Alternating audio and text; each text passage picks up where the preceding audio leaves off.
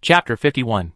After finishing the forest farm business, Yuluwei opened a new red treasure chest. This chest revealed a special cookbook, God of Cookery Recipe, Red Level Skill Book. With this, you can evolve from a novice to a modern-day master chef. Contains over 1,000 recipes, sure to satisfy your every need. Such a good thing. Yuluwei was thrilled and, without a second thought, clicked to use it immediately. However, a system prompt suddenly popped up, stopping her. You have already acquired the advanced cooking skill. Using this skill book will not upgrade your skill. Are you sure you want to use it? She already possessed the advanced cooking skill? How could she not know this? However, despite the thought, Yuluwei temporarily stopped herself from using it. At that moment, someone in the group of 4 mentioned her. Su Tang. Wei, are you busy right now? I received a red potion skill book and a bunch of special recipes as a leaderboard reward, but I don't have any potion formulas or ingredients, nor do I have a brewing stand, and I can't use any of the recipes. Do you need them? Yuluwei. Hey, aren't special recipes just ingredients and click to make? You don't have to cook them yourself, right? Jiang Yinan. That's because Wei, you already know how to cook. For those of us who can't cook, the system says that if we want to use recipes, we must master the cooking skill, which means we have to be able to make a few decent dishes ourselves. Lin Jixia. I fried an egg and grilled meat earlier, which is the pinnacle of my culinary skills, but the system says it only counts as one dish. But now I think about it, it might have something to do with me burning the meat. Ordinary people on Blue Star rely on nutritional supplements. Even in high-end restaurants, the chefs are usually robots, who automatically cook by providing the ingredients and inputting the recipe. But because many recipes had disappeared, the variety of dishes was limited, and the taste was mediocre. Since the other Blue Star people had rarely tasted truly delicious food and assumed it all tasted ordinary, not many people initially sought out Yuluwei to process their ingredients. Having not taken nutritional supplements for a long time, and since she'd been living alone since entering the game, Yuluwei had almost forgotten about it. Seeing Su Tang's skill book, she had an idea.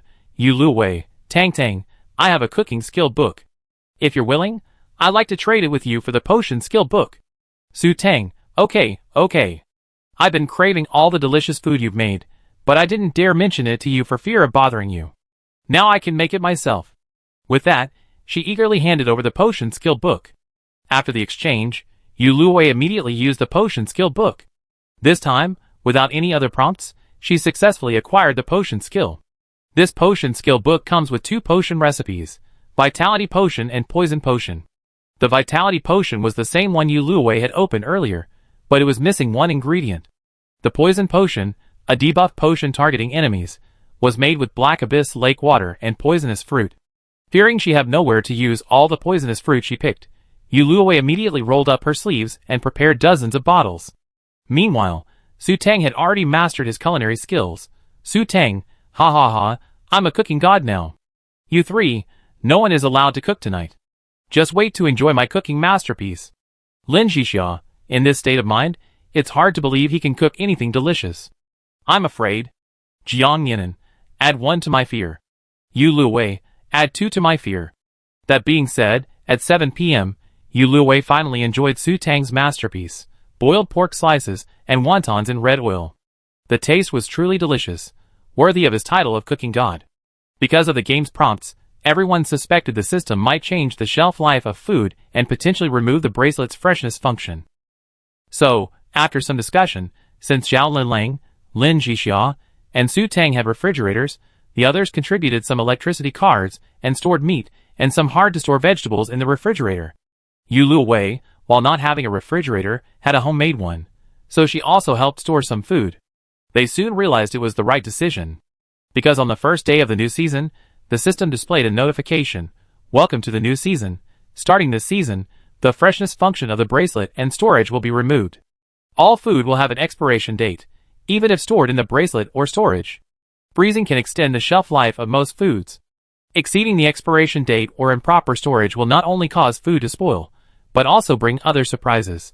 While both groups were celebrating the decision made last night, the chat channel was filled with grief. After all, electricity was still a luxury, and constantly using the refrigerator meant the electricity card would have to be plugged in.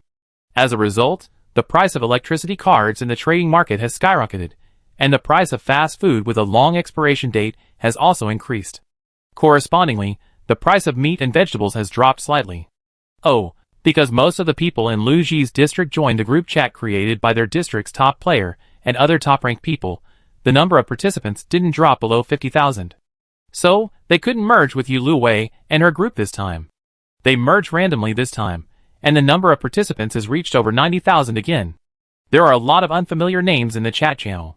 Because of Yu Luwei's presence, I received a special notification when I joined yesterday and flattered her for a while.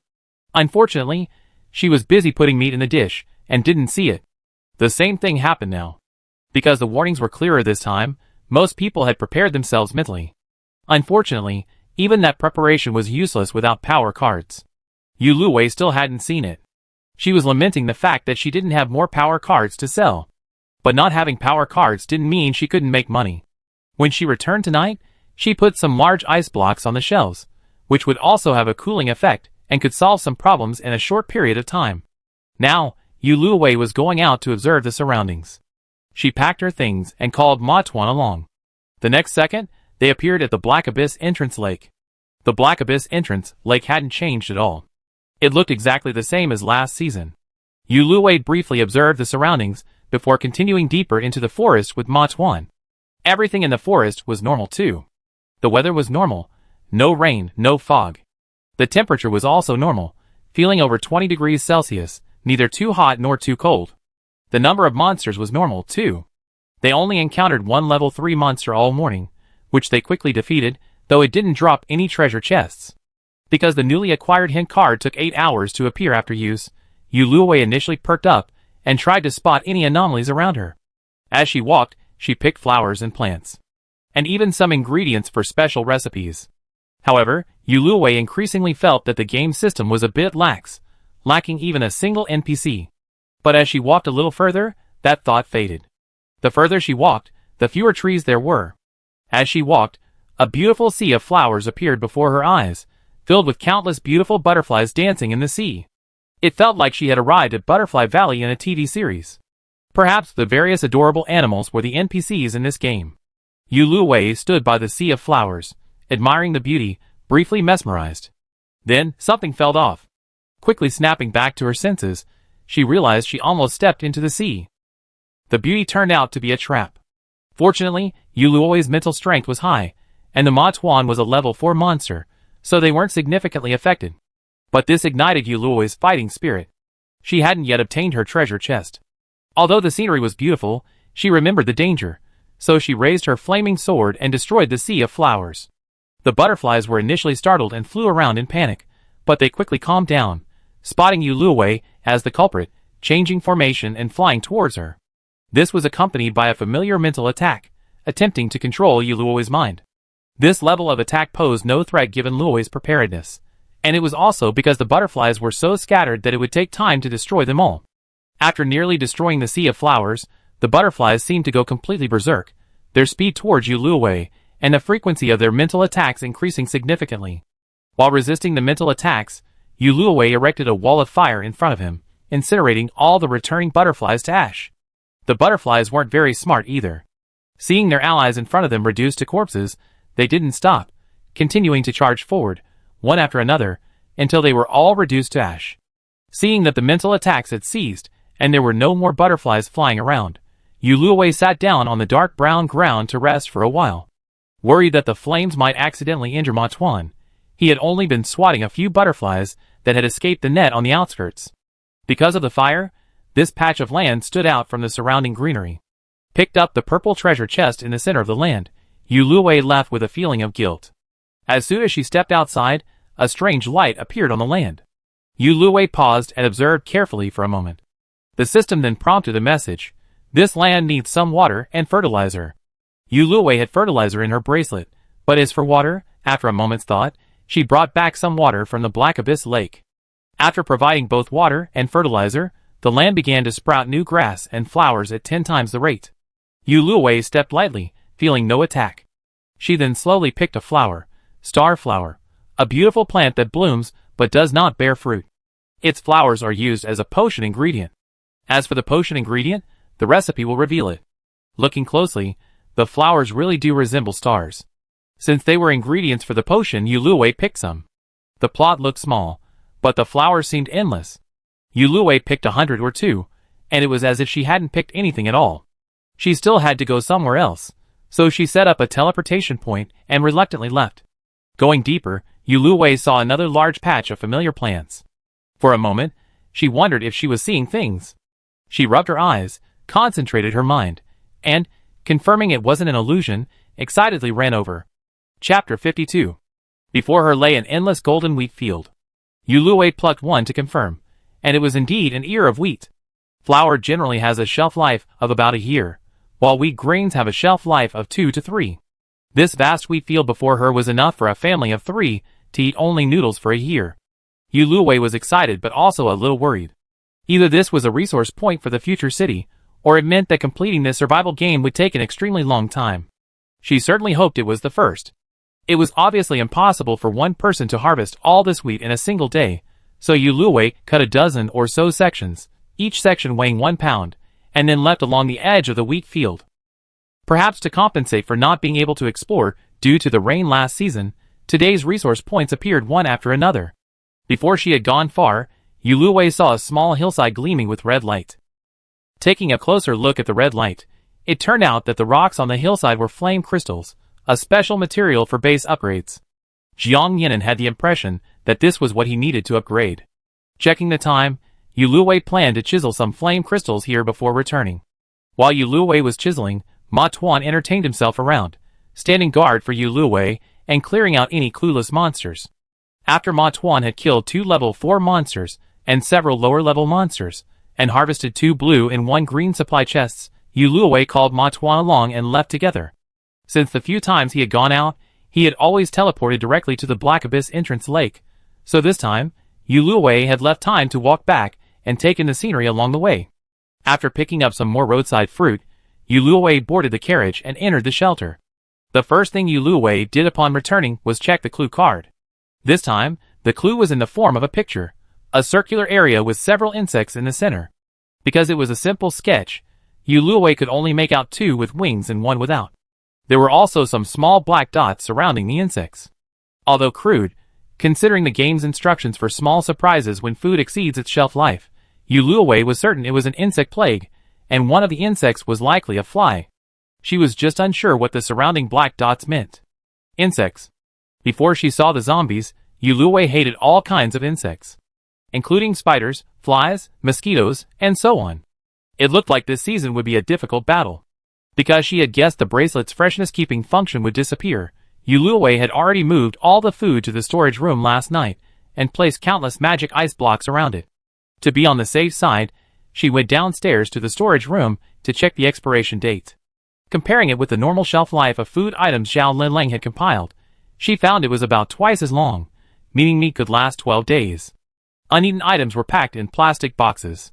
Yulue took some of the previously picked fruits and other unknown fruits out of her homemade icebox, washed them, mixed them with yogurt, and divided them into 2 portions, one for Ma Tuan and one for herself, adding the freshly picked fruits. The fruits native to the game world were also quite tasty. Fresh from the icebox, they were still ice cold and had a unique flavor. After a few bites, Yulue fell in love. He laid out the treasure chests and unpacked them while eating. The purple chest contained a new potion recipe. Constitution potion, thoughtfully including 2 ingredients, including the brocade flower he picked today. Considering that this treasure chest was found on the same plot of land, it made sense. The remaining treasure chests yielded some marinade ingredients and a screen diagram. The upgraded shelter will have space for windows, but they still need to be crafted using the window diagram Luowei had obtained long ago before being installed. Excluding the basement, each floor has about 8 windows. Luowei usually opens them during the day when she goes out to get some fresh air. The system is quite intelligent in this regard. With a nearby circuit, it can open as many windows as desired at once, without having to open them one by one. With the impending insect infestation known, screens are essential. Luowei quickly imported the diagram, and then made a sufficient number of screens using thread and fiber, which he installed directly over the existing windows. The installed screen was quite simple, seemingly out of place in a manner like shelter, but its effectiveness was remarkable. Screen. Although it looks simple, the screen shares the base's defense. Until the base's defense drops below 10, not a single mosquito can get through. A mountain's fame rests not on its height, but on the presence of immortals. Props don't have to be luxurious, but on their usefulness. Yu Luowei also took out the electric fence, which had been hidden away because the base had no electricity, and installed it on the fence. And finally, the stinger traps were ready to be placed.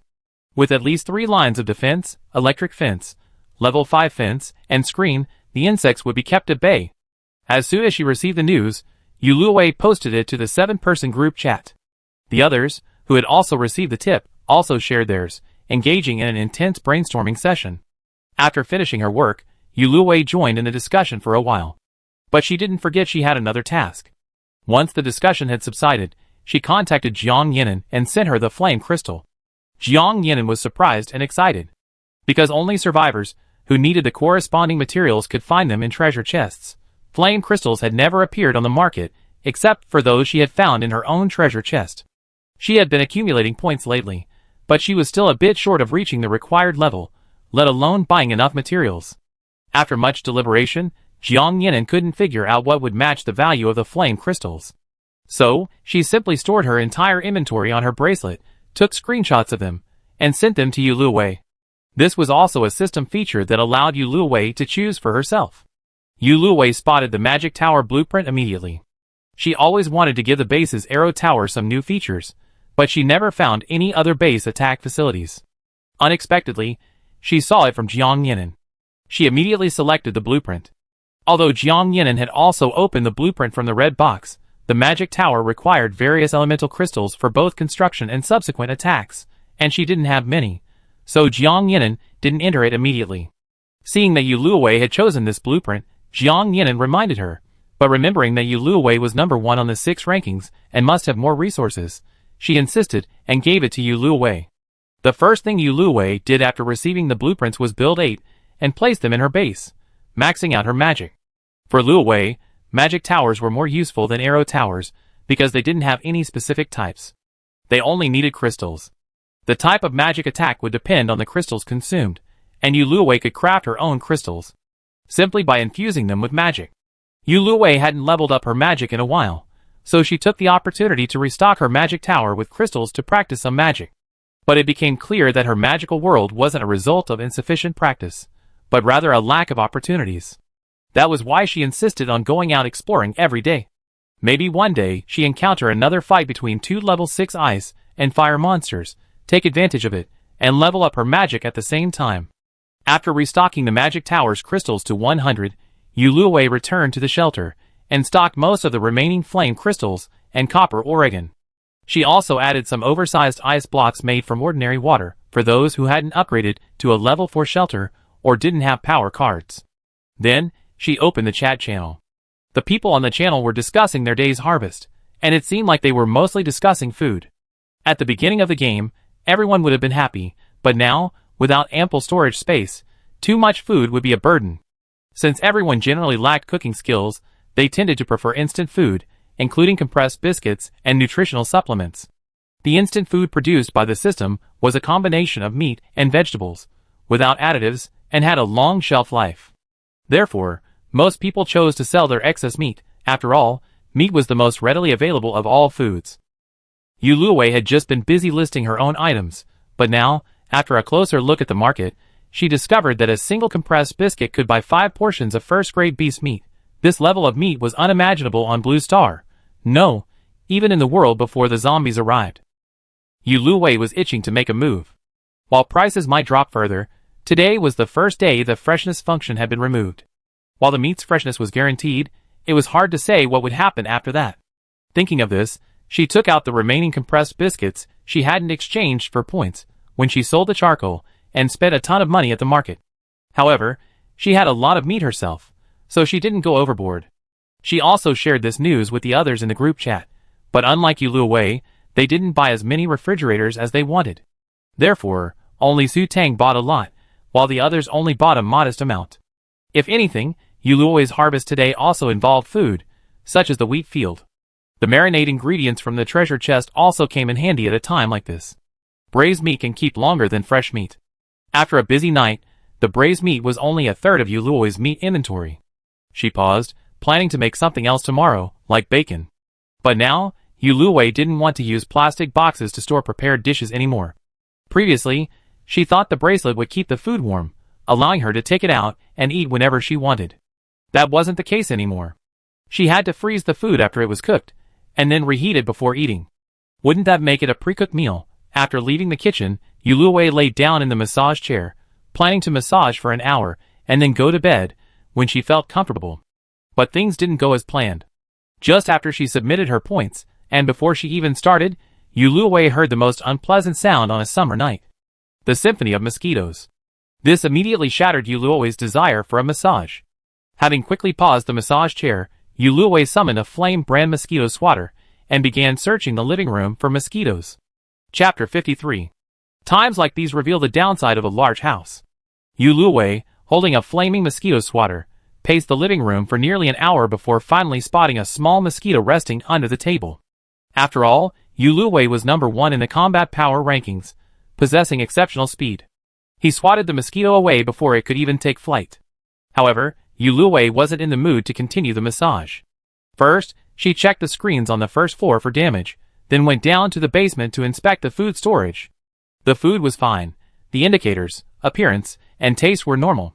The surrounding ice was also emitting a chill. A quick look in the group chat revealed mosquitoes in the shelter of the people whose food was in the refrigerator. Yuluwei finally felt a little relieved. They must have been mosquitoes that flew in through the window when he left this morning, before the screens were installed. The massage chair timer can be paused constantly. It was getting late, and Yuluwei didn't feel like continuing the massage, so she went straight upstairs to bed. Ma Tuan had already fallen asleep in his bed, while Yuluwei was preparing for the massage. Yuluwei didn't sleep well that night. She dreamed of a giant mosquito monster sucking all the air out of her base.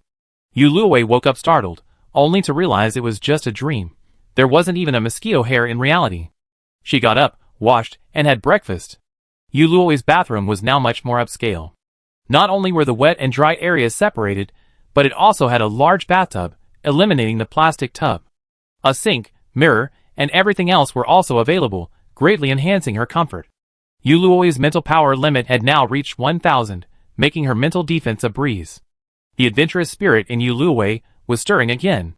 Checking the time, it was 7:50, not too far from 8 o'clock. Yuluwei decided to head out early and explore the dark of the night near the fence to see what a survival game would be like.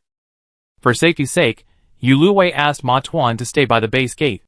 If she got hurt or fainted, Ma Tuan could bring her back to base. Before setting off, Yuluwei had eaten a special version of cumin lamb, which now had a buff.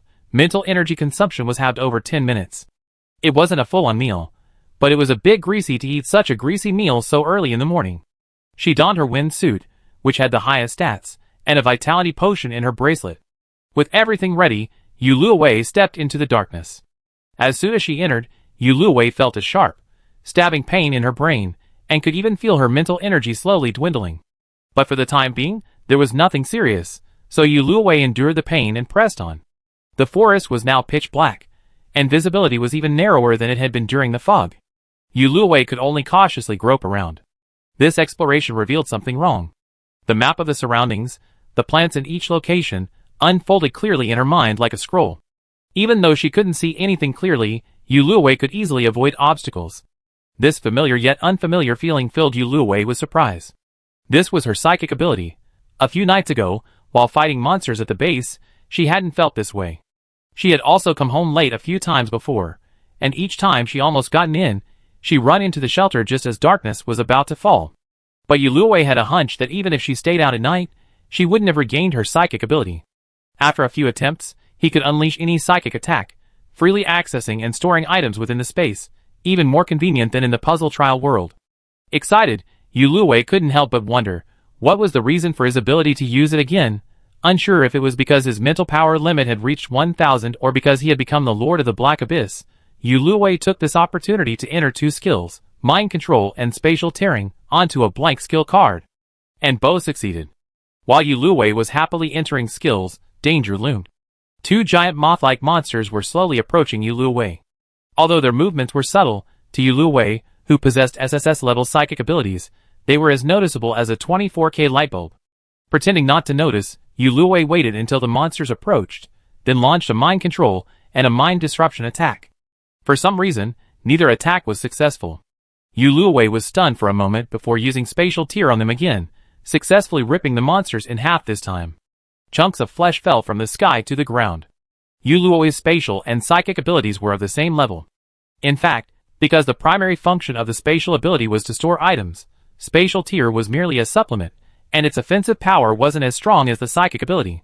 If spatial tear worked but the psychic ability didn't, there was only one possibility. These monsters were brainless. Even zombies can be controlled by psychic powers, but night monsters can't. So how did they move? Could they be relying on black energy? There was no time to dwell on it. It was already 7:59. Yu Luowei hurriedly entered 2 more skills and transferred some more items to her bracelet. Then, she greeted the sunrise outside the base.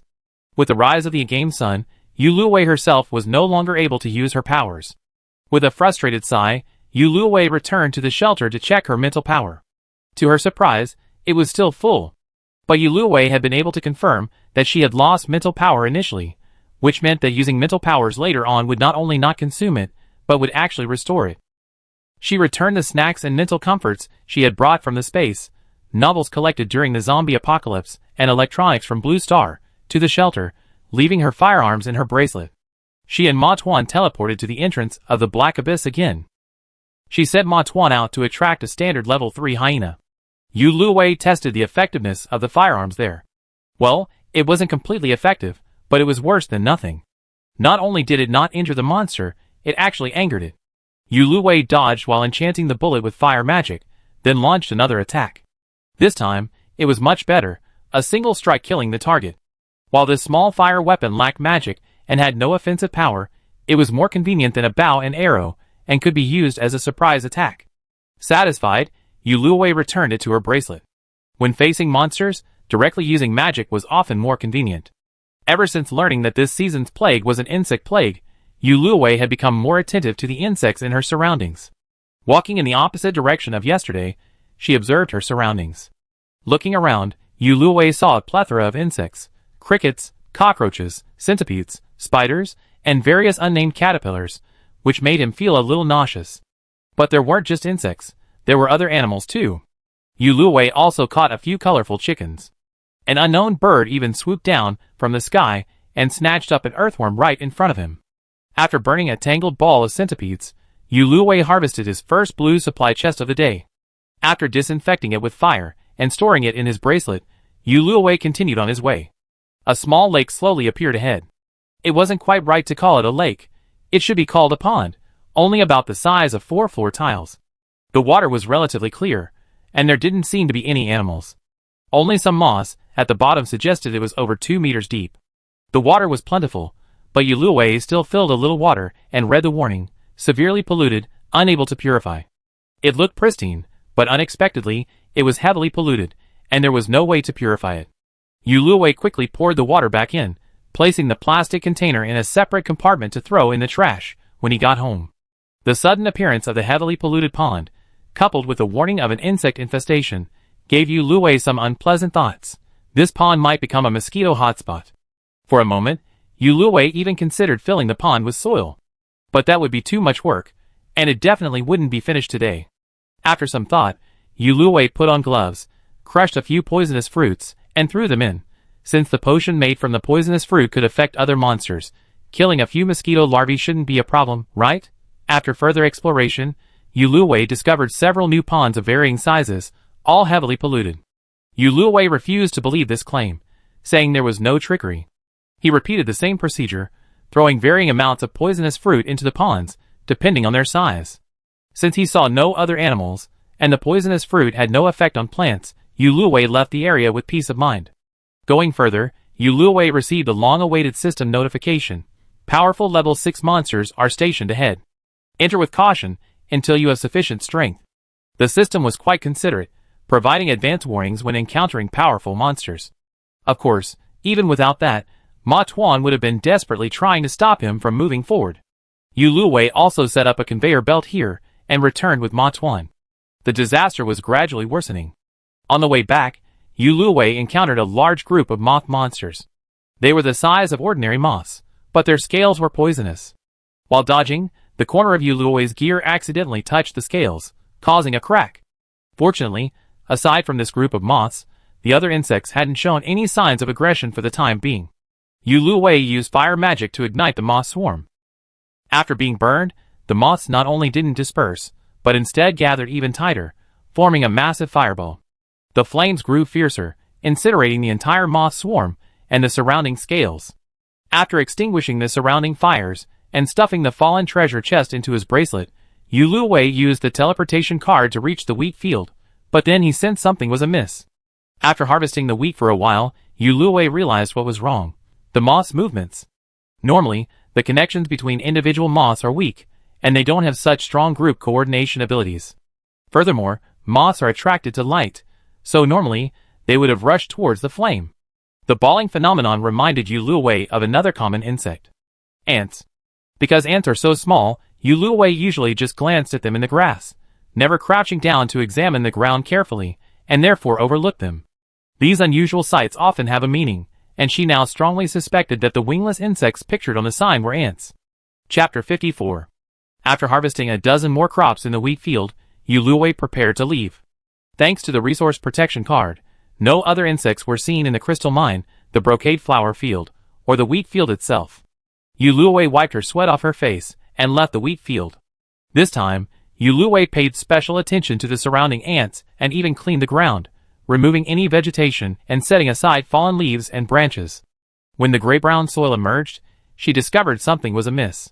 Nearly 10 small, loose mounds rose from a patch of land the size of a floor tile, and ants were busily moving things around inside. This was a nightmare for someone with trypophobia. Yu Luwei immediately stood up, turned her back, and pondered what to do. Fire was out of the question. There was nothing flammable, and it could easily ignite the surrounding area. As for water, she was reluctant to use drinking water, but if she used water from the Black Abyss Lake, she was afraid the dark energy would cause the ants to mutate prematurely. Ice magic could be tried, but the ground was usually dry where ant nests were, so she wasn't optimistic about its effectiveness. Changing the temperature was a good idea. Besides that, Yu Luwei also wanted to test the power of the acid rain she collected last season. Taking a deep breath, Yu Luwei turned around and raised the temperature on the right side. Although she couldn't see what was happening below the ant nest, the ants on the ground were dying of heat, so the situation down there couldn't be much better. Satisfied with the results of this temperature control method, Yu Luwei pulled out a spray bottle filled with acid rain and sprayed the above-ground portion of the ant nest a few times. The effect of the acid rain was even more than expected. The ants' bodies melted completely, leaving not a trace behind. Seeing this, Yu Luwei immediately opened the spray bottle and poured acid rain into the ant nest. Unfortunately, she had only brought 2 spray bottles of acid rain with her, and after treating the ant nests here, there wasn't much left. Yu Luwei put away the spray bottle and used ice magic on the ant nests that had been hit by the acid rain, eradicating the problem completely. For animals that were clearly mutating later, Yu Luwei had no intention of protecting them. She even felt that the number she could kill was too small. She couldn't pull all the grass from the forest floor and then attack the ant nests one by one. This place was far from the base, so Yu Luwei was just experimenting with the ant's current level of mutation. She planned to try these 2 methods around the base later. Since she could use her supernatural powers at night, there was no need to rush back during the day. Yu Luwei didn't use teleportation, and slowly walked back to the base while searching for the treasure chest.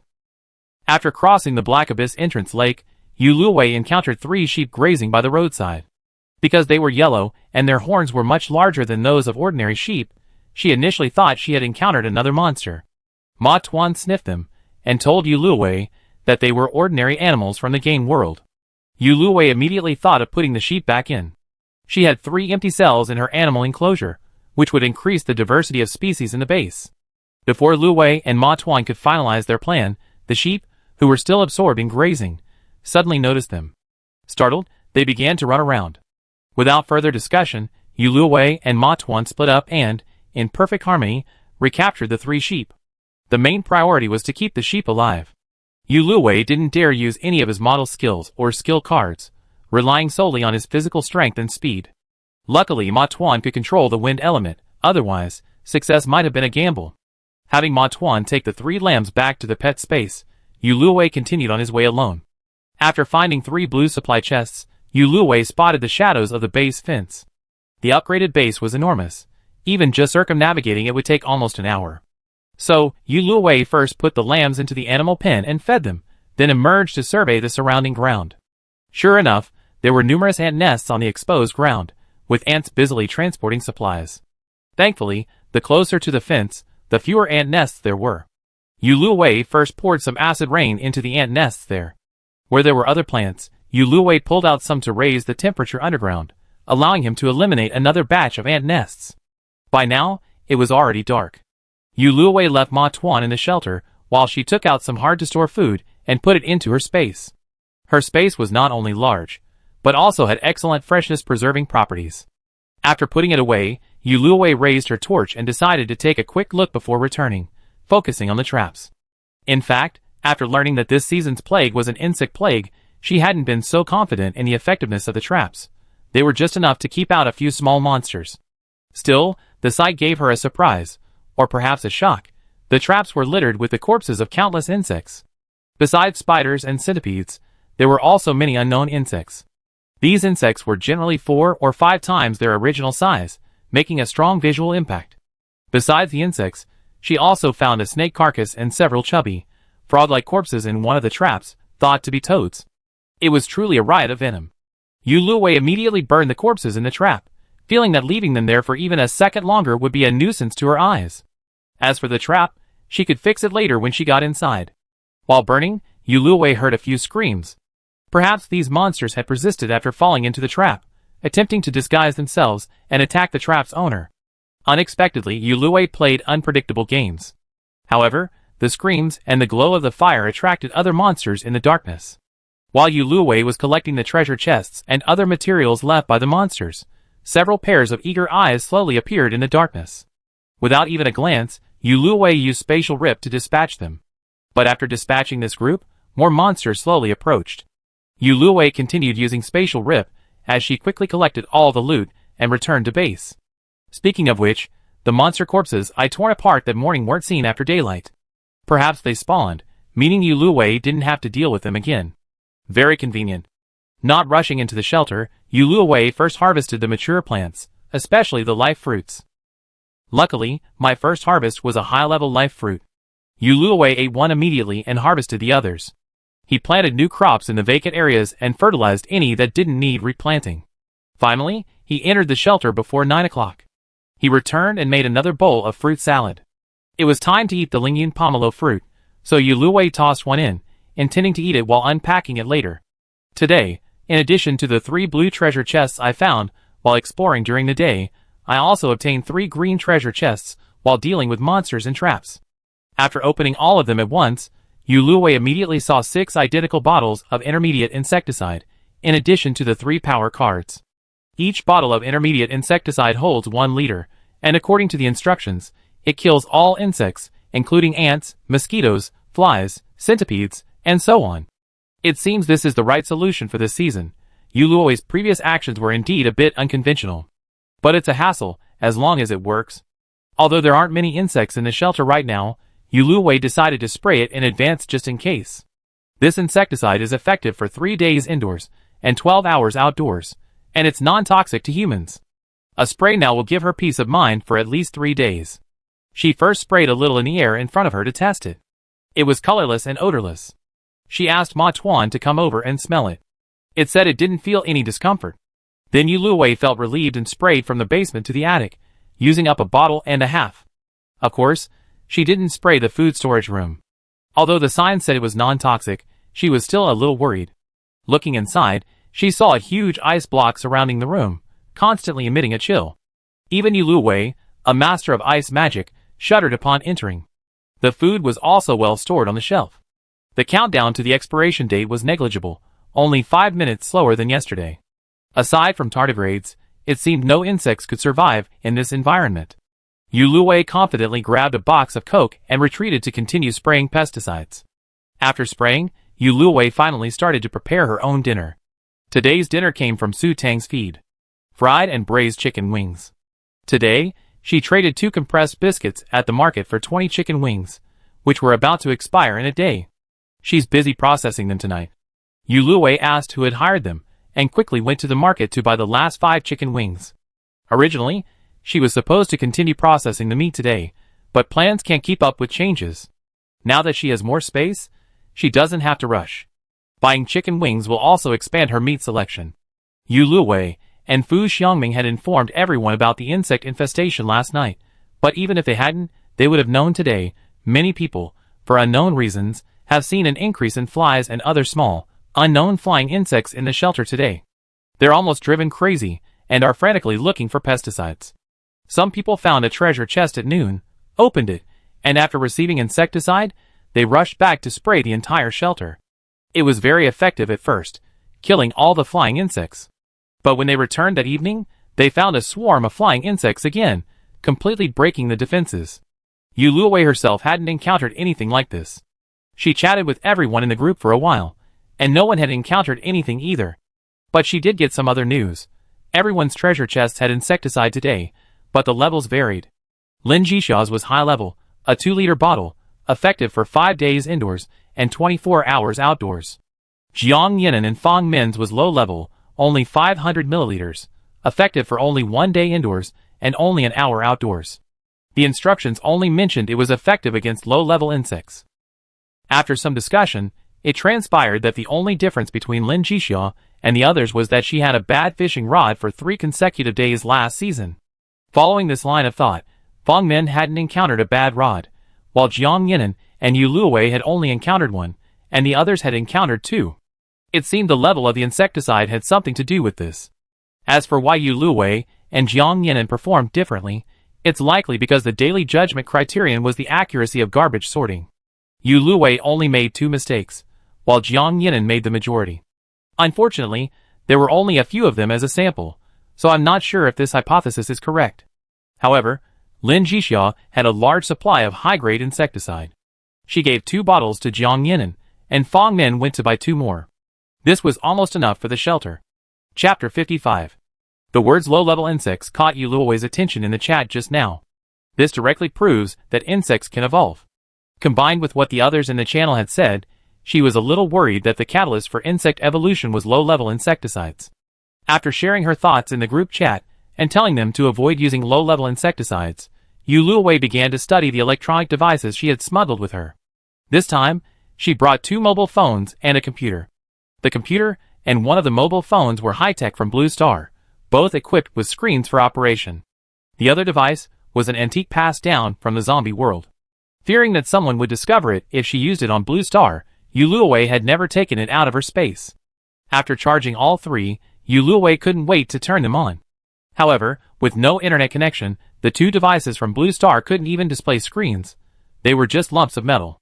The antique computer could be turned on, but only old messages and photos could be viewed. That was enough. There were thousands of photos stored in the album, and I hadn't looked at them in over 20 years. This was a good time to reminisce. Besides the electronics, she also retrieved a few books from her space, all found while scavenging in the zombie world. There were Mary Sue novels, domineering CEO novels, and detective stories, to help her pass the time alone in the shelter. After looking at the photos for a while, Yu Luwei gradually grew sleepy. She yawned and slept unconscious until the next day. She left home before dawn again, which was a bit like getting up early and going to bed late. I don't know if the game system discovered something, but I encountered several monsters as soon as I left today, and that was after the repaired traps stopped a group of them. Yu Luwei simply set the spatial tears range to its maximum and used it continuously, finally dispatching the endless stream of monsters. Unfortunately, the monsters at night only dropped treasure chests below the blue level, all within the spatial tears range. Yu Luwei simply placed these low-level treasure chests in the spatial tear. When dawn broke, Yu Luwei first inspected the ant nests he had dealt with the previous day. The results were remarkable. The treated areas had returned to normal ground. If Yu Luwei hadn't marked them beforehand, they wouldn't have been noticeable. But many new ant nests had appeared elsewhere. Furthermore, the ants had grown significantly larger, each weighing as much as 10 of the previous ones, larger than the largest ants Yu Luwei had seen as a child. Had only been focusing on the treated areas, now seeing the giant ants, Yu Luwei looked for other insects. Thankfully, their size hadn't changed much from before. They were already 4 or 5 times larger to begin with. Any larger would have been unbearable. After spraying the insecticide, Yu Luwei discovered a problem. It was only effective against surface insects, not the root causes. Furthermore, the insects had grown in size, and their intelligence had increased significantly. After some of their companions died, they quickly retreated to their nests and never emerged again. To eradicate the problem at its root, one must rely on oneself. Insecticide is best used indoors. Sighing, Yu Luwei withdrew the insecticide and switched to acid rain to continue watering.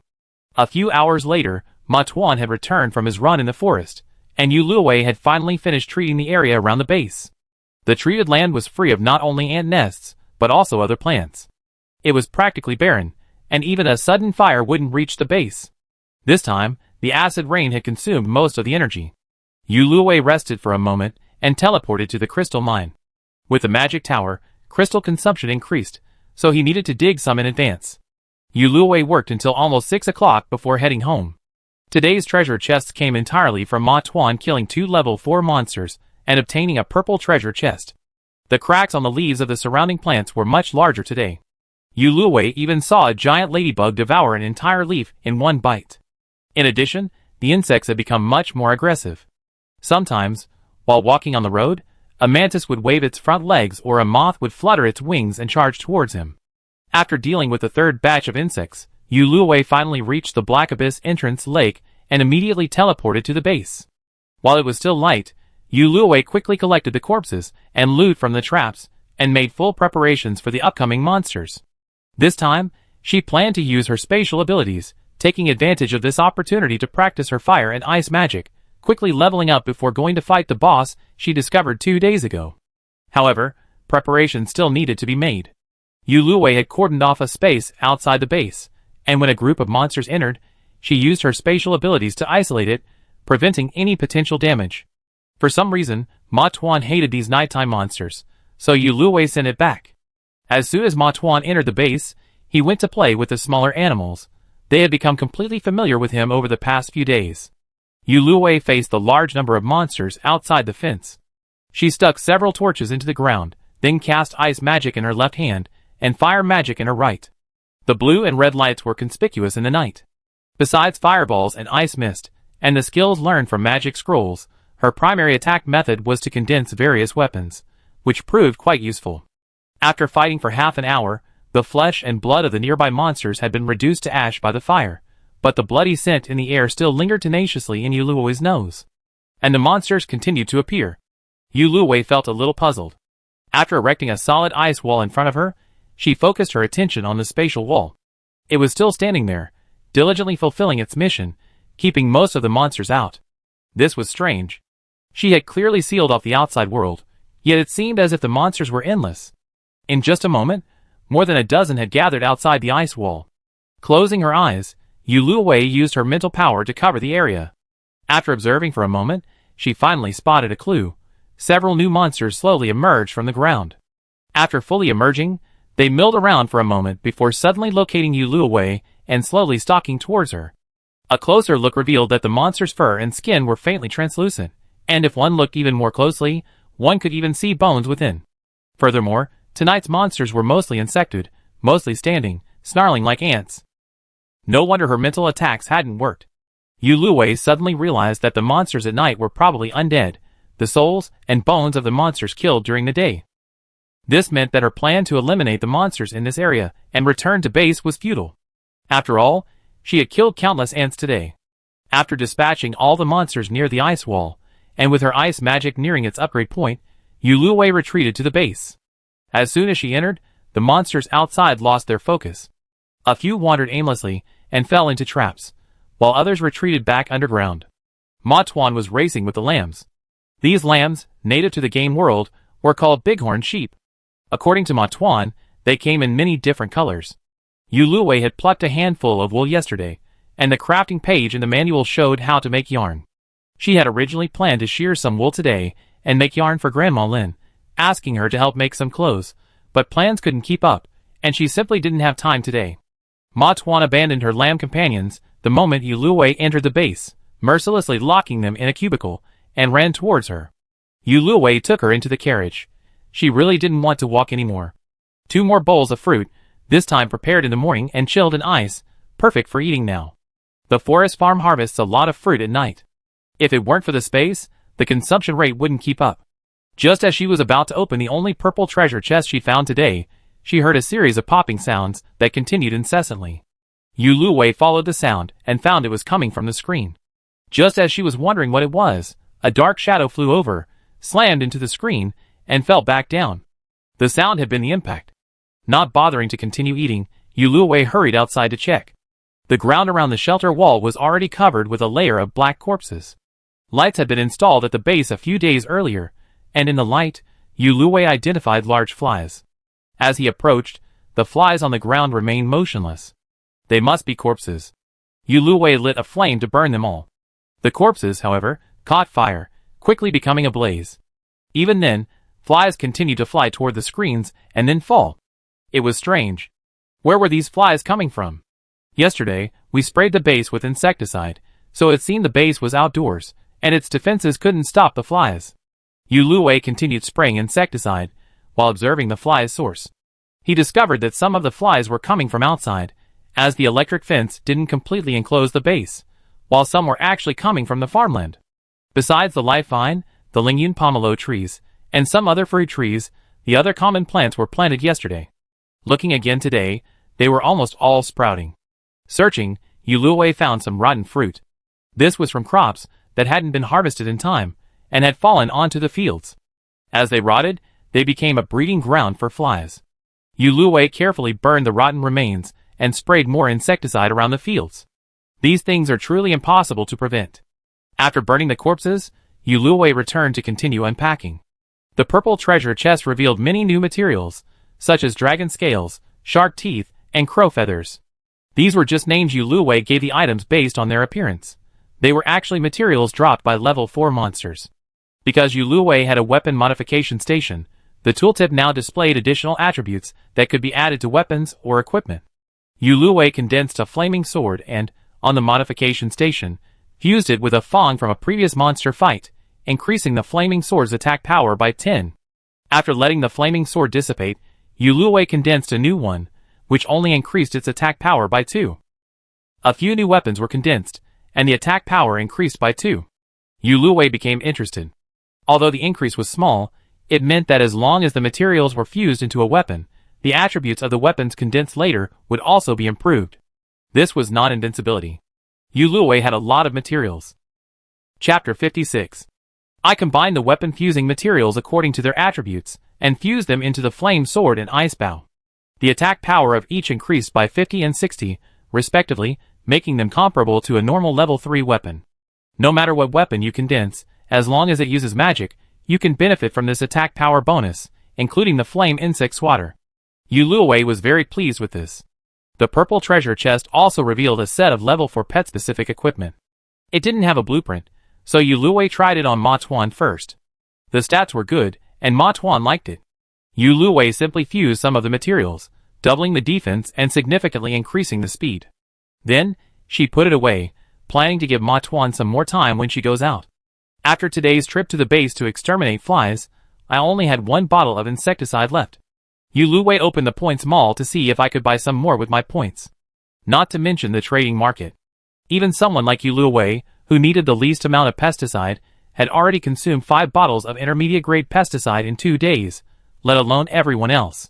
It's easy to imagine that even if there were any on the trading market, they would be astronomically expensive. Because of the constant purchase of saplings required to maintain the forest farm, Yu Luwei's VIP level had already risen to level 7, just 1.5 levels away from the maximum level 9. The points mall had many new items, such as various special recipes, potion formulas, and equipment blueprints, but no pesticide. Well, maybe the game was deliberately controlling the amount of pesticide? With no other options, Yu Luwei ran out of the base and retrieved all 10 blue treasure chests from the space. He opened them and found 8 bottles of intermediate-grade pesticide, 2 air conditioners, and a refrigerator. Finally, there was a refrigerator. Yu Luwei was certain she was the last of the group in the game world. The refrigerator was installed in the basement. The air conditioner was a standard wall-mounted unit, so Yu Luwei installed one in each bedroom and studio. After putting away the remaining items from the treasure chest and inspecting the interior of the shelter, finding no flying insects, Yu Luwei peacefully fell asleep. On the 4th day of the Age of the Worm, Yu Luwei was awakened by the alarm clock and learned the name of the new season from a page in the handbook. After a quick breakfast, Yu Luwei headed out early as usual. However, upon reaching downstairs, Yuluwei was shocked. Outside the window was a swarm of flies and mosquitoes. Yuluwei doubted that as she went out now, even with her high-end gear, she would be instantly sucked to a pulp, since her hands and face were still exposed. This is terribly wrong. I didn't see any mention of the base's defenses declining in the manual, and they just sprayed insecticide last night. Yuluwei opened the chat channel to check on the others. The early risers on the chat channel faced the same dilemma as Yuluwei, perhaps even forced to wake up early. Without enough insecticide and a refrigerator, the food had suddenly begun to rot rapidly last night, and mosquitoes and flies had taken over their shelter. He didn't dare open the doors or windows. With the amount of insects outside, countless insects would surely fly in. Yuluwei could only sit on the sofa, scrolling through the channels, waiting for the system's notification. Such an unusual situation would surely require some action. Sure enough, at 8 o'clock, the system notification arrived. Today is the 4th day of the Wormwood era. The 2-day insect trial officially begins. On the first day, destroy 80% of the insects in the base by 6 p.m. to complete the trial. Base defenses will have no effect on insects, and outside insects can freely enter and exit the base. Attack facilities within the base can launch attacks against the base, but their attack power is reduced by half, and they may damage other base facilities. Ranking for this day's trial is based on the time you complete the trial. Special note: be aware of areas within the base where insects may breed. On the second day, base defenses will be effective against insects by 6 p.m., and surviving the insect attacks will complete the trial. Ranking for this day's trial is based on the degree of damage to surrounding resources. Completing the trial will earn you 5 supply chests, purple, at 8 p.m. that day. You will receive a ranking reward based on your ranking over the 2 days. Additionally, if the zone completion rate exceeds 50%, special features will be unlocked. Please give it your all. Why did this season's event come so early and last so short? Without time to dwell on it, Yuluwei activated the magic tower and electric grid. As for the arrow tower, Yuluwei didn't plan to use it because the flies were smaller, and their attack power was reduced by half. While the magic tower was attacking, Yuluwei quickly purchased a set of protective clothing from the Points Mall, which covered her entire body. Since the last item mentioned zone rewards, Yuluwei also made some plastic sheeting and several hundred flame insect swatters. He used the plastic sheeting for himself and listed the flame insect swatters on the trading market, using his points to move them to the front page.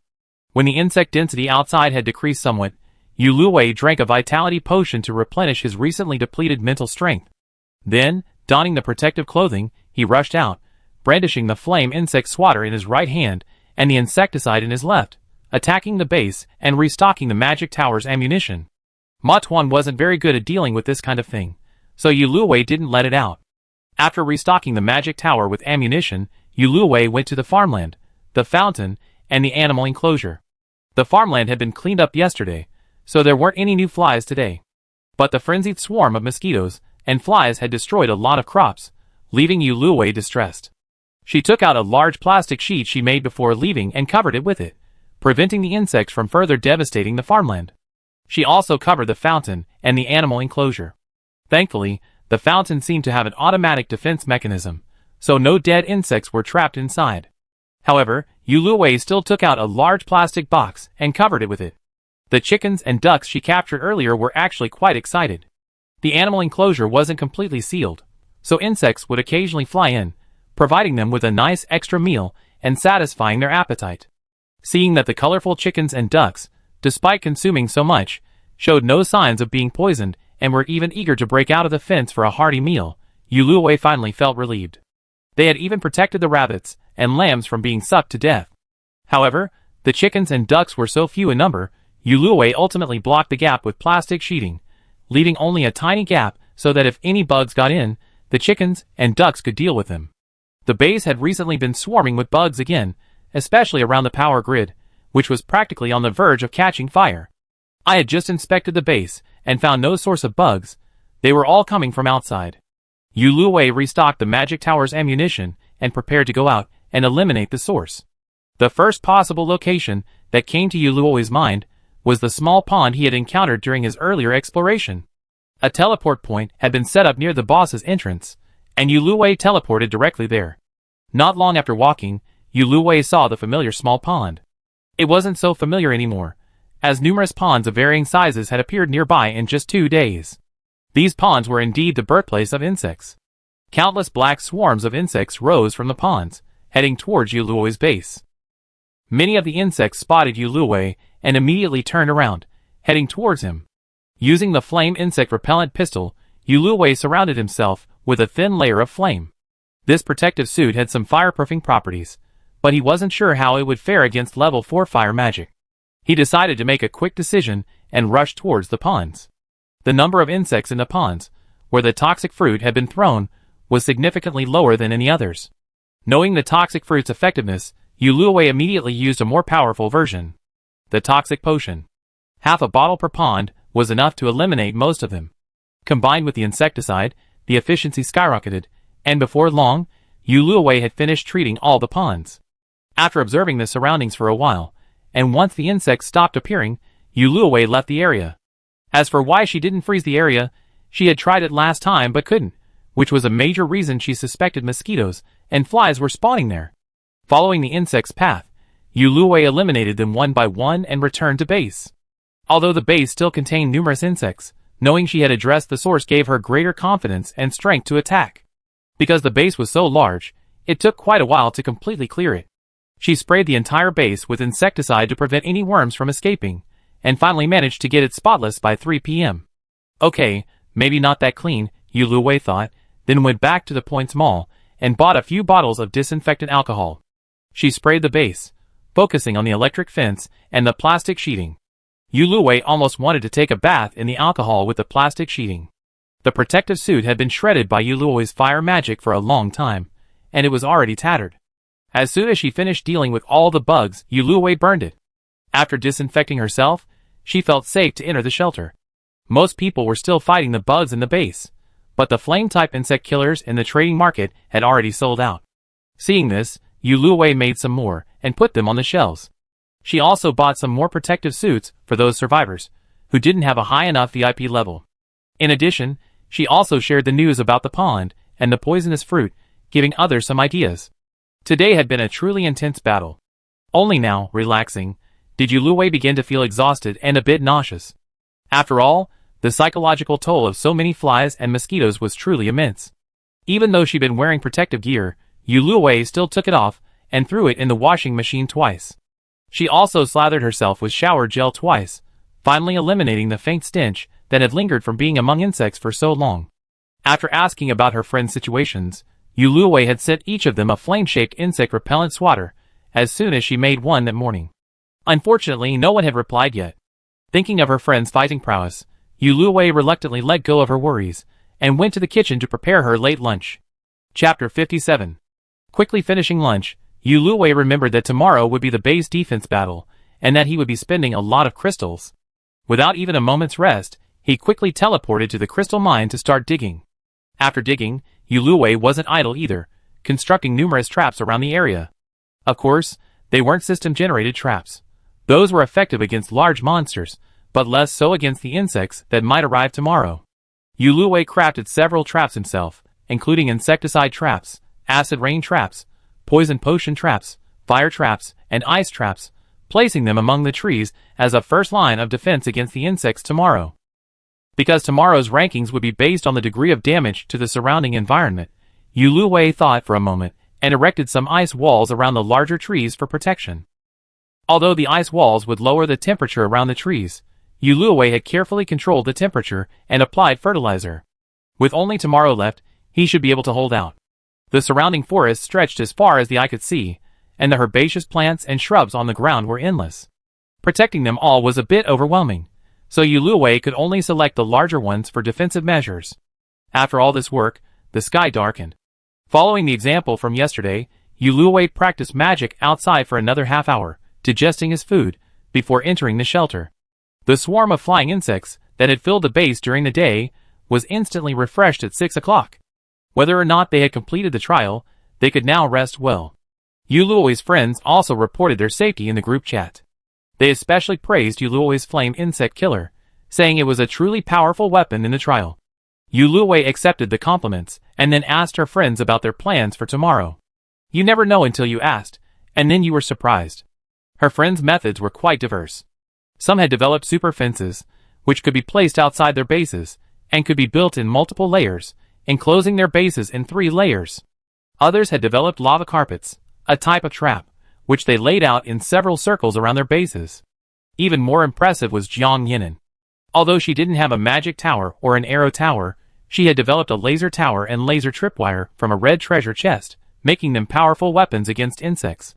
The system's items were truly diverse. After her friends had experimented with and familiarized themselves with their uses and power today, Yu Luowei felt a sense of relief. In addition to the tools Yu Luowei had listed, others, such as Fu Xiangming, who used his real name on the trading market, had also listed high-level insecticides and protective clothing, as well as a high-level flamethrower, placing them on the front page using points. Before bed, Yu Luowei curiously bought a flame gun, planning to test its power tomorrow. She also restocked her flame insect swatter, protective clothing, and crystals for repairing the base. After checking her stock of poisonous fruit, Yu Luowei also added 10 bottles of poison potion. Today's trial had shown that this stuff was also very effective against insects. Of course, the price was also very high. In the blink of an eye, the second day of the insect trial arrived. It was not yet 8 o'clock, and the insect army had not yet arrived. Yu Luowei went out to stretch his muscles and ignite a circle of flames on the exposed ground he had cleared earlier. It was almost 8 o'clock when Yu Luowei returned to the base, manual in hand, ready to open the magic tower and repair the base to deal with the impending insect army. As the sun rose in the game, Yu Luowei gradually sensed the solemn atmosphere of the battle just before it began. Not long after, Yu Luowei felt the earth tremble. What was going on? The system didn't mention earthquakes during the insect trial, or were the insects today so large they were the size of cows, causing earthquakes when they ran? Whatever the reason, it would only exacerbate the current situation. Yu Luowei's expression grew even more serious, and she clutched her skill card. The source of the earth tremors gradually became apparent. To her surprise, they weren't insects, but countless animals sprinting wildly, possibly monsters, as Yu Luowei spotted several of them of noticeably unusual size. Not to mention the mixture of monsters and animals, this rotting herd, collectively referred to as animals, also contained many natural enemies, such as wolves and sheep. Yet, at this moment, they showed no sign of attacking each other. They were all running forward with all their might. Even after spotting Yu Luowei and her base, the animals showed no sign of stopping. Many perished in her traps, while others crashed headfirst into her base's protective shield. Unable to care for her carefully laid traps, Yu Luowei's heart sank. Their frantic flight only proved that the insects behind them were even more formidable. After the main force passed, and the next wave of enemies hadn't arrived yet, Yu Luowei quickly went out to repair the damaged traps. While repairing the last one, the next wave of enemies gradually emerged in the distance, a small silhouette. Then, increasingly, it became clear. A massive, mixed army of giant insects. Leading the pack was a mantis as big as a glutinous rice ball. Its forelegs were like 2 long knives, incredibly sharp, reflecting a chilling gleam in the sunlight. Glancing at the newly repaired trap and the number of enemies on the other side, Yu Luowei decided to deal with this group of monsters herself. This was definitely not the last batch, as the ants on the warning card hadn't appeared yet, so it was best to leave the trap for the ants. Yu Luowei used a new trick she developed over the past few days. A dense layer of ice blades condensed on the insect monsters' heads, giving them a direct baptism of ice. If the insect monsters hadn't grown considerably larger, this baptism of ice blades wouldn't have been so effective. Now, with one move, most of them were wiped out. The mantis monster noticed something was wrong and emitted some kind of signal in the air. The remaining insects behind it stopped, and it vanished into thin air. Yu Luowei immediately erected a thick ice wall around himself. The next second, a gleaming sword pierced through the ice wall, becoming trapped within the ice, unable to move. Seizing this opportunity, Yu Luowei immediately used ice prison on the immobilized mantis monster, then launched a fireball at it. The fireball impacted with the mantis monster's other front paw, leaving only a dent before gradually extinguishing. This mantis monster had quite a strong defense. Seeing it about to struggle free, Yu Luowei no longer hesitated and used his Lion Soul Flame Slash, combined with a poison potion, to finally eliminate it within the ice prison. With its leader gone, the insect swarm, previously motionless, suddenly became agitated.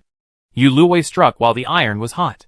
Using a 3-pronged attack, he annihilated the remaining insects with a combination of ice mist, a wall of ice falling from the sky, and ice blades. After confirming that no insects had escaped, Yu Luowei quickly returned to the base and rested by the fountain to recover his mental strength. Seeing no movement outside, Yuluwei ate some more food to regain his strength, then stood at the fence to observe the situation ahead. In this tense atmosphere, time seemed to pass much more slowly. Yuluwei felt like a month had passed, but in reality, only 10 minutes. Another half-hour passed, and a black line suddenly appeared ahead. It was difficult to see clearly from within the base, and leaving was somewhat dangerous. Yuluwei pulled out the portable telescope he had unpacked earlier and held it before his eyes. The sight through the telescope made Yuluwei's heart leap again. She finally understood why the ranking criteria for the second season were based on the rate of damage to the external environment, and why the animals were fleeing for their lives. The black line was a mutated army ant. Wherever they passed, nothing grew. The occasional rabbit that didn't have time to escape was reduced to skeletal remains in the blink of an eye, leaving only the grayish-yellow ground exposed to the air. The telescope could only see the location of the crystal mine. Yuluwei looked around. Fortunately, this group of army ants emerged from the base's environmental assessment range. The environment outside was intact, and neither the crystal mine, a resource point with a resource protection card, nor the Black Abyss entrance lake had been damaged. The army ants were incredibly fast. In the short time it took Yuluwei to confirm the environment, they had already reached the outermost trap she had set. Everything they passed through, save for the resource points and the large trees Yuluwei had protected with an ice wall, turned to earth. The outermost traps were also within the attack range of the magic tower. Yuluwei activated the magic tower, and countless magic bullets of ice and fire attributes flew towards the ant colony, occasionally interspersed with a few magic bullets of changed attributes. These were the crystals Yuluwei had stored away. Combined with the pre-prepared traps, the army ants suffered heavy casualties. However, new army ants would occasionally emerge from the ground and join the battle, their formation maintaining a long line. After refilling the magic tower with crystals, and seeing that the army ants had advanced further, Yuluwei aimed at them, and raised the temperature around them. This was the first time he had controlled the temperature in such a large area, and these mutated army ants were very tolerant of high temperatures. Yuluwei had to raise the temperature to 80 degrees to completely eliminate them. Even though she'd eaten the special cumin lamb beforehand, which had barely managed to control her mental powers decline, it wasn't enough. Yuluwei pulled out 2 more bottles of vitality potion and drank one first. She purchased 10 ingredients from the points mall last night, refining them, spending 1,000 points. For such a large expenditure, the effect was surprisingly significant.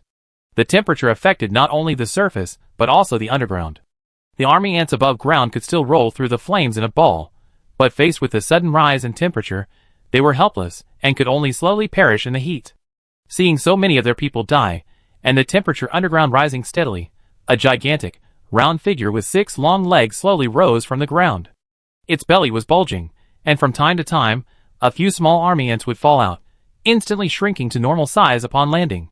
Seeing this, Yuluwei was certain that this was the army ant queen, their leader. The 2 antennae on the queen ant's head also mutated into tentacles. She casually broke a 5-meter-tall tree nearby in half, put one half into her mouth, and threw the other half towards Yuluwei. Chapter 58. The wood was reduced to ash by the magic tower while still in the air. Before Yuluwei could relax for a second, the queen ant's claws stretched towards the other trees. However, Yuluwei's advanced preparations were not in vain. The queen ant's tentacles were blocked by the ice wall that had been erected. The queen ant was probably only a level 5 monster at best, and there was no way she could immediately break through Yuluwei's defenses. After all, she was also a level 5 survivor. Because of her size, the queen ant could not fall into the trap, so the ice wall became the best defense to stop her. While the queen ant was struggling with the ice wall, Yuluwei seized the opportunity to activate all the arrow towers and magic towers, unleashing a volley of arrows. Yuluwei also sprayed dozens of arrows with acid-resistant paint, and soaked them in acid rain before releasing them. The acid rain on the arrows was not heavy, and the firing time was short. Furthermore, the arrow towers were red-level items, so there was no need to worry about acid rain corroding them. Faced with the intense onslaught from the Yuluwei base, the queen's army ant production gradually slowed, her attention shifting to countering the attacks. The number of newly born army ants could not keep up with the number of dead ones, and the army ants' long-line forces grew larger and larger, gradually slowing their damage to the surrounding environment. The queen, however, seemed to have only physical attacks, not magical ones, so she could only use her body to withstand the magic bullets. She finally found a bow and arrow and tried to break it with her antennae, but the acid rain attached to the arrow corroded some of her antennae, causing her to retract with a scream. However, Her defenses were remarkably strong, and her recovery ability was extremely strong. After so long, the attacks had only left a few small wounds on the queen's body. Yu Luowei observed through a telescope for a while, and decided to wait until the army ants on the ground were mostly dead before going out to personally finish off the queen. While the magic tower's attack was ineffective against the queen ant, it was like a bomb to ordinary army ants. With no fresh reinforcements, the black line quickly turned into a black dot before disappearing from Yu Luowei's sight. The moment had arrived.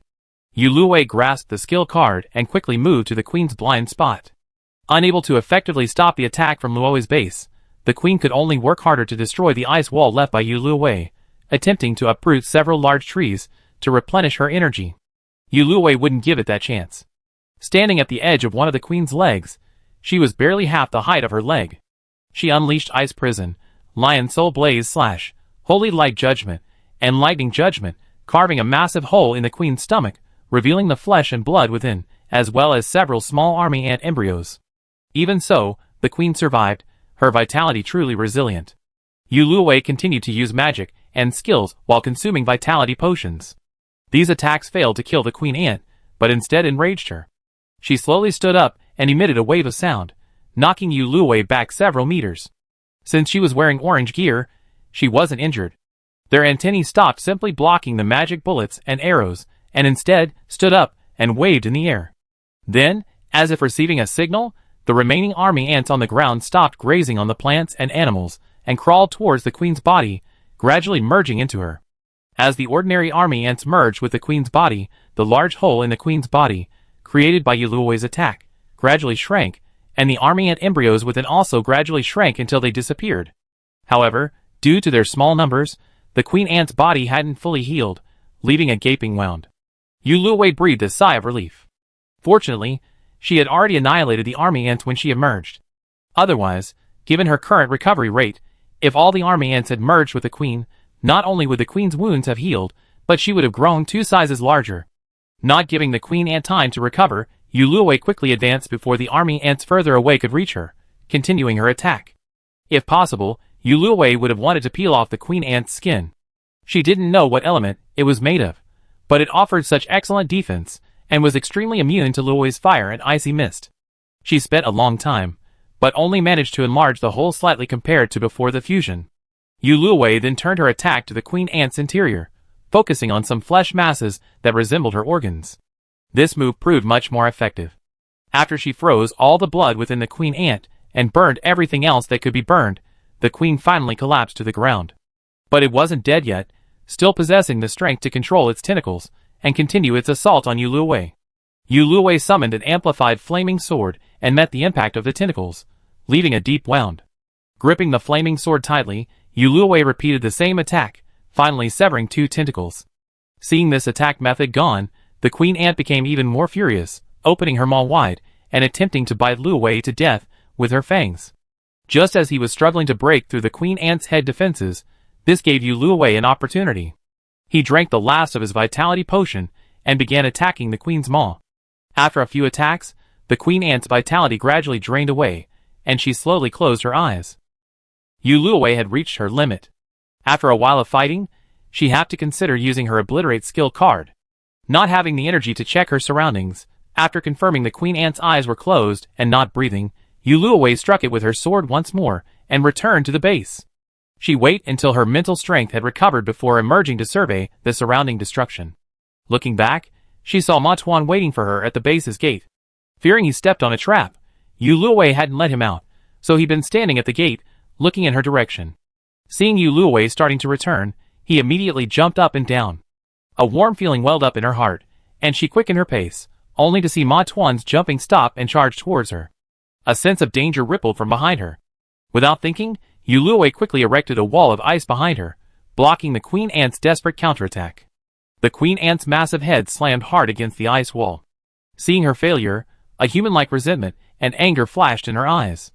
Before Luowei could launch another attack, several large earth balls suddenly formed from the ground on the queen's back, which had been completely eaten by the army ants.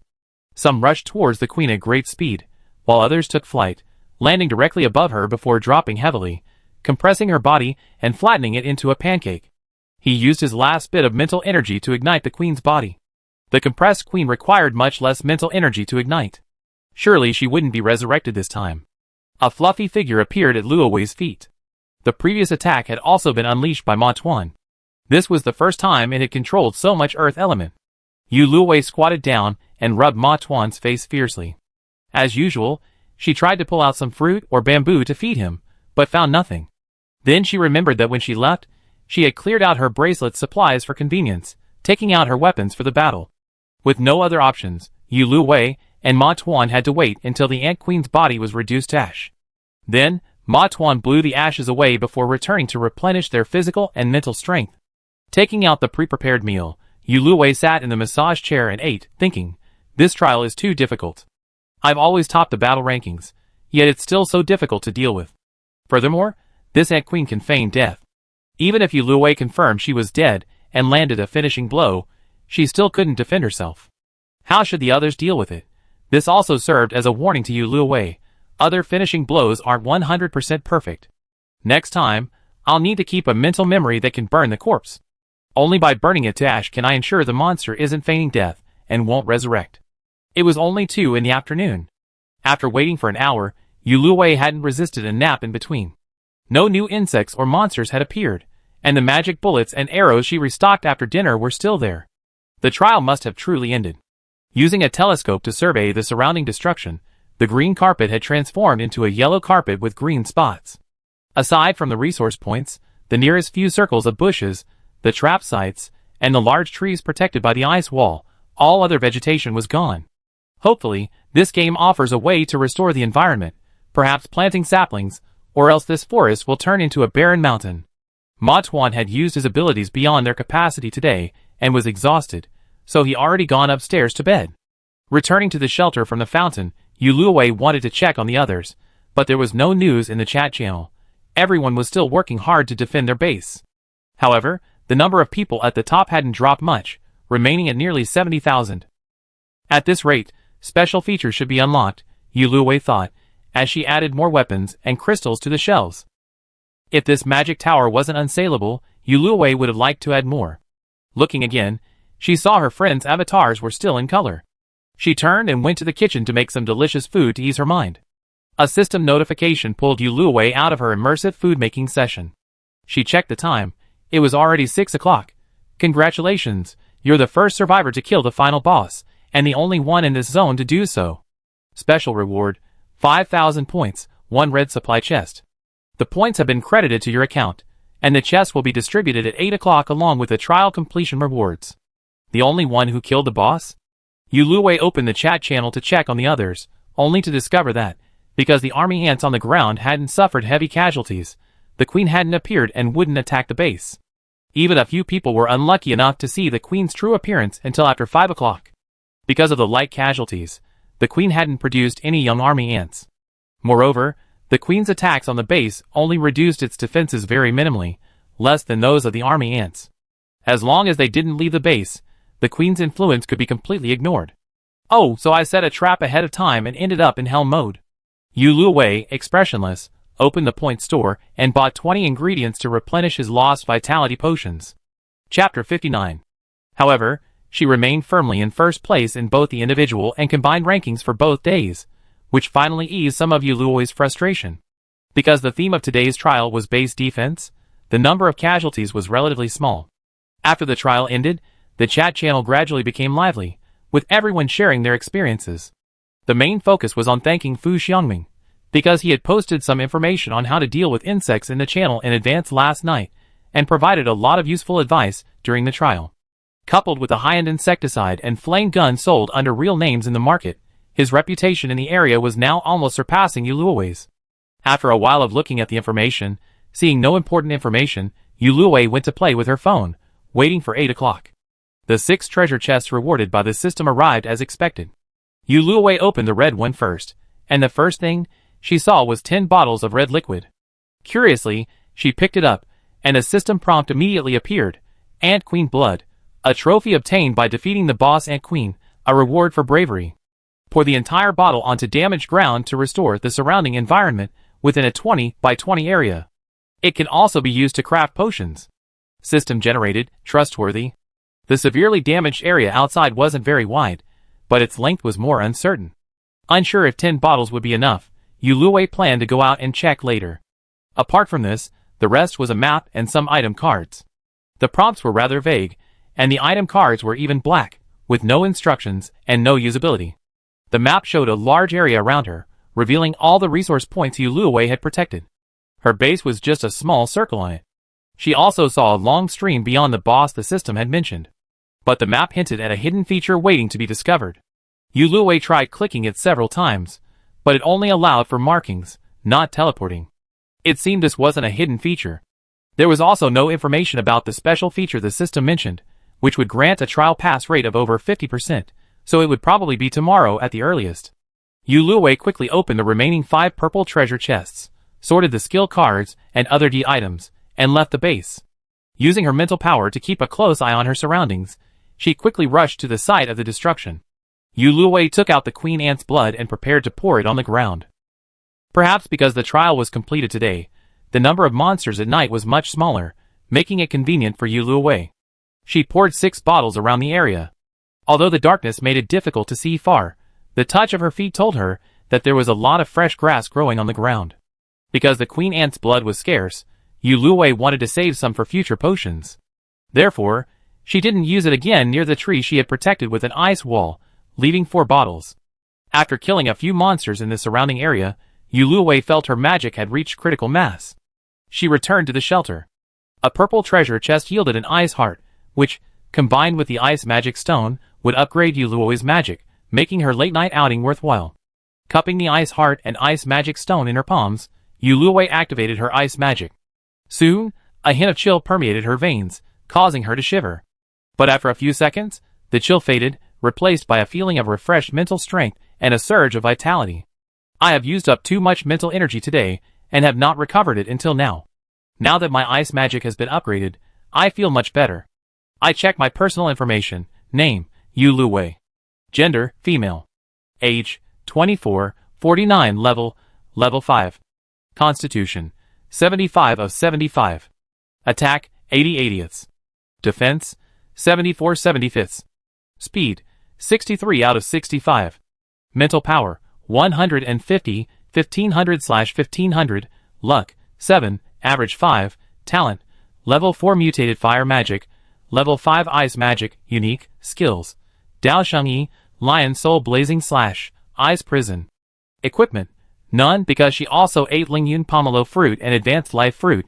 Yuluoi's attribute limit is much higher than that of a normal level 5 monster. Now she has the confidence to kill an ordinary level 5 monster with ice magic in 1 second.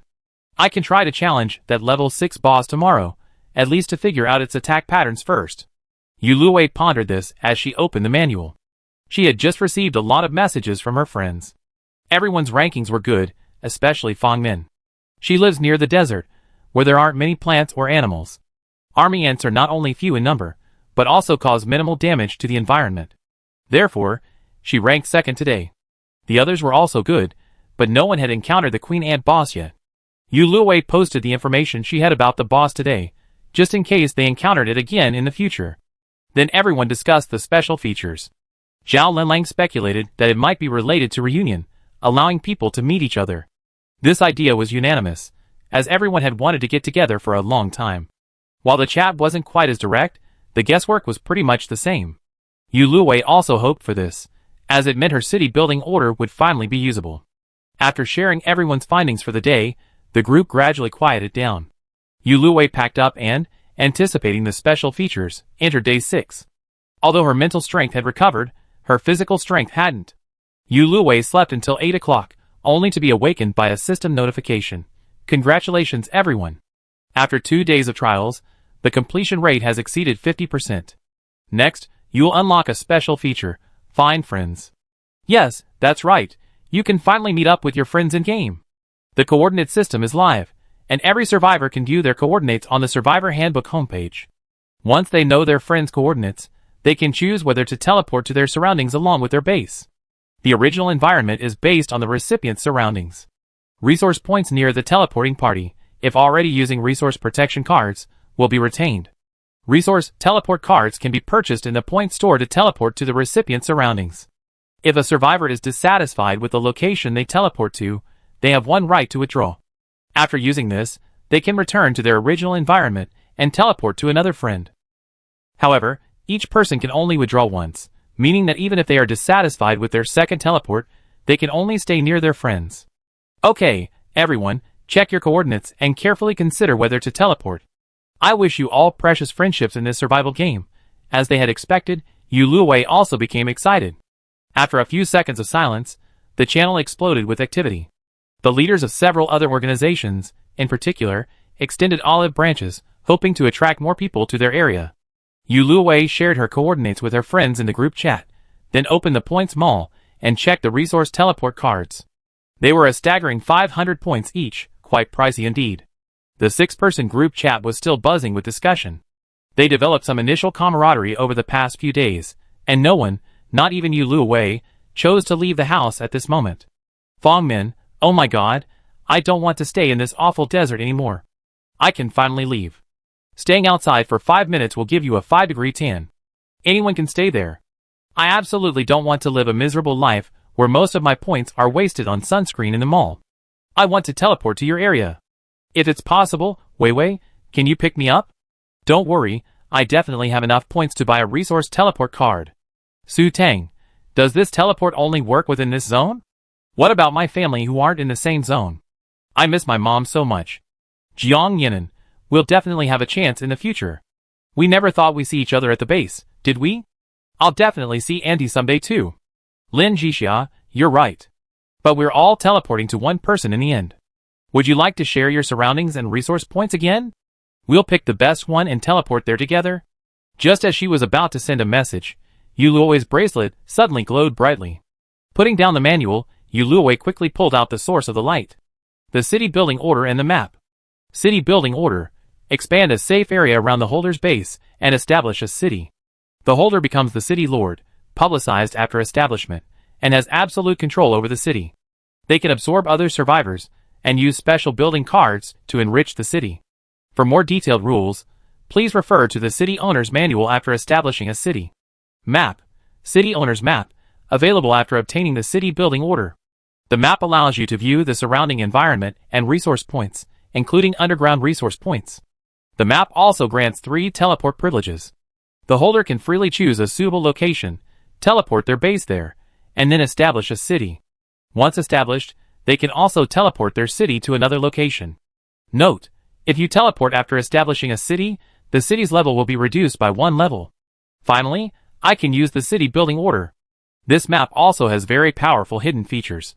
The name of the city lord will be revealed after the city is established. Seeing that the others had already introduced themselves and were frantically questioning Yuluwei, she quickly posted a message about the city building order. Yuluwei, pause for a moment. Among my top-ranking rewards is a city building order. I can finally use it today. It allows me to build a city around me. I also got a bunch of special building cards for those cities. Do you want to be my first citizens? Xiao Linlang, Fong Min, Su Tang, and Jiang Yinan! Exclamation mark. Lin Jixia, of course. Oh my goodness, but does this mean we'll be living here forever? Then Weiwei, hurry up and build the city. We want to be the first city in the game. Yuluwei, okay, but don't teleport yet. I'll pick a good feng shui location, use it, and then let you know. Su Tang, okay, stop talking here. Go choose. Chapter 60. After carefully studying the map for a while, Yuluwei chose the opposite side of the small river connecting the boss point and the wheat fields. She chose a spot just across the river and a short walk to the wheat fields. Especially, there was a coal mine below. After choosing her spot, Yuluwei took her base and used the map to teleport there. It took only a few seconds to reach her destination, and Yuluwei, still in the shelter, felt nothing. After landing, she ran to the base entrance to observe. Seeing no major problems, she activated the city construction order. The plants in front of her seemed to be suddenly pushed away by something, and the ground gradually turned into ordinary soil. After a while, the surrounding flowers and plants disappeared from Yuluwei's sight, replaced by a square area. Yuluwei's base was located in the back center of this area. From the entrance, she couldn't see the boundaries of the area, so she had to take out the map to check. The city construction order didn't cover the surrounding area, but instead tore out a new piece of land. Yu Luwei wanted to send the coordinates to her friends first, but she noticed a notification flashing frantically, asking her if she wanted to make the city and coordinates public. Yu Luwei thought for a moment, realizing she hadn't fully understood the city yet, so she held off for now. She continued to send the coordinates to her friends and left the base. After establishing a city, the manual could be taken off base, but it should only be used within the city. Outside, Yu Luwei saw a clear dirt road. The areas on either side were marked with different grids, each with its own length and width. The right side was uniformly 5 meters x 5 meters, while the left side had varying sizes.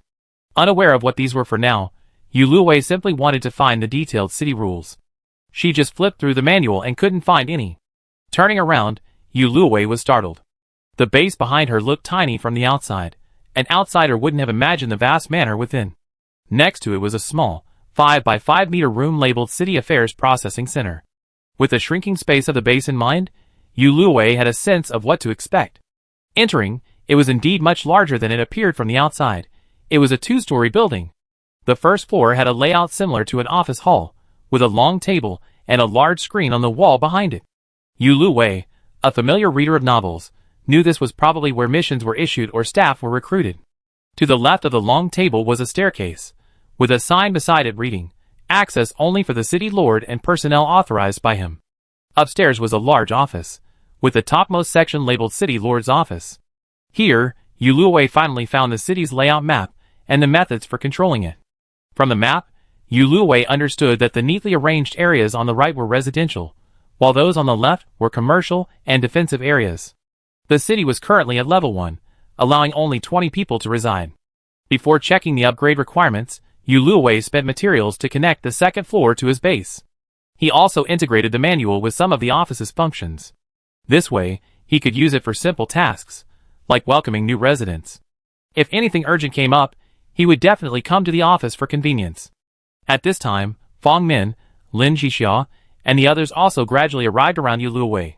But because Yu Luwei hadn't yet allowed them to enter, they could only temporarily set up shelter nearby.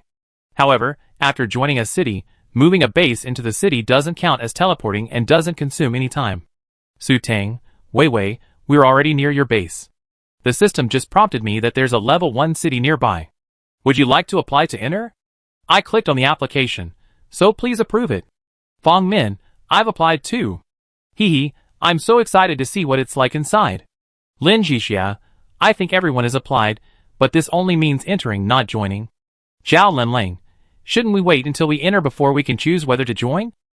Yu Luwei, I've approved all your applications, but I haven't had time to plan them yet. You might be disappointed when you see them. Jiang Yinan, hey, I'm in. As soon as she sent the message, Yu Luwei heard a commotion outside. Knowing her friends had arrived, she grabbed her handbook and left to reunite with them. The outermost perimeter of the city was a fence identical to the one surrounding the first-level base.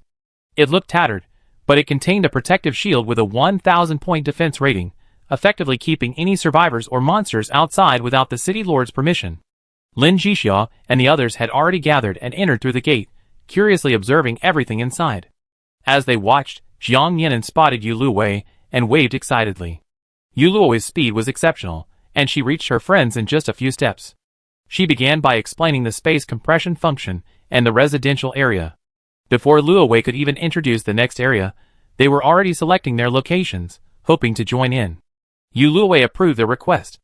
The residential area was arranged in a 4x5 configuration. The 5 of them occupied the innermost row, with the extra room in the second row, near the road. After selecting their locations, Yu Luwei approved their request, and within a second, 5 identical small rooms sprang up in those locations. After saying goodbye temporarily, the 5 of them returned to their rooms to pack up their belongings. Yu Luwei also went back to check out other features, such as upgrade methods. In addition to the 20 residential areas in a first-level city, there are 5 more locations in the commercial area and 2 more in the defense area. The special building card Yu Luwei had previously unlocked, the watchtower, can be built on the city wall, but it also counts as part of the defense area. The city wall refers to the fence surrounding the city. However, it can be upgraded, and currently no blueprints are needed. Yu Luwei used wood, stone, and iron blocks to instantly raise the level to 5, bringing its defense to 5,000. On the city map, the city wall also transformed from a simple fence into a truly solid wall. Following this, Yu Luowei upgraded the city to level 2. To upgrade from level 1 to level 2, in addition to materials, the residential area must be fully occupied, and the commercial area must have 2 shops. But the item cards Yu Luowei opened from the red treasure chest yesterday, the ones he couldn't use yesterday, happened to contain a card for upgrading to level 2, which helped Yu Luowei solve this problem. After the upgrade, the residential area of the city expanded to 100 residences, and the commercial area's defense zone expanded to 10 and 5 locations, respectively. In addition, a public facilities area was added in front of the residential area near the city wall, and an acre of farmland and a fence were added behind the city lord's base. Upgrading from level 2 to level 3 requires, in addition to materials, a fully occupied residential area, at least half of the commercial area's buildings functioning, and half of the public facilities area and defense area filled. Yu Luowei could still come up with the materials by tightening her belt, but the other requirements were already met. The city upgrade system also had prompts, but because Yu Luowei hadn't named the city, the prompt was stuck for a while. Yu Luowei thought about it, and named the city, Nor City. Although it still looked like a small village after being upgraded to level 2, the name embodied her vision of her city's future growth rivaling the prosperity of the former capital. The prompt also stated that since she was the first to create the city, the materials used for infrastructure construction and city upgrades would be halved. However, upgrading to level 2 required item cards, and since level 3 was still a long way off, Yu Luowei turned her attention to the city's roads and landscaping. Greenery is part of the infrastructure. Standard greenery doesn't require blueprints or other props. All you need are saplings or grass seeds, and you can directly select a location on the map. The same goes for roads. The Points Mall now has a dedicated city shopping area. Yu Luowei first converted the city's existing dirt roads into cobblestone paths. This is the highest level currently available. Then he bought lawn seeds, and covered all the other bare ground with grass seeds. In addition, Yu Luowei also purchased a basic waterway blueprint and an electrical circuit blueprint to meet the current electricity and water needs of other city facilities. The reason I only bought low-level items is because the Points Mall only sells low-level items. Higher-level items require specialized planning. Water and electricity cards are separate from those used in the base. They are dedicated cards and can also be purchased in the Points Mall. However, there is a stream next to the city with clean water, so Yu Luowei temporarily connected to it to pump water. I did buy 5 electricity cards, enough for the entire city for 5 days. After finishing all this, Yu Luowei heard her friends calling her downstairs, and went downstairs to find them, bringing the manual and some commercial building cards. She briefly explained what she had just done, and the requirements for reaching the next level. Yu Luowei suggested recruiting others in the chat later, and her friends agreed to help. Now, it was almost midnight, and Su Tang wanted to find a place to cook and eat. After all, this was everyone's first time meeting in the game, and they could discuss the specific division of labor while eating. After hearing this, Yu Luowei rummaged through her special building cards and found a restaurant building. She hadn't placed anything in the commercial area, but she thought she could create one based on everyone's needs. Su Tang's eyes lit up when she saw the card, and after Yu Luowei placed it, she was even more impressed and rushed into the kitchen to start cooking. The skill card opened from the red treasure chest was a high-level one. This restaurant, given its scale, would have been 3-star in Yu Luowei's native world. It also came with basic ingredients, such as 50 portions each of flour, rice, and potatoes, as well as 10 portions of seasoning. After inspecting the kitchen, Su Tang asked Yu Luowei, "Wei, this restaurant definitely needs a chef to run it, right? I could be a chef here. I love cooking." Indeed, as soon as the restaurant was completed, a notice appeared in Yu Luowei's handbook seeking chefs and waiters. After confirming that Su Tang wouldn't regret it, Yu Luowei temporarily hired her. As for salary, the system recommended 50 points per day. Points were the city's common currency.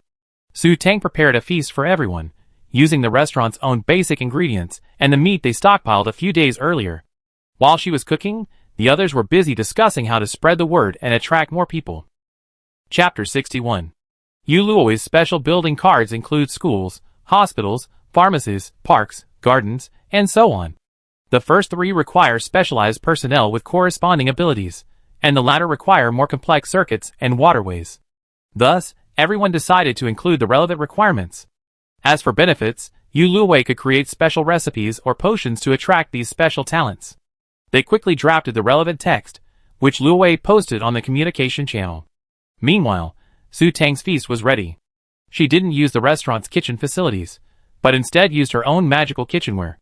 This not only conserved ingredients and enhanced the flavor, but also increased the effectiveness of special recipes.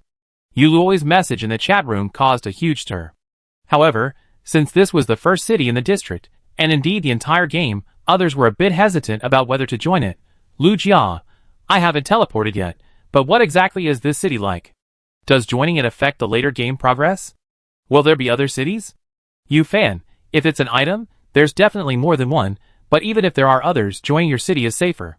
Boss, I majored in clinical medicine in college.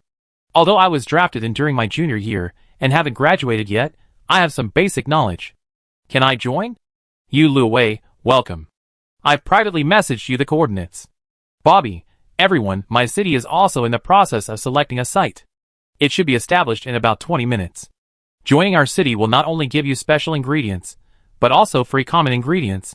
I didn't expect a second city to appear so quickly in a district. However, a second-tier city can only accommodate 100 people, and this Bobby was merged from another district, so there might be Easter egg rewards, which is reasonable. Yu Luowei ignored the rest. Quite a few people had privately messaged her asking for her address. She hurriedly finished her meal, said hello to her friends, and returned to the City Affairs Center to focus on processing the news. Lin Jixia and the others came over to help after dinner, while Su Tang was preparing the benefits for the new members. After all, with Yu Luowei's several titles of first place on the 6 lists, over 30 people with special talents signed up. After initially confirming the situation, Yu Luowei gave them the coordinates. Many ordinary people also signed up. Yu Luowei wanted to test the character of all the applicants, but she didn't have a better way. After all the survivors had survived alone, so character issues couldn't be detected. They had previously finalized a few small questionnaires, and took this opportunity to distribute them to everyone. Most people completed them diligently, and without any problems. However, a small number found the questionnaires troubling, even seeing them as a sign of distrust. They cursed and refused to continue communicating.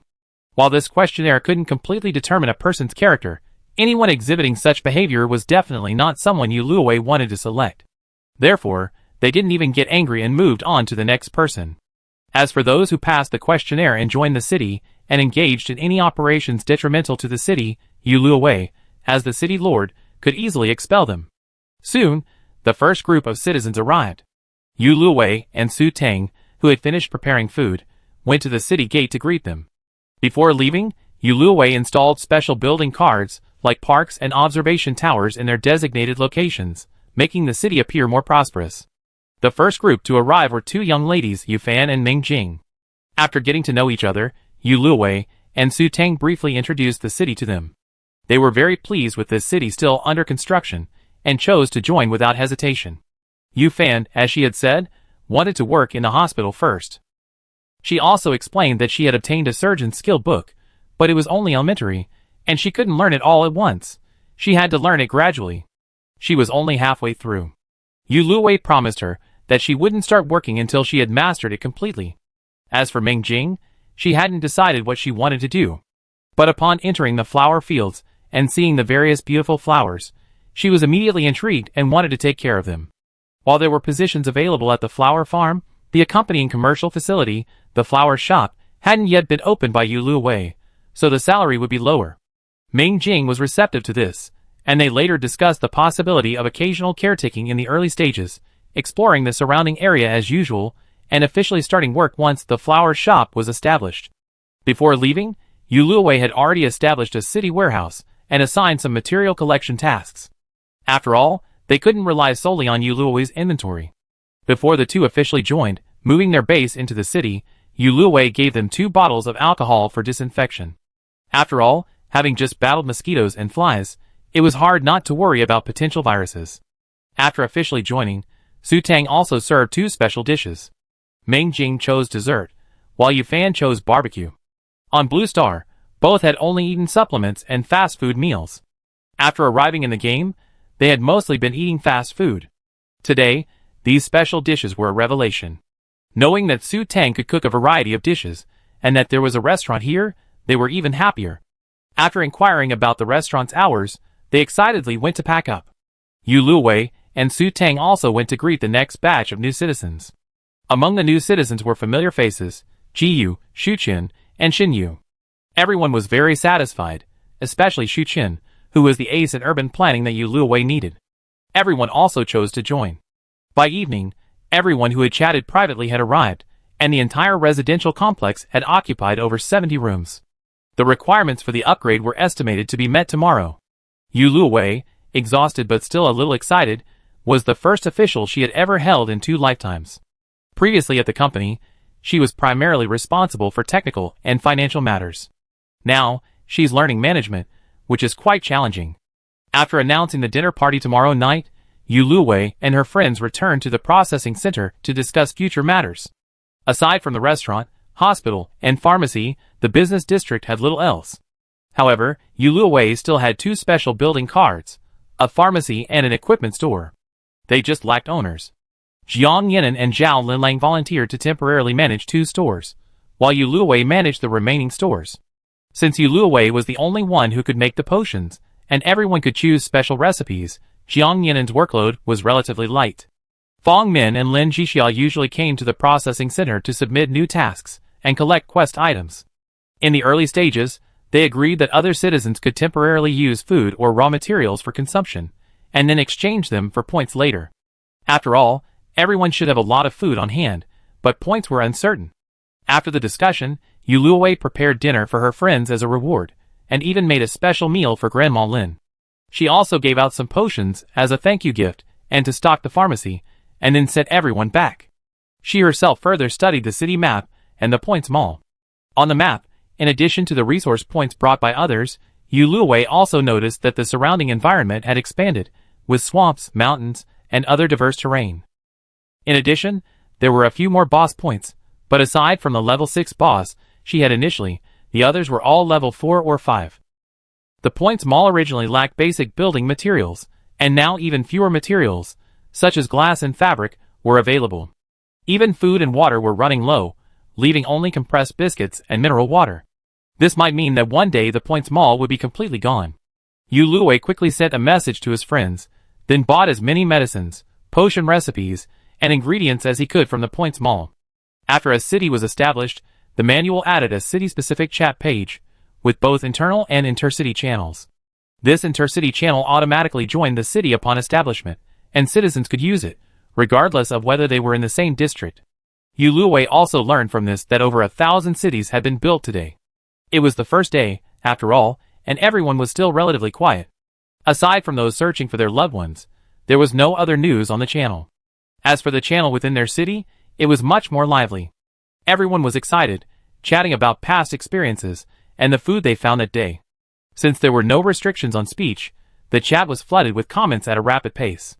Before returning to base, Yu Luowei bought a blank map from the Points Mall, copied the city map onto it, and hung it on the first floor, making it easier for others to explore. As soon as she got back, Ma Tuan pounced on her. Yu Luowei felt a little guilty after being busy outside all day and not having time to spend with Ma Tuan. However, tomorrow would surely be busy again, so she discussed with Lin Jixiao whether her Bang Bang could play with Ma Tuan. They're all divine beasts, so they should have more in common than with ordinary animals, right? Before falling asleep, Yu Luowei thought for a moment and sent Lu Ji the news of her city building. Lu Ji wasn't particularly surprised, as the top-ranked player in their district had also built a city, but due to poor location, it wasn't first. He was furious in the chat room. At that moment, Lu Ji guessed that Yu Luowei would definitely be first. Yu Luowei was thankful that she had studied the map several times beforehand and had teleported directly when choosing a location, saving her time. Lu Ji said he hadn't teleported yet, but would join Yu Luowei's city when the district merged or when cross-district travel became possible. After ending their chat, Yu Luowei drifted off to sleep. Aside from being a bit busy, her first day as City Lord seemed no different from any other day. She, the City Lord, was still very approachable. However, these cities were still too few compared to the entire game. Furthermore, aside from Yu Luowei, most of the others were first-tier cities, so a significant number of people hadn't yet joined a city. Those who joined alone were few, as many had joined the organization. In this game, killing someone not only destroyed the opponent's bracelet, base, and everything within, but also deducted half their points and 1/3 of their reserves. Therefore, unless there was a deep grudge, killing was generally discouraged.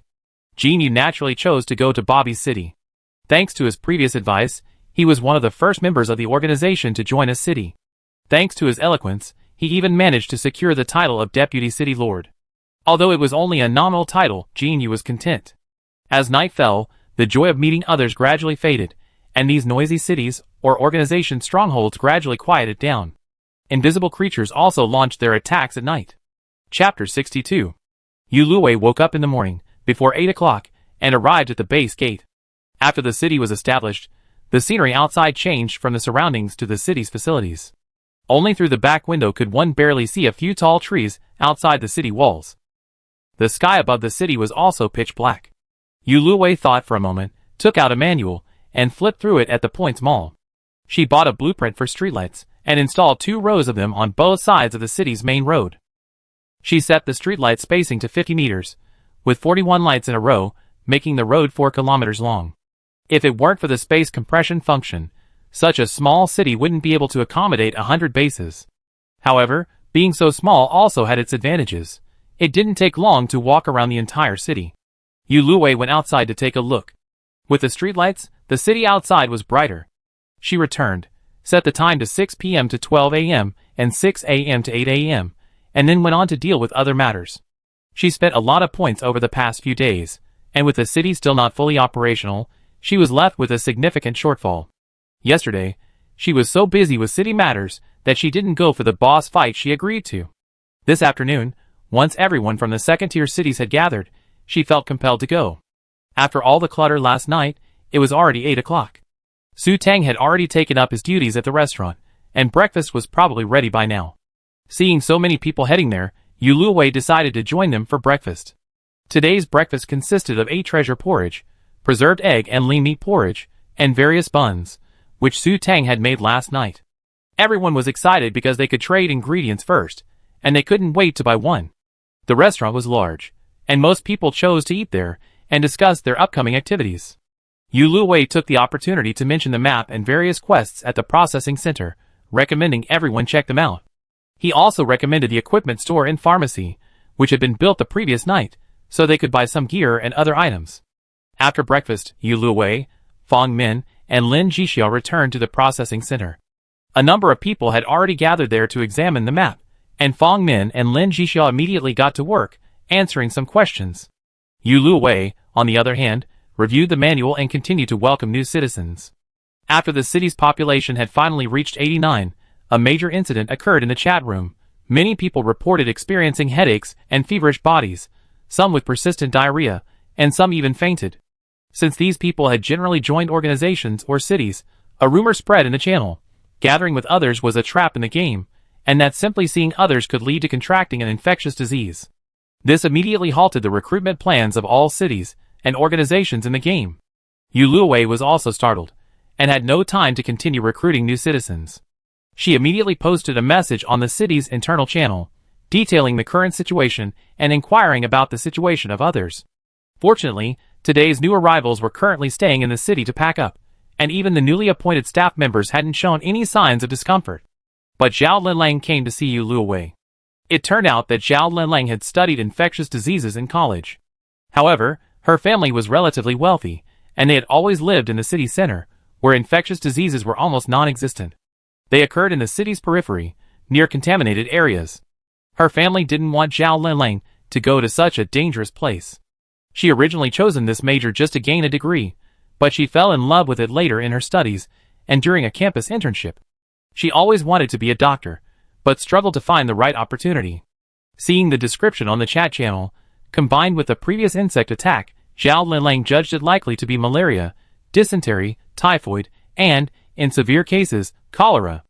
However, because she had never actually treated it, she lacked practical experience and couldn't be certain. She also didn't know the difference between in-game illnesses and real-life ones. Finding a doctor in a situation like this was difficult. Yu Luwei quickly consulted Zhao Linlang and bought some appropriate medicine. She was incredibly grateful for her high VIP level and the points she earned today from the restaurant, equipment shop, and pharmacy, allowing her to buy whatever medicine she needed. She left the medicine at the pharmacy and let Zhao Linlang take charge of it temporarily. Then, they compiled the diseases, their corresponding symptoms, and their corresponding medications, and posted them both on the communication channel and the city's internal channel, reminding citizens experiencing the corresponding symptoms to seek medical attention immediately. The wailing and conspiracy theories in the channel ceased after seeing this detailed summary, and people began to identify which type they had. Some people were pushing Yuluwei to provide them with the corresponding medications. But Yuluwei didn't have time to pay attention to them at the moment. More than any other infectious disease, she was most worried about someone in her area contracting cholera. She vaguely remembered that before the zombie outbreak, cholera was one of only 2 Class A infectious diseases in her country. Yuluwei first confirmed that she was in perfect health, and so were her friends. No headaches, stomachaches, diarrhea, or shock. After confirming her friends were all healthy, Yuluwei immediately gathered everyone and had them don protective gear. She then had Zhao Linlang post a summary of typical cholera symptoms on the city's internal channel, including severe diarrhea, projectile vomiting, and dehydration, so everyone could check their condition at all times. She assigned Zhao Linlang and Jiang Yinan to the pharmacy. Yuluwei, along with the others and Yufan, who, though not a medical professional, was at least a doctor, set up a simple disinfection room at the city entrance. Those leaving the city would undergo a thorough interrogation and examination before entering. If they did have cholera, they would be quickly quarantined. She couldn't fight the boss again today, but Yuluwei felt no regrets. Instead, she was consumed by worry. 5 o'clock approached, and those who had been out gradually returned. They were startled to see several figures sitting at the entrance, wrapped tightly in protective gear. But after understanding the source of the problem, they readily submitted to the examination. They actually encountered several people with fevers, headaches, and muscle aches, which startled Yuluwei and the others. Fortunately, Yufan and Zhao Linlang confirmed that it was not cholera, but malaria. For safety reasons, they were temporarily taken to the hospital for isolation. The hospital's facilities were relatively complete, including thermometers and other items. After detailed questioning, it was revealed that they had all been bitten by flies and mosquitoes during the insect trial, and it was likely that this was when they were infected. Zhao Linlang prescribed them some medicine, which they took first, while Yufan volunteered to remain to observe them. Yuluwei left her 2 sets of protective clothing, 2 bottles of alcohol, a bottle of disinfectant, and a bottle of high-grade insecticide. Yuluwei first brought the others to her base, spraying them with several coats of alcohol and insecticide before removing their protective clothing and throwing them directly into the blazing bonfire, where they were instantly reduced to ash. She was still uneasy about using other fires. Her bonfire was more powerful. The friends were exhausted after a day, so Yuluwei offered them a meal. This was the others' first time in a level 6 base and shelter, and they were amazed from the moment they entered. However, they maintained a sense of propriety, staying in the first-floor living room and not wandering around. This was one of the key reasons Yuluwei dared to bring her friends in. She understood their personalities. As they finished their meal, everyone's mood was rather low. Yuluwei, knowing everyone was worried about their loved ones, offered some words of comfort, but in such a moment, no amount of consolation would be of any use. Thinking of the item cards Lu Ji had contacted her about, Yuluwei planned to ask him tonight if he had any extra cards. After all, he said their district was buying them, so there should be quite a few. But let's not talk about it now. If he can't find them, the feeling of having our hopes dashed would be even worse. After seeing her friends off, Yuluwei couldn't wait to open the manual and send a message to Lu Ji. While waiting for a reply, she checked the chat room. After Yuluwei sent her message, because she hadn't responded to the message about the medicine, the plea in the channel gradually turned to abuse. Finally, Fu Xiangming appeared, claiming he could distribute some of the corresponding medicine, and the tone in the channel immediately shifted to praise and admiration for Fu Xiangming. However, it seemed he didn't have much medicine, as soon, those who hadn't received it started calling him stingy in the chat room. At this point, Bobby appeared, claiming that joining his city would provide treatment. So, everyone in the chat room went back to privately chat with Bobby. What a complex and volatile situation. Because today was the first day of symptoms, the most severe case so far was shock, so the number of people in the chat room hadn't dropped much.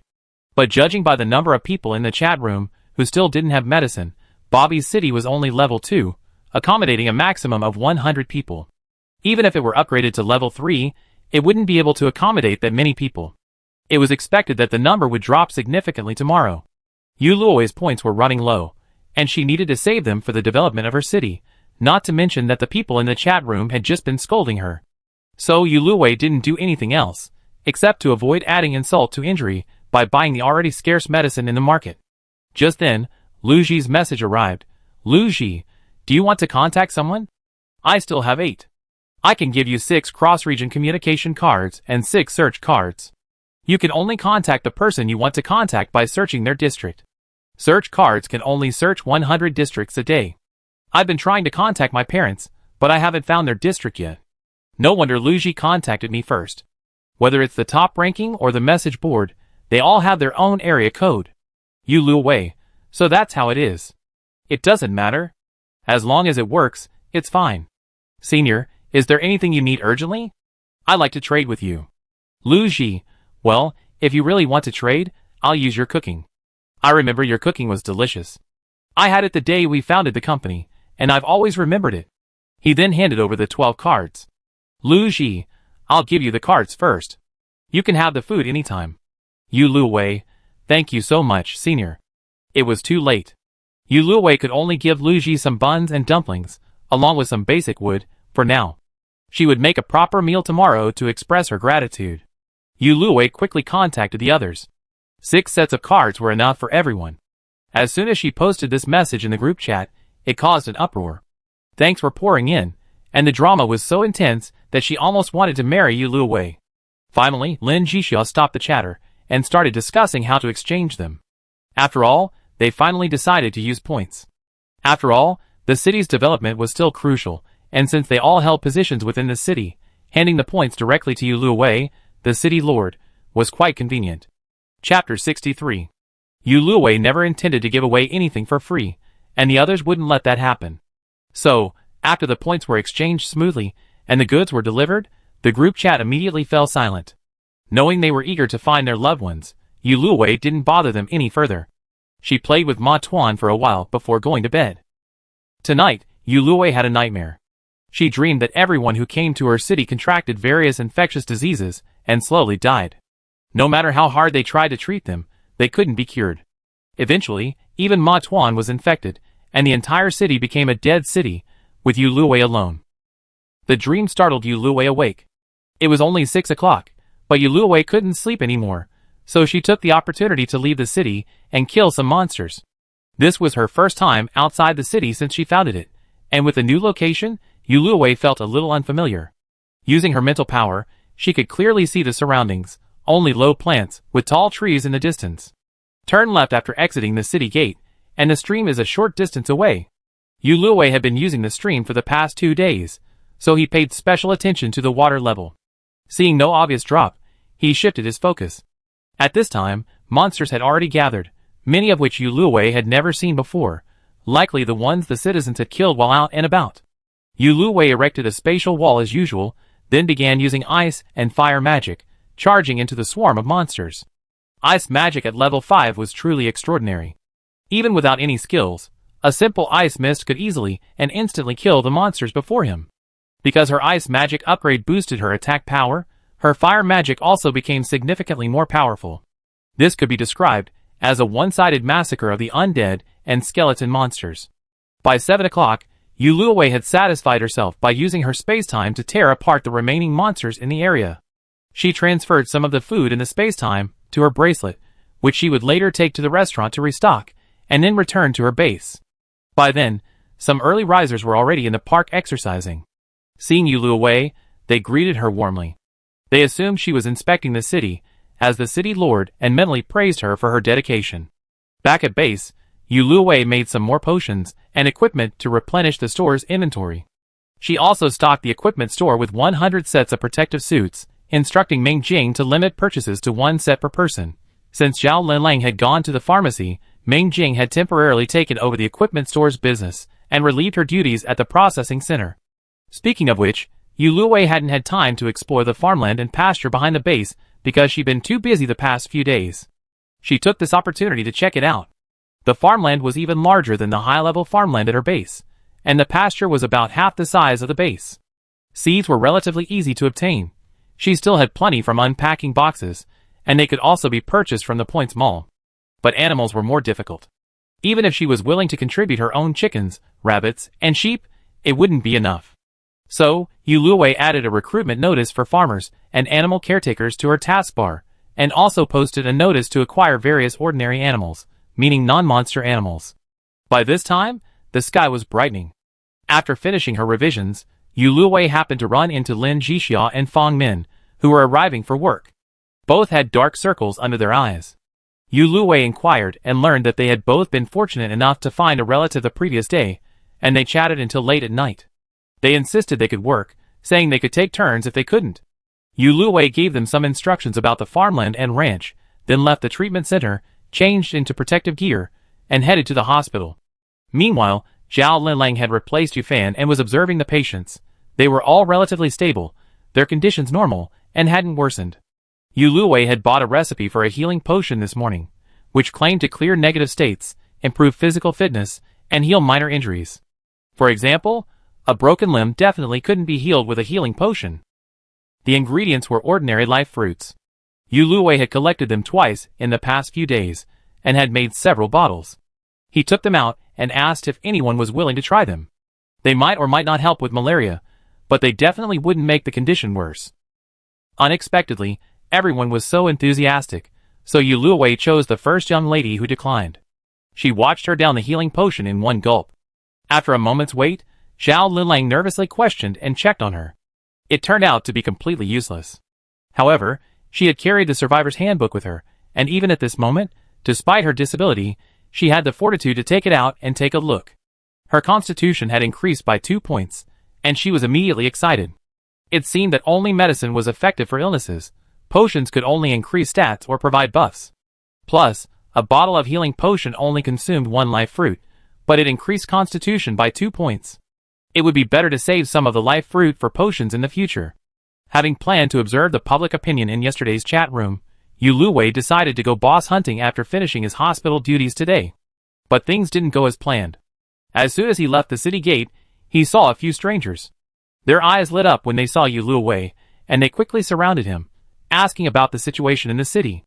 Luckily, Yu Luwei hadn't removed her protective gear, so she answered them while inquiring about their backgrounds. It turned out they had previously conducted business with the townspeople, making them acquaintances. During yesterday's conversation, the locals kept praising Yu Luwei's approach to infectious diseases, mentioning the powerful equipment, potent potions, and delicious food. More importantly, they rushed over because the place was about to fill up. I hadn't expected the townspeople to spread the word underground. It seemed my work over the past 2 days had been effective. Seeing that there weren't many of them, and that there wouldn't be overcrowding, Yu Luwei led them into the city.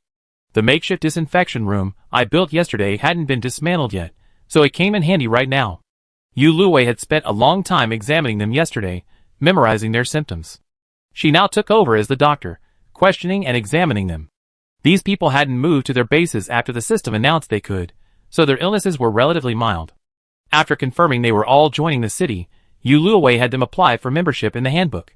Then, she first took 2 malaria patients and 1 typhoid patient, dressed them in protective suits, and brought them to the hospital. The others underwent thorough disinfection, before being sent back to the city to be placed at their bases.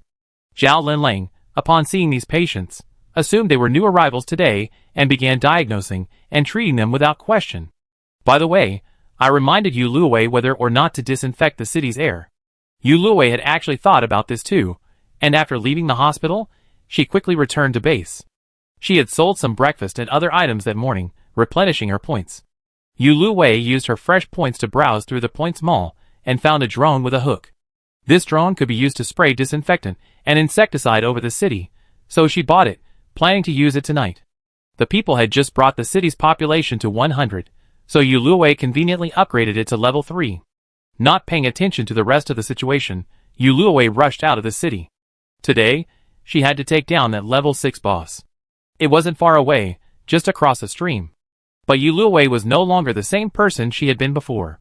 Her level 5 ice magic could easily freeze a path through the air. Yu Luwei successfully crossed the ice bridge, dismantling it. It would be difficult to explain if she encountered anyone else, so she headed to the boss's location. Now a semi-level 6 survivor, Yu Luwei received no more danger alerts and successfully reached the boss.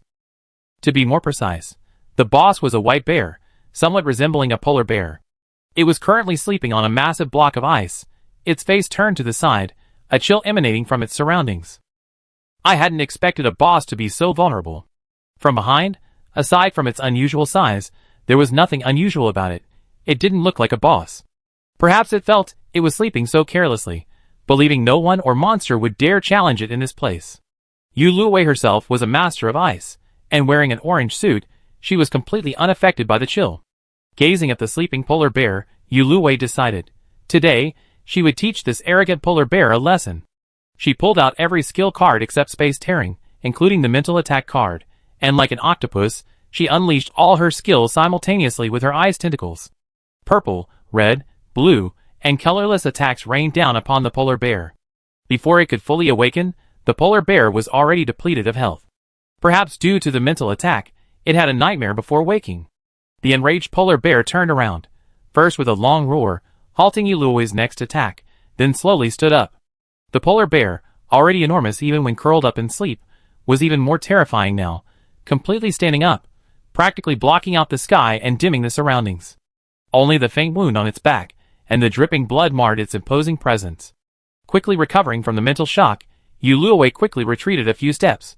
While the polar bear's abilities were still recovering, she launched a series of rockets at it, followed by another set of smooth skills.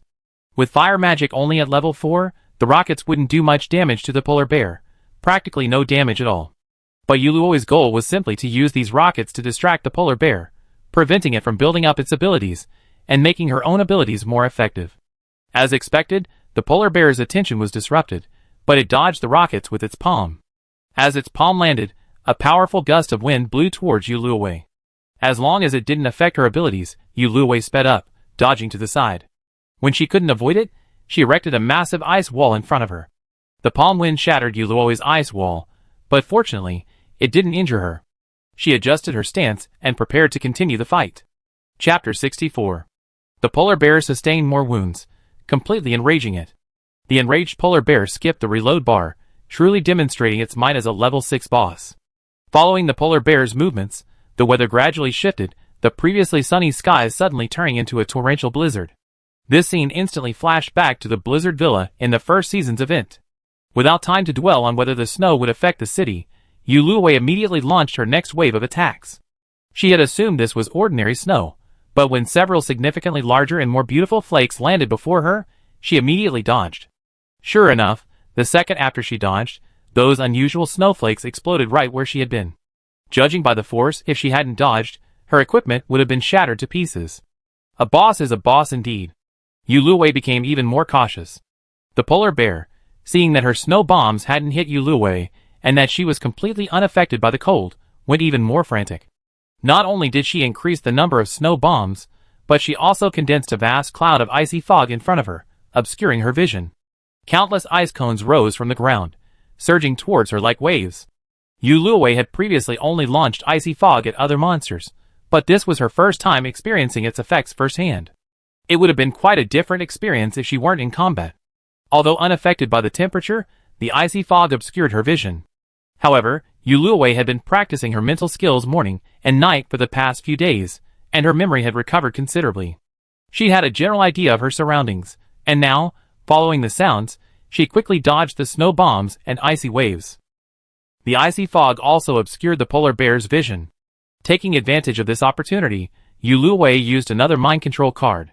Then, while the polar bear's mind was damaged and unable to attack, she used Spatial Rip on it, successfully defeating it. Although her spatial ability was SSS level, or level 7, its power was reduced when placed on a skill card. Additionally, the opponent was also a top-tier level 6 monster. Therefore, Yuluwei had to use this card only after she had almost completely destroyed the polar bear. Overall, however, since half of today's attacks were skill cards, Yuluwei was in good shape, and today's battle could be considered a relatively easy one. Yuluwei paused for a moment while listening to the system prompts. Congratulations to Survivor Yuluwei for successfully defeating the level 6 boss. The Frostbite Polar Bear, Achievement Boss Buster. Wearing effect, increases attack power versus Boss X2. Rewards, Points X 5000, Supply Chest, Red, X1, Arctic Bear Pelt X10, Frost Set, Red, Blueprint X1, includes top, pants, shoes, and cape, Magic Skill Scroll X1, Ice Wave Skill Card X1, Bear Paw X4. X1 with the polar bear's death, the snowflakes gradually vanished, replaced by a light rain. Yuluwei had left without an umbrella, so she planned to go back and take a closer look at her loot. Back at the stream, a wooden plank bridge had opened not far away. Someone on the bridge enthusiastically greeted Yuluwei and pointed her toward the bridge. Who knew someone was so kind as to spare Yuluwei the trouble? She accepted the offer, signaled her observation, and crossed the stream on the bridge. One of the young ladies, after crossing the bridge, handed Yuluwei a bamboo umbrella, then skipped off to catch up with her companions. Memorizing the kind young lady's face, Yuluwei continued toward the city. As she got closer, she saw a long line at the city gate. Lin Jixia and Fang Min could see part of the city from the first floor, such as the city's rank and number of residents. They could temporarily approve some people settling in North City, but permanent residency would require Yuluwei's approval. Thus, they began ushering in the rest of the arrivals that afternoon. All of them had been introduced by the first group of citizens. This scene was caused by the inspection required before entering the city. On her way back, Yuluwei saw quite a few new faces at the city gate. Some wore masks or respirators, likely having arrived that morning, and were preparing to return home after exploring the area. Some looked anxious, as if they had just arrived and hadn't officially joined North City yet. Seeing the long queue, Yuluwei donned a gas mask and hesitated, wanting to explore the surrounding area first. One drawback of relocating the base, and then building a city, is that it's significantly further away from the Black Abyss entrance lake and the crystal mines. But remembering that he was still the Lord of the Black Abyss, Yuluwei walked to a deserted corner and teleported directly to the Black Abyss, intending to teleport directly back to the base. But as soon as he landed and saw the lake before him, the bracelet on Yuluwei's wrist began to glow. He examined the contents and confirmed that it was the strange stone he had recently acquired that was emitting the light. Yuluwei took it in her hand, feeling nothing but the feeling of a judge. Walking a few steps, Yuluwei noticed that the closer she got to the Black Abyss entrance, the brighter the stone glowed. She walked directly to the lake's edge, squatted, and tried to bring the stone closer to the surface. The light from the stone grew increasingly dazzling, forcing her to shield her eyes. The next second, the light vanished, and the stone fell into the lake. Yuluwei was stunned. Could this lake swallow the reward? Without a fishing net, Yuluwei pondered a solution by the lakeside, finally deciding to conjure a net out of ice to retrieve the stone. Just as she finished, there was movement in the lake again. The stone leaped out of the water, paused in midair for a moment, as if observing Yuluwei, then pounced straight at her and entered her body. This prop was truly intriguing. First, they nearly lost it, and now they were forcing a sail, leaving Yuluwei no room for refusal. She shifted, finding nothing amiss, and immediately teleported back to base. First, she opened the manual and checked her personal information. Nothing was different. Then, Yuluwei donned her protective gear and rushed to the hospital for a checkup.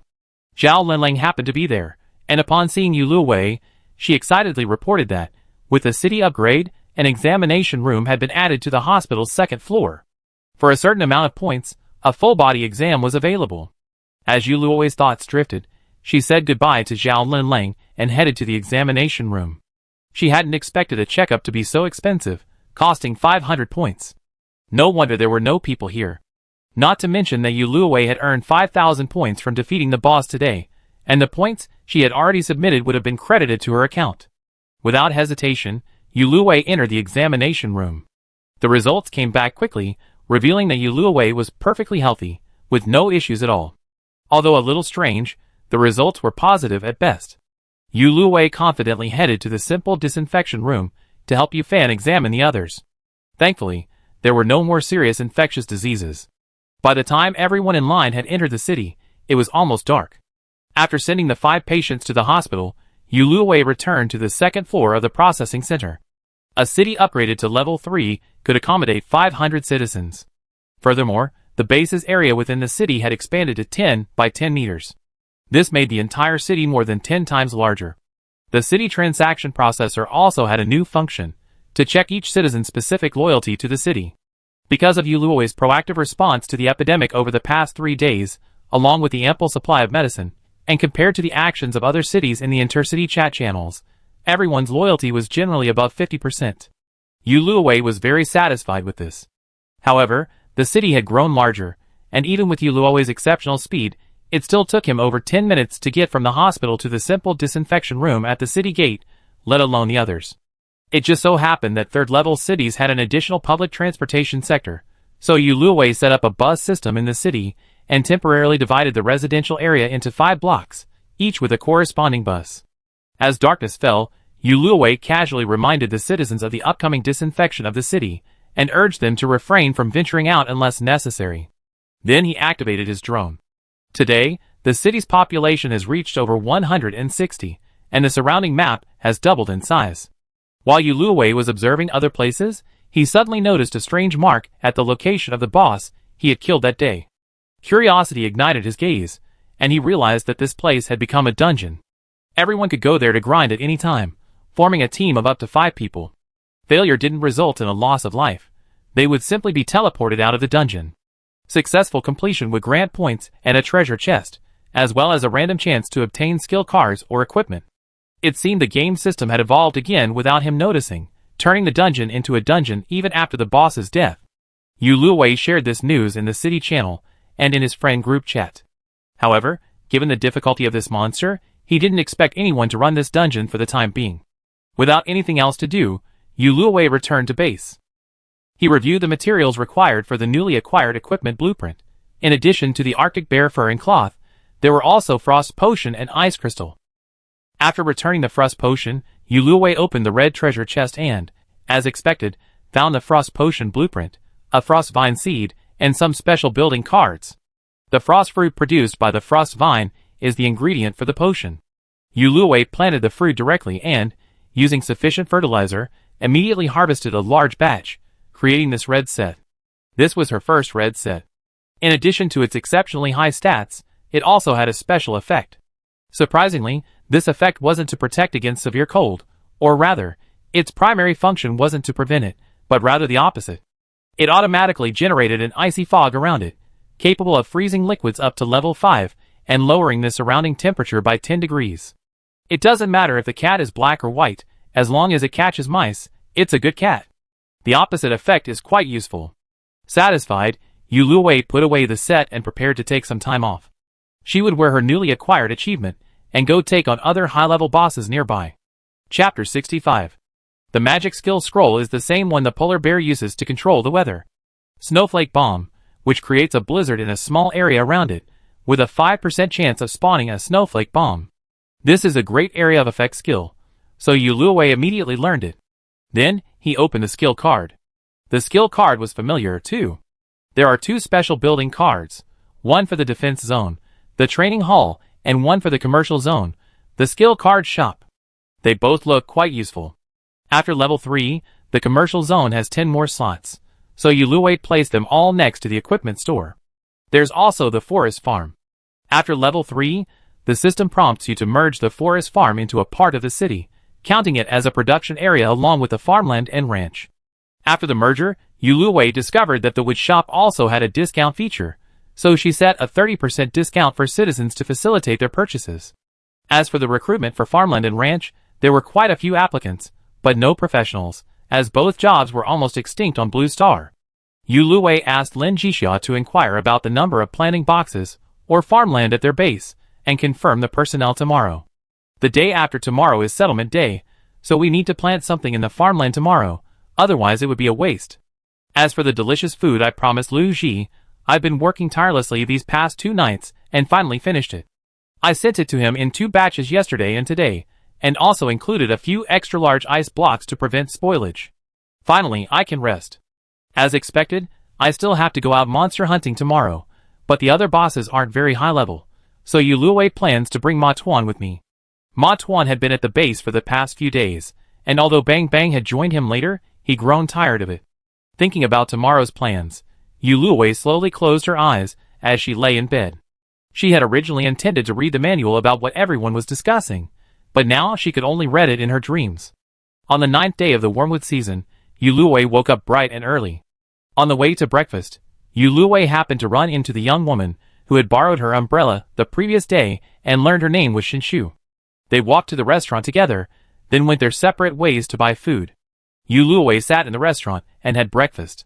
While eating, she overheard people around her discussing what had happened on the district channel the previous night. After all, it's human nature to listen to gossip, so Yu Luowei pricked up her ears to listen. The season wasn't over yet, and the insect plague was still raging. The group, in particular, had been attacked several times in the past few nights. This had also exacerbated the spread of the epidemic. The number of people in the district had plummeted in recent days, dropping to nearly 40,000. Some organization leaders have been selling medicine these days. Although it's expensive, they insist it's affordable. The people discussing this were a bit puzzled. Although Bobby's city had been upgraded to level 3 yesterday afternoon, judging by their situation, it could only accommodate 500 people.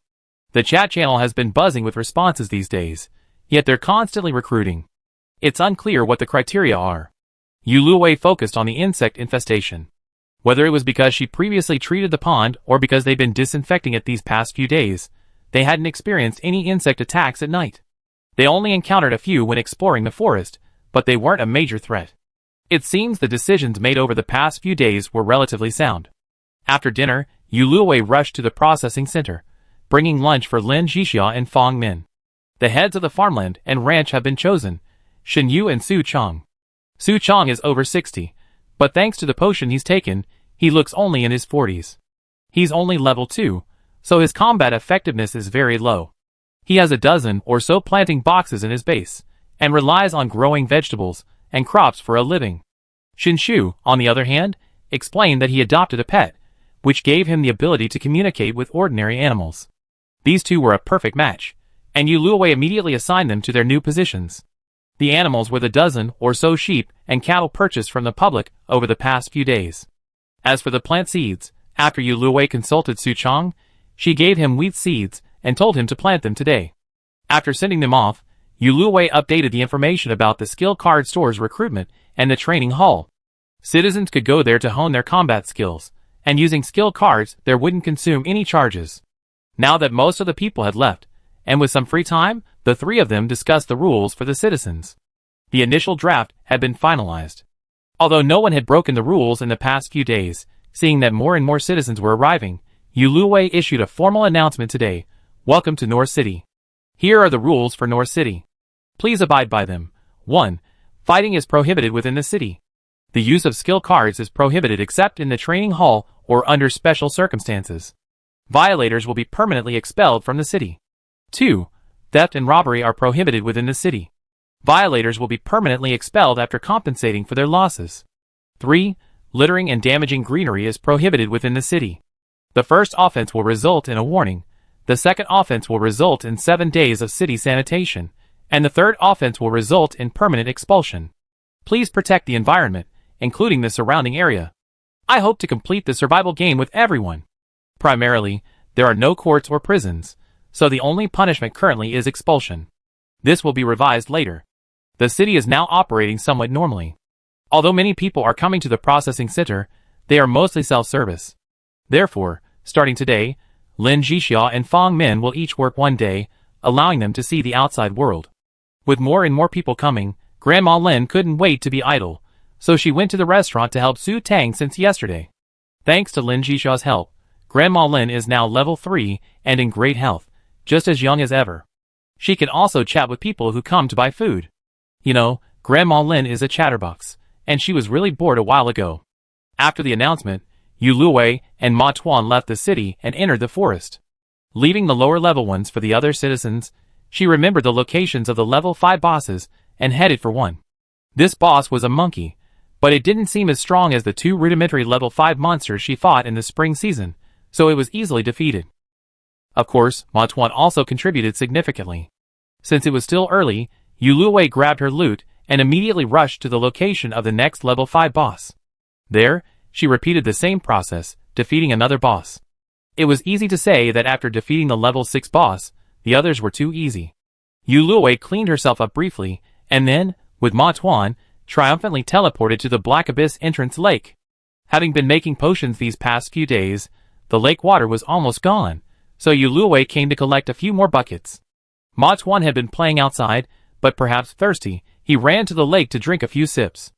Yuluwei wanted to stop him, but Ma Tuan said the lake water wasn't harmful and could even improve their stats.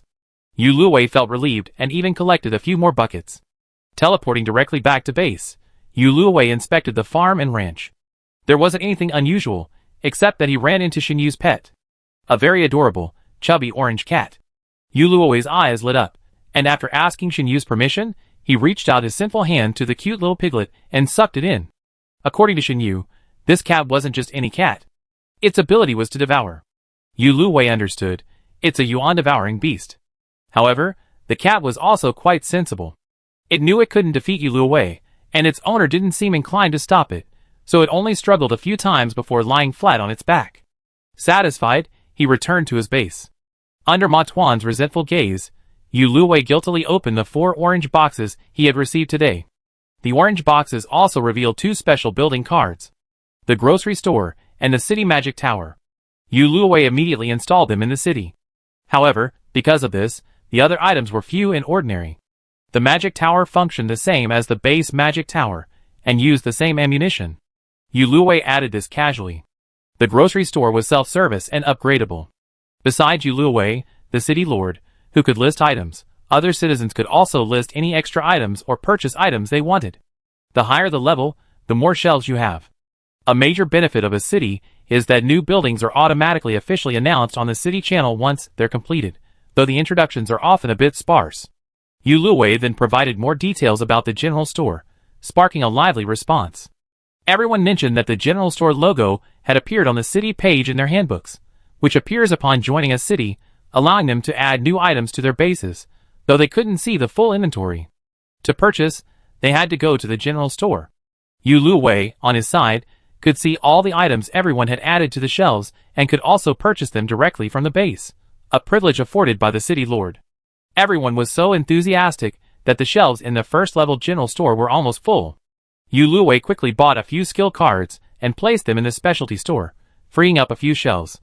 Given the overwhelming enthusiasm, Yuluwei stopped adding items himself. However, as the chat progressed, a few discordant voices began to emerge. Shurji, oh my god, the bugs are going crazy. A black swarm is flying towards us. Did the system launch some new event when we left? Tang Xiaoxiao, oh my god, the bugs are chasing us. They're everywhere outside the city walls. This game is truly unbelievable, doing this on the last day. Yuluwei rushed out of the base and saw, as expected, a massive swarm of bugs gathering above the city. Although it wasn't even 6 o'clock yet, the sunlight was already largely obscured, and the sky had darkened considerably. Many people were standing on the roadside. When they first emerged, they were extremely panicked. After watching for a while, they realized the bugs couldn't get in, so they became a little bolder. After asking Yuluwei in the chat room if they could climb the city walls, they gathered their friends and went up there to fight monsters. Just attacking, no need to worry about defense. What a great opportunity to earn points. I had originally planned to activate the magic tower, but unexpectedly my fellow citizens were so resourceful that Yuluwei joined in on the point-earning fun. Although the bug monsters were numerous, their levels were generally low, and they tended to gather where people were. With strength in numbers, and since everyone had already bought new equipment and potions, they fought from dawn to dusk, wiping out the overwhelming swarm of bugs until only a thin line remained. Chapter 66. Seeing their teammates dwindle so much, the bugs tactfully fled. The citizens, satisfied as they watched the points rise in their handbooks, left the city walls. Yuluwei had also earned a considerable amount of points. But first, she had to repair the city's defense shield. Repairing the city's defense shield required spending points, 2 points for each point of defense. The insect infestation had reduced over 3,000 defense points. Yuluwei had earned some points left after repairs, so she also upgraded the city walls to level 7. From the intercity chat channels, it was clear that this was a test for all the survivor gathering points. However, the other city lords didn't have as many materials as Yuluwei, and instead focused on upgrading their cities, neglecting the level of their walls. Therefore, the solution took considerable effort, not to mention the ordinary organization gathering points without walls. The citizens of North City, while appearing to be modest, boasted about their gains in the group chat, drawing considerable envy from the other citizens. Even the patients currently in the hospital were expressing their envy in the chat room. It seemed that if there were a city ranking this season, North City would be number 1. Yuluwei was delighted and bought materials to replenish the goods in various shops. Everyone had earned a lot of points today, and their spending spree was so strong that they were about to empty the shops. Although everyone could craft equipment, it was just a matter of the level of the blueprints, but crafting potions on their own was a bit of a challenge. Just now, we didn't have the potion skill book or brewing stand. I hoped to find them tomorrow, so I could train a pharmacist. Ma Tuan was now an adult panda, and Yuluwei could no longer easily carry him. The second nest was a bit small. Yuluwei simply made a large bed out of the hardest gentian with the system said it was, and placed it next to her bed. From now on, Ma Tuan would sleep in the same bed with her. The other conditions for upgrading a city to the next level were easy to manage except for the requirement of having at least 500 bases, because some people shared bases with their children, which currently only amounted to a little over 200. Yuluo counted her points and material quantities, and decided that, barring any unforeseen circumstances, she would upgrade her own shelter to the maximum level tomorrow. From then on, she would only focus on upgrading the city. She and Ma Tuan arrived at the 4 settlement day, and as expected, the system delivered a notification at 8 o'clock. Hello everyone. It's great to see you on the 4 settlement day.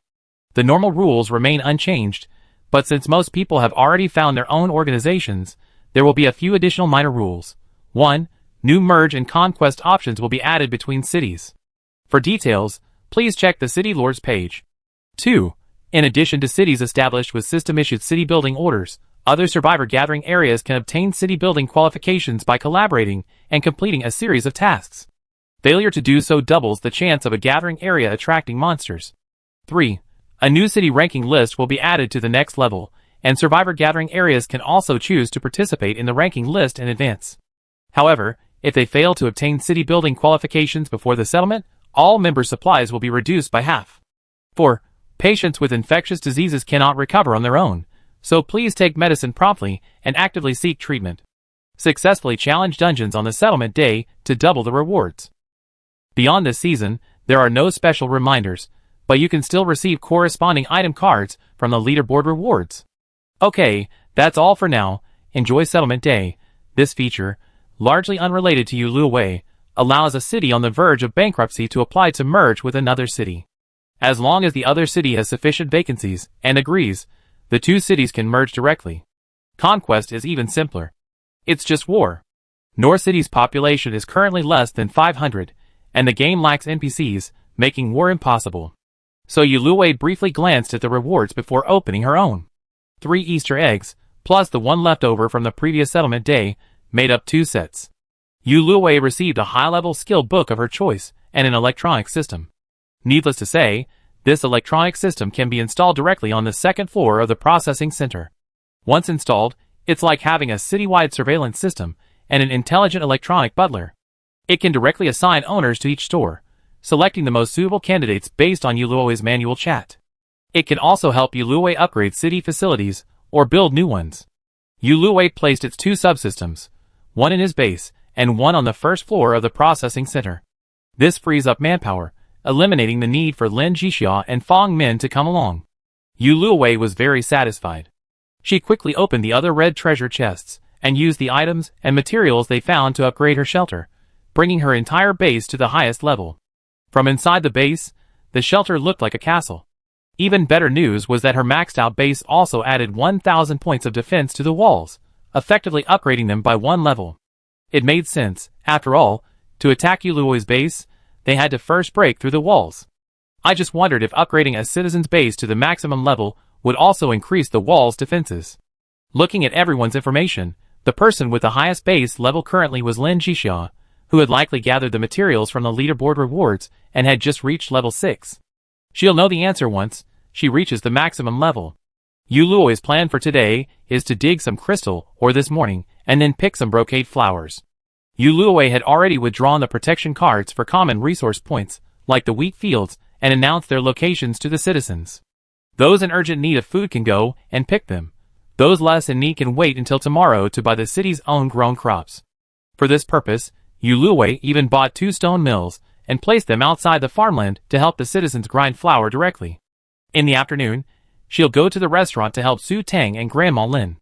Tonight, they plan to hold a large gathering in the city to celebrate North City's successful survival of its first disaster season and advancement to level 3. Citizens who wish to attend only need to pay a certain amount of points. They also plan to teach everyone how to make some food, as skill books are still rare. After making her plan, Yuluo teleported to the crystal mine. It's safer to keep such important minerals with her. But this time, I didn't need to mine myself. I had just received a high-level mining robot from the leaderboard rewards. Not only could I manually adjust the mining amount and time, but it also specifically indicated that it wouldn't harm the environment as long as it didn't exceed a certain time limit. Watching the robot's back as it vigorously wielded its mechanical hoe, Yuluo was very satisfied. She left it there, and went to the flower fields. Of course, she wasn't a heartless capitalist. The robot only worked 4 hours a day and had ample wages and electricity. Although it was outside the city, Yuluawei had bought it 10 power banks, enough to last for about 4 days. Robots couldn't be allowed in the flower fields. The flowers were delicate, and any rough handling could kill a single one. Yuluawei was also very careful when picking the nuts. Back in the city, Yuluawei was relieved and headed to Su Tang's restaurant. As for Ma Tuan, he and Bang Bang had gone to play with the cats. Because of Yuluawei's previous example of publicly sharing wheat field resource points, many people also shared their own common resource points. Thus, the restaurant had plenty of ingredients, even without Yuluawei's extensive inventory.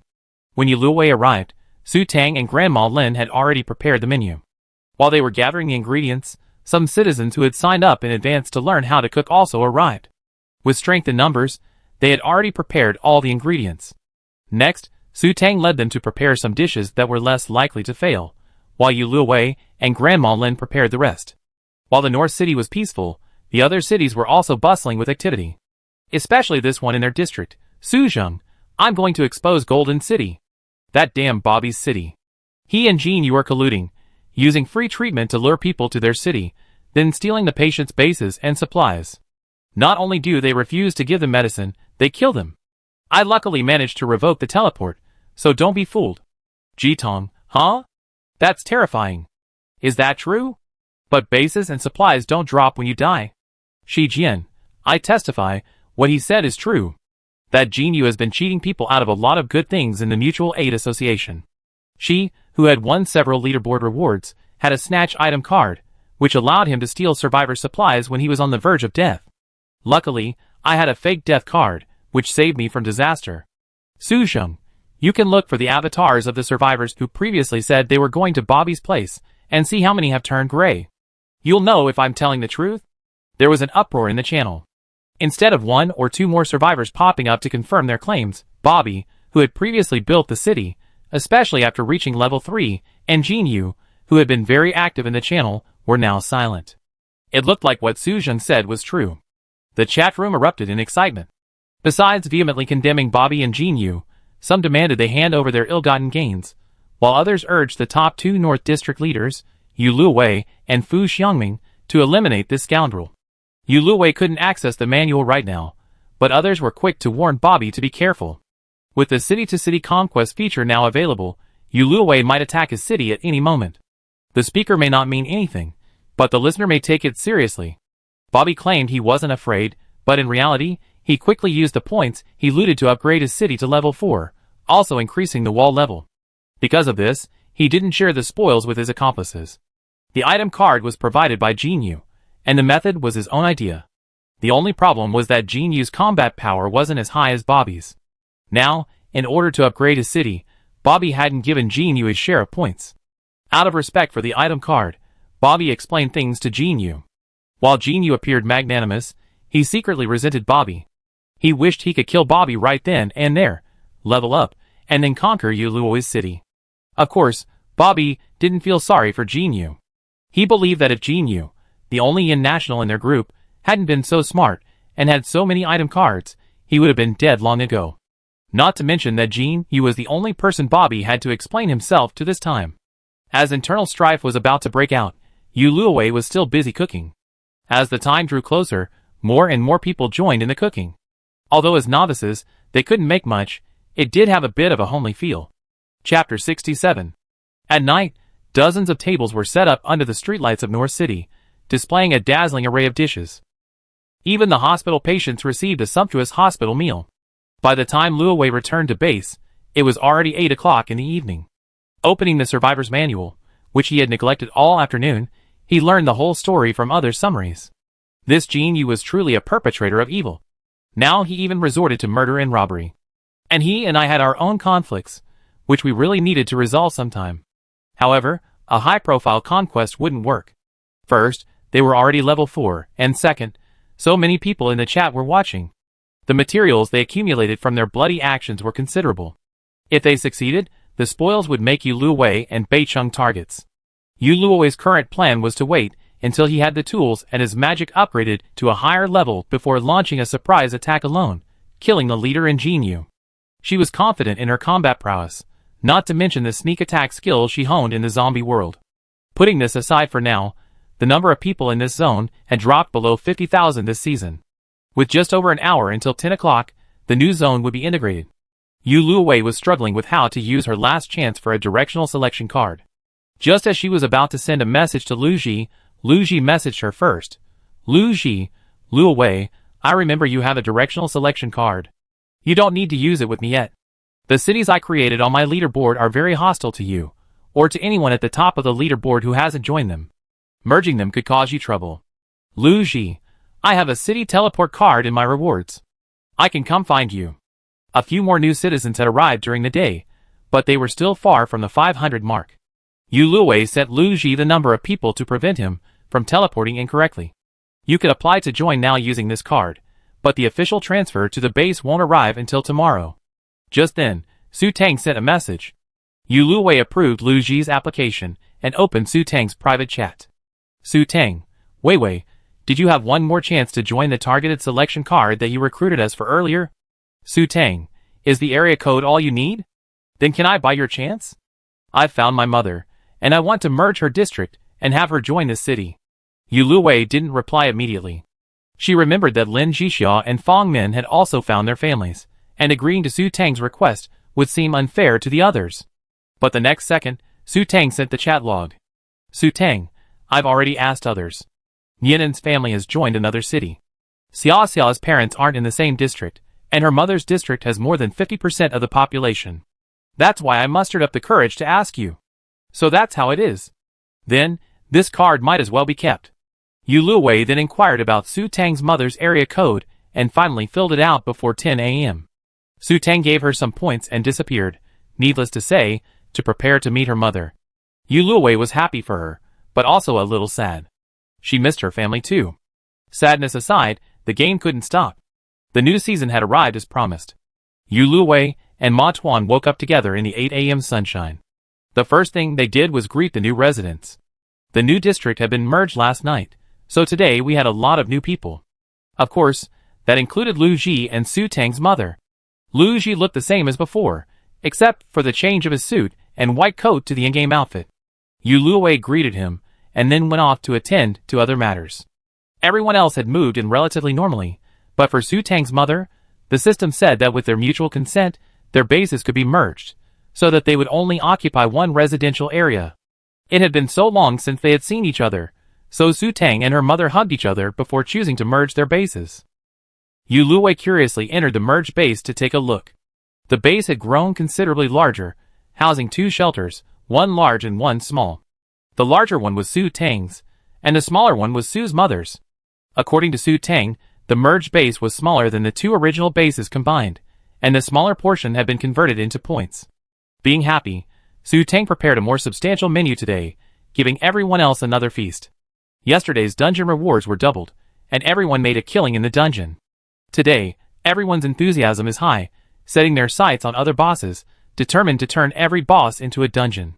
Seeing everyone's enthusiasm, Yu Luowei changed his destination and went to the hospital to check on the patients. According to Zhao Linlang, everyone will be able to be discharged by the day after tomorrow at the latest. The patients were delighted to hear this news.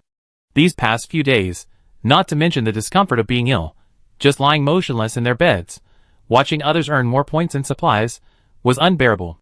They couldn't wait to recover and fly out of the city. Yu Luowei understood their feelings perfectly. Seeing they were alright, she offered a few words of comfort before heading out of town. Her goal today was to explore the more distant landscapes the new citizens had brought her. As usual, she teleported to the Black Abyss entrance lake. Yu Luowei recalled the map from her memory and headed towards the distant swamps. This direction actually passed by her old base, but whether it was due to the relocation or the arrival of new citizens, the surrounding scenery had changed significantly. The most noticeable thing was the color of the leaves, which had become much darker. The variety had also changed. As she walked further, she could clearly feel the air growing more humid, the soil softer, and more small streams around. Knowing she was about to reach the swamp, Yu Luowei's steps became more cautious and light, ready to use ice magic to avoid getting stuck. Sure enough, a moment later, a vast network of water appeared before her, with clumps of grass scattered irregularly across the surface, surrounded by large fields of reeds and cattails. Yu Luwei watched her steps and carefully observed her surroundings when she suddenly spotted a glimmer of light in the distant bushes. Based on her experience, she knew it was either a resource point or a treasure chest. She immediately prepared to rush over, but getting there would require crossing a body of water. Not knowing how deep the water was, Yu Luwei made sure no one was around and simply froze her way through. Luckily, she had left Ma Tuan at the Black Abyss entrance lake. If she had brought him with her, at his current weight, it would have taken a whole day to bathe him. Reaching the light, they found it was indeed a resource point. However, the glow might be due to the plant's inherent luminescence, shining reed, an equipment material that can be crafted into enhanced string, replacing regular string in equipment crafting and improving equipment stats. Note, already crafted equipment can also be enhanced using reinforcement lines. Luckily, there was that last note, otherwise Yu Luwei would have regretted it to death. Conjuring an ice sickle, Yu Luwei began mowing. The patch of shimmering reeds wasn't large, so Yu Luwei mowed them all, leaving the stems alone. She remembered that reeds are perennial herbs, and leaving the stems in the right place will allow them to regrow. She took out a protection card to protect the area, then continued to freeze her way forward. She hoped not only to find a few treasure chests here, but also to find new level 5 or 6 monsters to level up her magic. The first wish was relatively easy to fulfill. After walking for a while, Yu Luwei found a supply chest, purple, and 2 supply chests, blue. Of course, there were a few monsters guarding the purple chest, but they were just ordinary level 4 monsters, which Yu Luwei easily dispatched. They didn't do much for her magic though. Yu Luwei instinctively sensed that a high-level monster might be hiding beneath the surface, so she began her quest. Standing in an open area, she continuously transformed the surrounding water into ice cones, and then melted them. When she reached the center of the swamp, she finally sensed some unusual movement. Yu Luwei gathered the ice blocks she had previously condensed, and launched them towards the center of the turmoil, then immediately made all necessary preparations for battle. The noise made by the monster was truly unusual, earth-shaking, and even Yu Luwei, standing in the open area, was shaken slightly. After regaining her balance, Yu Luwei finally saw the monster in its entirety. A giant scarlet python, its blood-red eyes fixed on Yu Luwei, occasionally spitting out its tongue. This python must have been 5 times as thick as Yu Luwei. She had no doubt it could swallow her whole. The python's lower body bore a few wounds, inflicted by Yu Luwei. This infuriated it, twisting its body and charging towards her. Yu Luwei now regretted her inability to fly. She quickly formed an ice staircase in front of her, blocking the python's movement while sliding down onto its body. The python, unable to break, crashed hard into the ice staircase. The ice was intact, but a large dent was left on the python's head. Her ice magic had never been this powerful before. Could it be the stone's work? This thought suddenly struck Yu Luwei. She then froze her feet to the python's slippery body to prevent herself from falling, and then began her attack. Since today's main goal was to practice her magic, and since this snake wasn't likely a level 6 monster, Yu Luwei didn't plan to use her skill cards unless absolutely necessary, simply practicing. This infuriated the python. Unable to strike Yu Luwei, it sped up, scurrying frantically through the swamp, attempting to shake her off. Unfortunately, the ice beneath her feet prevented any success. Seeing its plan fail, the python stopped and began to slowly wrap itself around her. Yu Luwei immediately understood it was trying to wrap around her and crush her to death. Chapter 68. Despite not wanting to let the snake succeed in its plan, Yu Luwei immediately drew her great sword and slashed at the serpent's body. However, due to the basilisk's enormous size, she couldn't precisely strike its vital point, so she could only strike at a narrower spot. With Yu Luwei's perseverance, a long wound gradually appeared on the snake's body. The basilisk, in pain, slowed its already half-entwined body. But its defenses were too high, and continued slashing proved ineffective. Yu Luwei changed her attack method, using fire to expand the wound, and then freezing the basilisk's blood. Amidst this interplay of ice and fire, the basilisk's movements became even more frantic, coiling and tumbling. Even with her footing secured, Yu Luwei was forced to halt her attacks and maintain her balance. Although there wasn't an amusement park in the city, she had experienced a roller coaster today. Yu Luwei found a way to find joy in the midst of hardship, and once the basilisk's movements had stabilized, she resumed her attack. Yu Luwei was still a little distance from the snake's head. The snake was too large, and freezing the blood wasn't very effective, so she decided to move onto it. Slowly she moved closer. The basilisk was still thrashing around, and Yu Luwei sometimes wished she could crawl over it. Finally, she reached directly above the snake's head. She drew her greatsword and continued to chop. The snake's head had more bones, and they were even harder. Yuluwei felt like she was back in the early days of the game, chopping trees outside. Finally, she created a small cut. Yuluwei plunged her sword through it, then continued to target the basilisk's interior with fire and ice magic, successfully killing the giant snake. After all, at a higher level, ice magic is still more effective than fire magic. If it weren't for training in fire magic, Yuluwei would have been able to finish the battle much faster. Jumping off the basilisk, she found herself in front of a massive snake carcass. As she let the system decompose it, Yuluwei wondered what species it was. Its gallbladder and bones would surely be great for brewing wine. In addition to the orange supply chest, the system actually gave her snake gallbladder and bones, but they were also potion and equipment ingredients, as well as snake scales and skin. Gathering these materials, Yuluwei prepared to return to her base. The basilisk's death naturally created a replica, but this place was too far from the city, and without transportation, it would be difficult for others to reach it. Yuluwei temporarily used a teleportation card to set up a teleport point here, intending to connect the city to this point later, when a bus station or large teleportation station could be built outside the city. The basilisk carried Yuluwei from her original location deep into the swamp. She had no choice but to make her way through the swamp, trudging slowly and steadily. There was a silver lining, however. Deep in the swamp, I discovered the same vines from the spring season and picked some live fruit, fountain fruit, and poison fruit. The journey took almost longer than the monster hunting time. Although I got another treasure chest along the way, by the time Luowei reached the abyss entrance lake, his pants were already drenched in mud. Calling Ma Tuan, they teleported back to base. The first thing to do was wash clothes. The mud had dried. A regular washing machine wouldn't have been able to wash them, but this one was a system-made one, upgraded with an electronic butler. It was incredibly powerful. Just throw it in and wash it without any detergent. Perhaps this is the advantage of gaming over reality. Yuluwei changed into clean clothes and headed to the processing center. Upon opening the electronic butler on the second floor, Yuluwei was shocked. 500 people were already full. When she left this morning, she saw that it was nearly 200 short. This was too fast. She already had more than enough equipment sets, and Yuluwei had a cryptic thought. Perhaps unpacking boxes at the city processing center would yield more special building cards. Yuluwei opened the orange treasure chest right there, and found a special building card for the city management center, along with a magical blueprint that could change the city's layout. The city management center, or simply the urban management center, is a place where patrol officers and security personnel can be recruited. It was a defense zone. With only this one defense zone facility missing, Yuluwei immediately placed it and prepared to upgrade to a level 4 city. During the flag-raising ceremony, Yuluwei suddenly realized that the city's inventory of various materials had grown significantly. Now, upgrading would require almost no additional materials. While waiting for the upgrade, Yuluwei curiously clicked on the citizen contribution list, which she had never opened before. This list records citizens' contributions to the city, including donated materials, completed commissions, and participation in city work. The first place was occupied by a familiar name, Lu Ji. He had just arrived today, and already secured the top spot. Yuluwei probably knew where all the resources came from. After sending a private message to thank the senior, Yuluwei went to the first floor and shared the news of the city upgrade and the new recruitment information with the electronic butler and Lin Jixia, who was now the sole employee of the processing center. Although Fong Min had been fired, she couldn't sit idle.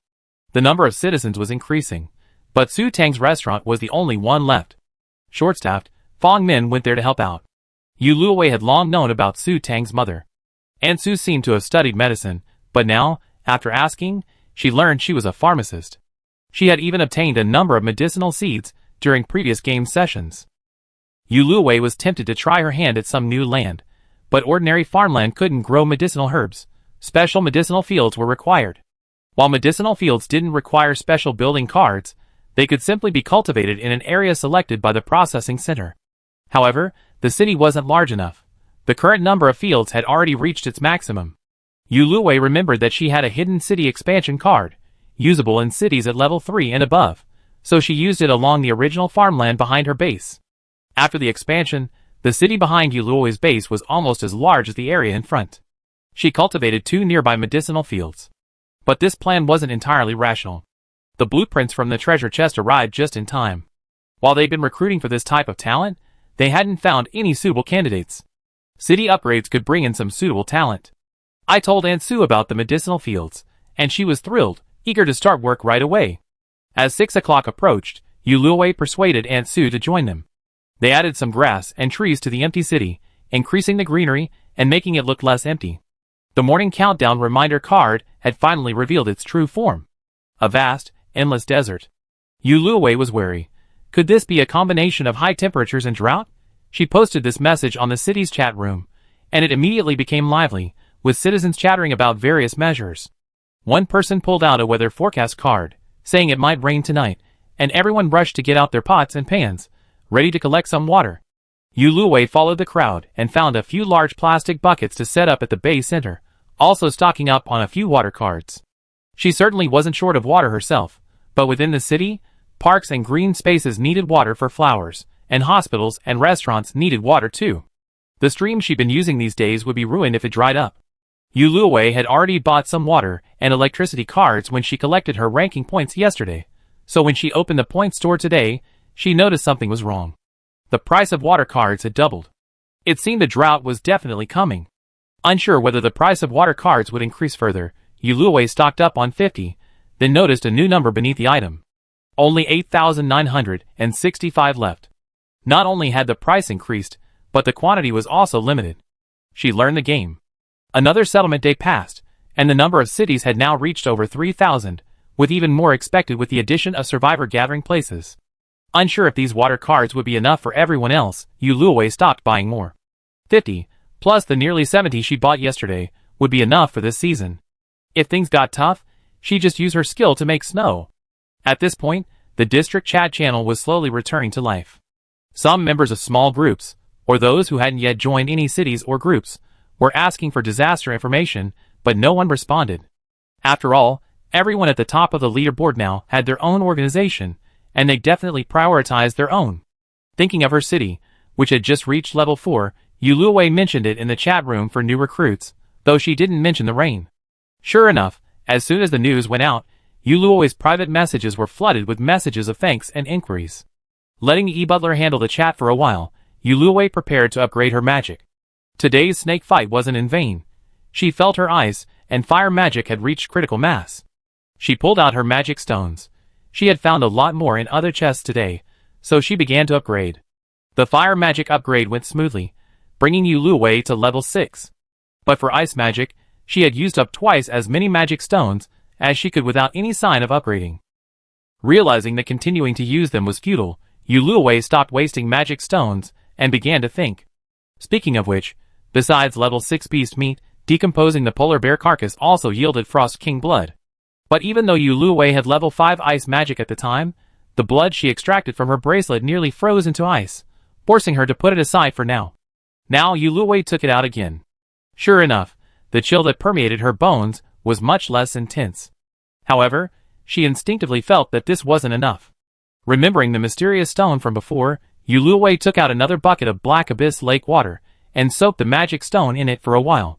After drinking the Frost King's blood and holding the soaked magic stone in her hand, Yuluwei closed her eyes and began the process of upgrading her ice magic once again. Chapter 69. This upgrade went very smoothly. Yuluwei could feel that his ice magic was growing rapidly. After the upgrade process was completed, Yuluwei opened his personal information, but was shocked. Name: Yuluwei. Gender: female. Age: 24, 49. Level 6. Constitution: 100/100. Attack: 150/150. Defense: 99/100. Speed: 89/95. Spirit: 200, 2000/2000. Luck: 7, average 5. Talent: Level 5 mutated fire magic, Level 7 mutated ice magic, Cambrian ice, only skills: Dao Shengyi, Lion Soul Blazing Slash, Ice Prison, Snowflake Bomb. Equipment: none. Note: congratulations on the successful evolution of your ice magic. Please explore more uses on your own. Not only did your ice magic skip level 6 and directly upgrade to level 7, it also successfully evolved into Cambrian ice. This was another completely unfamiliar term. Yuluwei found an open space in the base, determined to test the power of the supposedly evolved ice magic. The effect was indeed much stronger. The range of the ice prison and snowflake bomb had doubled, and the solid ice and snow had become much harder, turning a darker blue. Not only that, casting magic on the left side of the base also caused my Tuan to feel a deep chill. And the fountain within the base was showing signs of freezing. Now, Yulue could freeze all the blood in monsters or survivors below level 4 into ice with a single thought, without the need for any other weapons or skills. She was very satisfied. Now her plan to secretly sabotage Jinyu City would go much more smoothly. Back at the shelter, Yulue first checked the chat logs on the e-butler. Sure enough, she had attracted a large number of new citizens, and expected to welcome many more tomorrow. Yulue was very satisfied. Seeing that the private messages were dwindling, she opened the trading market, removed all the previous items from the shelves, and added some newly made ice cubes. The ice cubes were a way to keep others cool this season, while other items, such as equipment, were sorted and added to the inventory of various stores in the city. The trading market's inventory dwindled after the establishment of the city. In contrast, several city-specific general stores emerged. Citizens from other cities, or ordinary survivors who hadn't joined a city, had to spend more points to buy from them. Thanks to the support of the citizens, the general store in North City had reached level 3, boasting more shelves and becoming eligible to join the trading market for others to purchase from. Yulue looked between his own grocery store and those in other cities. The biggest difference was that his store carried a large selection of Su Tang's delicacies. The quantity wasn't huge though, because the food tasted so much better than the food from Blue Star. Therefore, every new arrival was the first to sell out in the store. As a result, the North City grocery store became the most popular. Taking advantage of the empty shelves after some food had just sold out, Yulue also added some of his own delicacies. He then went to the city warehouse and placed some ice cubes against the wall, preparing for the upcoming high temperatures, and went to bed. The next day, Yulue was awakened by the heat. Normally, the temperature inside the shelter was only around 10 to 20 degrees Celsius, so even though she had installed the air conditioner, she rarely turned it on. Drenched in sweat, Yulue glanced up at the thermometer. The temperature inside the shelter had reached 28 degrees Celsius. Yulue was still covered in the blanket from her 4-piece bed set, so the heat naturally woke her. Ma Tuan wasn't in bed either. Yulue searched around until she realized it had gone to the basement and slept against the wall. On the other side of the wall was the ice she had placed. After turning on the air conditioner and waiting for the sweat to subside a bit, Yulue went out to check the empty plastic buckets she had placed last night. They were already filled with rainwater. Just as she was about to move them into the shelter, a message popped up. Attention! These water sources have been contaminated by black air. If you wish to drink them, please use special purification methods first. Contaminated rainwater again. Luckily, she discovered this before moving in, saving her from unnecessary trouble. Yulue quickly posted this warning on the city's public channel, and also informed everyone that if their homes were truly short of drinking water, they could connect to the city's water supply for 5 points a day. A normal base water card costs 8 points, but Yulue checked yesterday and saw that the price had increased to 16 points. And it's also limited, with only 100,000 cards per district. When Yulue checked last night, there were only a little over 40,000 cards left. But even with the city's water supply, you can't use it freely. It's limited, 300 liters per person. If you live with family, the same applies, 5 points per person for 300 liters. It's enough for daily life, but if you want to save points and save some water for tomorrow, you need to be water conscious. However, this polluted rainwater, once concentrated, could replace the Black Abyss Lake water as an ingredient for the apothecary. Therefore, Yulue didn't discard it, but instead bought a concentrator from the Points Mall to concentrate it. It was almost 8 o'clock, and Yulue boarded the bus and left the city. The system-equipped bus was also very fast, even faster than Yulue, who had a speed of 89 points. Thus, as long as there weren't too many people, Yulue would choose the bus. After leaving the city, before dawn, Yulue used his spatial ability to arm himself, walked a distance from the city gate, and began to fight monsters. I thought that with my 5th level fire magic and 7th level ice magic, I would be able to kill monsters with ease, as if I were divinely assisted, but that wasn't the case. Perhaps, the heavy black rain last night had strengthened these monsters. Fire magic had difficulty igniting them, leaving only a black mark on their bodies. But ice magic could transform monsters into ice cubes, then shatter their corpses. The monsters of the night are the corpses of monsters that died during the day, and corpses contain much less water than living monsters. Logically, fire magic should be more effective, but the opposite is true. Yuluwei felt that while level played a role, it was more due to the evolution of ice magic. As the weather cooled, the monsters disappeared. The citizens gradually left the city, and Yuluwei quickly put away her magic. However, the daytime temperature had risen significantly today. Citizens who went out changed into short-sleeved shirts and shorts. Yuluwei reached the stream, and the short distance brought beads of sweat to her forehead. While no one was around, Yuluwei quickly conjured an ice fan and fanned herself a few times, finally relieving the heat. Looking closely at the stream ahead, Yuluwei noticed that the water level had dropped by 1/3. Looking more closely, the water seemed to have become a bit dirtier, with a lot of algae appearing in the water. Whether it was due to recent use or the severe weather, Yuluwei had decided to switch the city's water source to water cards starting today. Speaking of which, she wondered where the city's sewage had been discharged these days. Could it be into the stream? Yuluwei was a little worried. Just then, new citizens arrived, so she quickly ran 2 low-level dungeons, grabbed some treasure chests, and returned to the city treatment center. The temperature inside the city was lower than outside, thanks to Yuluwei's careful planning. Yesterday, she discovered another city ranking indicator, the greening rate, which was why she had increased the number of lawns and trees. The higher the greening rate, the better the city's temperature regulation. In addition, Yuluwei used item upgrade cards to upgrade the park. The upgraded park is now larger and boasts more plants, providing relief from the daytime heat for those without air conditioning or with insufficient electricity.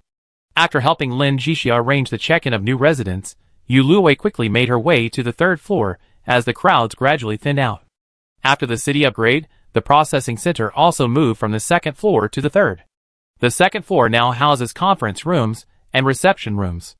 After carefully examining the city map, Yuluwei spotted a clue in the lower left corner. A sewage pool.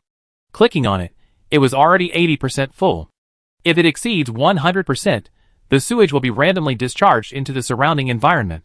Yuluwei was thankful for discovering this early, and quickly spent a large sum of money at the Points Mall to purchase a special building card, the Sewage Treatment Center, temporarily placed in the commercial area. This building actually belongs to the industrial zone, but it's unlocked only at level 5, making it only half as efficient in other areas.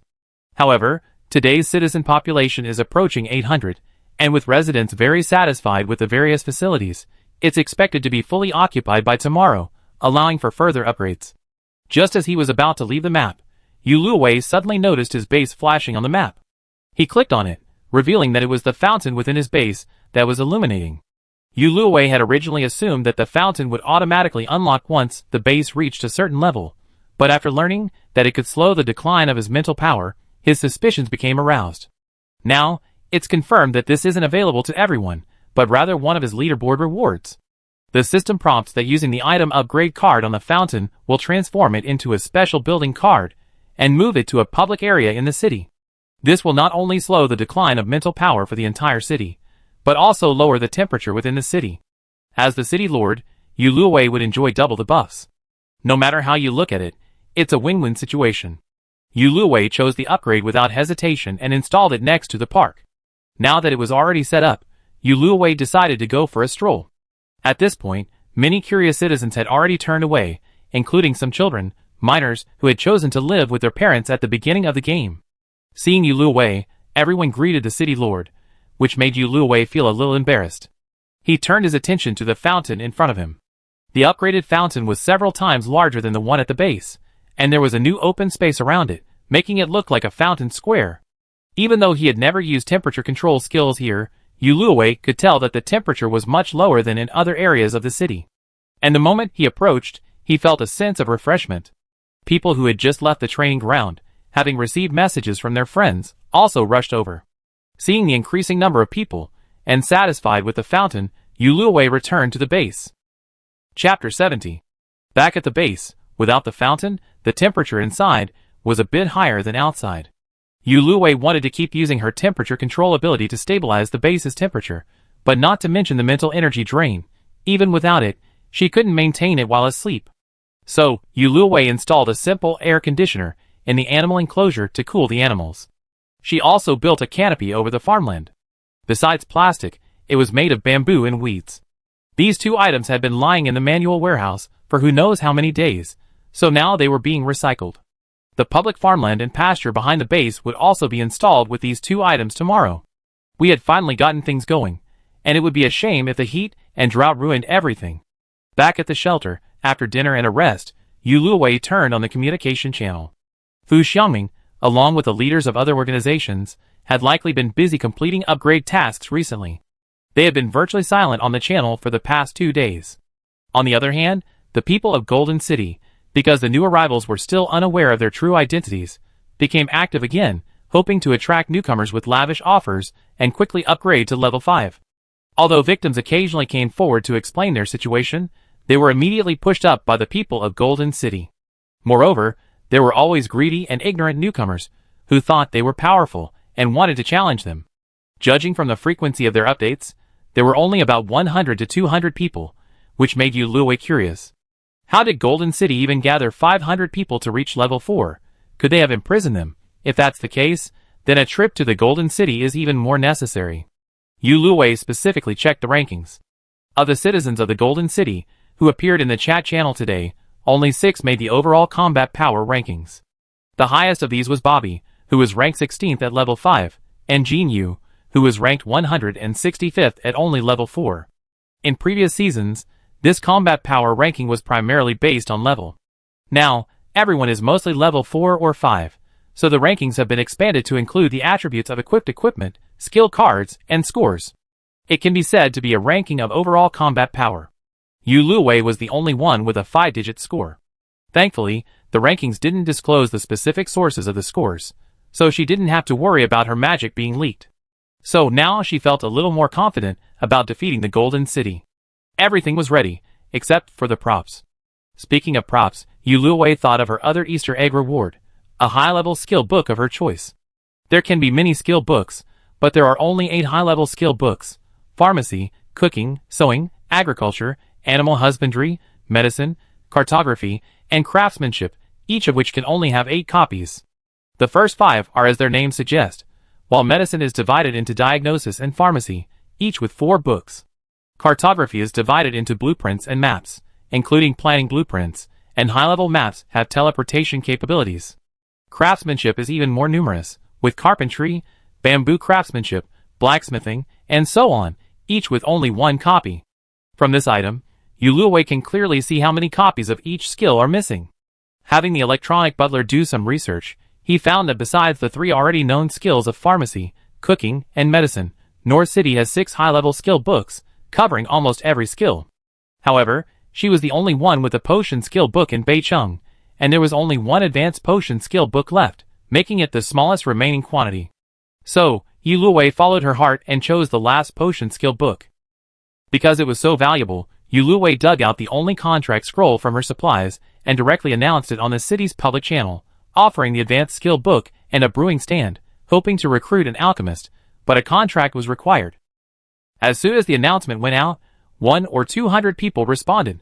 Yu Luowei had the electronic butler select several suitable candidates, and she chose the one with the highest loyalty: Shinshu, who had previously lent her the umbrella.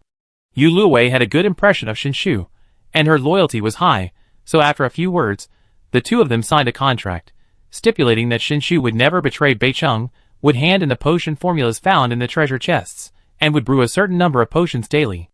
After Shinshu readily agreed, Yu Luowei sent him the skill book, brewing stand, and some recipes. Learning a skill book takes time, and the higher your mental power, the faster it takes. Therefore, Yu Luowei only needed a minute or 2, while Shinshu needed 2 days. Shinshu himself explained that it was because his mental power was too low, and he couldn't use his skill cards easily, that he wanted to find a job in the city. With this matter resolved, Yu Luowei immediately went to find the owner of the cartography skill book. Surprisingly, he found an acquaintance: Lu Ji. A closer look revealed that the other person had already signed up for urban planning that morning. Oh, I haven't had time to look at the recruitment information yet. Ultimately, Yu Luowei herself will have to make the decision on specialized talent like this. This actually made things easier for Yu Luowei. After all, asking someone directly if they had any advanced skill books was too awkward. She quickly replied, "Yu Luowei, Senior, I'm so sorry, I just saw your application. Do you need me to prepare any materials for you?" Lu Ji, "No problem. As long as I can help you. I don't need any materials. I've already explored the city today. You should have a map, right? I can just copy it and make the changes. Lu Ji, if you want to design new equipment blueprints, you can come to me. I have 2 advanced skill books, blueprints and maps. Yu Luowei, are they all leaderboard rewards? Then you're incredibly lucky, senior. I only got 1. Lu Ji, if I were to go by numbers, yes, my luck is 10. But in this game, numbers aren't everything. During the eclipse rain season, I didn't encounter a single junk fishing rod. I only encountered treasure chest fishing rods and monster fishing rods. My points were highest in the entire zone, but during the subsequent wormwood season, I encountered 3 times as many insects as anyone who encountered a junk fishing rod. As a result, I failed to complete the first day of the insect trial. His senior's personal experience made Yu Luowei realize that this game's approach to luck is more in line with the principle of blessings and misfortunes are intertwined, and misfortunes and blessings are intertwined. This might also be why there are no items that increase luck in the game. Because he might be reaching level 5 tomorrow, Yu Luowei made an appointment with him to copy the map after the upgrade tomorrow afternoon and then make plans.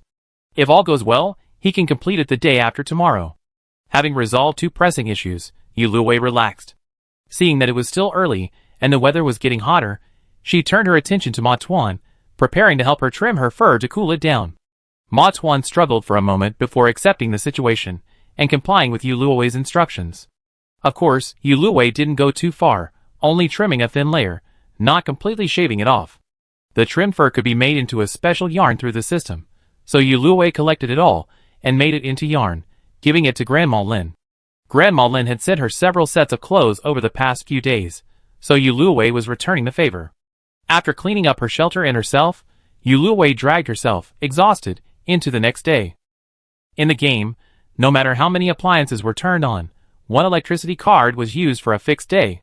Yu Luowei set the air conditioner to the lowest setting of 16 degrees Celsius and slept wrapped in a thick blanket. This was her favorite way to spend the summer in her original world, but her mother had always forbidden her to use it because it consumed too much electricity. On the 3rd day, the temperature outside must have risen another 10 degrees, but thanks to the air conditioning, the room was quite cool. Many people had woken up from the heat last night, so the early morning chat channel was quite lively. Many people in Noor City, however, had slowly returned to their Blue Planet routines, having found comfort in the city. After staying up late and waking up late, they saw news of others unable to sleep and immediately began bragging about Noor City's green space, the parks, and the fountains, saying that one could sleep right in the park. So early in the morning, the electronic butler reminded Yu Luowei that a number of new prospective citizens had gathered at the city gates. Another day of being unable to leave the house, Yu Luowei had to ask Ma Tuan to go see the outside world on her behalf and search for treasure chests. There were so many people that the 1,000-person facility was already full, but more people were constantly teleporting to the Noor City. Yu Luowei brought Lu Ji over to work with Lin Jixia on these matters. She returned to the processing center and quickly upgraded the city to level 5 and increased the greening rate. By the time everyone had settled in, the residential area was almost half full. Last night's spontaneous public outreach by the citizens had proven effective. Reaching Su Tang's restaurant, Yu Luowei invited Lu Ji and Lin Jixia, both exhausted from a long day, to have dinner together. Since it was already late, Su Tang, seeing that there were few other customers, joined them. During the conversation, Su Tang mentioned that with the city's growing population, 1 restaurant clearly wasn't enough to meet everyone's needs. And she really wasn't able to handle everything. The commercial facilities required for the next level were also much less. So Yu Luowei took Su Tang's words to heart and began building a snack bar or other similar store.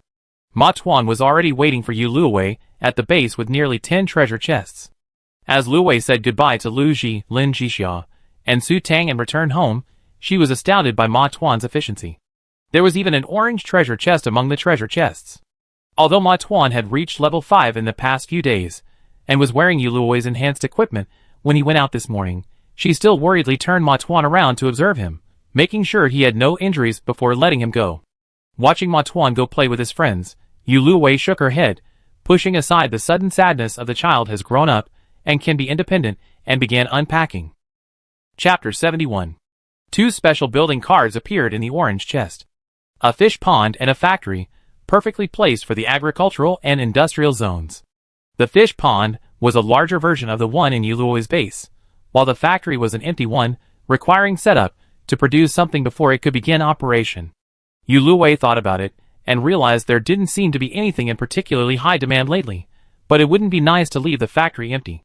She then posted another public message in the group chat, asking for everyone's most needed items. She continued to browse the items in the other treasure chests, and finally saw what Yu Luwei wanted most. A teleportation card and an information concealment card. The information concealment card conceals a person's personal information and the city they belong to, making it easier for Yu Luwei to recruit people to inquire about the specific coordinates of the Golden City in order to use the teleportation card. Yu Luwei assigned this important task to Shinshu, primarily because she was new and the others had already appeared in the chat several times, and she was worried Jin Yu would recognize her. Shinshu accepted the task without hesitation and quickly sent Yu Luwei the coordinates.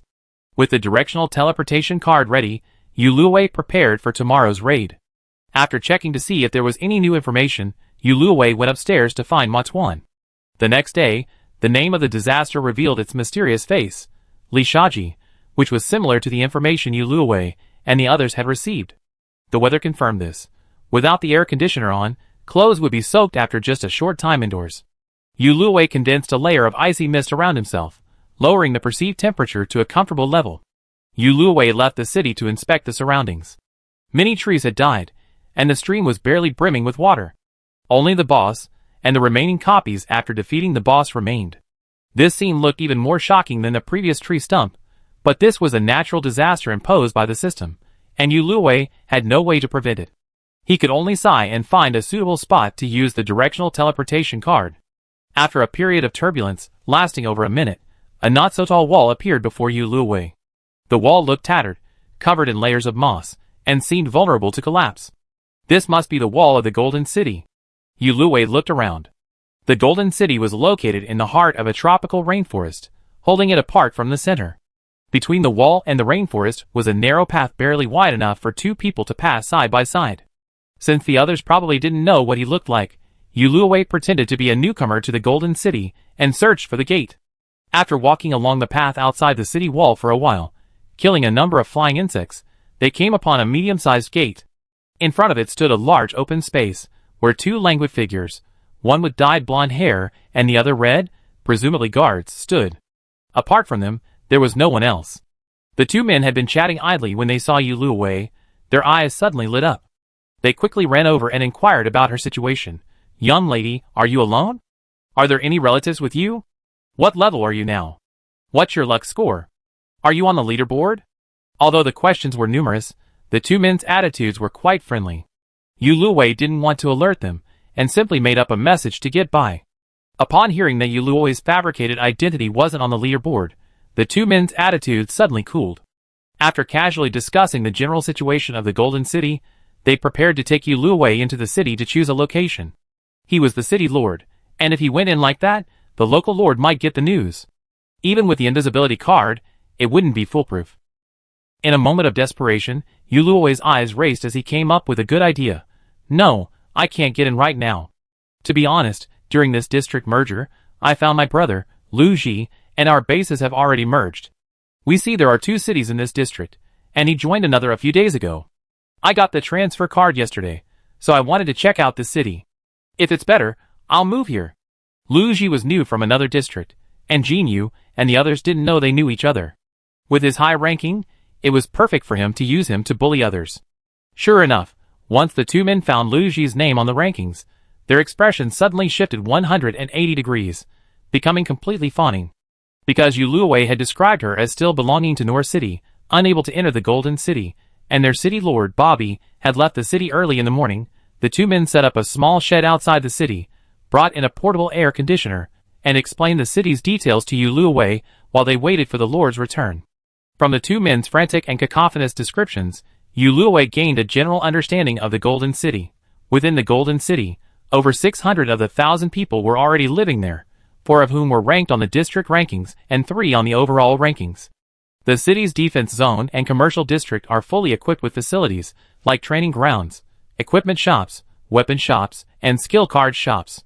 For those ranked between the top 2 leaders in Golden City, Bobby and Jin Yu, Lu Ji can choose his residence and receive a set of the highest tier equipment and weapons in Golden City for free. He can also choose any skill card he wants, and access to the training ground for the first 3 days is completely free. Yuluwei feigned a thoughtful silence for a moment before speaking again. Everything you're talking about is also available in North City. Do you have anything special here? Otherwise, I won't be able to convince my brother to move base. The two exchanged glances, then, as if resolved, one man went out to keep watch while the other erected curtains around the awning. Then, mysteriously, he spoke, "Little girl, we're only telling you this secret because we consider you and your brother family. You must bring your brother here after hearing this. Of course, don't worry, this secret is definitely worth your brother's attention. Our deputy city lord is Jinyu. You've undoubtedly heard of him. He obtained an item. You can steal another person's luck and convert it into another person's attributes. When a person's luck drops to 0, they fall into a permanent coma, and their base becomes open to everyone. Once your brother arrives, supplies and other things will be a piece of cake. Boss Jean can help your brother improve his attributes a bit, which will help him move up the leaderboard rankings. Weren't those people in the chat a few days ago talking about snatching item cards? Could it be that Jean you obtained a higher level item after the settlement date?" Yuluoi's heart gradually grew heavier, but she feigned interest and continued to inquire, "Excuse me, if Deputy City Lord Jean Yu is so powerful, why are there only a few top players on the Golden City leaderboard? Are there any side effects? This is the leaderboard reward Boss Jean received last settlement day.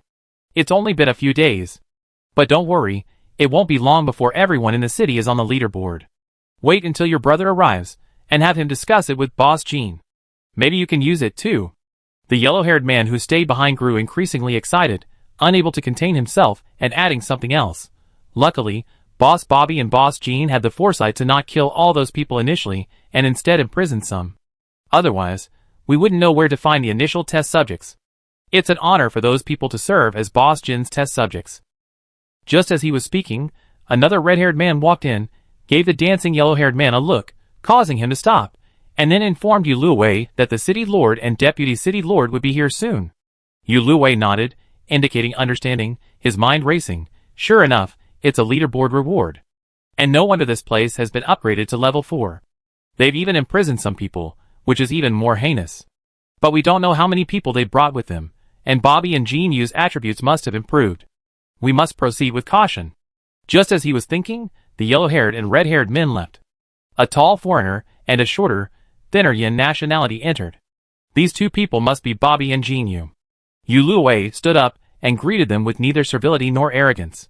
The foreigner spoke immediately, his language automatically switching to Yingua, a dialect Yuluwei could understand. "You're talking about the sister of Lu Ji, who's ranked 4th on the district's combat power rankings. Alan, the red-haired guy, has already told me everything. You should have a basic understanding of our city now, right? We're currently in a development phase, and we very much welcome elites like your brother and you. Oh, be sure to tell your brother when you get back. If he's willing to join us, I can make him deputy city lord as well." Jean Yu remained silent, instead observing Yuluwei with suspicion. But Yuluwei's lie was impeccable. The rankings showed that Lu Ji was indeed affiliated with North City, and their base was located there.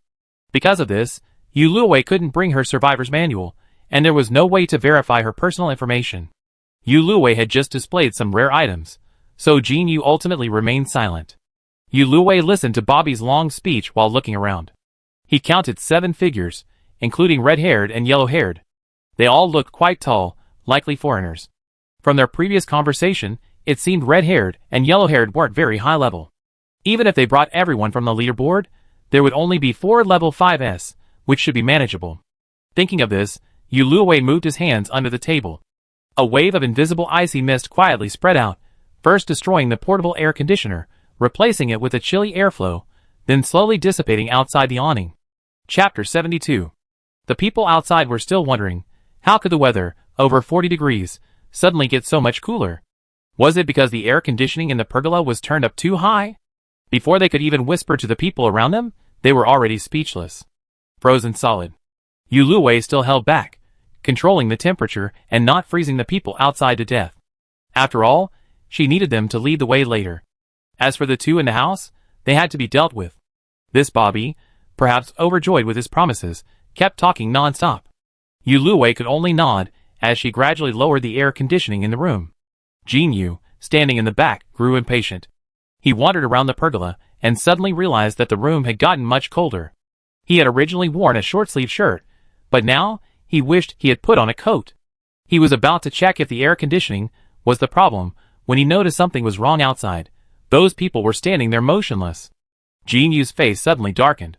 He stopped walking toward the air conditioner and began shouting the name of the person outside, forcing Bobby to stop talking and look at Jin Yu with discontent.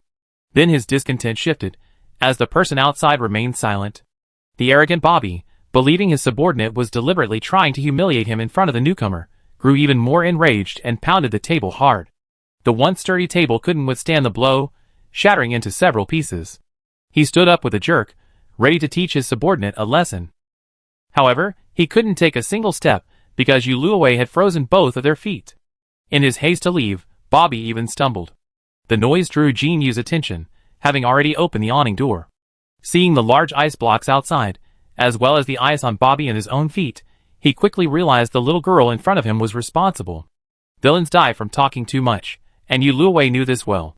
Although he wasn't a villain himself, he should still talk less and do more. So, Yu Luowei's next move was to close his own mouth, then freeze Jin Yu and Bobby's mouths, preventing them from asking him questions. Bobby finally realized this girl wasn't a genuine new member, and immediately prepared to fight back. Both of them had previously absorbed other people's luck, boosting their stats.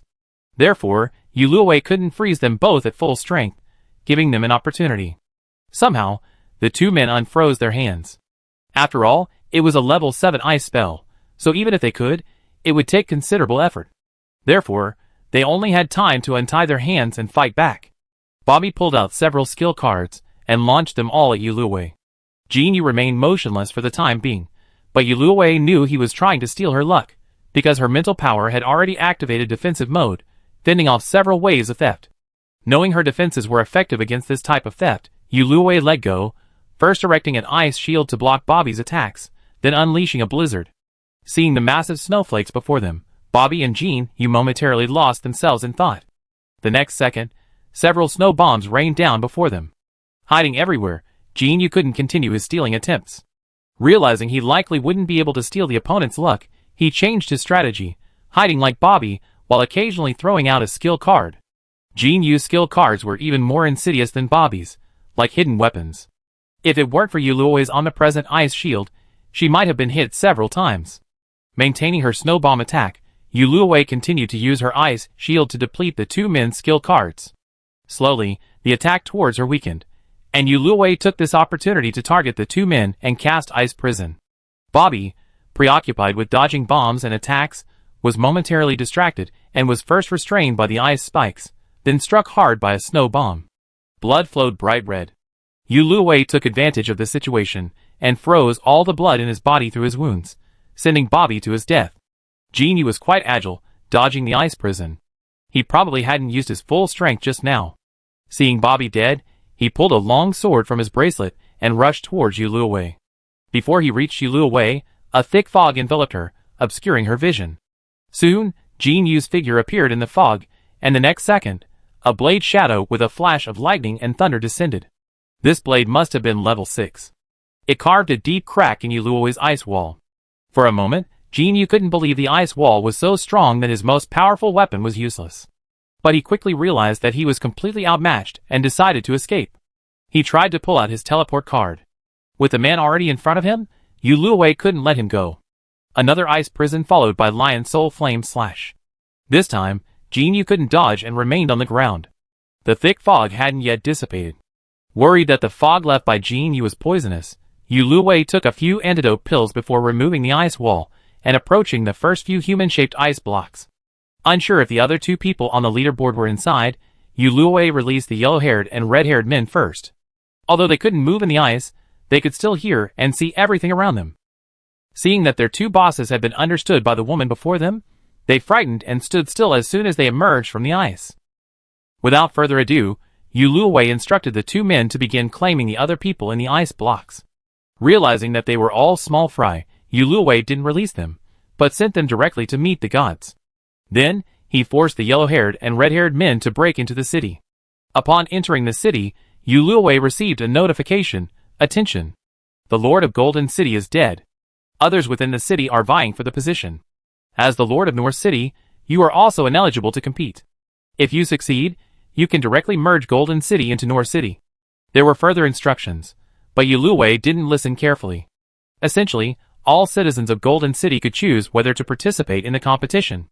Once they did, they had to find a way to convince the other competitors to acknowledge them and voluntarily give up the competition. As for how to persuade others, while the options weren't specified, they were limited to a few options: either defeat them, or kill them, or offer them incentives. As citizens of Golden City, the yellow-haired and red-haired men had clearly heard the instructions, and a hint of ambition suddenly shone in their eyes. But at Yuluwei's warning glance, his dejected expression immediately dimmed. He dejectedly chose not to participate, and instead offered Yuluwei an even more flattering introduction to the various facilities within the city. The layout of Golden City was far more chaotic than that of North City, with Bobby's base at its center, and over 100 other bases scattered throughout. The city processing center was next to Jinyu's base, and further out were the training grounds and other structures. Next were the bases for the unconscious citizens, their doors wide open, their former owners lying on the first floor of the shelter or in the center of the base. Due to the recent heat, several of the unconscious citizens had already lost their lives, their bodies rapidly decaying in the intense heat, emitting a foul odor. But now that Jinyu was dead, the luck points he had stolen had returned to their owners. However, when they would awaken depended on their health. The yellow-haired and red-haired men quickened their pace, leading Yuluwei away and heading towards the final destination: the prison. This was where Bobby and Jinyu had initially robbed the innocent newcomers of their supplies. By then, a large group had gathered in front of the prison, engaged in a chaotic fight. Yellow-haired man pointed to the two men in front, telling Yuluwei that these were the other two on the leaderboard. The two men, still dreaming that Yuluwei would let them go, were extremely respectful and attentive throughout their journey. Seeing that there were no other unknown facilities in the Golden City, Yuluwei pretended to let them go. Excited, the two men quickly ran in opposite directions, towards their own base. Then, a massive ice blade pierced through their backs, killing them both mid-sentence. Before their deaths, the yellow-haired and red-haired men wore smiles of relief. After dealing with the two men, Yuluwei turned his attention to the larger force engaged in the chaotic battle. The larger force had already split into two distinct teams, one on the overall leaderboard and the other not, resulting in a one-sided battle. This wasn't the first time he'd done this. Yuluwei stood aside, skillfully unleashing several ice blades at the stronger team, striking several individuals, and further escalating the situation. Yuluwei continued to scatter cold arrows at the stronger team, and soon, everyone on the field was injured. The leaders noticed something was amiss, and called a halt to the fight, reaching a consensus to identify the troublemakers. Since they were already wounded, Yuluwei stopped talking and immediately used snowflake bombs and lion soul flame slash, then transformed those who had managed to escape into shattered ice. In less than half an hour, he had eliminated everyone. After checking to see that no one had escaped, Yuluwei opened the prison. Countless corpses piled up in the cell, and on one side sat a dozen emaciated figures. They all had luck points below 2. Jinyu felt their presence was a waste of the Golden City's space, so he captured them, intending to reclaim theirs once he had stolen most of the others' luck points. Usually, Bobby only gave them a small amount of food, so they had no strength left. Yuluwei thought for a moment, left them some compressed biscuits, opened the cell door, explained the situation, and, of course, omitted her identity. Then she left. By then, the base of the dead had gradually vanished. The Golden City gradually emptied out. The prisoners and the newly awakened knew their place, and refused to compete. Thus, Yuluwei faced a choice. Chapter 73. Congratulations. You now have two choices. A. Merge the city. All district buildings, city warehouses, and the number of surviving citizens will be merged. B. Disband the city. You can choose half of the buildings to transform into special building cards, gaining half of the supplies in the warehouse, and half of the materials needed to upgrade the city walls. Surviving citizens will automatically become ordinary survivors. Looking at the Golden City, which had been left in ruins by the numerous casualties, Yuluwei considered it, and decided not to merge. Although the city area would expand after the merger, the original city plan would have to be redesigned.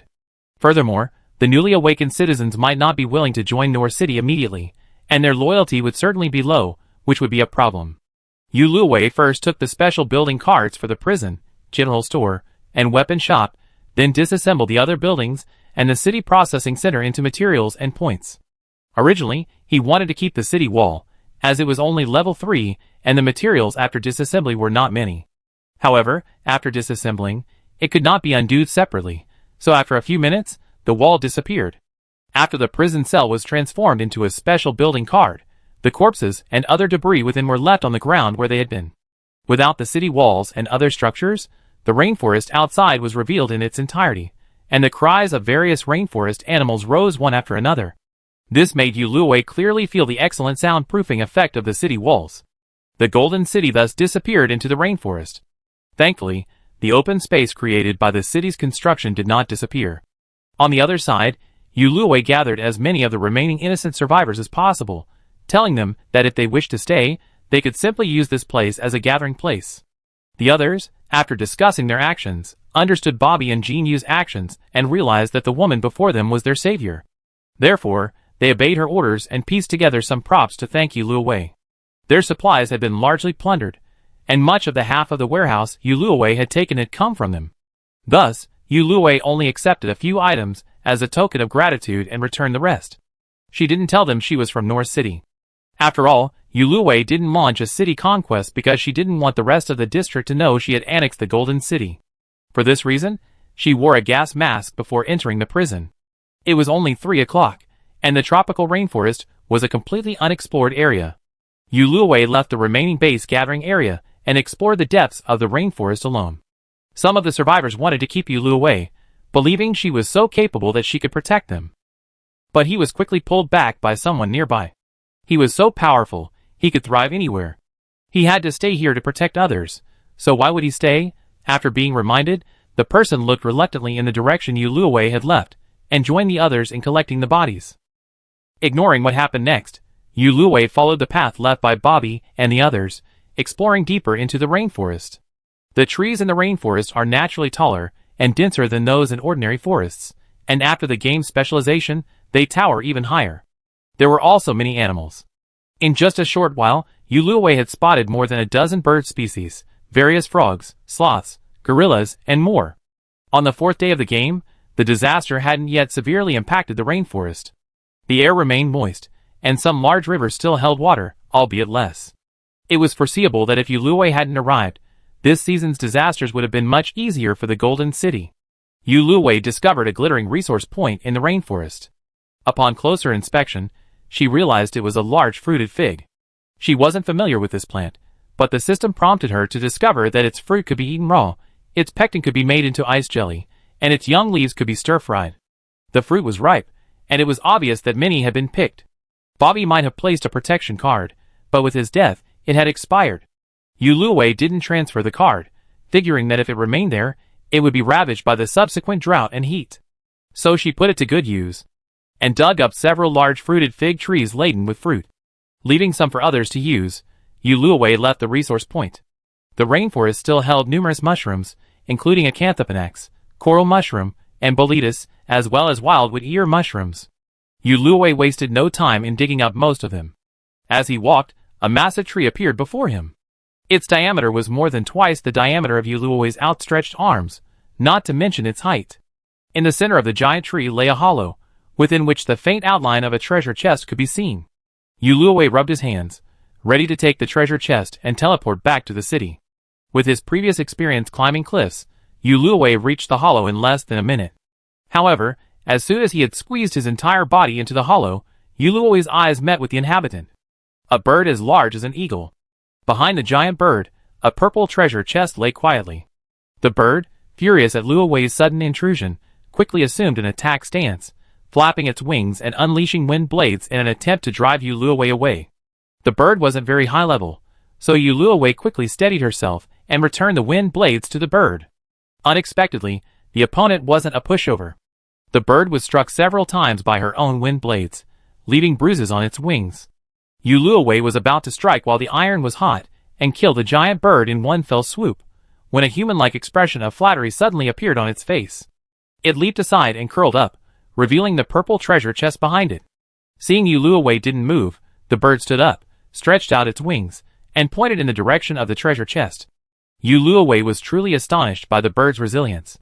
She approached the bird cautiously, and took the treasure chest. Seeing Yuluo's disbelief, the bird actually felt a bit aggrieved.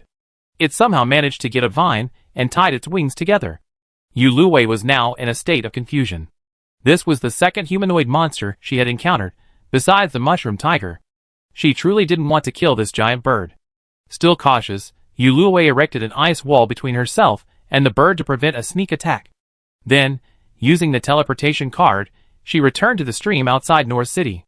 What a rewarding trip! Yuluwei stretched herself with satisfaction. The water level in the stream had dropped slightly during the day, almost drying up. And the surrounding vegetation had almost completely withered. Seeing this, Yuluwei teleported to the wheat field and star flower resource points. Thankfully, the protection cards were effective, and the resource points remained largely unaffected, and the water level at the Black Abyss entrance lake remained unchanged.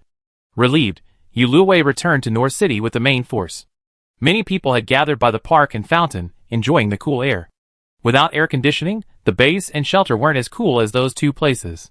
Because there were so many people and not enough space for grocery stores, everyone took the opportunity to set up a small market between the park and the fountain, bringing in unused supplies to exchange. Because the city walls not only blocked the nighttime monsters, but also reduced the speed of mental energy, the nights within the city were less terrifying. That's why the market usually stayed open until after 8 o'clock. Yuluwei had learned this from a stranger. Yuluwei wandered around curiously, unable to resist buying some oddities, like ceramic tableware and stuffed animals. Selling items at the grocery store required a stall fee, so most people only put items on the shelves that looked like regular items. Useless trinkets like these were taken to the market. More and more people, having finished their meals, arrived, some setting up their own stalls, while others found items they liked and bargained for them. These scenes, and the doll in her hand gave Yuluwei the illusion that she had returned to Blue Star. But putting the items into her bracelet brought her back to her senses. Shaking her head, Yuluwei bought another set of paintbrushes and returned to her base. Ma Tuan, who had been separated for a day, pounced on Yuluwei, nearly tripping her waist. She took out the giant panda stuffed animal she had just bought for Ma Tuan. Ma Tuan was intrigued by the doll, which bore a striking resemblance to herself, and was immediately drawn to it. Seeing Ma Tuan's fondness for it, Yuluwei's fatigue from the day's killing spree faded considerably. She skipped lunch, cooked herself a hearty meal, packed it in a lunchbox, and headed to the 3rd floor of the processing center. She still needed to place the special building card she received today. In her private office on the 3rd floor, Yuluwei opened today's purple treasure chest and took out a snack bar card. Finally, Su Tang could reduce her workload. Yuluwei had installed the snack bar on the other side of the restaurant, making it easier for everyone to choose. She told Su Tang the news, and she was pleasantly surprised. She'd been truly exhausted these past few days. Any hobby that becomes a job tends to lose its original interest. Su Tang was thrilled and took on the task of recruiting new staff. Trusting Su Tang's abilities, Yuluwei handed the job to her. Then he continued working on the other buildings. Everything else was easy. The weapons were placed in the commercial area, and the prison cards were installed in the public notice area. Yuluwei also updated the city notices, stating that 2 consecutive violations would result in 7 days of prison time. As for the general store, since there was already one in North City, Yuluwei took it to see if he could upgrade his own. As expected, it worked, doubling the number of slots in the store. Many new people had arrived today, and the city was slowly filling up. Now, standing on the 3rd floor of the processing center, the distant city gates were no longer visible. From time to time, a few citizens strolled by. This warm scene stood in stark contrast to the Golden City she had personally dismantled. Yuluwei was determined not to become like Bobby, and certainly not to let North City be dismantled by others. Chapter 74.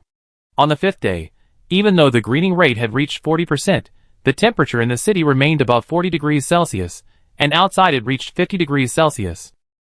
Most people were reluctant to go out. Only a few, unwilling to give up, wanted to go outside to see what was going on and try to get some materials. However, they returned dejected after only half an hour.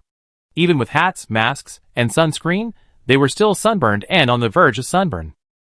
Even at the resource points with protection cards, the temperature didn't drop.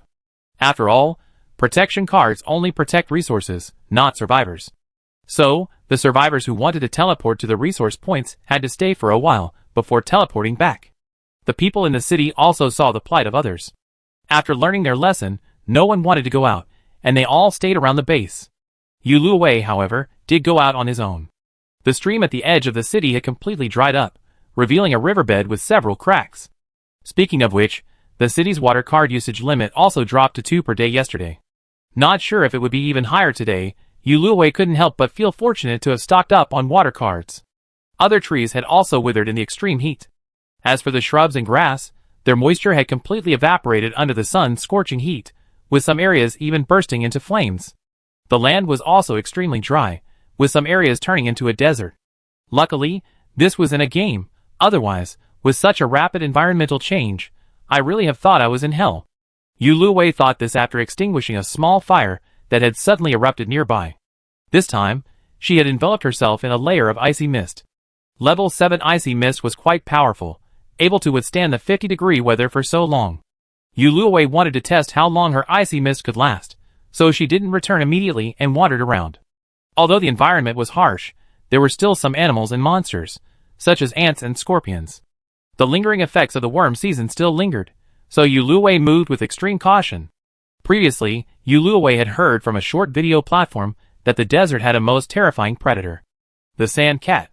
This time, Yuluwei saw a similar cat right before her eyes. Yuluwei had been struck by its cuteness when watching the video, and now seeing it in person was even more heart-wrenching. Unfortunately, this cat wasn't just any kitten, but a monster. Because Yuluwei was surrounded by icy mist, she felt particularly comfortable in her surroundings. The kitten took a fancy to this mobile ice storage and excitedly pounced upon it. However, the ice mist only protected Yuluwei. The attacked cat suddenly became enraged, baring its claws and launching an attack. Such a cute little cat, but who would have thought it was actually a monster? Seeing the enemy had already launched their attack, Yuluwei had to abandon her love for cats and prepare to fight. Yuluwei, who usually alternated between ice and fire magic, didn't neglect either this time. He kept the ice mist with him, so he used fire magic for the first attack. As soon as he released a fireball, Yuluwei noticed something unusual. The fireball grew larger as it hurtled towards the dune cat, eventually becoming a 1-meter-tall fireball that engulfed the dune cat. As the fireball grew, Yuluwei began to observe it carefully. She noticed that the surrounding flames had diminished slightly as the ball grew larger, presumably being absorbed.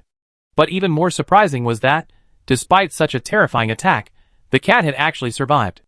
Yuluwei initially assumed that the cat's high level had neutralized the flame's damage, but after a while, she realized something was wrong. The surviving sand cat's eyes had lost some of the blackness, and it had lost its desire to attack.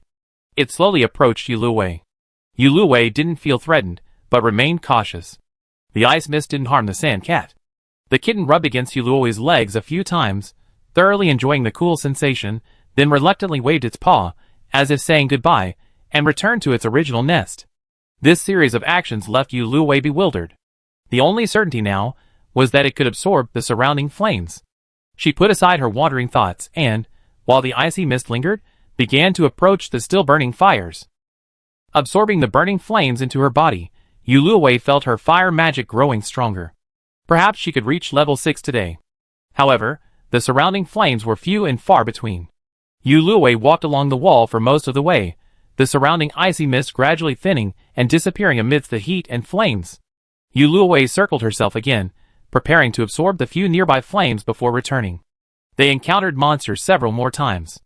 Yuluwei deliberately used the fireball she had absorbed.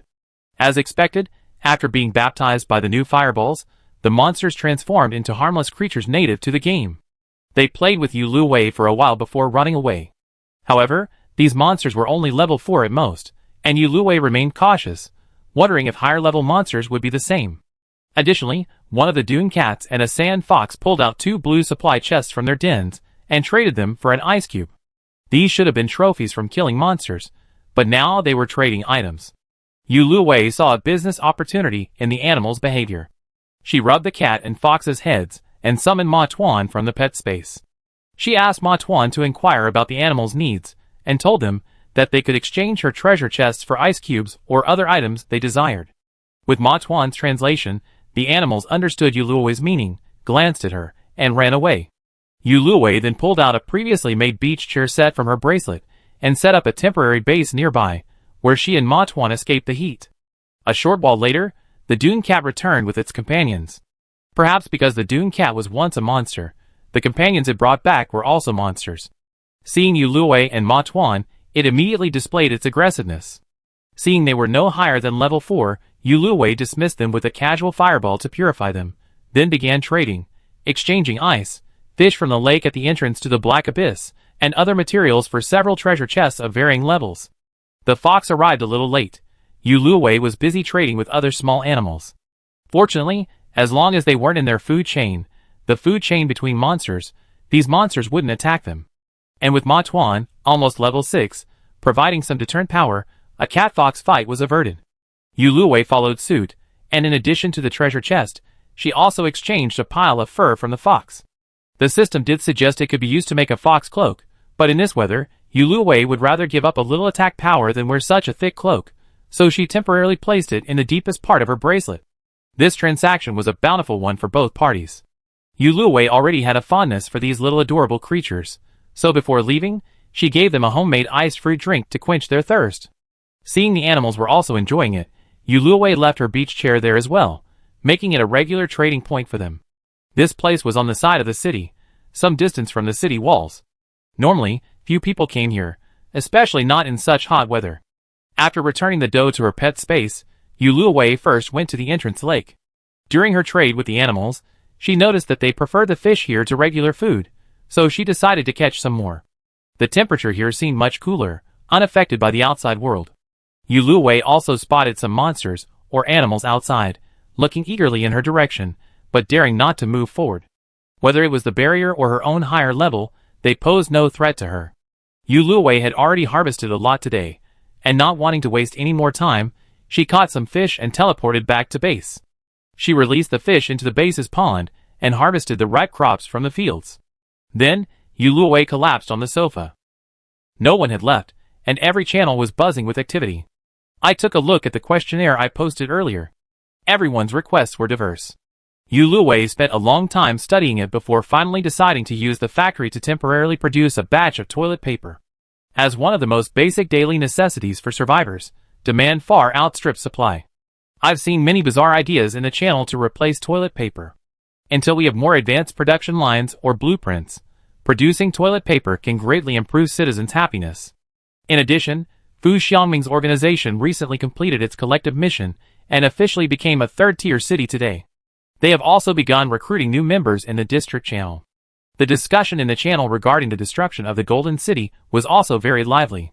Since there was no information about the retrieval, everyone was asking Fu Xiangming if he was responsible, but he remained unresponsive.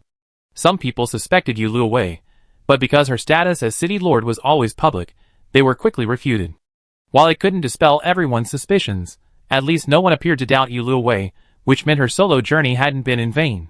She could be considered to have made a fortune in silence. As for the original residents of the Golden City, most remained where they were, while some, traumatized by the situation, moved back to their original locations to continue their solitary existence. On the other hand, the few who had previously exposed Bobby and Jean Yu's conspiracy quietly returned to the original Golden City site, preparing to compete for the position of leader. However, Yu Luwei was unaware of this. She was currently unpacking treasure chests. Although the level was low, the sheer number of treasure chests yielded several much-needed special building cards. Chapter 75. The city has reached level 5, and Su Tang's sole responsibility for the restaurant is no longer sufficient to meet the needs of the citizens. After all, both on Blue Star and in the game, everyone has grown tired of fast food.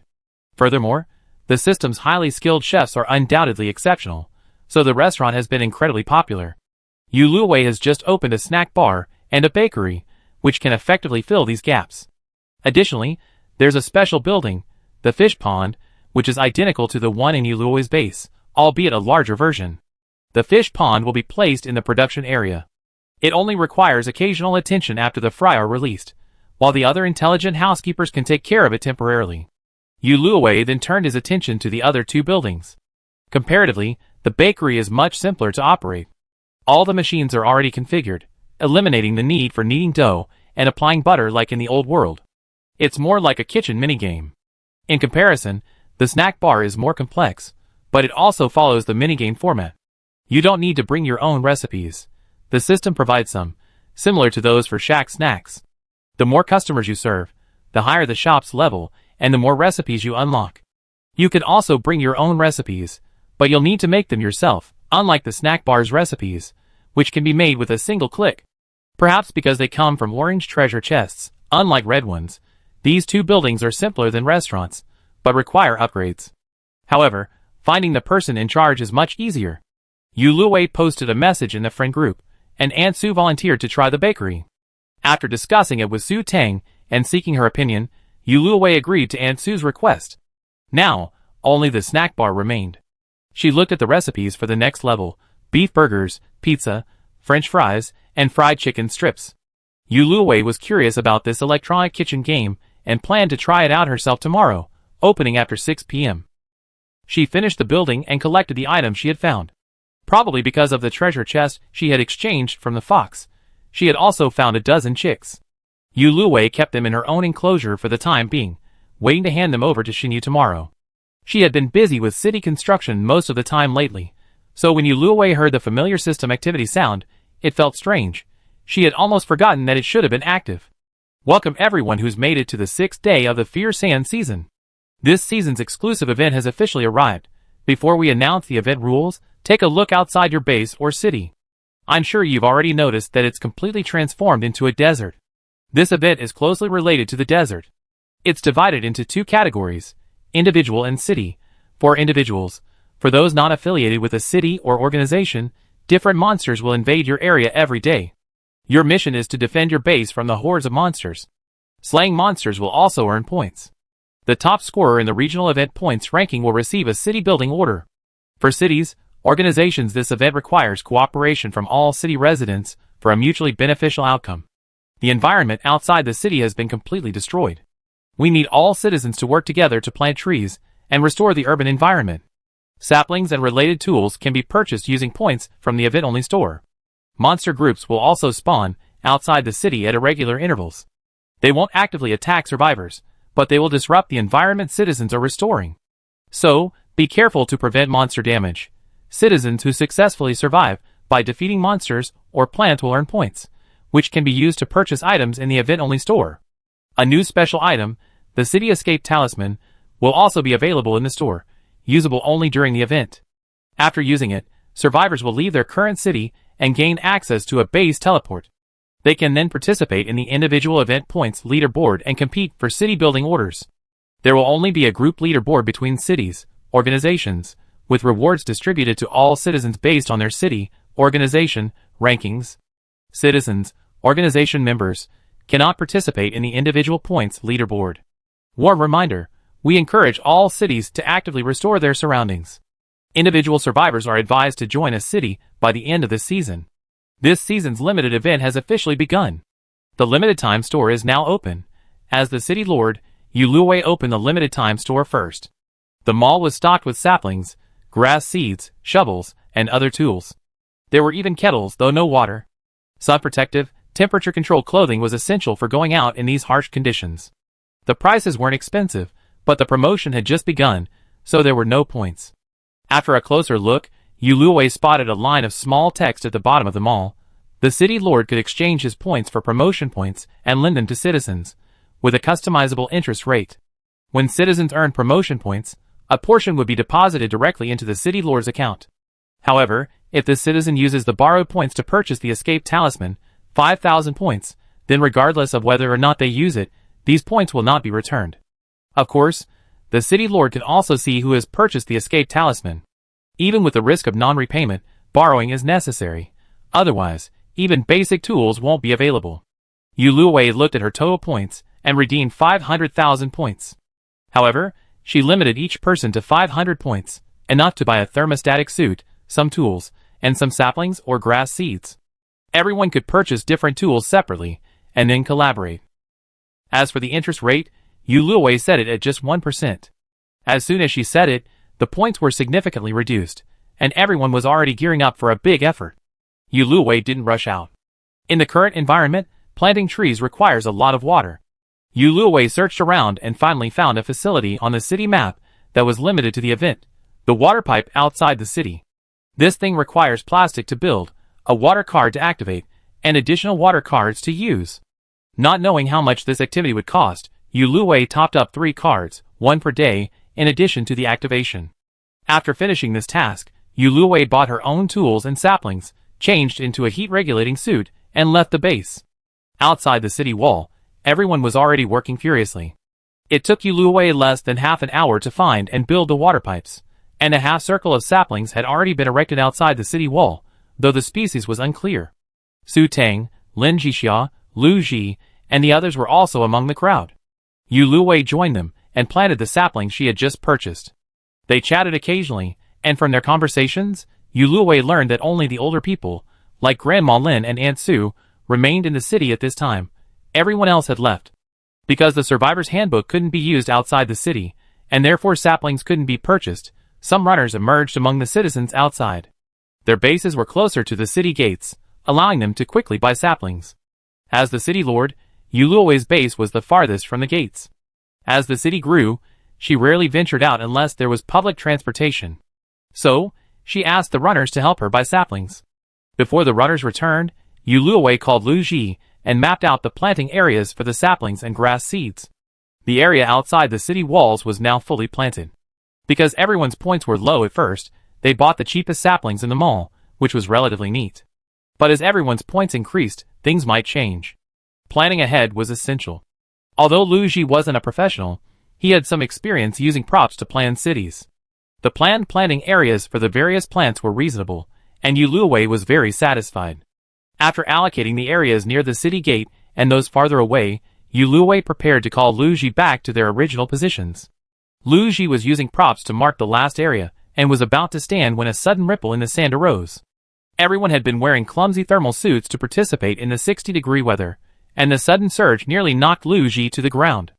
Yuluwei quickly ran over and helped Lu Ji to his feet.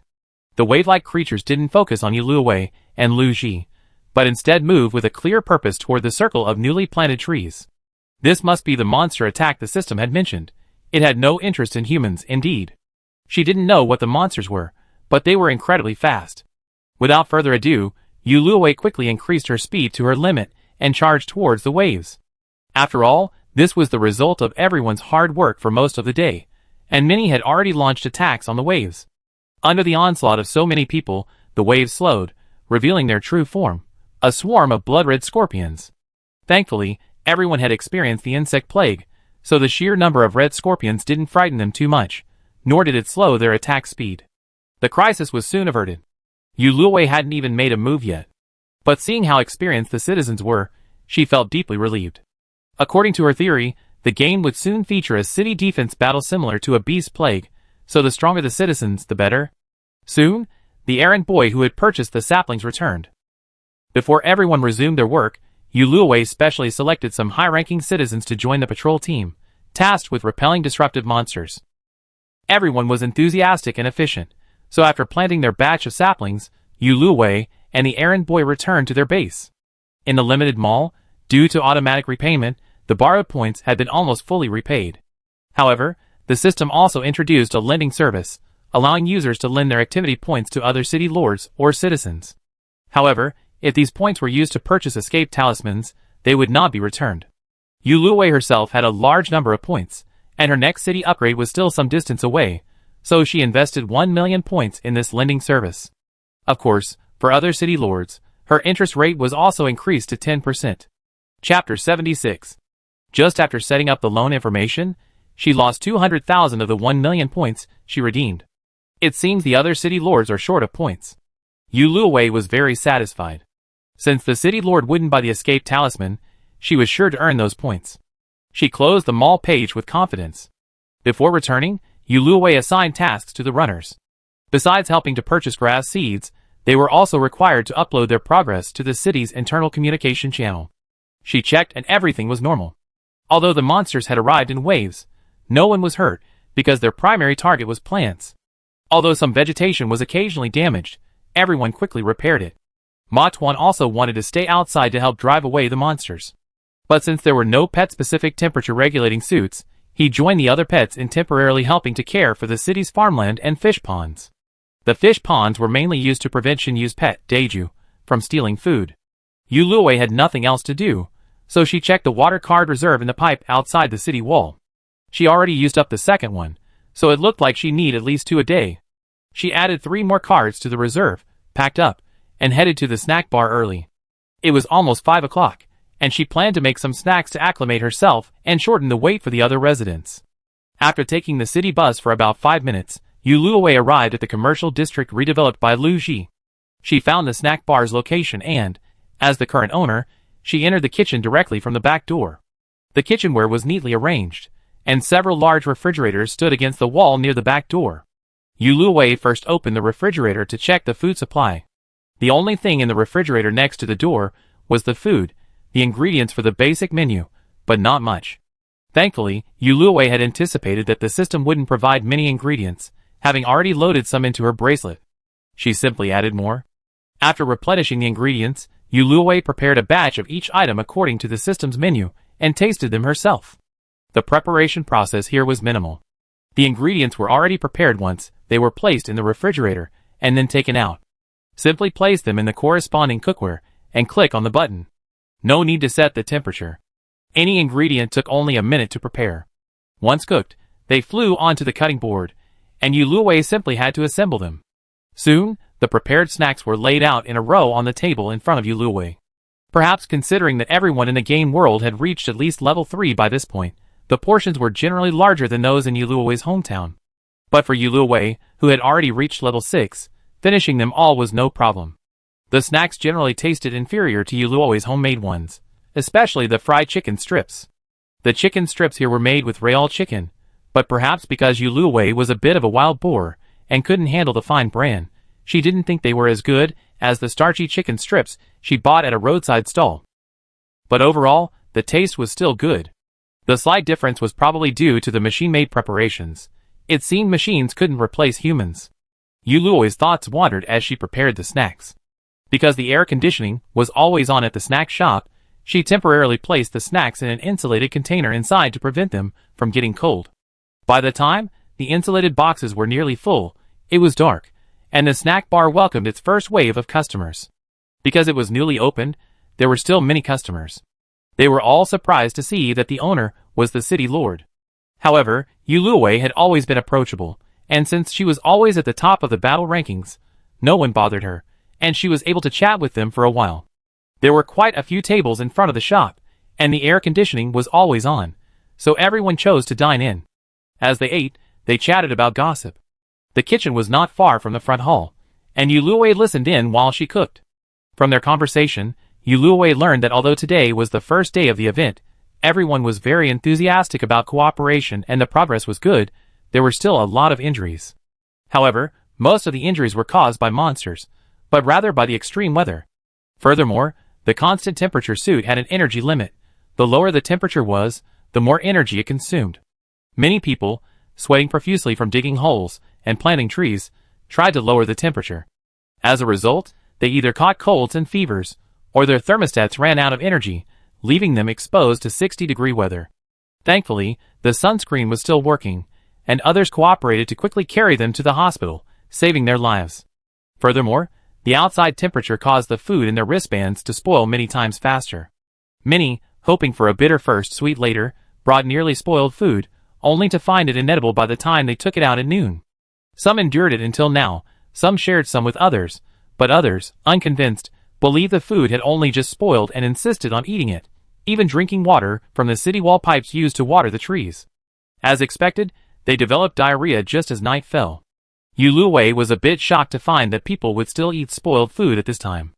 After finishing her work at the snack bar at 8 o'clock, Yu Luowei didn't return to base immediately, but went to the hospital where Zhao Linlang was working. Zhao Linlang and Yu Fan were busy treating the patients who had been brought in today, nearly 100 in total. Those with colds were fine. They could buy medicine and go home on their own. The others, especially those whose thermostatic suits had run out of energy, were still unconscious. Zhao Linlang said that these people were suffering from severe heat stroke.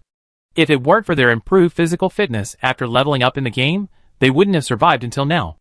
The hospital was running low on ice, so Yu Luowei provided some and gave Zhao Linlang some points to buy medicine. Then she chatted with the conscious patients for a while. After returning to base, she summarized some precautions and posted them on the city's channel, reminding everyone not to follow in their footsteps. Yu Luowei also checked the progress of other cities. Hers was still relatively advanced.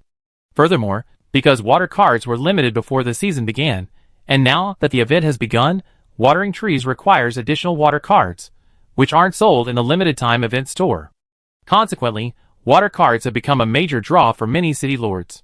Even without the event, water card consumption in the city has increased to 3 per day. Yuluwei still has over 40 water cards. After some thought, she listed 15 water cards at the only 2 grocery stores currently offering cross-region transactions, charging 10 times the original price. While the limited-time event store didn't sell water cards, it did have everything else. In addition to the escape talisman and other tools, there are also various foods, low-level materials, and some more advanced automated tools, though they're quite expensive, the same price as the escape talisman. Of these items, only the escape talisman has a fixed quantity. At the start of the event, it was exactly the same as the number of citizens in North City. And it hasn't decreased yet, which made Yuluwei feel a bit happy. She only worked half a day today, and she already earned over 2,000 points, and that wasn't even before she drove away the monsters. Others must have already accumulated 5,000 points, which speaks to everyone's sense of belonging to North City.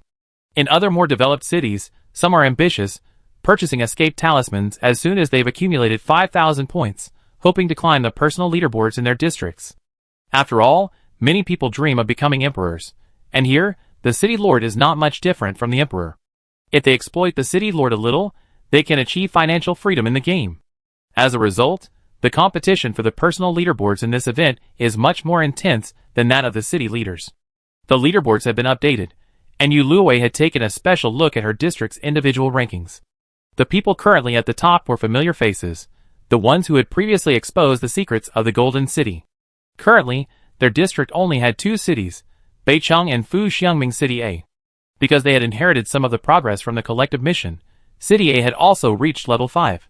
The 2 cities could accommodate a maximum of 10,000 people, so the competition for the individual rankings was fierce.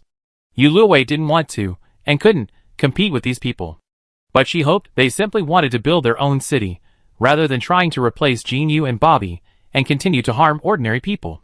However, some people who live with their families, elderly and children, find monster killing too dangerous, and want to join the city instead of competing.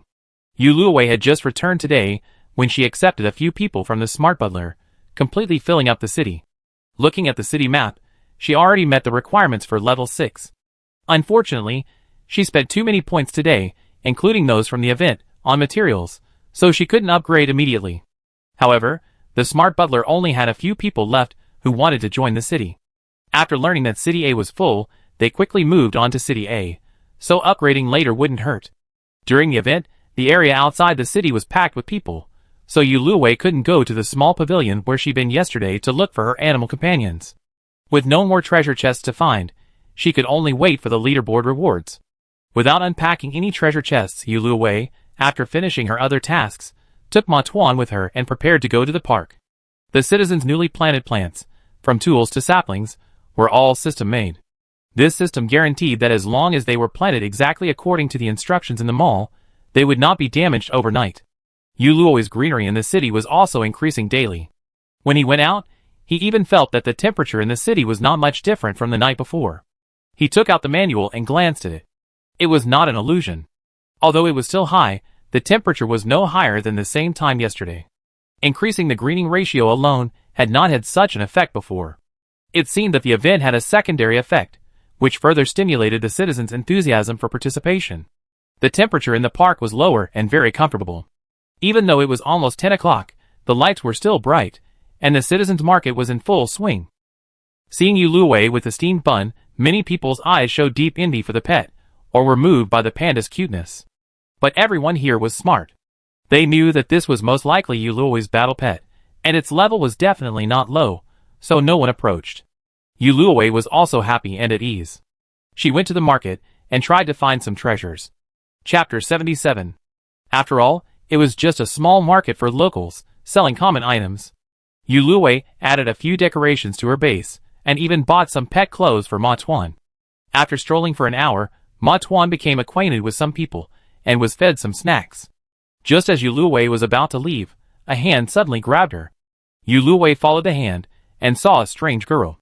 She hadn't seen her before, so she must be new. The girl led Yuluoi to a flower bed. After confirming that no one was around, she mysteriously pulled a card from her bracelet and said, "You're our city lord, right?" This is the special building card I opened from the red treasure chest earlier. But the system says I'm not the city lord, so I can't tell you what it is. So I'm giving it to you." Yu Luowei was wary, and didn't accept it immediately. Instead, she asked, "You're just giving me this for free? Don't you want to be the city lord yourself? I'm not questioning you, but it's only the first day of the event. You still have a chance to win the city building order." The girl was silent for a moment before continuing, "Actually, I was originally a victim of the Golden City. I saw you kill those bad guys earlier." Yu Luowei was startled. She had only appeared to Bobby and Jin Yu's group, and the others should have been unconscious at the time. The girl realized this and immediately explained, "I used a skill card to dodge them. I was planning to feign unconsciousness and sneak out while they were out exploring, but I didn't expect you to show up. You're so powerful, I figured you'd be number 1 on the battle power rankings." After you left, many of the people who had escaped returned. They were gathering other victims, and trying to build up their power. I felt something was amiss, and since your city had a vacancy, I rushed over. This card must be quite high level. Those people were trying to steal it, but I hid it with a hidden card, and they never found it. Consider it my way of thanking you." Hearing her words, Yu Luowei finally felt comfortable accepting the card. However, she still transferred some points to the girl as compensation for the item card. Because of this unexpected event, Yu Luowei took Ma Tuan to the processing center first. The special building card the girl had given was indeed quite high level, a life tree, which allows citizens to restore their health and mental strength within the city. It's a public building. We'll have to be careful of the monster swarms that might come to cause trouble these days. This building arrived just in time. After Yu Luowei arranged this unexpected surprise, she took Ma Tuan back to bed. The second day of the event arrived quickly, and the citizens enthusiastically took their tools and went out to continue planting trees. After yesterday's incident and Yu Luowei's reminder, everyone had brought at least 2 temperature-controlled suits. Yu Luowei also left the city, but she didn't plant trees. Instead, she moved the small pavilion where she had traded treasure chests with the animals to a location closer to the construction site. She renovated it, installed several portable air conditioners and fans, and used it as a temporary resting place. Yu Luowei also prepared some ice drinks and some extra tools and seeds, so that others could not only rest and eat here, but also change tools in time. The beach chair sets, previously considered useless, now came in handy. Yu Luowei had made several sets yesterday and set them out, making the rest area even more comfortable. The beach umbrella also had a cooling effect, so it could be set up outside. Everyone praised the rest area, and their enthusiasm for work was even higher. So even though there were fewer people today, progress had increased. Of course, Yu Luowei also participated a lot, but she only planted fruit trees that she liked to eat. As the time was almost up, Yu Luowei asked Xinyu to watch over the rest area for her. As usual, she returned to the snack bar early, first delivering dinner to Zhao Linlang and the other patients at the hospital, and then began preparing snacks. Business was so good yesterday that the snack bar was upgraded twice, adding more items, such as rice noodles and hot noodles. Thankfully, the insulated boxes had also been expanded with the general store upgrade. By the time everyone returned, the place had become a buffet. Because of word of mouth yesterday, there were even more customers today. Yu Luowei was so busy that she was practically flying, her hands leading after images. As time passed, the crowds gradually thinned out, and Yu Luowei finally had a chance to catch her breath. She now fully understood Su Tang. This was even more tiring than being outside. The good thing, however, was that she had earned quite a bit of points over the past 2 days. Combined with the points already paid back through the loan system, Yu Luowei had immediately upgraded North City to level 6. The special building card she obtained yesterday, whose level was linked to the city's level, had also been upgraded to level 6. This tripled the speed at which her physical and mental energy regenerated, allowing her to regenerate her mental energy simply by entering the city. Yu Luowei's shelter was already incredibly comfortable, and with the addition of the life tree, she could now fully restore her mental strength in just 3 hours. However, she hadn't fought many monsters in the past 2 days, so her mental strength hadn't decreased much, and she hadn't found any treasure chests. Since it was still early, Yu Luowei boarded the bus to see and kill some night monsters. Because the city wall's defenses always weakened at night, Yu Luowei was certain monsters would appear. So, without hesitation, she cordoned off a space after leaving the city. Without immediately using her superpowers, Yu Luowei first used her upgraded, mutated ice magic on the undead monsters. The ice fog spread rapidly upon contact with the monsters, transforming them into massive blocks of ice. Yu Luwei was surprised. Previously, she had used skill cards and magic conjured weapons against these undead monsters, but ice magic had been difficult to freeze them. Now, not only were they completely frozen, but Yu Luwei simply needed to think about it, and the ice block shattered. Yu Luwei switched to fire magic. As soon as he unleashed the flames, the undead monsters stopped in their tracks, seemingly frightened of the flames. Strike while the iron was hot, Yu Luwei hurled several fireballs at the undead monsters. The monsters scrambled to dodge, but the fireballs were so fast that many of them couldn't avoid them. The moment the fireballs made contact with the monsters, they burst into blazing flames. The monsters screamed and gradually vanished into thin air. After the monsters vanished, the flames died down, and a familiar treasure chest appeared on the ground. Looking around, a treasure chest appeared where each incinerated monster had disappeared. Yu Luwei was delighted. Could this be a guaranteed treasure chest drop? She decided to use only fire magic from now on. After fighting for a while longer, Yu Luwei discovered that not only was a treasure chest 100% guaranteed to drop after using fire magic, but new undead monsters would no longer spawn in the area where fire magic had been used. So, after killing all the monsters in that area, Yu Luwei collected all the treasure chests and returned to her base. She had collected at least 100 treasure chests by then, and her first act upon returning to base was to open them frantically. Although the highest level treasure chests were only purple, the sheer number of them allowed her to open 4 equipment sets and 5 weapons. Since the highest level was purple, Yu Luwei planned to either sell them directly to the general store or someone else. Other items included water and electricity cards, both personal and city, 5 each for city farmland, pasture, and fish ponds, various seeds, and baby animals. Thankfully, the animals were currently in the form of cards. Otherwise, her base wouldn't have room for so many chickens, ducks, cows, and sheep. There were a few item cards, mostly blank skill cards. There wasn't much food or daily necessities. Yu Luwei packed up her things and immediately began studying potion recipes, leaving the special recipes for Su Tang. In addition to normal crops and vegetables, the seeds also contained seeds for potion ingredients. Yu Luwei sorted the seeds and upgraded all of her farmland to a high level, planning to plant normal crops in one plot and potion ingredients in the others. She also placed her own seeds in the newly sorted pile, intending to use them all in the city farmland. But with so many farmlands, I guess one person can't take care of them all. Once the new recruits arrive, we'll have to hire more people. Yu Luwei fell asleep thinking about this. On the 3rd day of the event, Yu Luwei woke up and took a look at the leaderboards. Competition was fierce in the district individual rankings, but North City was far ahead in the city rankings. Since each district now typically only had 2 or 3 cities, the city rankings only had an overall ranking. Yu Luwei scrolled down. With her psychic powers back, her memory had greatly improved. She noticed a significant drop in the number of people in other cities, likely due to the use of escape talismans. In North City's event-only mall, 2 escape talismans were also missing, but the number of people remained the same. It was already the 3rd day, and it seemed strange that someone had bought something and wasn't using it. Yu Luwei felt a little more cautious. But the work still needed to be done. With only one step left to reach the leaderboard rewards, Yu Luwei was filled with energy. There was only one water card left at the water pipe outside the city wall. Fortunately, Yu Luwei had taken a quick look before leaving, and she added 4 more, preferring more rather than less.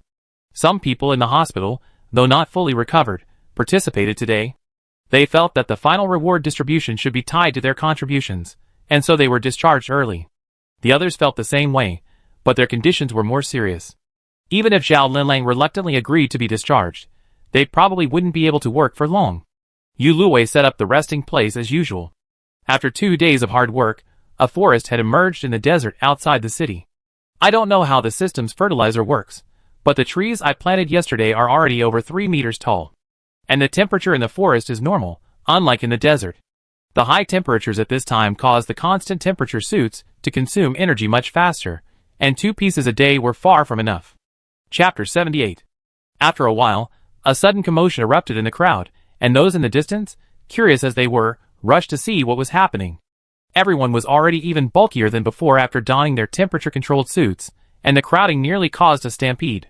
Yu Luwei, along with the guards, and Su Tang and the others, maintained order outside the area and then tracked the source of the commotion. Not far away, in the center of the crowd, 3 people of similar age were engaged in a fierce confrontation. If it weren't for the large crowd surrounding them, and the presence of 2 patrolmen, they would have likely already engaged in a skill card fight. As Lu Wei approached, she knew the source of the commotion without even asking. A red supply chest nestled between the 3 men, clearly unearthed during the tree planting. Since the 5th day, the temperature had become unsuitable for outdoor activities, and there were no treasure chests during the activity. Therefore, it wasn't surprising that these people, having dug up a red treasure chest, were engaging in a brawl. If it weren't for Yu Lu Wei, the people around would have rushed over to grab it.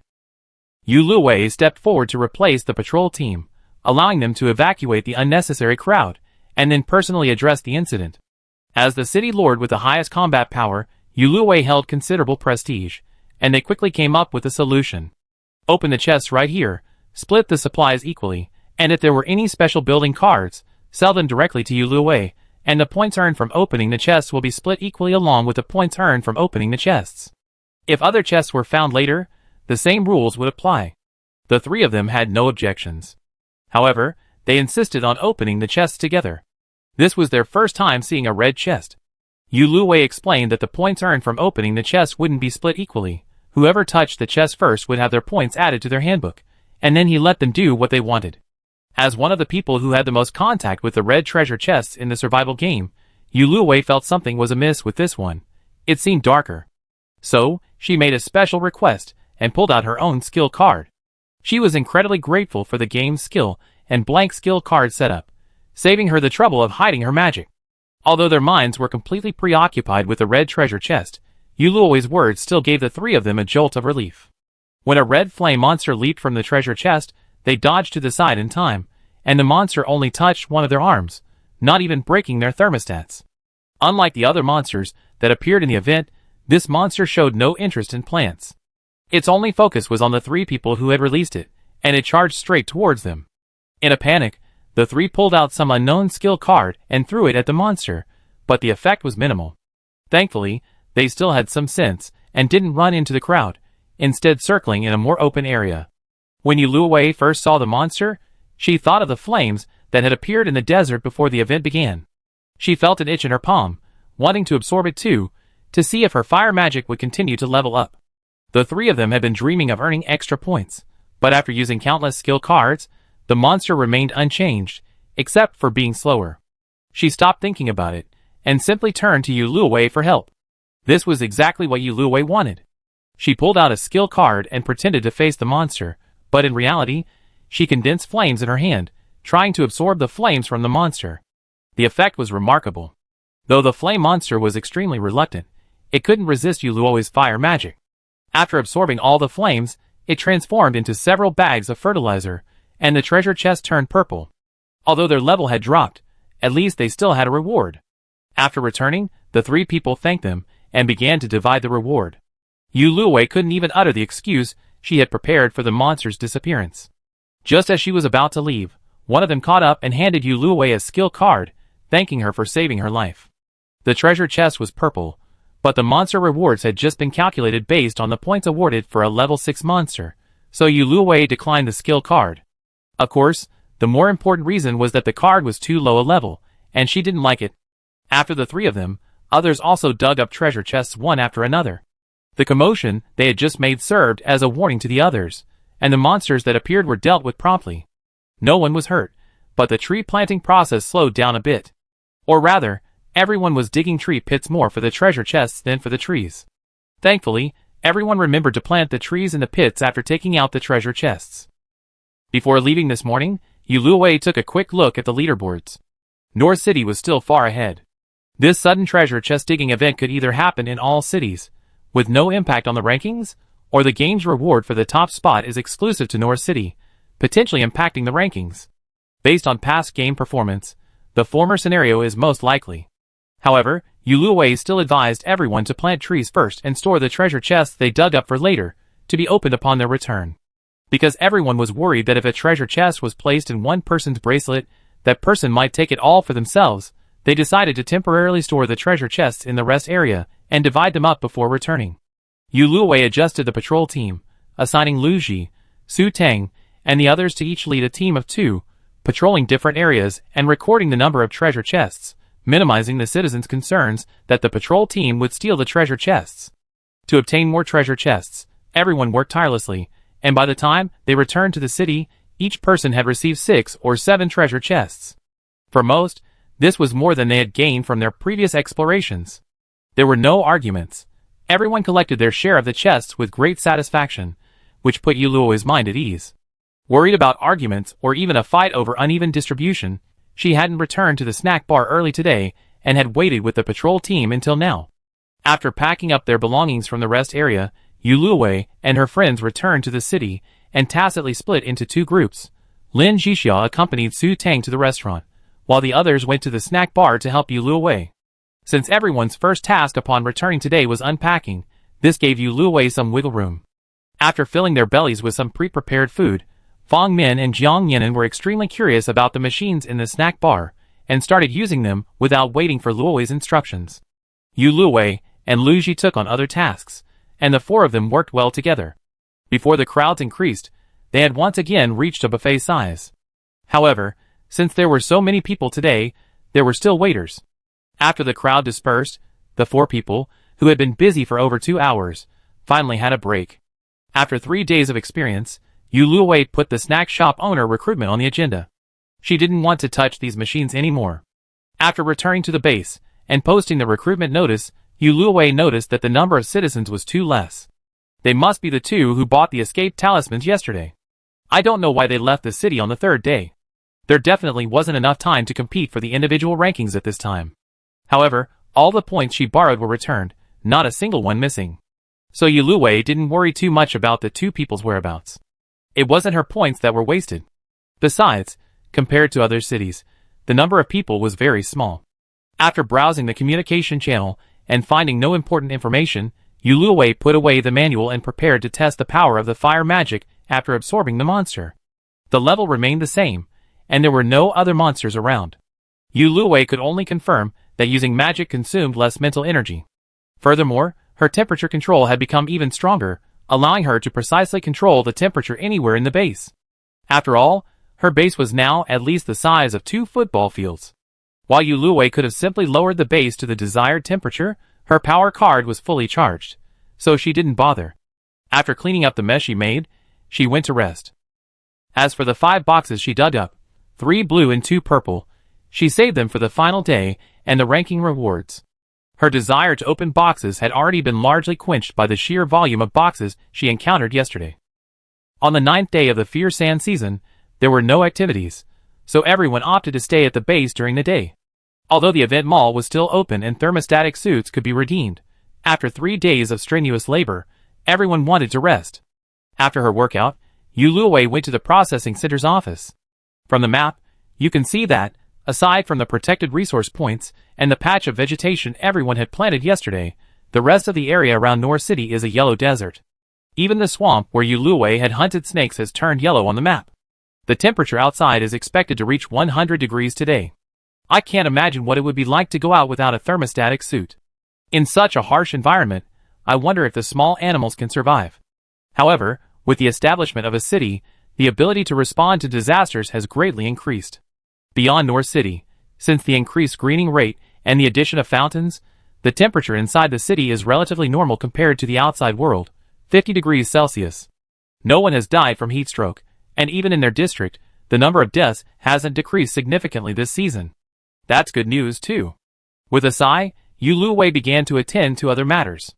After the city reached level 6, it could accept a large number of new citizens. However, due to the previous event, few people joined. Now that the leaderboards are set and there are constant temperature servers, survivors are eager to try. Even if it's too late now, and they can't take advantage of the first place reward in North City, the future prospects are still good. Yuluo took a moment to check the personal leaderboard.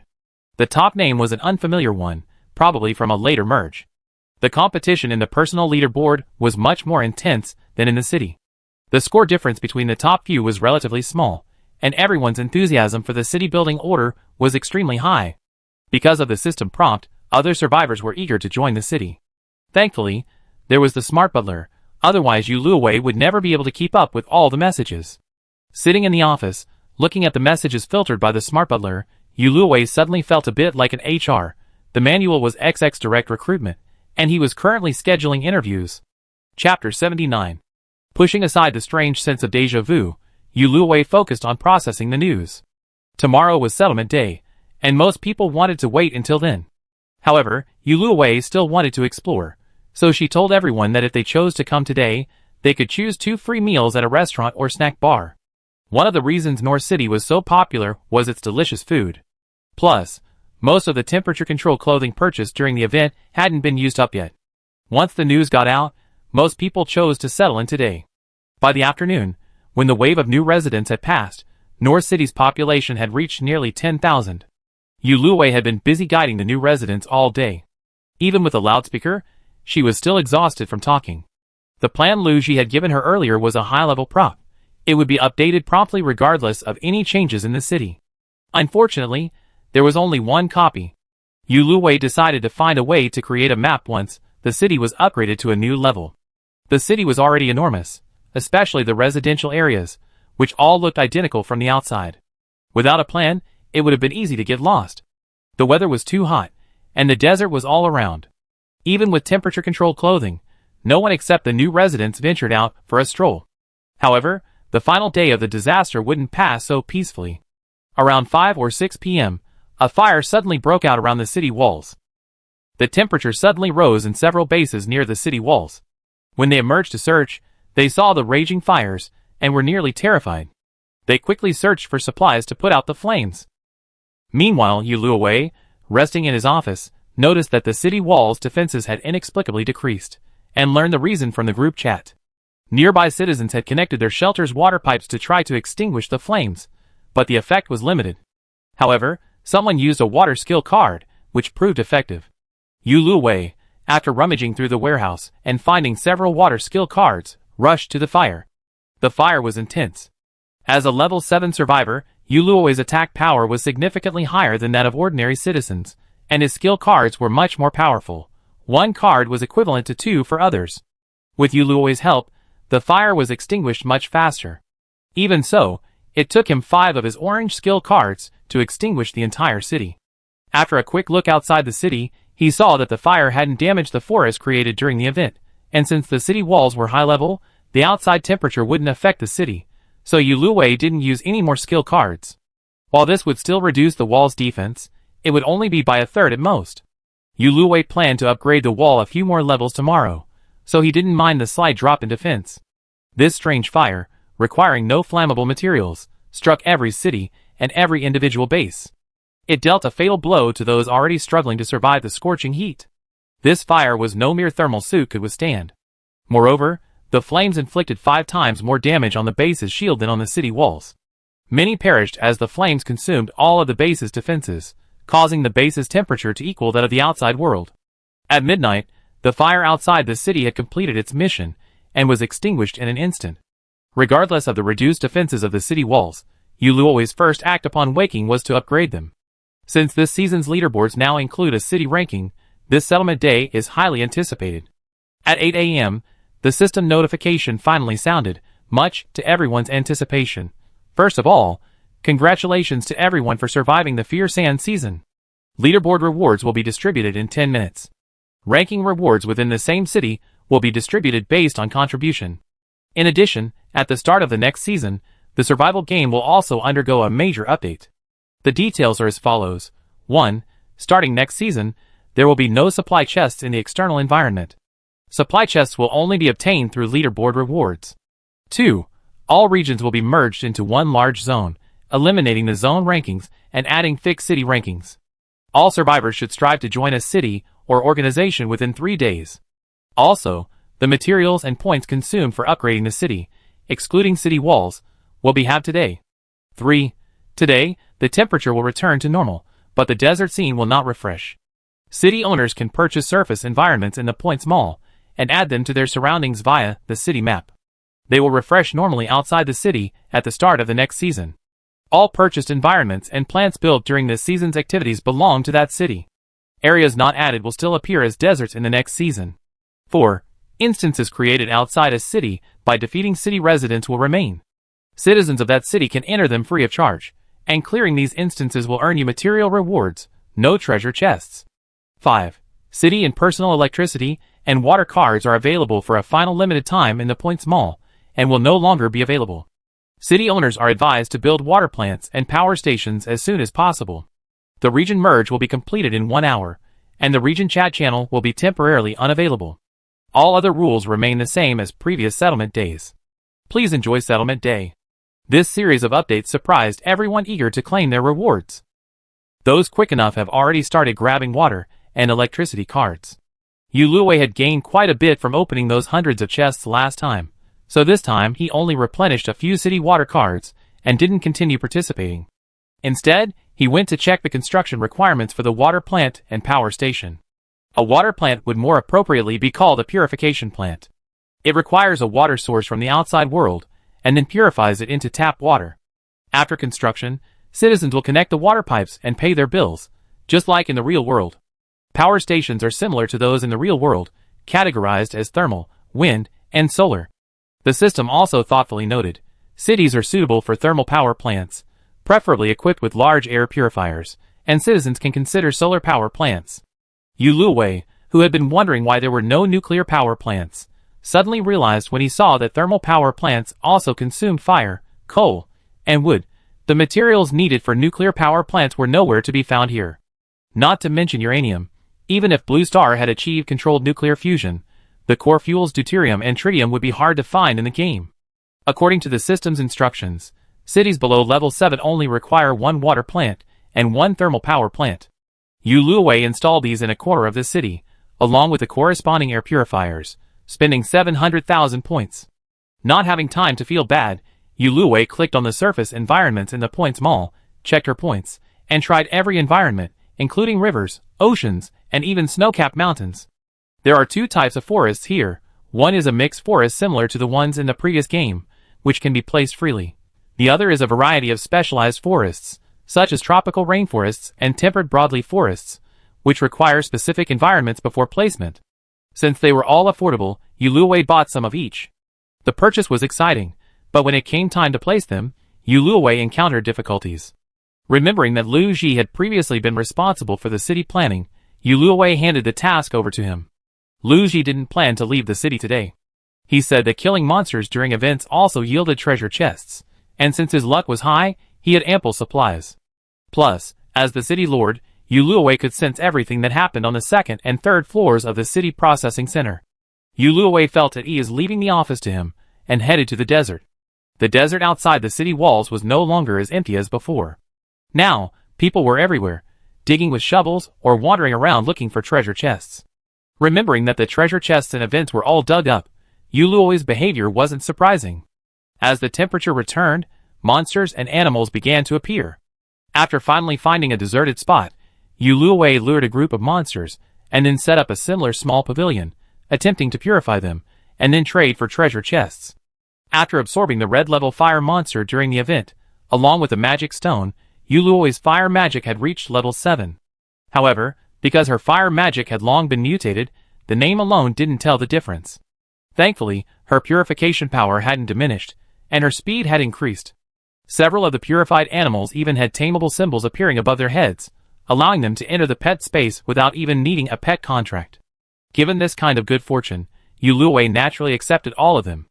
After all, she had plenty of supplies, and could afford to keep them.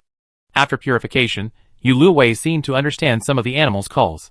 From them, Yuluwei learned that the treasure chests they had obtained were the same ones the citizens outside were looking for. Thus, after receiving the first batch of treasure chests, Yuluwei stopped trading with the animals and left the rest to the citizens. Outside was all desert, with nowhere else to go, so she gave the animals some fish she had caught from the lake at the entrance to the Black Abyss. Yuluwei, looking for the fruits of her activity, took another stroll through the forest outside the city walls, and found the fruit trees she had planted. Since it was settlement day, the trees had grown and the fruit was ripe, so Yuluwei picked some and returned to the city processing center. Liu Ji had already completed all the surface environment arrangements, and was no longer in the office. Yuluwei glanced at the map briefly. As a science student, her limited geographical knowledge suggested it made sense, so she didn't examine it further. Of course, one reason she felt so confident was that it could be modified without restrictions. The district merger had already been completed. The district chat channel had become the main chat channel, transforming into a large-scale family search. Yuluwei glanced at the head count. The original 28 billion people were now down to nearly 5 billion. A survival rate of nearly 1 in 6 was relatively high compared to the novels Yu Luwei had read. Lin Jixia, Jiang Yinan, Fang Min, and Zhao Lilang had also successively contacted their surviving relatives. Except for Jiang Yinan's parents and brother, who had joined others in other cities, all other surviving relatives had joined North City today. The event mall was still open. Jiang Yinan tried to get her family to leave their old city and come find her, as had happened to Fang Min and Zhao Lilang's mothers, but they refused. It turned out that the city's lord was a close friend of Jiang Yinan's brother. They even persuaded Jiang Yinan to come over, considering her high ranking in both combat power and progress. When Jiang Yinan told Yu Luwei about this, she was terrified, worried her next words would be, "I'm sorry, Wei Wei." Thankfully, Jiang Yinan didn't say that in the end. She was just a little disappointed. Yu Luwei went straight to Jiang Yinan's base with gifts and chatted with her for a while, finally consoling her. At dinner time, the two decided to invite their friends over for a meal. They hadn't been together since joining the game, so today was a good time to relax and unwind since it was settlement day. Yu Luwei also invited Lu Ji, planning to give him a few supply chests when he arrived to thank him for his help setting up the environment today. Chapter 80. The party lasted 2 or 3 hours, and it felt like returning to Blue Planet. But happiness is always short-lived. After the party, everyone had to continue surviving in the game. Because the material cost for upgrading the city was halved today, and there were no other requirements, like full residential areas, Yu Luwei had already upgraded the city to level 9 upon returning. Thanks to the props he had used earlier, it could now accommodate 120,000 people. So, upon returning home that evening, as soon as Yu Luwei opened the survival manual, he was overwhelmed by countless new messages. This was after the smart butler had filtered through the information. Speaking of the smart butler, Yu Luwei had obtained its exclusive upgrade card from the red treasure chest in the leaderboard rewards, upgrading it to the highest level. Now it has a physical form, and can help new citizens enter the city on Yu Luwei's behalf. This physical form was designed by Yu Luwei, and its head features a display screen that shows a map of the entire North City. Advanced smart butlers can possess up to 10 entities. Yu Luwei deployed 6 within North City. Besides new citizens entering the city, everyone can also use them to search for places they wish to visit. Yu Luwei had already taken care of these matters before leaving for the party. When she returned from the party, she cleaned up and went to rest. The citizens of North City also expressed satisfaction after receiving their leaderboard rewards. This was the first time many had received a red-level treasure chest. However, due to a system update, the threat of treasure chests was eliminated. Without even carefully examining the contents, they rushed off to dig for treasure chests in the desert. They remained unwilling to leave until dark. The temperature returned to normal, and the number of monsters outside increased. Although their aggressiveness had decreased significantly on the day of the settlement, some people, anxiously digging for treasure chests, accidentally injured monsters, leading to a fierce battle. As a result, the hospital had a few more guests today. Thankfully, treasure chests still dropped from monsters today, so everyone took advantage of the opportunity to harvest some. This time, the city's capacity was suddenly expanded to 100,000, and Yu Luwei removed the age limit. So after sunset, except for some who were too old or too young, most people returned home with a full load, not only of supplies, but also a significant increase in combat power. Others, however, were not so replenished. First, the city. Although the temperature had returned today, the return temperature was subtly related to the city's level and the area of tree planting during activities. Some cities that didn't participate much in activities saw temperatures as high as 37 or 38 degrees Celsius, still quite scorching. As for the personal bases, although the temperature wasn't a concern today, they were already struggling to survive the high temperatures and monster swarms. Last night, a fire broke out, further reducing the base's defenses. Surviving was a blessing. Today, I must repair the defense shield outside the base before I can choose whether to join another city or continue my lone wolf life. Perhaps out of consideration for those survivors who are resource-starved due to the disaster, Yu Luwei, as usual, was about to use the reminder card for the new season. A sudden system notification interrupted her. Starting this season, you will not be able to obtain supply chests by killing monsters or exploring. Supplies are sourced from city production, completing dungeons, and surface environments purchased by the city lord. Resource points are now considered surface environments, and no longer produce unlimited resources. Also, water and electricity cards are no longer available for sale, and time has returned to normal. The survival manual now features an out-of-city map feature, allowing you to take the manual outside your base. Special note, this season's disaster is a beast tide. Specifically, at 2 p.m. on the first 3 days, a beast tide will attack your city or personal base. From the 4th to the 6th day, a beast tide will attack your city at 10 a.m. and 5 p.m. daily.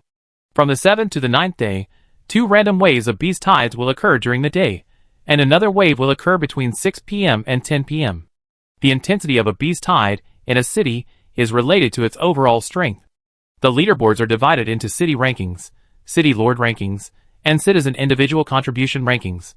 These rankings are based on beast tide intensity and overall response results. There is no individual ranking. The leaderboards are updated daily at 8 a.m. Starting on the 3rd day, rewards will be awarded based on the previous day's results. From the 4th to the 6th day, the intensity of a beast tide in a personal base will be twice that of a city base. From the 7th to the 9th day, the intensity of a beast tide in a personal base will be 10 times that of a city base. If the base's defense or city wall's defense drops to 0, survivors or city owners can choose to join another base or city with their base's supplies, requiring the other party's consent. If they fail to join within the specified time, all supplies except for the bracelet will be confiscated, and the base will be completely destroyed, making it uninhabitable. 6 days before the beast tide arrives, survivors or ordinary citizens can join a city at any time, and cities can also be merged. But be careful, monsters are still present during this period, so be careful not to get caught. Luckily, the reminder arrived early, saving her a prop. Putting away the reminder card, Yuluwei looked out the window. The sun was gradually appearing today, which was considered a sunrise in this crappy game. Yuluwei was also very concerned about resource sources. The prompt must have meant what she had expected. From now on, monsters would only yield the corresponding meat and fur, and in the forest, only the corresponding fruit would be obtained. It was precisely for this reason that Yuluwei had purchased one for each environment yesterday, and now it came in handy. The channel had become a super chat group shared by 5 billion people, and unsurprisingly, it was a buzz. Or rather, it had been raging ever since the major game update and merge, and this news was just another fuel to the fire. The prompt stated that the beast tide faced by individual bases was far greater than that of cities.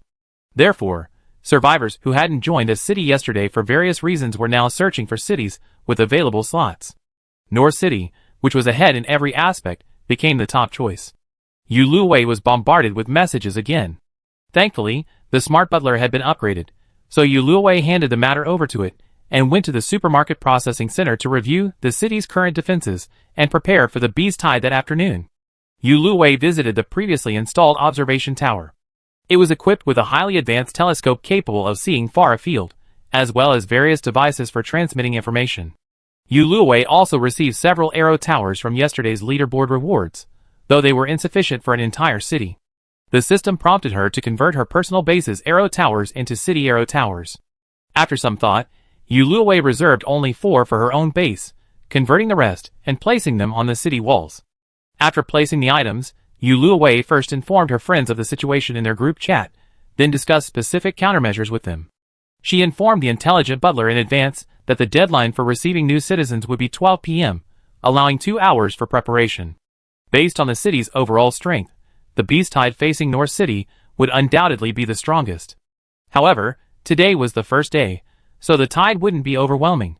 Thus, everyone in North City, from top to bottom, was eagerly anticipating the impending beast tide and the rewards for the top ranking. As the city lord, Yuluwei could directly view the age and level of citizens joining the city, as long as they didn't use special concealing items. She had the intelligent butler identify those with a level of 6 or above, approximately 200 of them. Those at level 3 and above numbered over 10,000. Except for Yuluwei, these individuals were already considered the top combatants in the game world. Level 6 would put them in the top 10,000 on the overall combat power rankings, so 200 people was a significant number. Yuluwei had already asked the smart butler to inquire about the skill cards and weapons of these 200 people, determining whether they were more focused on melee, ranged, or support. As for more specifics, they probably wouldn't be able to provide any, so she didn't bother. Her initial plan was.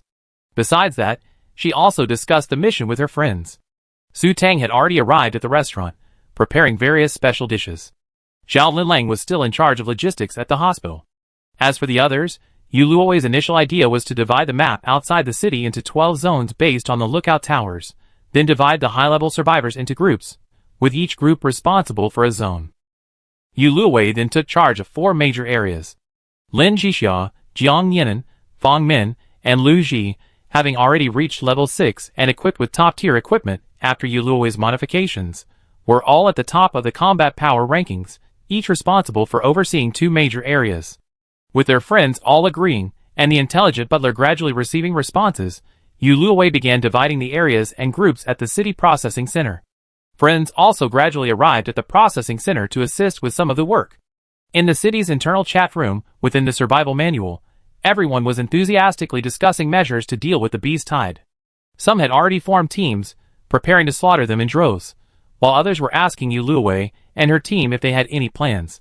The map had just been completed, so Yuluo shared it with the plan in the group chat. Each area had high-level survivors, melee, ranged, and support. The ranged survivors were stationed in the observation towers on the city walls, responsible for both ranged attacks and providing immediate updates on the situation. The supports, in addition to providing buffs, also handled simple rescue operations. The group chat was briefly quiet as they read the plan, but soon heated up again. It wasn't that they were against the plan, but rather that they were discussing which zone to go to. Because there were so many people, it was impossible to register who would go to which zone. There was a high chance one zone would be overcrowded while another would be empty. Yuluo advised everyone to prepare outside the city 40 minutes in advance. The advanced survivors on the city walls were equipped with walkie-talkies to facilitate timely communication of the number of people. Also, their assigned zones had not yet been determined. Luo would be in charge of the zones with the fewest people to prevent any accidents. After completing these tasks, Yuluo checked her friend's weapons and equipment. Su Tang's special food had already been delivered to the city wall via the smart butler.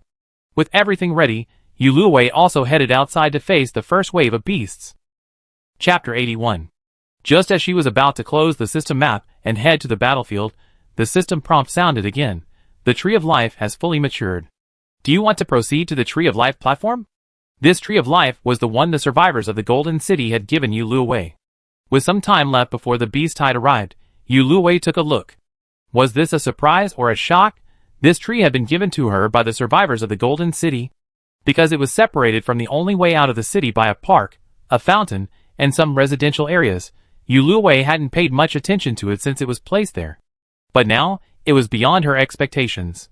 The tree had grown from being roughly her height to the height of a 7- or 8-story building, a veritable towering tree. The diameter of the trunk had also grown to the thickness of 2 Yuluos with their arms outstretched. Furthermore, in the center of the trunk, there was a door. Yuluo pushed it curiously. It was a portal, teleporting directly to the treetops. She closed her eyes, and 3 seconds later, Yuluo appeared on a platform made of branches and vines at the top of the Tree of Life. A railing surrounded the platform to prevent anyone from falling. From the fence, one could take in the entire North City, clearly seeing the residential areas, the defensive zone, and everything else. The scenery beyond the city walls was also visible. Many people were already standing in the area outside the walls, ready to slay monsters. Besides this, Yuluo discovered another surprise. On the tree trunk behind the platform, she saw several buttons. A careful reading of the system prompts revealed that these were special buffs granted by the Tree of Life's maturity. Different buttons represented different buffs: increased stamina, increased mental strength, increased attack, increased speed, and increased defense. Pressing this button will buff all citizens, regardless of whether they are in the city or not. You can only select 2 of these buttons once per day. Not only that, from this platform, Yuluo can also launch attacks anywhere within the city, and within a 100-meter radius outside the city walls, with her attack range doubled. When Yuluo first received this card from the girl, she simply thought it was a special building, but now it has become a huge golden finger in her hand. Excited, Yuluo quickly shared the news with her friends and communicated the buff's activation time. By this time, most of the other citizens had arrived. Yuluo and the other responsible persons briefly adjusted the number of people and determined their assigned areas. To their surprise, many elderly people and children, especially those not with their families, also joined in. They said their stamina and other attributes were good, so there was no reason not to participate, which made Yuluo very happy. At 2 p.m., the beast tide arrived on time. Even Yuluo, standing on the Tree of Life, felt the tremors. Countless monsters surged in from the distance like waves, sweeping through the forests and mountains, a new environment for Luowei, as they charged towards North City. Standing the outermost defenses outside the city walls were North City elites, above level 6. They had been battle-hardened in their gaming lives, and faced the beast tide with no fear. Instead, they skillfully deployed their skills. The other citizens were somewhat startled, but they quickly regained their composure and joined in the battle.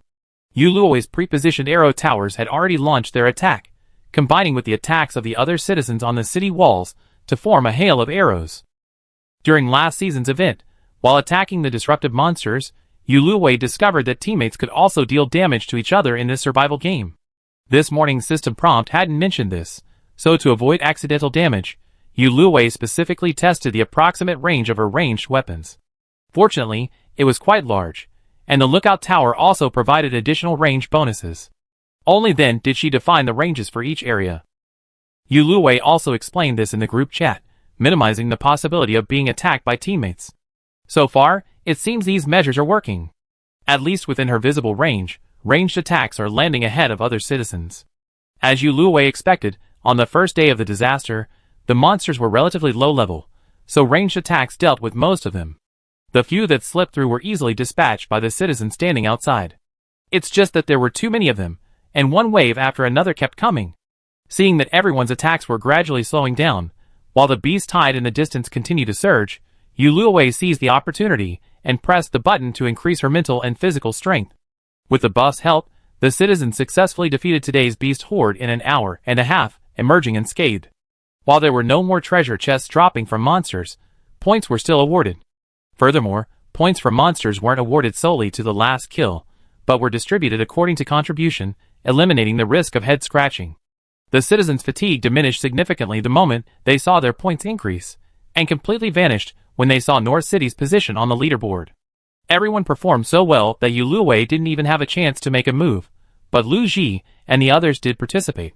However, as the city lord, Luowei also received points for defeating the beast tide. Therefore, she was more pleased that no one was hurt and sincerely hoped she wouldn't have to take action in the future. Su Tang, Zhao Linlang, and others who didn't participate in the attack but provided special food or medical care to care for existing patients in the city also received points based on their level of assistance. This briefly made Luowei marvel at the fairness of the system, but her attention was quickly diverted by the delicious food. Su Tang and the others had prepared a sumptuous dinner in advance to welcome the triumphant returnees. During the meal, everyone's excitement continued, excitedly discussing various details of the day, such as whether their attacks were a little slow or their positioning was incorrect. Some who hadn't read the manual in time also learned about the citizen buff and adjusted their tactics for the future. Overall, the atmosphere was positive and upbeat. After dinner, Luowei also went to the restaurant kitchen to review the day's battle with his friends. Just as they were about to leave after the discussion, they heard a cry of surprise from the lobby. "Look at the points mall." Instinctively, they pulled out their survival manual and opened the points mall. The first thing they caught their eye was no longer ordinary materials and daily necessities, but a wide variety of skill cards, weapons, and equipment. From white to red, everything was available, but the points required for the orange level were exorbitant, not to mention the red. Previously, these items had to be unlocked and purchased gradually based on VIP level. Now that this restriction had been lifted, Luowei didn't feel like she was missing out. After all, she had already used those points to buy the right items. Updating the points mall at this time would also boost North City's combat power. Everyone had just received a small fortune, so it was time to spend it. Luowei already had a plethora of skill cards, weapons, and other items, and since she had magic, she simply flipped through them and bought a few blank skill cards. With nothing else to buy, Luowei simply scrolled to the last page, ready to close it, when she discovered a surprise. A red-level city-exclusive skill card. As the name suggests, this is a citywide skill card, effective against all citizens, or a certain area outside the city walls. Its power varies depending on the city level, and the level of the city lord, but at least it can instantly destroy orange-level monsters. As a result, not only is the purchase limit for each element limited to 5, but the price is also very high, and the higher the city level, the higher the price. Luowei's entire fortune plus North City's public points would only be enough to buy 10 of the lowest level, let alone everyone else. Plus, since it was on the last page, none of these skill cards were reduced. Accustomed to preparing for a rainy day, Yuluwei gritted her teeth and purchased 5 skill cards: Water, Wind, Thunder, Fire, and Earth, even though she had no chance to use them yet. Of these, the Water skill card was a healing one, and the Wind skill card also had an acceleration effect. Yuluwei's points were once again reduced to only a quarter. It didn't matter. These skill cards would bring more points later. Yuluwei consoled himself as he carefully stored the skill cards in his bracelet, leaving a few spaces around them empty to show his appreciation for them. Looking up, the restaurant had fallen silent. There were few people left. Since there wasn't much else to do anyway, Yuluwei helped Su Tang finish their business for the day before leaving. It was almost dark. Though she consoled herself for a while and tried to distract herself with work, Yuluwei still felt bad about her lost points. She went outside the city to vent her frustrations on the ghost monsters and skeleton monsters. If the system said there were no treasure chests, then there really were none. The previous guarantee drop was gone. Yuluwei spent a long time beating monsters without a single one dropping. Suddenly, she felt a bit hypocritical when she complained about the pain in her hands from opening treasure chests yesterday. Time returned to normal, and the night sky had a new moon and more stars. On the way back to the city, Yuluwei had the moonlight to keep her company. The hint had been given, so there was no need to hide the name of the disaster. Yuluwei fell asleep under the bright moonlight, and in a deep sleep, she welcomed the second day of the wild beast season. With yesterday's experience, everyone calmed down. This morning, they organized themselves into teams, and went to the city's training hall to practice the skill cards they purchased the previous night. After all, training doesn't consume skill card charges. Thankfully, since there wasn't much space in the defense zone, Yuluwei promptly installed the newly acquired training hall. Nor City now has 4 training halls, otherwise, there simply wouldn't be enough for the citizens. At 1:30 p.m., everyone arrived at the battle zone promptly. At 2 p.m., the beast tide arrived again.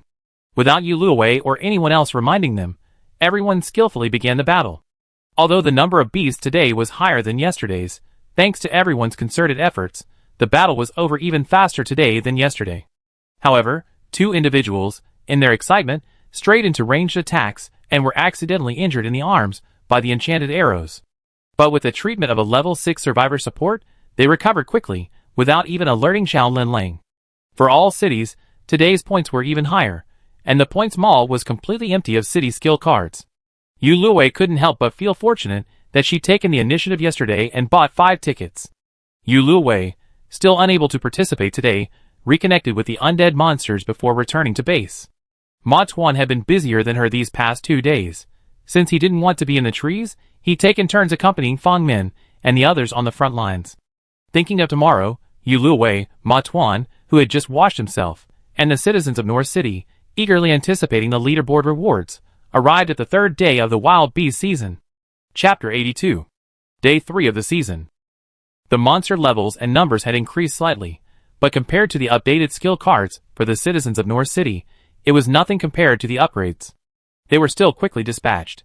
Yuluwei, as usual, simply added buffs to everyone on the Tree of Life platform and did not participate in the battle. The only difference was that at 8 p.m., the system delivered the first batch of leaderboard rewards. Yuluwei also received the City Lord's share. A small amount, just 1 orange treasure chest. However, the monsters killed by Ma Tuan were also counted towards Yuluwei, and she received the reward for being in the top 100 of the city's leaderboard. A purple treasure chest. Lu Ji and Lin Jixia did make it into the top 50 of the city's leaderboard. Yuluwei inquired and learned that, in addition to the fixed purple treasure chest awarded to the city's top citizen, the rewards for the top 50 also came from this orange treasure chest. She wondered if the rewards were so small, because the difficulty level was relatively low during the first 3 days. Since everyone else had so few, Yuluwei didn't dwell on it. I opened it and took a look. The orange treasure chest didn't have any special building cards, and the purple one had a very low chance of appearing, so I put it away and sorted it out casually. I made a delicious meal for the big hero, who was exhausted from fighting monsters. Matsuin. Its appetite had increased significantly due to the heavy workload these past 2 days, so I went to sleep. Day 4 of this season. From today on, there will be more than 1 beast tide. Everyone felt that the intensity of today's beast tide would increase significantly, so in preparation for the morning's beast tide, many citizens met at the training hall last night and trained until midnight. The tactics haven't changed. With the recent influx of new citizens, the number of people in each area has increased. Plus, Everyone bought new skill cards tonight, so even if the beast tide's difficulty increases, everyone is confident they can handle it. Yuluwei had also arrived at the treetops early, pulled out a telescope, and peered into the distance. She had always been curious about where the beast tide came from. She had gone out during the day and had seen other monsters appearing in the area, with the same frequency as before. If the beast tide was a gathering of surrounding monsters, then other monsters shouldn't have appeared before the tide. Through the telescope, the distant forests and plains were peaceful. Only the arrival of the citizens had made the city walls noisier. At 10 o'clock, a black line suddenly appeared in the distance through the telescope. As the line got closer, a blurry glimpse of the various monsters within it became apparent. In addition to the ground-running creatures, flying monsters had also been added. As expected of a survival game, this beast tide had actually appeared out of thin air. Yuluwei relayed the message to the others. Soon, the beast tide reached the city gates. With the addition of flying monsters, ranged attackers shifted their targets and focused on attacking the monsters in the sky, leaving all the ground-based attacks to those on the ground.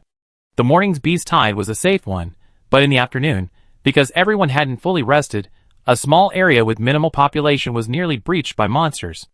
Yuluwei was finally able to join the battle. Due to the sheer number of monsters and the urgency of the situation, she directly used snow bombs on that area.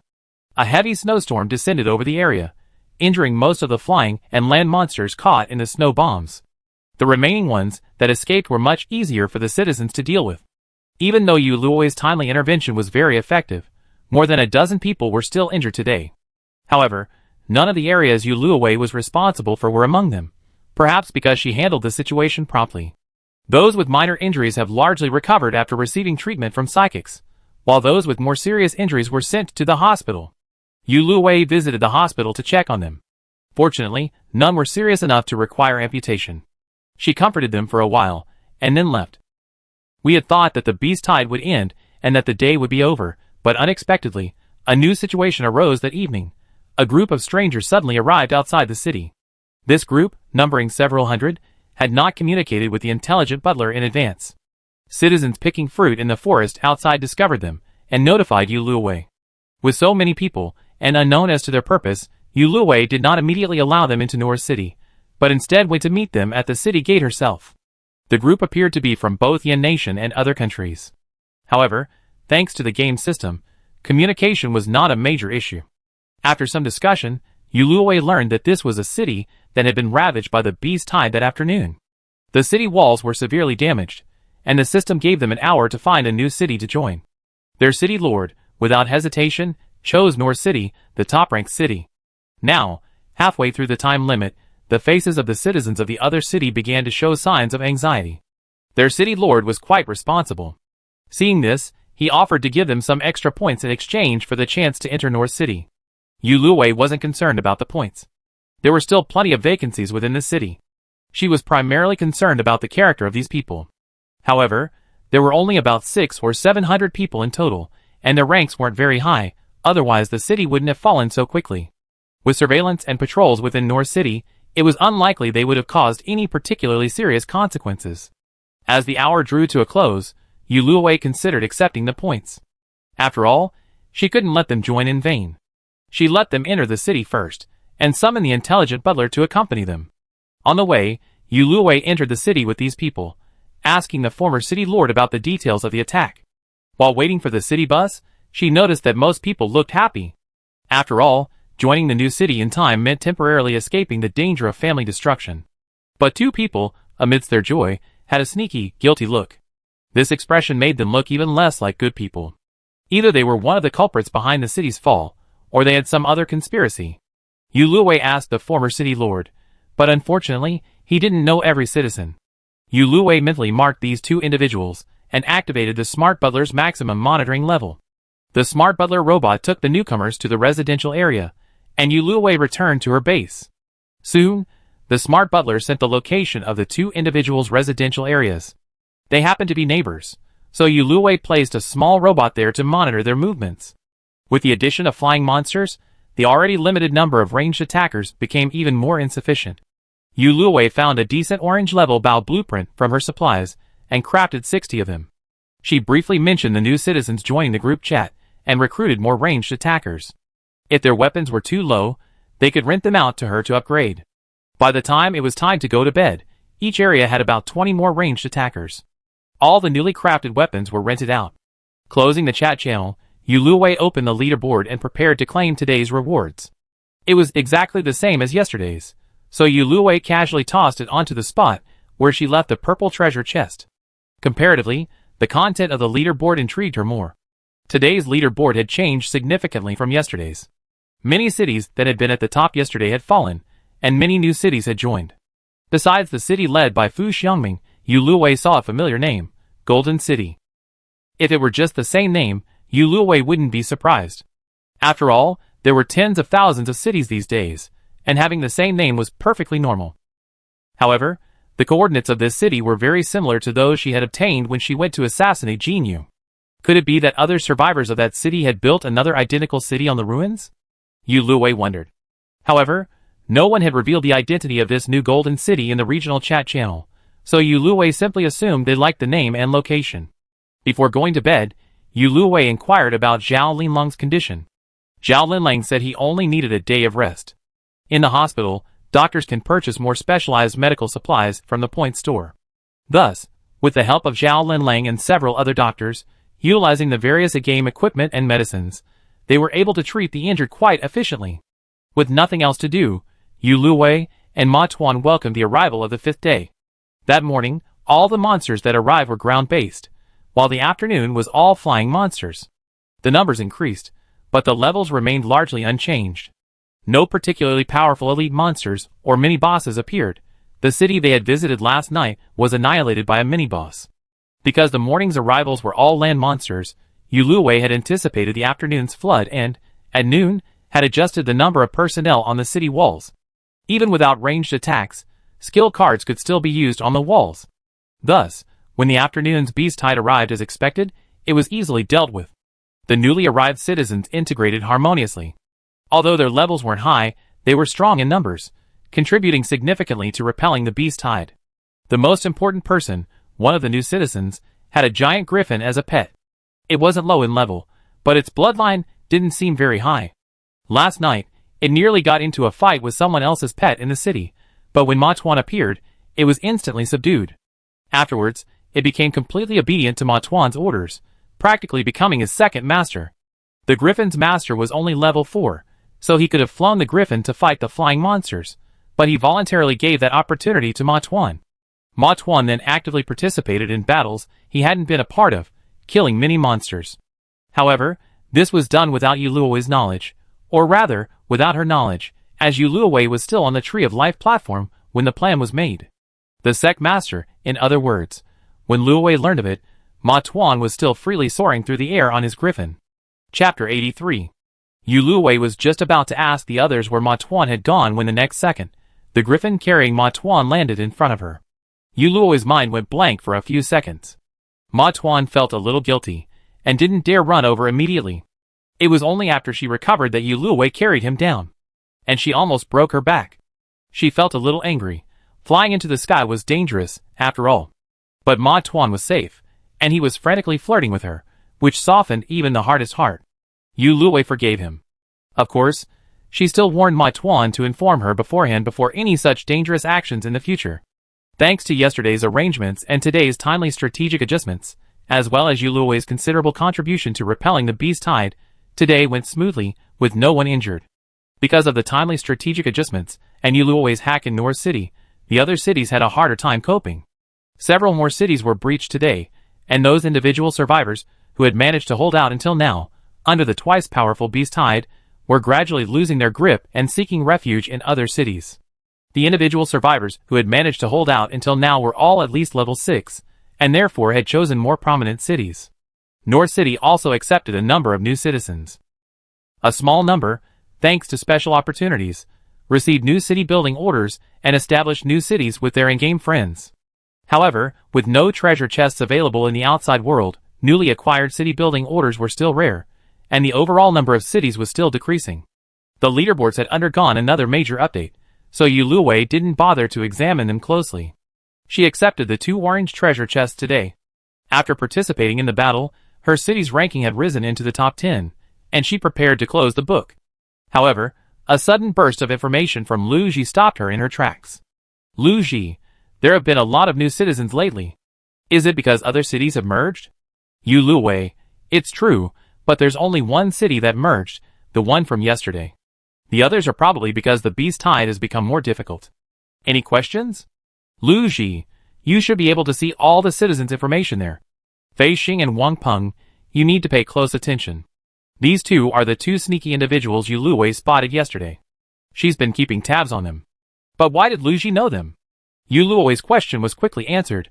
Lu Ji, you should remember what I told you about my previous region, which consisted of cities at the top of the battle power rankings. They were supporters at the time, so they should have joined that city. Lu Ji, I just checked, and that city is still in second place on the current rankings. They shouldn't be here now. Lu Ji, I suspect they joined North City as an insider, facilitating an invasion. They even recognized me, and have been sending me private messages asking for details about North City. Lu Ji, in short, you must be more careful in the future. Yu Luwei, thank you, Senior, for the information. These two are certainly not good people. No wonder their loyalty is the lowest among the new citizens. I didn't see any unusual behavior from them on the surveillance footage. It turns out they were just privately inquiring. Unfortunately, due to privacy concerns, their chat logs are also unavailable. Yu Luwei could only make a show of force in the city chat room. To understand the intentions of the people behind these two men, Yu Luwei didn't immediately deal with the two traitors. After sending the message, she closed the manual and looked at the leaderboard rewards. By now, she had accumulated 3 orange and 3 purple treasure chests. With nothing else to do, Yu Luwei opened them all at once. In addition to the usual supplies, Yu Luwei finally obtained a special building card. A drone landing pad. The other 2 orange treasure chests also yielded 50 drones. This special building card was truly unique, as it didn't specify a placement area like other special building cards. Yu Luwei tried it out, and found that it could be placed in both the defense zone and the public zone. Thinking of the recent beast tide, she placed it in the defense zone first. After placing it, the system screen displayed the function of this building card in the defense zone. Drone landing pad accommodates up to 100 drones. After placing it in the defense zone, drones can be piloted to areas outside the city, with the distance determined by the operator's mental power. The basic functions of a drone are surveillance, detection, and identification. The operator can inject elemental or mental energy into the drone to grant it attack capabilities.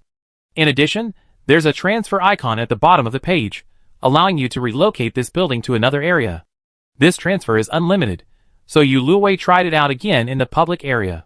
While in the public area, the drone can't travel outside the city and loses its attack capabilities, but it does have search capabilities, can find people, identify routes, make contacts, and can even water flowers after placing a water card or connecting it to a water pipe.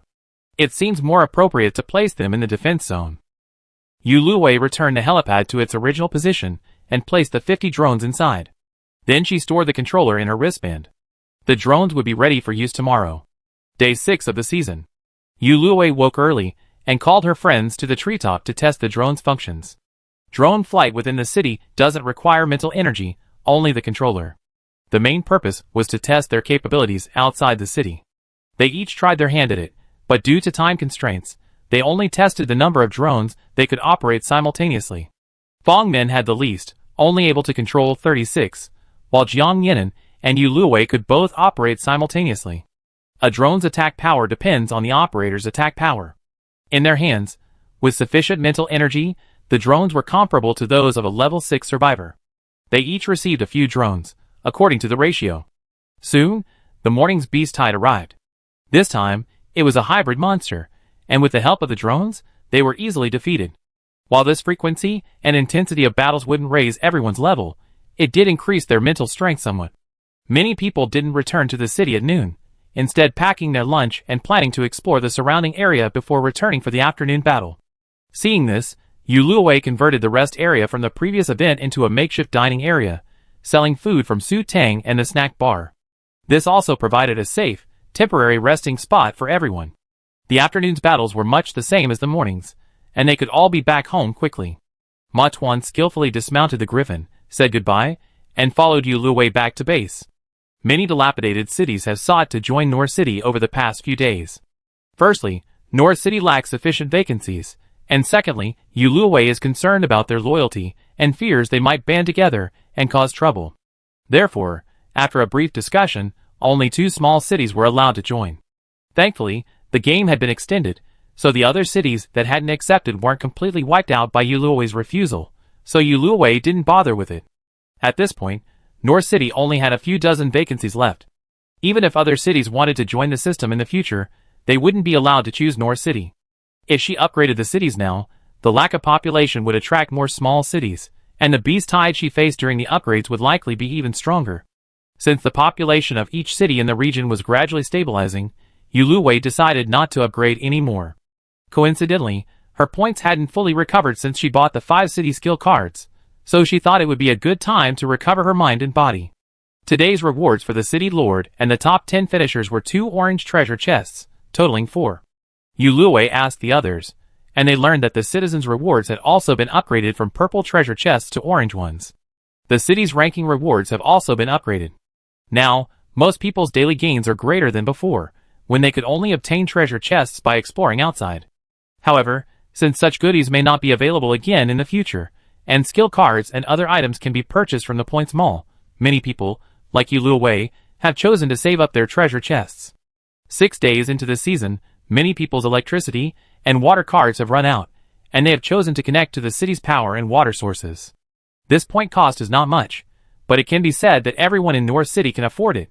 Even those who are still alive have already connected in advance. As the city lord, Yuluwei could choose to enjoy free power and water, or grant a certain amount of free power to staff members in other cities. However, considering the original purpose of the game, Yuluwei set a cap on the free power for himself and other staff members to avoid wasting money. This power source is much more convenient than water and electricity cards. At least the water can be boiled and drunk anywhere, unlike water cards, which cannot be drunk. Yuluwei took out most of his water and electricity cards and put them on the market. After all, many small cities still cannot afford power plants and water treatment plants. The price is slightly higher than the original price, compared to the high price of the limited edition market, so anyone can afford it. Although he didn't sell all of them, Yuluwei had a lot of them when the treasure chest dropped 100%. He collected thousands of cards of both types, which was a considerable income. As soon as they were put on the shelves, the number of cards dropped rapidly. Looking at the points he had earned with satisfaction, Yuluwei practiced his magic and added skills to the blank skill cards. With her current level of magic and supernatural abilities, the skill card she injected would be at least orange level. Blank skill cards were much cheaper than other skill cards. With the Tree of Life within the city and the already high comfort level in her shelter, injecting skills into a blank skill card cost almost no mental energy. Yuluwei gradually began to harbor the urge to sell these high-level skill cards. Aside from city skill cards, other high-level skill cards were rare in the system mall. However, to prevent the use of her skill cards to attack North City, Yuluwei also purchased some contracts. Each buyer of a high-level skill card pledged to her that it could not be used to attack North City.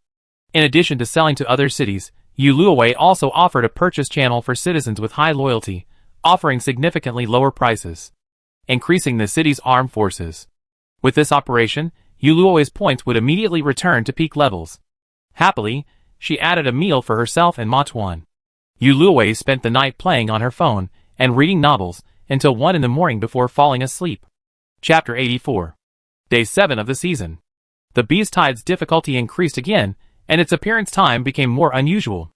Yuluwei had launched drones in advance and had people take turns standing guard on the observation tower, relaying news to everyone. She wasn't idle either. Thinking of the increased number of flying monsters in the Beast Tide on the 4th day, Yuluwei worried that burrowing monsters would appear today. She had been crafting traps since last night, and was currently setting them throughout the city. The map feature in the survival manual was incredibly convenient. Yuluwei could mark each trap she placed on the map, which would alert other citizens as they passed by, preventing them from being accidentally harmed. Before she finished setting the traps, the manual announced the arrival of the first wave of beasts. Yuluwei was so busy with her work that she had no time to consult the manual. Only when the surrounding citizens rushed out did she realize it, and quickly made her way to the treetop. Only then did she have time to pull out the manual and check the information. Yuluwei's expression grew increasingly serious. While today's Beast Tide didn't include the burrowing monsters she expected, there were some changes. Monsters no longer appeared from afar like waves, but instead spawned randomly outside the city in large groups. Because of the sudden update, the original strategy hadn't been adjusted, and part of the planned area was occupied by the spawn monsters. Thankfully, the drone operator and the guards reacted quickly, eliminating the nearest monster group in time, giving the newly arrived citizens some time to recover. From the treetop, Yuluwei also used a skill card on the monster group outside. Although these clustered monsters were numerous, they also made it easier for Yuluwei to aim, allowing her to eliminate a whole group at once. After the initial flurry of activity, the citizens gradually adapted to the new beast tide's arrival and ventured beyond their previously designated boundaries, exploring further afield. The terrain outside offered a variety of terrain, but the area near the city was mostly forest, with poor visibility and the occasional lone monster attack. The difficulty increased significantly. Besides monsters, the forest also contained some common animals, such as sheep and chickens. Some people tried to take advantage of the opportunity to hunt and replenish their supplies, but they were surprised by the increased aggressiveness of these animals. Upon sighting humans, they charged like cannonballs, attacking frantically with their legs and beaks. While they lacked the special abilities of the monsters, their numbers were numerous, and they still caused some damage when people were caught off guard. By the time this beast tide was completely dealt with, the number of casualties was greater than all the previous ones combined. As soon as the wounded were treated, heavy rain suddenly began to fall. Ever since time in the game resumed its natural flow, the sun had been shining brightly at noon for the past few days, and Yuluwei had assumed the weather would remain unchanged. The branches of the Tree of Life couldn't shield it from the wind and rain, and the sudden downpour nearly drenched Yuluwei. After buying an umbrella from the Points Mall, Yuluwei hurried outside the city. Together with Lin Jixia and the others, they erected hundreds of large parasols, enough for 7 or 8 people to shelter those exploring the city. The observation tower had a roof, so there was no need to worry too much about those on the city walls. Thankfully, the drone was waterproof and could still be used. However, the rain was getting heavier and showed no sign of stopping, severely impacting visibility and affecting the use of some skill cards. Unable to dispel the dark clouds, Yuluwei could only pray inwardly for the rain to stop. Unfortunately, she wasn't a high priestess, so her prayers were futile, and the second wave of beasts arrived amidst the rain. This time, the monsters were primarily water type, which were more vulnerable in the rain. But Yuluwei's ice magic, no, her ice skill cards, were superior, perfectly suppressing these water monsters. Perhaps due to the harsher environment, the game compensated for the lower monster numbers and levels this time, resulting in no casualties. The rain ended with this second wave of beasts. Every time this happened, Yuluwei felt the charm of the game's refresh. No need to clean up the battlefield or the monster corpses herself. There was another wave in the evening, and Yuluwei was certain that there would be undead monsters involved, so she warned everyone in advance that it would be best to bring fire skill cards, as the monsters at night might look more terrifying. This also helped everyone avoid being too frightened when they first saw the undead monsters. Ma Tuan didn't particularly enjoy water, so he didn't participate much in the second wave of beasts, merely controlling water elements from the city walls to launch sneak attacks. Now, he was eager to make a move, showing off his prowess during the evening's beast tide. Today's beast tide was nearly twice as difficult as the previous few days. By the time we finished dealing with the evening wave, everyone was exhausted. I've been meaning to retire early, but then another drama unfolded in the chat room. Fei Xing, brothers, don't you think it's a bit disproportionate that we fight the beast tides for the entire city every day, yet we only receive a small reward for ranking up? Wang Peng, exactly. If it weren't for us, the city lord wouldn't be able to sit back and relax, right? She's number 1 on the leaderboard, so she should be giving us some extra rewards. Fei Xing, I've heard that other city lords give extra rewards to the top of the leaderboard. Ours is being too stingy. Shen Ming, huh? What are you talking about? Are there still idiots in the game at this point? Yu Fan, first of all, you don't have to fight the beast tide. You can handle logistics in the city like Sister Lin Lang or Sister Su Tang, and you'll still get points and leaderboard rewards. But if you don't want to do anything, then you won't get any rewards, just a reward for first place in the city. Speaking of which, if you go to other cities and do nothing, you'll get even less. Zhou Xia, yeah, and if you don't work hard to deal with the beast tide, you'll end up like we did before, nearly homeless. If it weren't for Sister Luowei's kindness in taking us in, who knows what we would have faced. And if the time came, Sister Luowei would definitely have found another city to take us in, but you wouldn't necessarily be. Besides, Sister Luowei didn't intervene before because we could have fought her. She even saved me once the other day. Chaoji, are these two spies from another city? I've always been in the top few spots on the city's leaderboard, and they've been chatting with me privately, spreading rumors about our city. Oh, and the city lord also gives those of us who are at the top of the leaderboard extra rewards. As soon as these words were spoken, many people came out, all claiming they were being harassed by Fei Xing and Wang Peng. For a moment, the two were like the proverbial rats crossing the street, nearly cursed to death. Some were so indignant that they threatened to block them at their doorstep. Seeing this, Yu Luwei felt a bit absurd. Someone wasn't secretly manipulating things, but resorting to such a cheap smear campaign. This made Yu Luwei's long-held fears and assumptions about these two people pulling off something drastic seem like a joke. The two men were also feeling miserable. Their boss had assigned them two tasks: gathering intelligence on North City and inciting rebellion among its citizens. However, the citizens of North City, generally loyal, were wary of their inquiries. Meanwhile, the newly arrived citizens, while less loyal, didn't know much about North City either. The mission hadn't made any progress in the past 2 days. They wanted to make things difficult for North City, and make it more difficult to deal with the beast tide, but robots seemed to be everywhere. Every time they tried to do something, they appear, peppering them with questions like why? And, with surveillance, they were completely unable to act. Posting these words in the public chat channel today was a necessary move, because there had been no progress over the past 2 days, and they had been reprimanded numerous times by their boss. What they hadn't anticipated was that points were awarded differently in North City than in their own city. North City strictly distributed points based on contribution. As long as you contributed, regardless of the type, you earned points. A few days ago, when Wang Peng and Fei Xing were pretending to go to the front lines, some kind-hearted citizens, seeing they couldn't get involved, actually wondering how they might accidentally injure others, offered them the front positions, hoping they could attack more and earn more points. But in their city, points were awarded only for participating in defeating the beast tide, and points were awarded based on the last kill. Therefore, rather than painstakingly killing monsters themselves, everyone preferred to steal other people's heads. If it weren't for their boss's military suppression, their city would have likely perished in the civil unrest.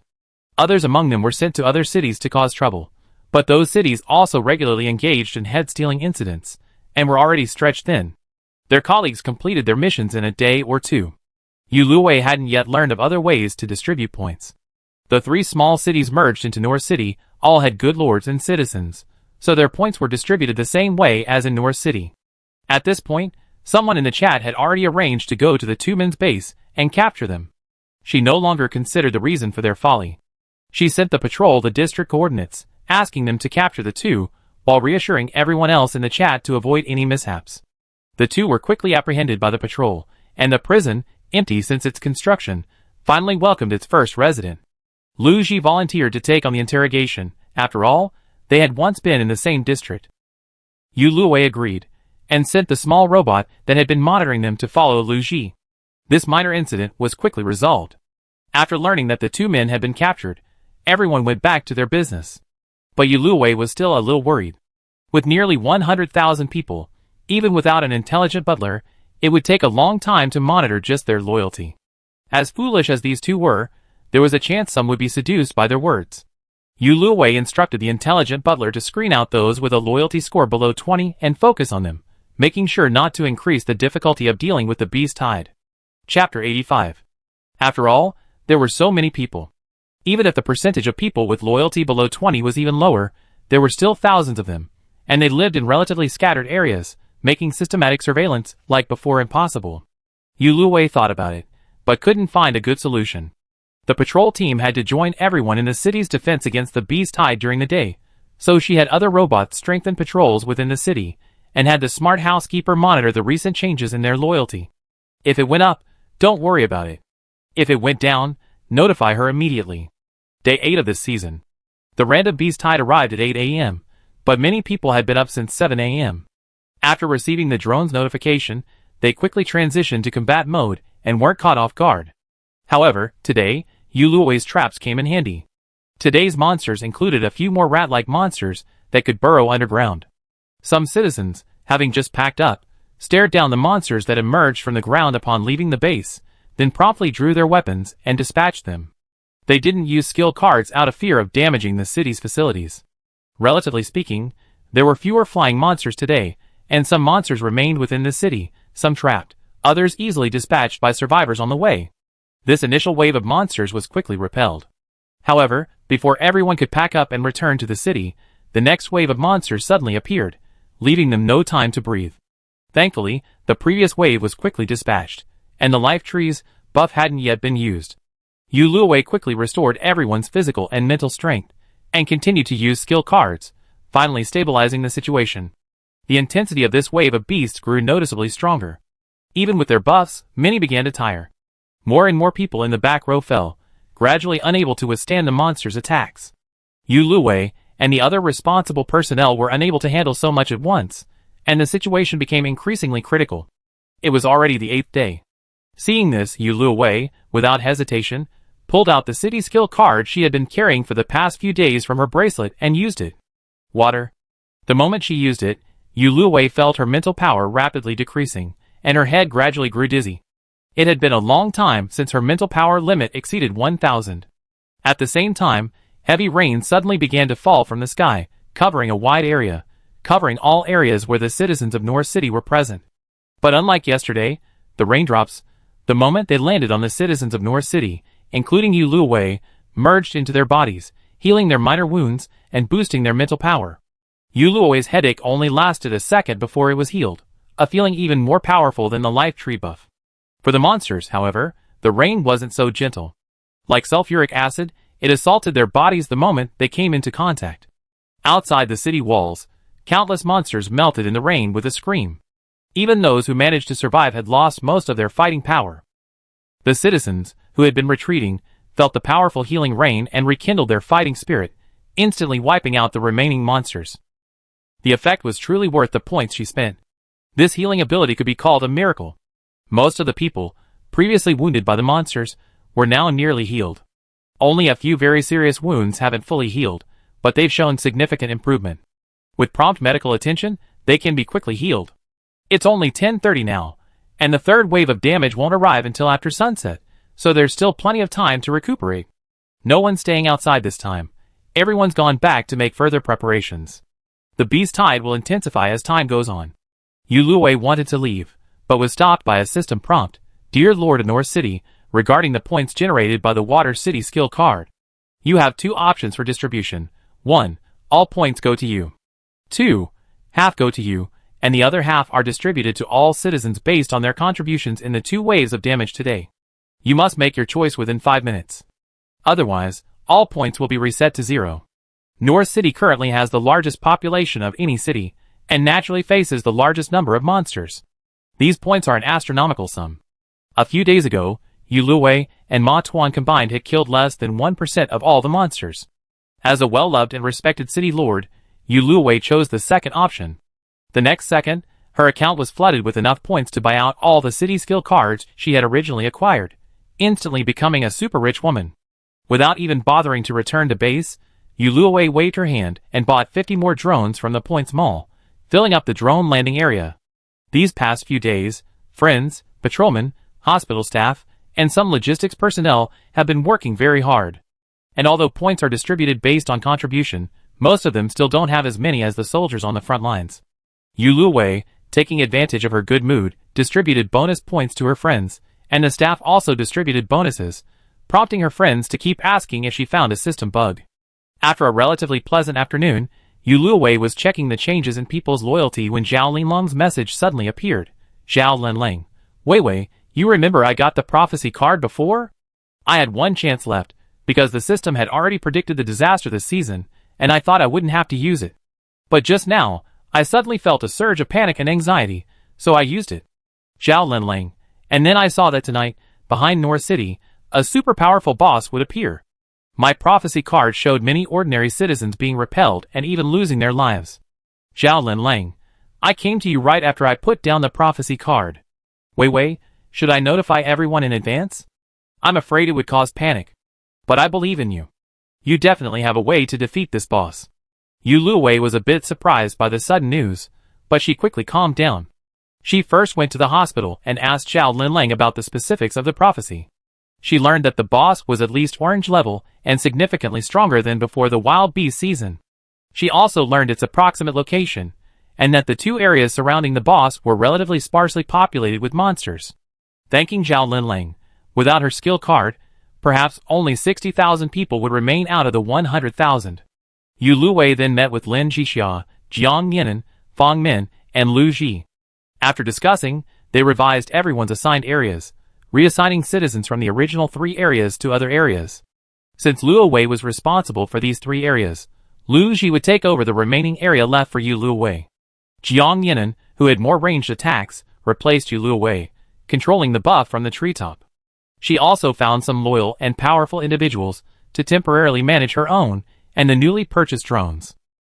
The new strategy, posted on the city's internal channel, caused a stir, but without a traitor, the others, trusting the city lord, briefly discussed it before choosing their next area. After a distracted dinner, it was already dark. Before the beast tide arrived, Yu Luwei discussed tactics with the others again. She gave Jiang Yinan a fire-type city skill card and instructed her to use it where appropriate. Lin Jixia also insisted that her pet, Bang Bang, accompany Yu Luwei. Now, Bang Bang was about the same size as Ma Tuan, a true mythical beast, a black tortoise. Lin Jixia explained that she had instructed it to obey Yu Luwei's orders completely during the battle. Like Ma Tuan, it wouldn't hinder Yu Luwei, and its defense was extremely high, meaning virtually no attack could injure it. Ma Tuan also claimed that Bang Bang was no weaker than him, so Yu Luwei had no choice but to agree. After waiting for half an hour, the drone reported that the beast tide had begun to appear. Yu Luwei could vaguely see the silhouettes of monsters, and the boss on her side. She sent Ma Tuan and Bang Bang to deal with the surrounding minions. They were already at the highest level, making it easy for them to deal with them. This prevented any minions from attacking her from behind. Before the boss approached, Yu Luwei pulled out her modified red-level longbow, and used her most familiar attack method, the all-creating arrow. This time, ice arrows and rockets alternated. The boss was still leisurely pacing when it was attacked, instantly enraged, and roared towards them. The roar reached the heavens, and Yu Luwei suspected the entire North City could hear it, but it contained no mental attack. She didn't dwell on it, and quickly fired a few more arrows. Only after the boss ran in did Yu Luwei get a full view of the surrounding world. The boss was a fire giant, as tall as her calf, and his body was covered in blazing flames, illuminating the surrounding area. Most monsters at night were undead, naturally vulnerable to fire. These monsters had no protection against damage, and along the way, the giant had taken down quite a few smaller monsters. Since it was a fire monster, Yu Luwei switched her attack method, quickly firing a few ice arrows at the giant's eye, the only part not covered in flames. Then, she used Ice Prison and Snowflake Bomb, along with several other red ice and water-based skill cards. But Yu Luwei soon discovered that even the red-level skill cards weren't as effective as her own magic. The Ice Prison could still stop the giant, but the red water prison could only give it a bath. Although it was strange, now wasn't the time to think. Since her own magic was more effective, she used it. In addition to her 2 skills, Yu Luwei continuously used attacks like Ice Mist, like an emotionless attack machine. In comparison, the giant's attack method was much more monotonous, consisting of only breathing fire, either from its mouth, palms, or, at worst, from its belly. Although its power was immense, reducing the orange-level shield Yu Luwei had thrown to distract her to ash, Yu Luwei's agility was not to be underestimated. She nimbly dodged the attack and took the opportunity to leap onto the ice-formed platform, preparing to strike the giant's weak spot. Its eyes. Chapter 86. This giant's eyes lacked fire, nor did they possess the fire-breathing eye abilities often seen in novels and movies, making it easy to assume their weakness lay in the eyes. Having already roughly calculated the interval between attacks, Yu Luwei, after stabilizing herself, took advantage of the moment when the giant's next burst of flames ended. Focusing her mental energy, she formed an ice dagger in her hand and stabbed it. But this giant seemed far more intelligent than other monsters. Its earlier slow attack was merely an attempt to confuse Yu Luwei.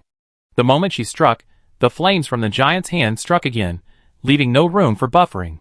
Yu Luwei quickly formed an ice shield in front of her to block it. Then, using her spatial abilities, she moved to the giant's eyes and stabbed the right eye. The moment the flames made contact with the ice shield, a loud hissing sound erupted, and the resulting white vapor filled the surrounding space. If Yu Luwei hadn't moved away in time, she would have easily been burned by the vapor. In the end, however, Yu Luwei's magic proved superior, completely withstanding the flames.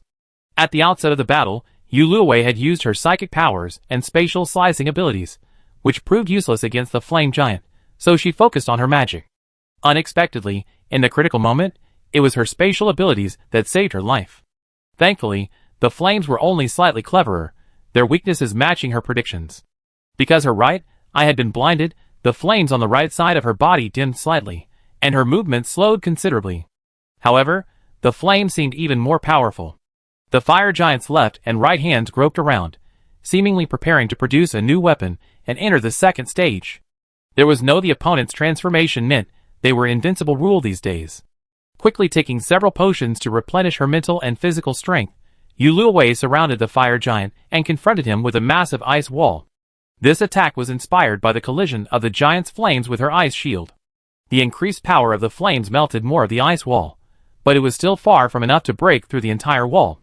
Yuluwei seized the opportunity and quickly solidified the remaining ice wall, creating an ice cage to trap the giant.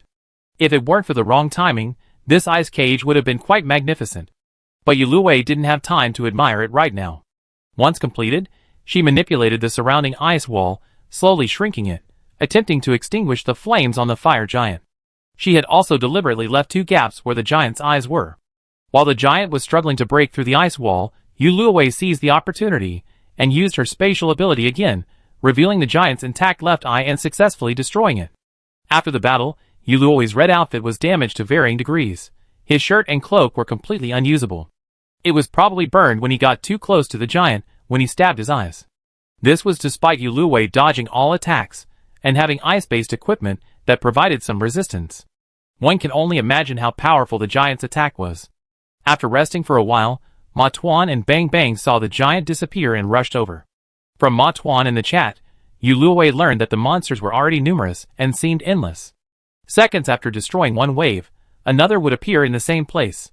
She used the last buff of the Tree of Life and the Fire City skill card to persevere. It wasn't until she was about to defeat the giant that the monster stopped regenerating. It was now in the final stages.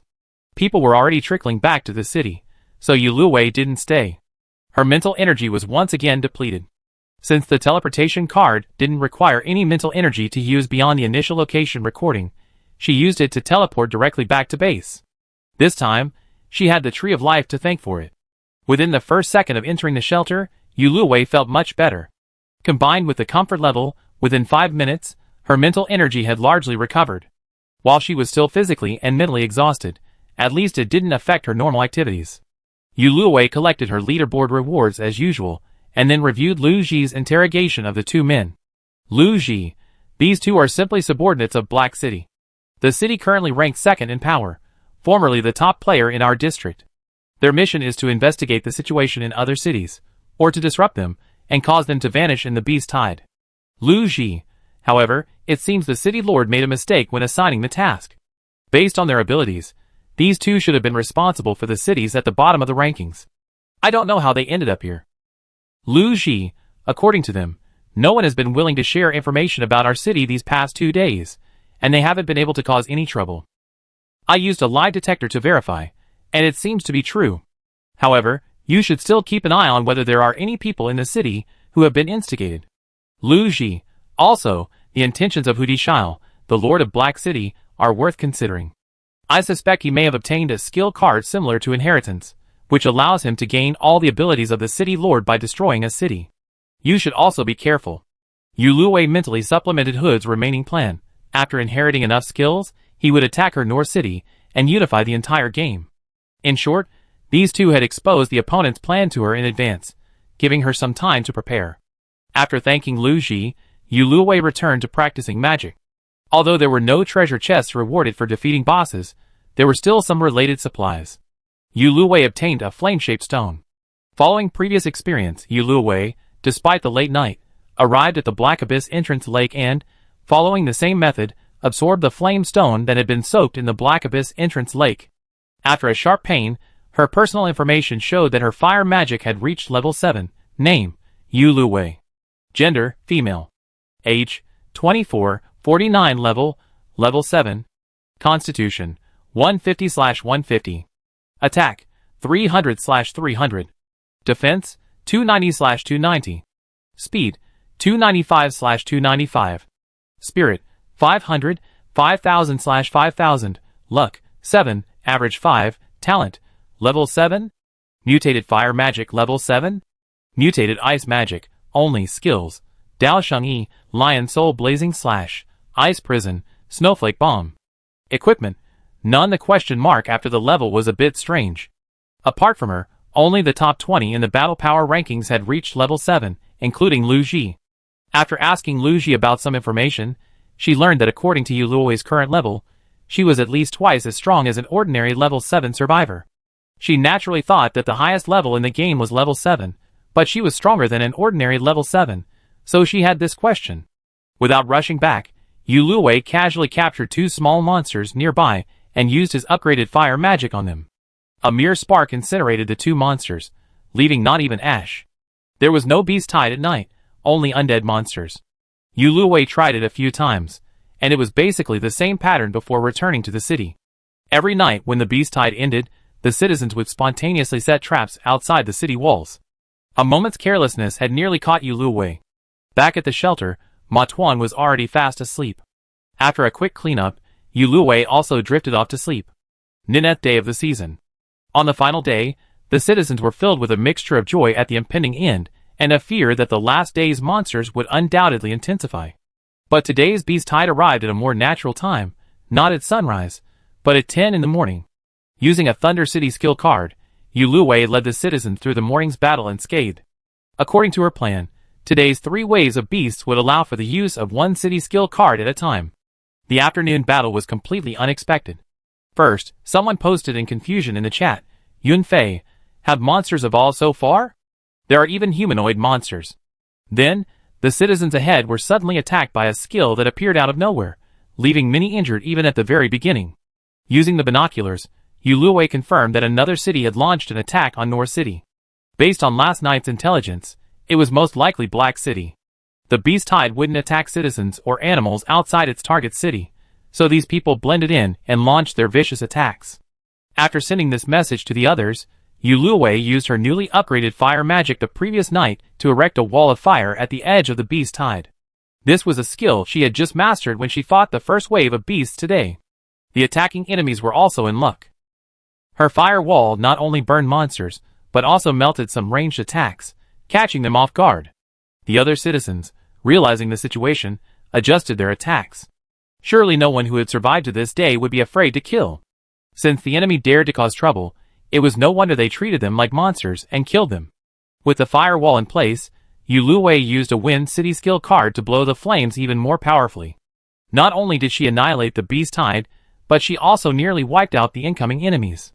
However, they had arrived unexpectedly, and despite their prompt response, several people were still hit by the enemy's skill cards and lost their lives. Although Yu Luowei had seen countless dead bodies, both in the zombie world and in the game, this was the city she managed, and the loyalty of the dead was high, so she still felt a rare sense of sadness. She promised the others that she would avenge them. As for the culprit, it was easy to identify. Only in Black City had the population suddenly dropped significantly. This group was probably the one Hood had originally planned to disrupt North City and gather intelligence. The system reported that there were 300 to 400 bodies on the ground. Yu Luowei was sure that only 2 or 3 people had escaped. Chapter 87. After settling the deceased's family, it was just 4 in the afternoon. According to the current weather conditions in the game, the sun usually sets slowly around 6, and it's almost 8 before it's completely dark. The cries of the family members still lingered in Yu Luowei's ears. She simply extorted the 2 men's address for Black City and teleported there now. Black City currently has a population of around 30 to 40,000, and 12 of the top 20 in the battle power rankings are in Black City, representing its elite ranks.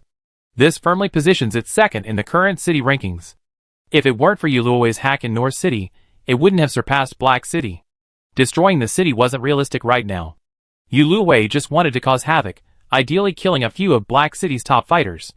Before leaving, she entered her firewall skill into 3 blank skill cards and gave them to Lin Jixia, along with the last with city skill card. The Snowflake Bomb skill card gave each of her friends 5 copies, in case she didn't return in time and the others couldn't handle the situation. Although the coordinates were those of the city, the system couldn't teleport people directly into the city. They usually teleported to a random location not far from the city walls. This time, Yu Luowei was unlucky. The system teleported him directly into a monster's lair. Yu Luowei, steadying himself, stared at the lion-shaped monster in front of him, who looked like his father. Before the monster could react, Yuluwei launched a fireball. The fireball didn't harm the monster either. The monster surrounded him for a few minutes before dissipating. The monster's aggressiveness also disappeared as the flames dissipated, and Yuluwei even saw a hint of friendliness in their eyes. Not only that, Yuluwei discovered she could hear their voices and even communicate with them. The one at the beginning was indeed Lion Daddy. These monsters, now more appropriately called little animals, said that becoming monsters caused constant pain, and only killing could alleviate the pain. That's why they were so aggressive, and because of this, they considered Yuluwei their benefactor. This resonated with what the little foxes and kittens had said during the Lesha season. But Yuluwei wasn't just chatting away. When Lion Daddy mentioned that he was once an orange-level monster, able to summon nearby animals, and even the highest orange-level monsters, her eyes flashed, and a plan came to mind. After a short rest, they found the entrance to Black City. When sunset arrived, Yuluwei had Lion Daddy summon a large number of monsters and animals, the kind with the most evil and powerful combat abilities, and then led them in a general attack on Black City. Yuluwei, disguised in bearskin gear, now looked like a large brown bear from a distance. She stealthily launched several ice and fire bombs at the Black City walls. Black City was confident in its offensive power, having barely upgraded its walls. With just a few attacks, Yuluwei punched a large hole in them. Just as the startled citizens of Black City rushed out to fight, Yuluwei heard a loud noise from behind. Alas, what a coincidence! The Black City Beast Tide had also arrived at this very moment. Perhaps her recent teleportation to the monster den had run out her bad luck, and Yuluwei was now delighted. Finally, she could fight back. Among the monsters summoned by Father Lion, there were several orange-level monsters that could be considered mini-bosses. Yuluwei took advantage of the chaos and ran to one of them. Using its cover, he unleashed a wall of fire. He then ran to another, and unleashed several snow bombs. I had just asked the creature summoned by Father Lion. Black City currently only has 2 lookout towers, so almost everyone was attacking from outside the city walls. This also meant that the reinforcements the citizens would bring in later, those top Black City fighters would most likely be stationed outside the walls. Yuluwei increased the frequency of his attacks. With Father Lion's help, the monsters today were far more numerous than before. Soon, 5 or 6 formidable-looking characters appeared before Black City, and the other citizens quickly made way for them. Survival games don't have a photo system, so Yuluwei couldn't tell who was who, so he decided to deal with them all together. As the monster group slowly advanced, Yuluwei gradually made clear the faces of the individuals. They seemed unfazed by the beast tide before them, still chatting and laughing. Seeing the beast tide approaching, one of the men casually threw out a skill card, and soon, several thunderbolts roared from the sky above the front area. Yuluwei also had an extra null card in her hand. This was one she had found when she opened hundreds of treasure chests, but she had kept it until now because it was useless against monsters. Before the thunderbolt even struck, the null card dissipated all the dark clouds and lightning in the sky. At first, the other men didn't take it seriously and continued to throw null cards, but Yuluwei dispelled each one as it came. She had plenty of these cards anyway, just fewer orange and red ones, but the opponent also had fewer cards of that level. Soon, the relief on those faces turned to shock. At this point, the beast tide was approaching Black City as never before, and many people had already died at the hands of the monsters on the outskirts. These people also took notice, drawing their weapons, and preparing to join the battle. Yuluwei approached one of them first, intending to quickly dispatch him. But he was still a level 7 survivor, far more powerful than Jinyu and the others before him. The attack missed, merely piercing the armor on his right hand. With agility beyond that of a bear, he dodged several attacks, and confirmed some of his attributes. It had to be said that this level 7 survivor was truly skilled. The great sword wielded with ferocious force, imbued with various elements, he had successfully taken down a true orange boss. But his attributes were far inferior to hers.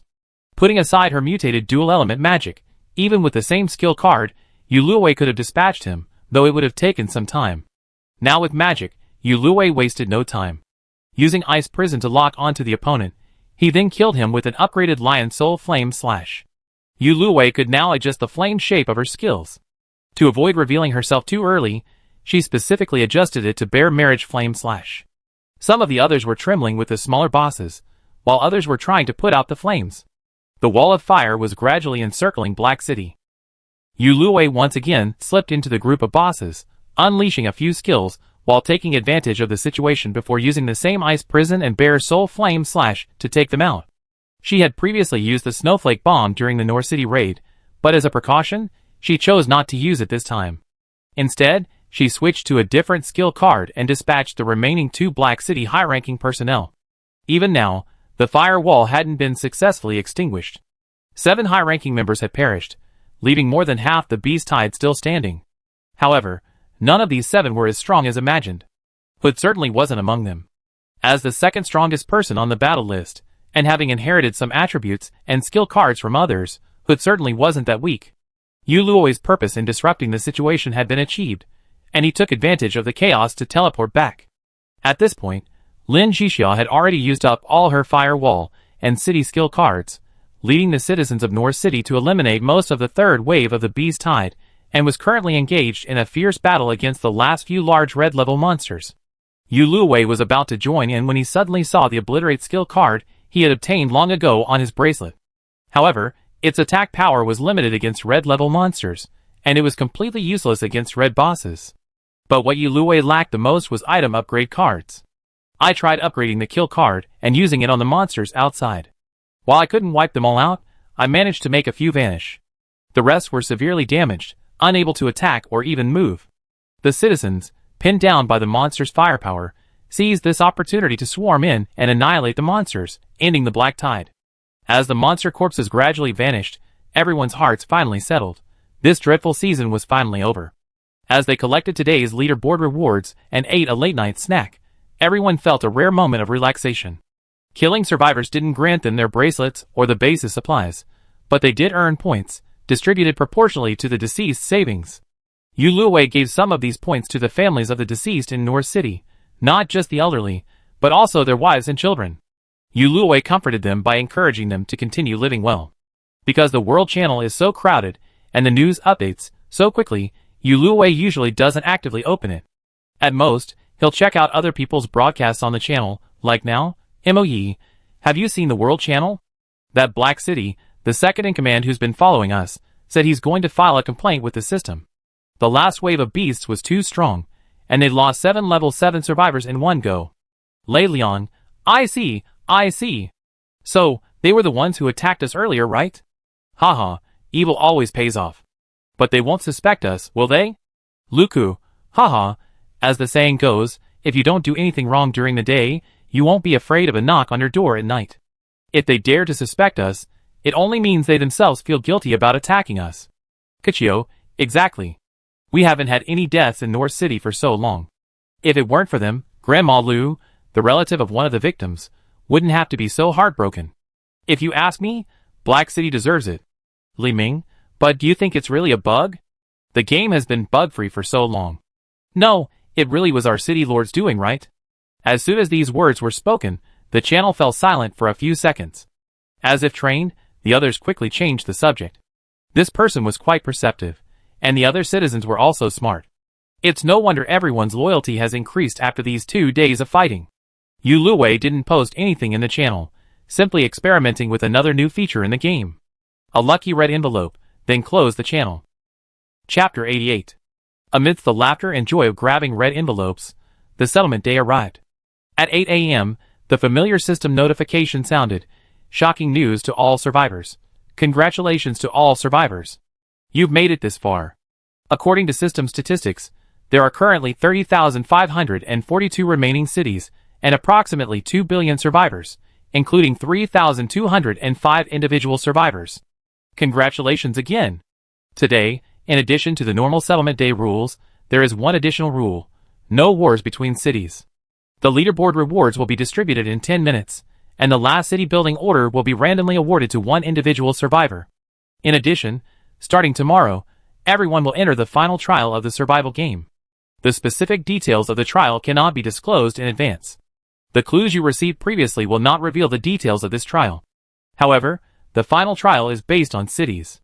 If individual survivors have not joined a city by 8 a.m. tomorrow, they will be forcibly teleported to a random city or eliminated. I hope everyone is prepared well. System officials sincerely wish you all the best in passing the final trial. All the survivors were excited. The final trial. Did it mean they could go home soon? Although many people's clue cards would be wasted, compared to the prospect of returning home, it was nothing. No one paid any attention to the suspected bug in Black City last night. Everyone was discussing the final trial and imagining a happy life back home. Many residents in North City also hoped to bring the restaurant back so they could enjoy delicious meals on Blue Star. Of course, some people said it was premature to start imagining the end of the trial before it even began. Whether or not they could make it out alive was another matter. But this was quickly refuted. Life is already painful enough. Why shouldn't we be allowed to imagine it in advance? Both sides had their points, and no one wanted to argue, so the matter was quickly put to rest. The leaderboard rewards arrived, and the channel soon quieted down considerably. Perhaps because daily leaderboard rewards had been offered starting on the third day of this season, these rewards were much more modest and smaller than the previous settlement day rewards, as there were only 2 leaderboards left. Yuluwei opened her 2 red treasure chests and received 3 special building cards: a courthouse, a military barracks, and a welfare institution. Adding to the existing schools and hospitals in North City, Yuluwei began to doubt whether they could return to Blue Star after completing the final trial. With this setup, it felt like the system intended them to live here forever. However, she didn't share her speculation in the channel, partly because she wasn't sure if it was correct, and partly because she was worried it would discourage others. Only 6 seasons plus a novice period had passed since she entered the game, a total of just over 60 days. Just 2 months had passed, but the various disasters made Yuluwei feel like 2 years had passed. In preparation for the final trial, Yuluwei checked her current supply reserves. Mainly skill cards. The Wild Beast season had consumed too many. Just as Yuluwei was recharging her blank skill cards, the system's voice rang in her ears again. Survivor from another world, you have a special final trial mission. Perhaps you've discovered that your flame has a certain purifying effect. Your original world is contaminated by the same black air as this one. You must return to your original world through the Black Abyss entrance lake and use your special powers and magic to purify and save your world. However, you cannot carry any skill cards or weapons and equipment from the game. For other common supplies, your space can be used. Like all other survivors, you only have 10 days. If you still haven't completed your mission by the time the timer expires, your original world will follow its predetermined fate and be destroyed. While you may escape and return to the survival game, you will completely lose all your special powers and magic, as well as your status as the Lord of the Black Abyss entrance lake. You can ask us questions until midnight, but unfortunately, we cannot answer questions about the world's background at this time. This sudden information caught Yuluwei off guard.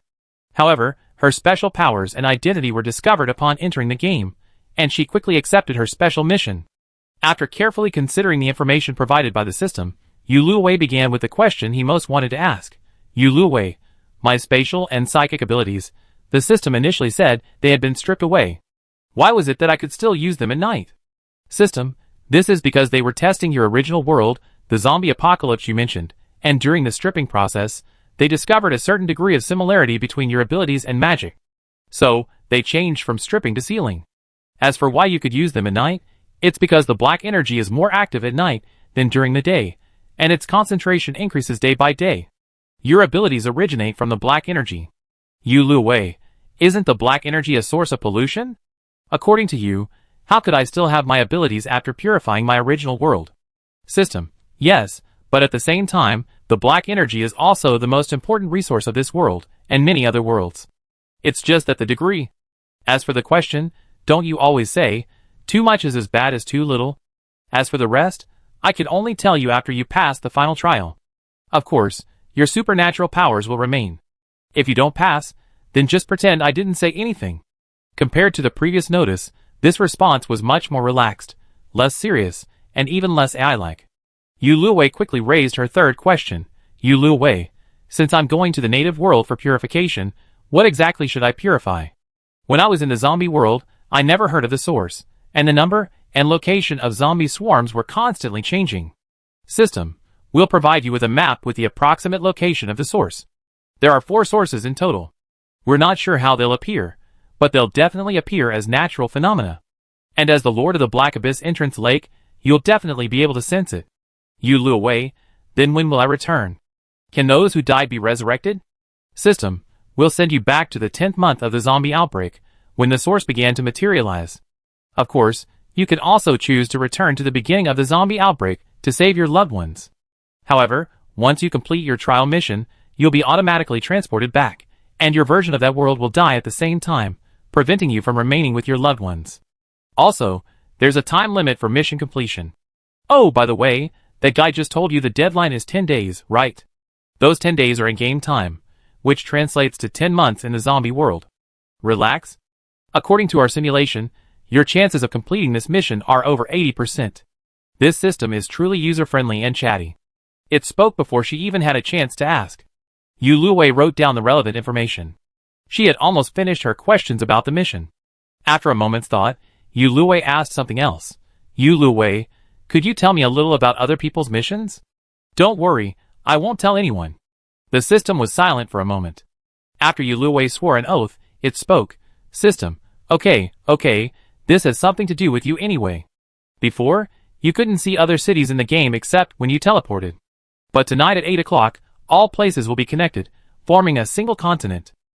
Starting tomorrow, they will think they've completed the game, and will continue to develop based on their current resources. Each city will become a simulated country, until the 10 days in the game world are up. Yu Luwei, so what are the criteria for clearing the game? System, of course, it's the balance between technological development and natural resources. 10 days in a simulation isn't just 10 months. If they manage to develop their country to the level of Blue Planet in the simulation, then what's the point of this survival game? Okay, I've said enough. You have until 8 o'clock tonight to choose an acting city lord. You can choose to leave some of your skill cards and other items with her. After all, you can't take them with you. As for this information, there's no point in telling them. They won't remember it tomorrow. The system was surprisingly easy to talk to. So Yu Luwei came up with another clever idea. Yu Luwei, can I leave something for the other cities too? Don't worry, not our city, or the intelligence, but for that black city. They were questioning you last night, and I want to make it a little harder for them. Just a little. The system ultimately agreed.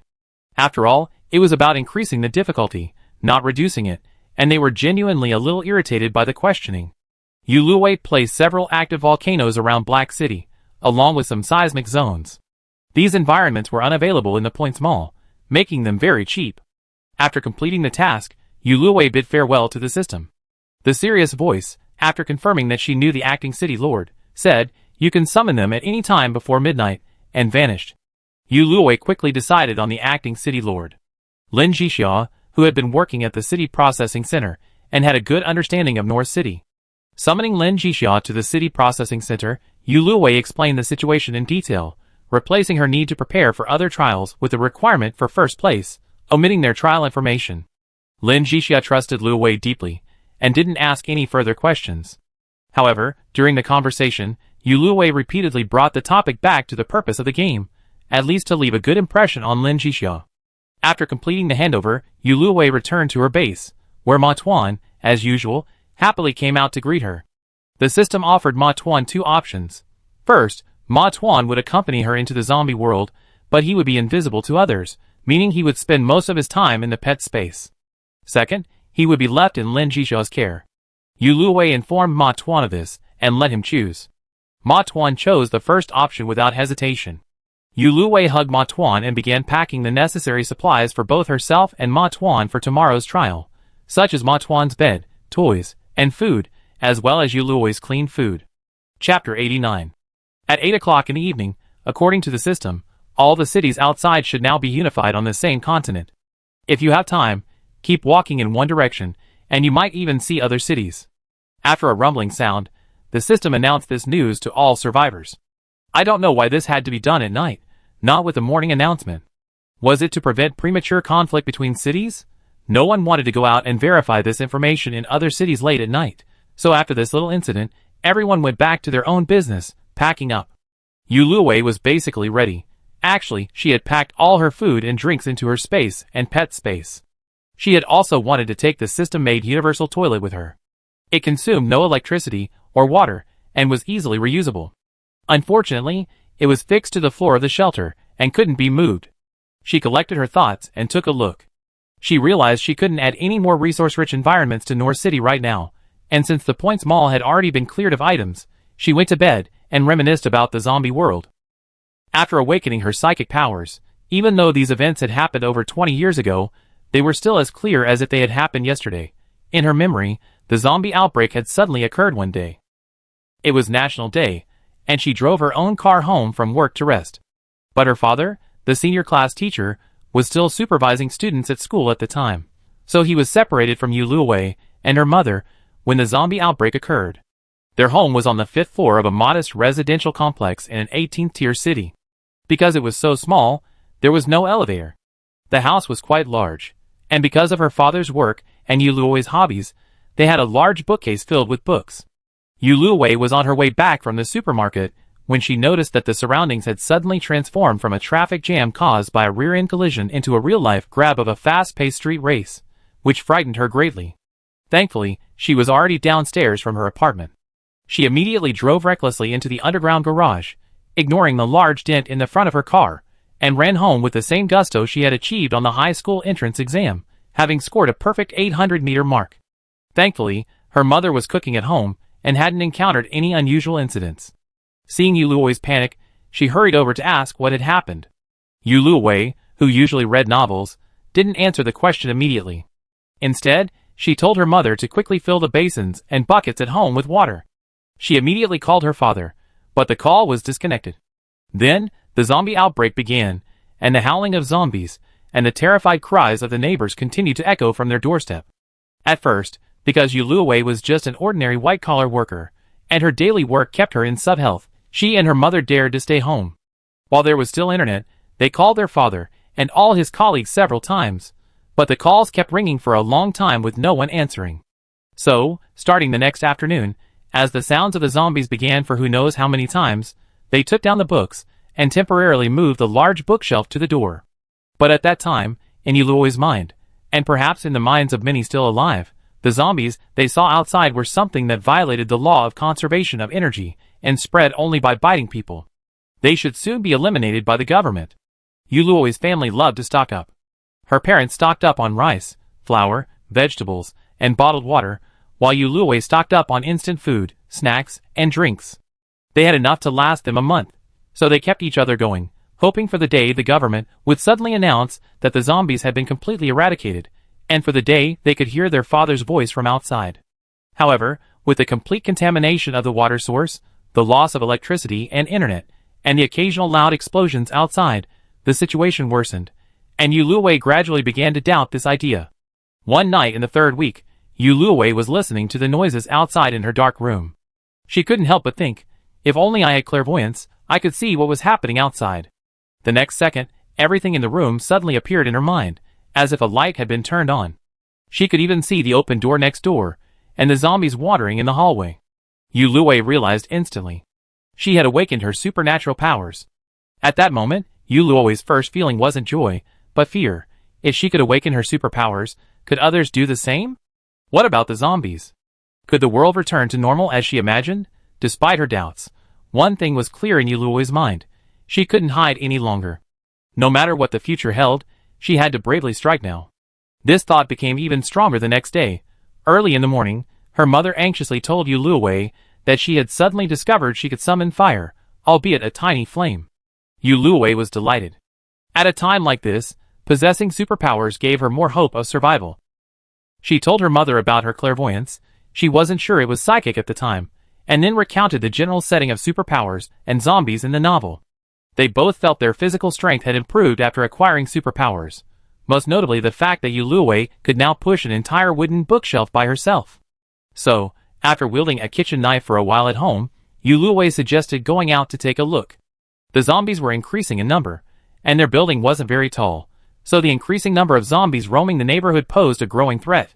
My mother understood this and didn't stop me, only asking me to come along, since I had superpowers myself. This time, they first stabbed a zombie in the neighbor's house to death with a kitchen knife tied to a mop handle. Then, using the same method and my mother's superpowers, they killed all the zombies in the hallway of their unit. All ordinary zombies without superpowers. The commotion was quite loud, but fortunately, their residential complex had a door, a thick, heavy iron one. The first thing Yuluwei did upon reaching the ground floor was to close it. During this process, Yuluwei's clairvoyance ability also came in handy, not only preventing them from being attacked but also allowing her to see what was happening in other homes within the complex. There were too many zombies outside, making it impossible to leave right now. Yuluo's gaze turned to her neighbors, whose door was open. It was autumn, not so hot, so the neighbor's house should still have some undamaged items that could be used. While she didn't know what had happened to her neighbor, she couldn't care less about the ethics of her actions in this situation. Yuluo's spatial ability was discovered after finding something in a neighbor's house. They found a large sack of noodles, 2 bags of rice, a box of instant noodles, and 2 large, unopened bottles of water in the kitchen. At the time, since they had no gas or electricity, they usually heated water with books at home, so they wanted to take the neighbor's magazines as well. Seeing so many things, Yuluo couldn't help but think, if only I could imagine a standard spatial dimension like in other novels. The next moment, the rice vanished from her hands, and Yuluo truly had an extra spatial dimension. Initially, the spatial dimension was only 8 cubic meters. Before returning home, Yuluo, following a novel she had read, dug 8 small, hard lumps out of the zombie's head outside the door. After testing them, she and her mother found they could both absorb them, so she named them, as the novels often do, crystal cores. Each person shared 4, and Mom's flames grew larger. Yuluo's space also expanded to 27 cubic meters. This information automatically emerged in Yuluo's mind after the change, without her having to actually measure it. It was just clairvoyance. Nothing changed, and Yuluo understood that this was the amount of supernatural power upgrade. Before their next trip, the long-awaited official announcement finally sounded outside. In short, it was this: the zombies appeared suddenly, and some even possessed special abilities, making complete elimination difficult at the moment. Officials have established several shelters and announced their locations. Survivors can go there on their own initiative, or hold out for a few days and wait for the official rescue team. They also hope that survivors with special abilities will join the official team. The terrifying speed of building the shelter shocked Yuluo once again. After some discussion, the two decided to head for the shelter, potentially killing a few more zombies along the way to upgrade their abilities. After loading all their useful supplies into their space, they braved the obstacles and entered the underground garage, finding Yuluo's car. Thankfully, Yuluo had parked close to home last time. After killing several zombie car owners and taking the fuel from their tanks, the two absorbed the crystal cores, granting Yuluo clairvoyance and upgrading her abilities. They then drove to their father's school. The entire high school was now a purgatory. The school gates had been smashed down, the security office was in shambles, and the ground was littered with corpses in school uniforms. A few zombies occasionally passed by. Here, Yuluo encountered her first zombie with a fire element, covered in flames and able to breathe fire, like a small fire giant. Several ordinary zombies were also following, nearly burning their car to the ground. Next to the car and the zombies was a fish pond with water in it. As Yuluo drove, she wondered if she could pour water from the pond onto the zombies to extinguish their flames. Then, a game-like map appeared in her mind, and one of the zombies trembled toward the pond. Realizing that this wasn't just ordinary clairvoyance, Yuluo slowed down the car.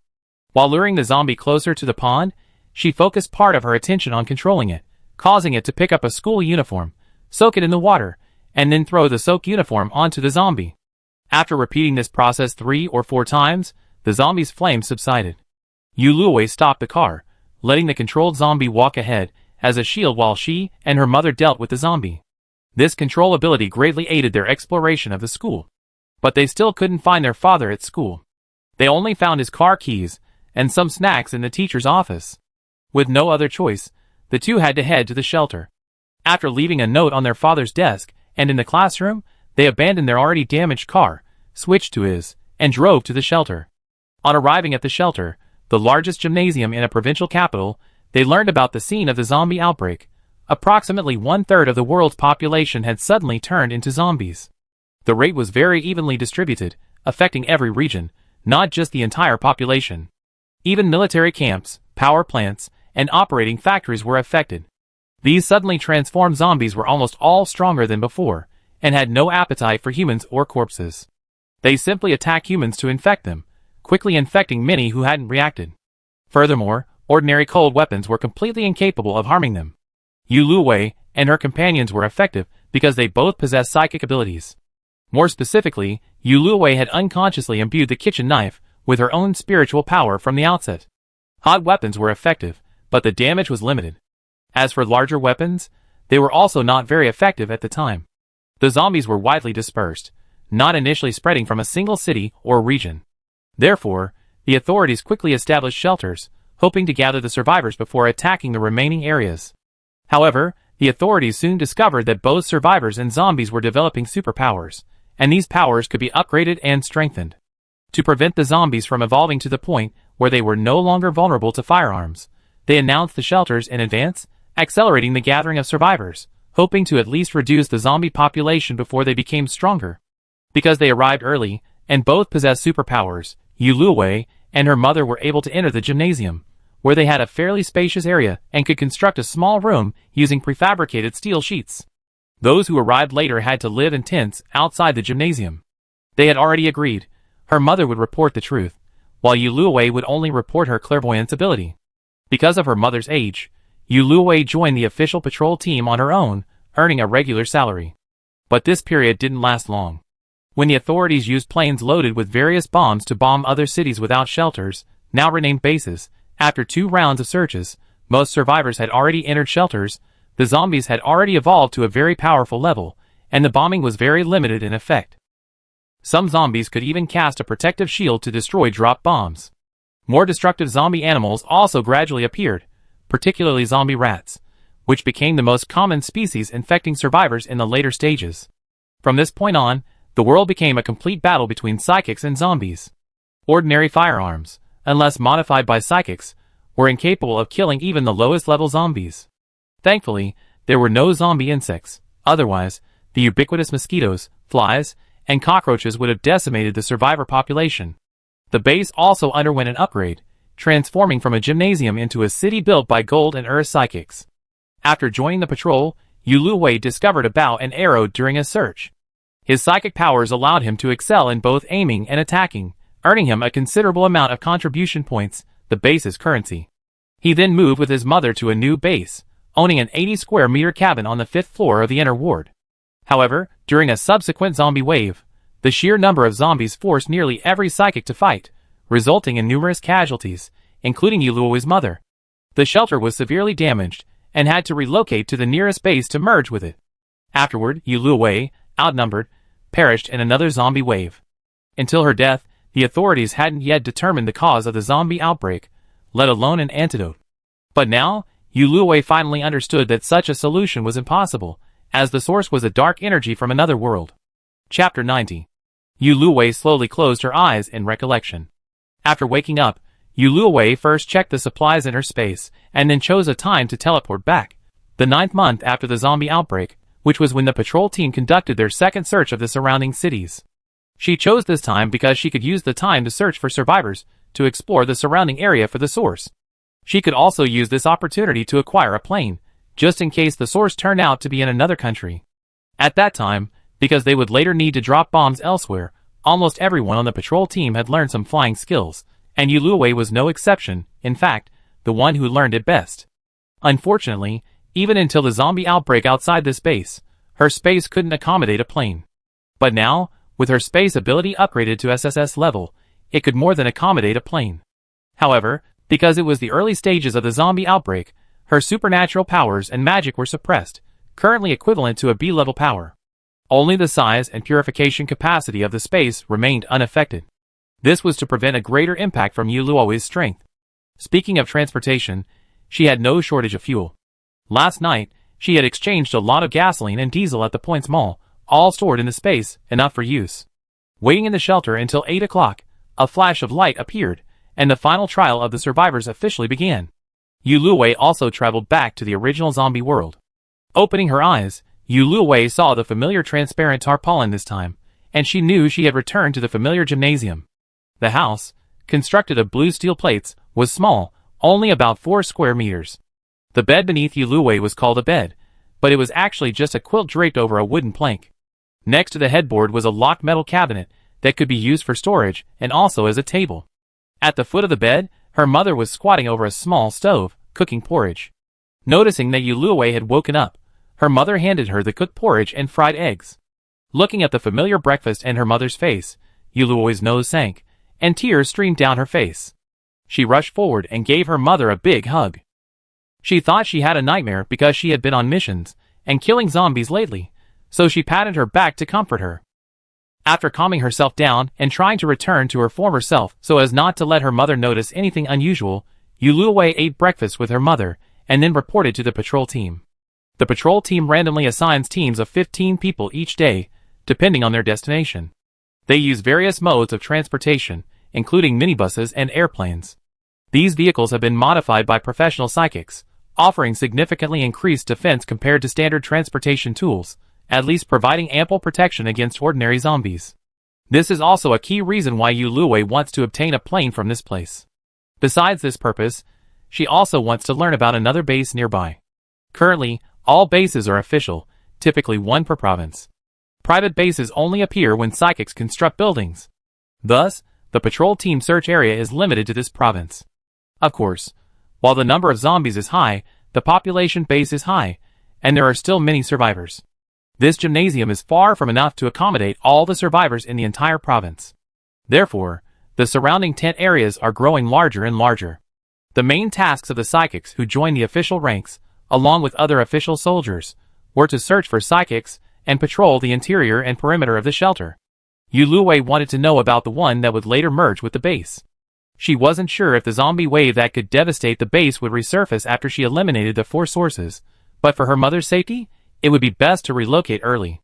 She could also use her psychic abilities to accumulate a few more contribution points, so that her mother could live a better life after she left. The official government's attitude towards psychics was quite good. If you joined the official ranks, the salary was relatively high, and if you didn't, you would receive a small subsidy. As long as you didn't commit any illegal acts, it would be fine. The only problem was that moving to another shelter was a bit more complicated, requiring a letter of introduction from the superiors at the base to prevent psychics from escaping to another location after committing crimes here. Yuluwei had already thought of an excuse. She would say she had found news about her father and wanted to go see him. At this stage, her abilities weren't among the strongest, so with that excuse, it was relatively easy to leave. Removing herself from her memories, she realized the person in charge of the abilities had already sorted the teams. Because Yuluwei's reported abilities were unique and extremely useful in searching for survivors and supplies, she was usually assigned to the outbound team, and this time was no exception, having been assigned to a neighboring city. While her teammates' faces were somewhat familiar, they weren't close acquaintances. They simply exchanged greetings.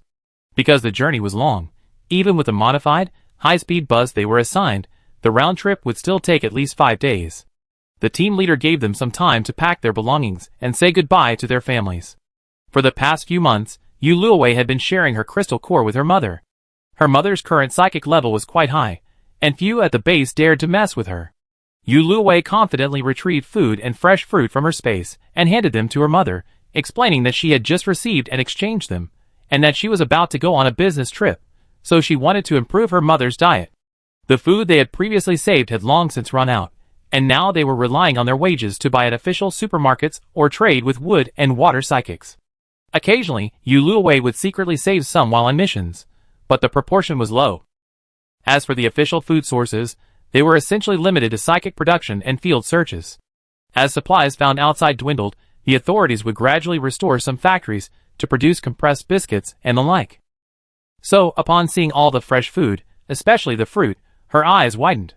She refused to accept any of it, fearing someone might be listening. She quietly scolded Yuluwei for wasting her money.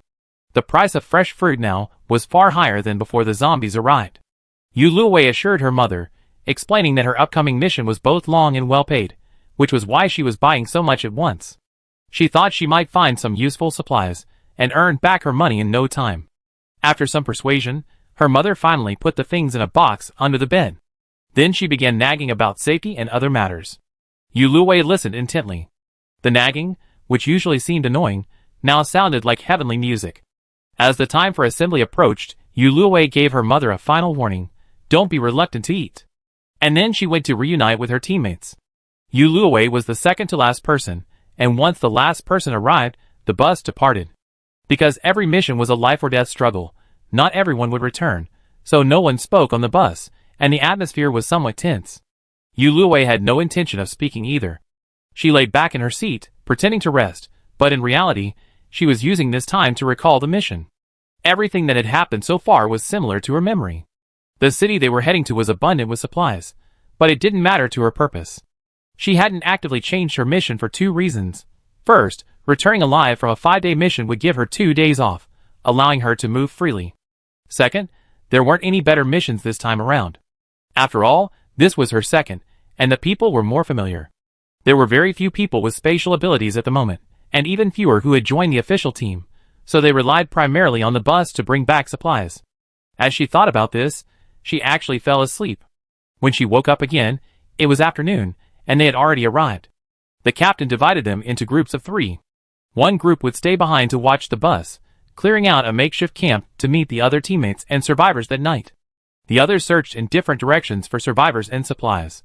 This group remained unchanged from his memory, with a female water-type psychic and the team leader, a gold-type psychic. As a support psychic, Yuluo's primary role was to provide early warning, identify traps, and check for people or objects in collapsed areas. Even the route remained the same this time. Yuluo didn't even need to use her mental power to identify the traps and supplies they passed along the way. They even managed to take out some zombies beforehand, greatly relieving their teammates' stress. On the way, they passed a large shopping mall.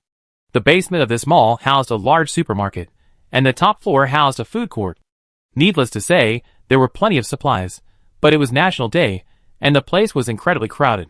Once the zombie outbreak hit, escaping was difficult, and it soon fell, becoming a zombie stronghold. From months ago, when the city's officials evacuated, they had finally managed to seal the main gate. By then, the zombies had probably evolved a bit. Based on their previous experience, the 3 of them simply skipped this mall. After all, they weren't looking for death. But this time, Yuluo had an idea. If she went in, she could contribute to the shelter, and she'd have an excuse to get the supplies she needed for her mother later. During the search, the captain usually turned a blind eye to any psychic's attempts to hide supplies, and since they weren't spatial psychics, they couldn't take as much as they wanted. Besides, if she found more supplies, there would be rewards from the base. By then, Yuluo's supplies would be cleared. Luowei first used her mental power to clear out a few zombies. These early, less evolved zombies were a piece of cake for her. She stopped the captain, who was about to leave, and shared her plan. The captain was initially hesitant, but after considering the increasing number of people at the base, and the consistent lack of supplies, and hearing Yuluo's words that the zombie population wasn't too high, he contacted another 3-person team and decided to give it a try. Regardless of the supplies, the crystal cores were also a valuable asset. After the other team returned to the makeshift camp with the survivors they had found, the 6 of them discussed a strategy and decided to enter through the north gate, which Yuluo had mentioned was the least crowded with zombies. The captain and another Earth-type psychic would lead the charge, while the others would assist in clearing out the zombies and searching for supplies. After the discussion, while it was still dark, the Earth-type psychic erected a wall to block out the outside noise and prevent the zombies from entering. The captain then used his powers to destroy the north gate and enter the mall. To comply with common sense, Yuluo had left a number of zombies behind. Upon hearing the noise, they ran over. The captain and the Earth-type psychic quickly erected oversized shields made of various materials, and Yuluo took the opportunity to kill the zombies in front and around them. The first floor of the mall housed a bakery, a milk tea shop, an electronics store, a car shop, and a few clothing stores. Their plan was to search the first floor first, then the basement, and then upstairs if they had time, aiming to retreat to their temporary camp before 10 p.m. While blocking the staircases and clearing out the zombies on the first floor, they quickly completed their mission. While the captain was contemplating how his powers had become so powerful, Yuluo and the rest of the team had already completed their search. Besides the bakery and clothing store, there wasn't much else worth searching on the first floor. Looking at the large bags of flour, clothing, salt, sugar, several barrels of mineral water, and a large pile of winter and summer clothing, the captain suggested leaving one person to watch over the items and register them, while the others went to the basement. Yuluo offered her own idea. They could call the others over and use this place as a campsite. After breaching the gate, the bus would have more than enough space to get in, and the others could help completely eliminate the zombies in the mall tonight. The mall was located in the city center, and relatively close to other areas. They had just found a working prototype car, and with ample supplies, the location was spacious, and there was a ready-made toilet. There would be no need to relocate later. The captain thought about it and agreed. It seemed his powers had also improved, making him much faster at killing zombies and ensuring his safety. He contacted the others, explained the situation, and had them rush over. He then had Yuluo draw a simple diagram of the zombie distribution in the basement, leaving her and the Earth-type psychic behind to provide support while the others went to clear the zombies. Thanks to Yuluo's trickery, no one was killed or injured until the others arrived with the bus, and the captain returned from the basement. At this point, in addition to the 15 members, there were still a dozen survivors. After listening to the captain and Yuluo's descriptions, everyone's sleepiness vanished completely. They all wanted to take advantage of this moment to clear out the zombies, so they could go and loot, or rather, search for supplies. The captain shared this sentiment, leaving behind 3 psychics, who had just exhausted themselves in the basement. Yuluo had left some for them to kill, to watch over them while the others went to eliminate the zombies upstairs. For the next 4 days, they used the mall as their base and searched other areas. Thanks to Yuluo's help, they found a lot more supplies. By the time they finally returned, all 15 members were still there. Compared to the last time, when only 8 were left, it was a happy ending. Because they had found 3 or 4 new, working electric trains and had lightning-type espers to help recharge them, they brought back significantly more supplies and survivors. With a wave of their hand, not only were they rewarded with a large amount of supplies and contribution points, but their vacation was also extended to 4 days. The captain and the other espers were a little confused. How could they have absorbed so many crystal cores during the mission, only to have their powers seem to have regressed upon their return? Chapter 91. After a brief goodbye to her teammates, Yuluo returned to her simple home at the official base. At this time, her mother had just returned from outside. Her fire ability was one of the highest in the base, so even though she hadn't joined the official group, she was often asked to help out. She was about to cook when she saw Yuluo return. She paused and carefully examined her, feeling relieved that not even a hair was missing. Yuluo stopped her mother from cooking and mysteriously pulled out 2 boxes of tomato and beef brisket rice from her space. She immediately became nervous. Meat is a rare commodity right now, let alone something like this. Yuluo quickly explained. During those 5 days, she and her teammates had conquered a beef and mutton farm. Since the zombies hadn't appeared yet, they had killed a small number of the cattle and sheep and divided them among themselves. They then bundled as much of the rest as possible into the car and brought them back. That evening, everyone took the raw meat to the 5th floor of the mall, where pots, pans, and seasonings were readily available, compared to the base itself. They processed it there. Yuluo explained that she had prepared her lunch boxes at that time, and also brought back a number of takeout containers. After she explained, her mother finally began to eat with peace of mind. While eating, Yuluo brought up the idea of switching bases. She explained that this time, they had found a mall and a farm, storing a lot of things in the space. However, at this base, everyone had a more or less familiar understanding. It was fine for a short period of time, but if someone noticed something was wrong over a longer period, they wouldn't be able to explain it.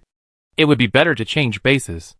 They were unfamiliar with the area, and no one knew how much supplies Yuluo and her mother had. Her mother had initially been reluctant to leave this familiar environment, but after hearing the reason, she was silent for a moment before agreeing. Yuluo said she could take advantage of the holiday to go out and do some research. After dinner, she ran out of the steel house.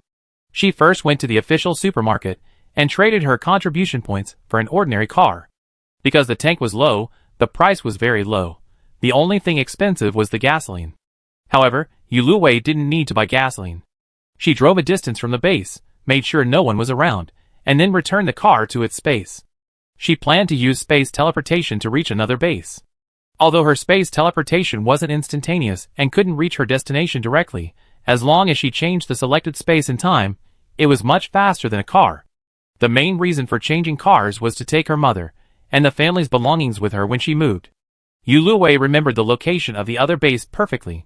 After a period of tedious teleportation, she finally arrived near it before dark. Yuluo only knew about its future. She wasn't entirely sure of its current state, which she only discovered after arriving. Because this was a populous province, the base had been converted from the largest local university, allowing for safer accommodation for more survivors. The initial cleanup would require more effort.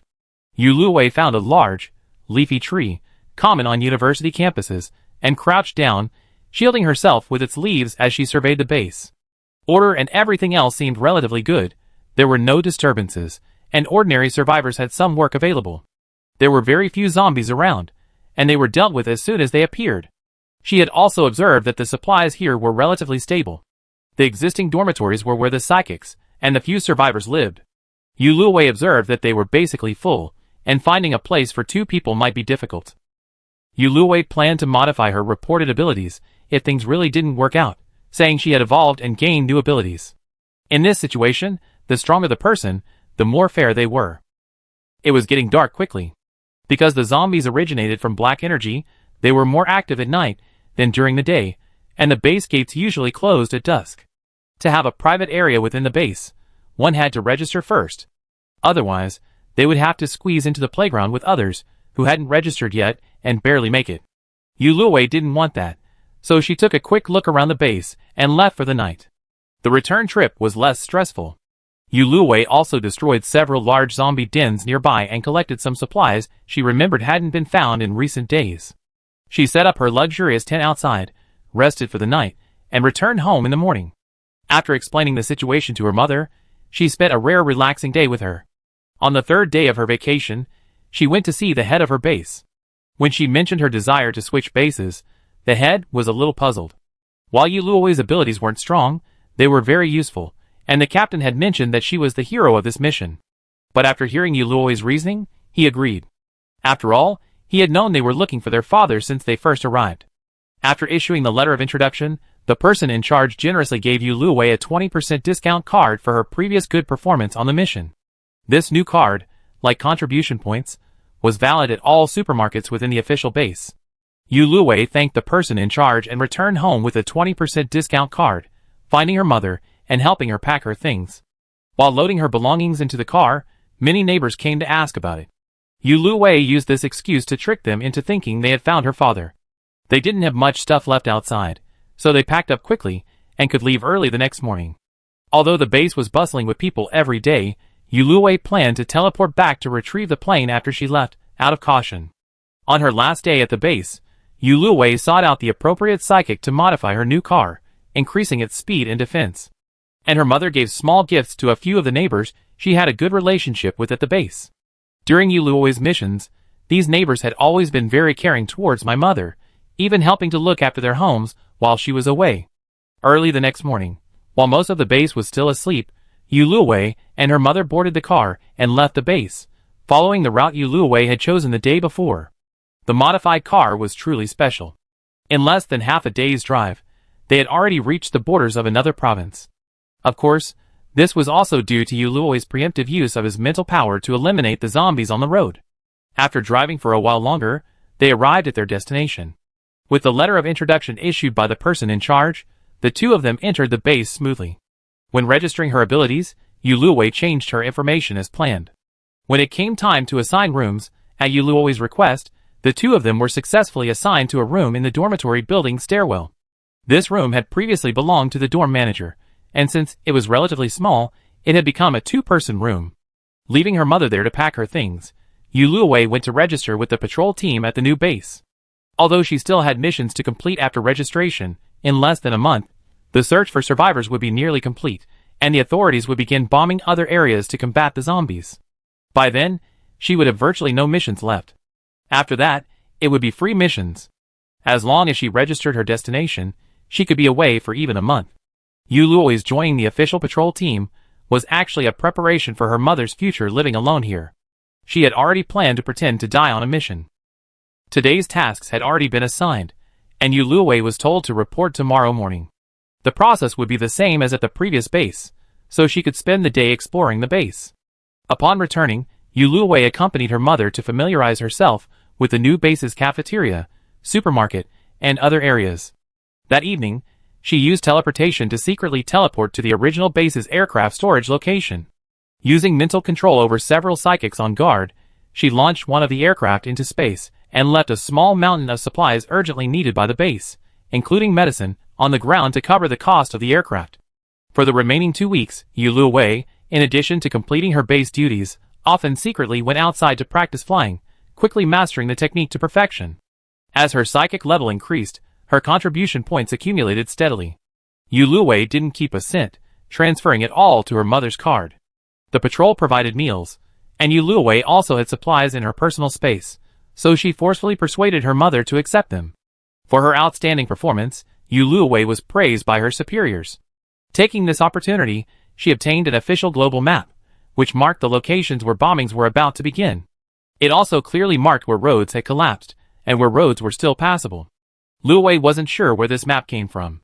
However, based on her local observations, it seemed quite accurate. It would be a significant aid in her later search for the source. She didn't want to encounter bombing planes while she was on her way. With 2 days until the source officially appeared, and the authorities just beginning to assign bombing missions, Luwei had just completed a 3-day mission and decided not to take on any new ones for the next 2 days to spend more time with her mother. Because they were staying in a room, not a model apartment, they were well shielded from sound and smells. They had a few rare meals in the room during those 2 days. 10 months into the zombie outbreak, the search for survivors had nearly wiped out. The hotels and residential buildings surrounding the base had also been requisitioned. Aside from the base, the outside world had been completely overrun by zombies. As a new psychic at the base, Luwei had not been chosen to pilot the plane this time. The sister who assigned her the mission reminded her to stick to the immediate area for the next few days and not venture far. Luwei thanked her, but she had to go out. The first 2 sources of the black energy were already surfacing in her mind. The other 2 might still be gestating. Of the sources that had emerged, one happened to be in the neighboring province. Luwei made it her first target, plotting a route based on the map she had obtained. The next day, she said goodbye to her mother, registered her purpose, location, and time of search with the patrol team, and set off. Chapter 92. Compared to the last time, the distance was twice as long, and with plenty of time, Luwei decided to split the journey by driving and teleporting. Although she had traveled back through time, her mental power remained just invisible. If she used teleportation exclusively, her mental power, which had been reduced to level B, might not be able to withstand it. She used teleportation in areas without buildings, and drove once into the city. After casually dispatching countless zombies that crashed into her, Luwei finally drove the car she had exchanged for into the destination province. The game system only gave her a rough location, leaving Luwei to slowly search for it on her own. During the 4 or 5 days of travel, she encountered many zombies, even occasional waves of them. But traveling alone had its advantages. She could use her special powers freely, even releasing Matuan. Unlike during missions, she couldn't use space, fire, or ice magic. Luwei fired an ice bomb, then a fireball. It felt more like she was playing than killing zombies. Thinking back to just this moment, when she was still struggling with her bow and arrow, only able to kill 1 zombie at a time, Luwei couldn't help but feel a surge of emotion. However, perhaps because these zombies had been completely transformed, fire magic could no longer purify them. It seemed necessary to eliminate the source as soon as possible. Following the map in her mind, Luwei arrived at a small village. This village was not on the bombing route. It seemed the source was nearby, and there was no one closer. After carefully driving around the village, seeing no humans, only zombies roaming around, Luwei parked her car, released Matuan, who didn't want to ride, from her pet space, and entered the village. Many of the houses in the village had collapsed, revealing their red bricks. Some of the plants in the fields had withered, while others were flourishing. The soil pollution wasn't too severe yet. Luwei dispatched the zombies with ease. She carefully observed the lush vegetation, identifying some as wheat, sesame, and other crops. She collected some, and would mix them with the seeds she purchased with her points when she returned to base. This would be her harvest. She also didn't spare the chickens and other small animals. Matuan's intimidation proved effective there, and they quickly became part of the group. Luwei asked Matuan to find other animals while she selected a relatively intact house and gave it a quick clean, using it as her base for the next few days. The house contained some daily necessities, but although neatly maintained, it was covered in dust. The owner, along with everyone else in the village, likely met with misfortune when the zombie outbreak first occurred. Otherwise, the blankets and other items would have been stolen, and there wouldn't be so many animals and plants left. Put all the useful items in the house into the space. These daily necessities can be sold to the official supermarket later. Luwei took out his cozy bed, a small generator, and various electrical appliances. The autumn heat was still raging, and the weather was a bit hot and stuffy. Luwei turned on the fan to cool down and increase ventilation. Matuan had almost completed his task, so Luwei called it back. After watching the base, he went to explore the surroundings of the village. The environment around this village is very nice, with mountains and water, and it is quite far from the town. If it weren't for the possibility of a zombie outbreak, it would definitely be a good place to hide. After casually burning a few zombies near the river to ash, Luwei had already circled the area several times, but felt nothing. Could this system's information be wrong? Yuluwei returned to the base, skeptical. He mentally tried calling the system several times, but received no response. A single no error echoed in his ears. Yuluwei temporarily dispelled his doubts, and began to eat dinner. Today, I had my mother's boxed lunch. My mother's cooking skills were even better than Yuluwei's, and the flavor was something Yuluwei hadn't tasted in decades, so he thoroughly enjoyed it. After dinner, Yuluwei took advantage of the darkness to go out for a walk, but still felt nothing. However, a few more zombies appeared from nowhere, much more ferocious than during the day. Yuluwei dispatched them, and returned to the base to sleep. Although somewhat strange, there was a large forest near the village. Yuluwei had only wandered around the edge during the day, so she naturally assumed the zombies had escaped from the depths of the forest. So, upon returning, she enclosed her base with an ice wall, planning to explore the forest if she still had no signs of activity the next day. The houses in the village were already simple, and after the zombies' devastation, they were even more dilapidated. Not to mention Yuluwei's game castle, even the dormitories at the base couldn't compare. Tossing and turning in bed, unable to sleep, Yuluwei decided to hurry up and eliminate the source as soon as possible, spending the rest of her time at the base with her mother. The next morning, Yuluwei and Ma Tuan both woke early, having slept restlessly. After another round of circling the area, still feeling nothing, Yuluwei decided to head deeper into the forest, as planned from the previous day. This forest looked mysterious and dangerous. Besides zombies, there might even be brown bears. Because it was close to the source, the animals here were likely to transform into zombies sooner than in other places. Yuluwei brought Ma Tuan with her to scare off other beasts. This forest was even more difficult to navigate than the ones in the game, and a few zombies would occasionally appear. At first, Yuluwei didn't take it seriously, but as the number of zombies increased, she became suspicious. There were no fields in this forest. Even if many people in this village made their living by hunting or picking mushrooms, the number of zombies in this forest was too high. Could there be a village inside? This thought caused Yuluwei to stop aimlessly walking and instead head in the direction the zombies were coming from. The closer they got, the more zombies there were, from a few to more than a dozen. Yuluwei's magic began to stir. Was she about to see the source? Yuluwei quickened her pace, burning the incoming zombies to ash. After parting a tangled mass of branches, Yuluwei's right hand, pulsing with fire and ice magic, gave her a powerful sense of the duality of fire and ice. It wasn't like she was supposed to experience this kind of sensation. Thankfully, as she approached its source, a lake in the forest, the sensation gradually faded, as if it had only appeared to remind her. The water was crystal clear, revealing the small rocks at the bottom, devoid of any living creatures. Furthermore, amidst the surrounding trees and weeds, the surface of the lake was devoid of any fallen leaves or grass, making it seem unusually clean. Yuluwei reached the lake's edge, finally able to discern the dark aura lingering in the water. However, the concentration was much lower than that of the Black Abyss entrance lake, which is why Yuluwei only noticed it as he approached. Just as he was about to examine the lake water carefully to see how to purify it, several whirlpools suddenly appeared in the center of the lake, and then several zombie heads slowly rose, followed by their bodies, legs.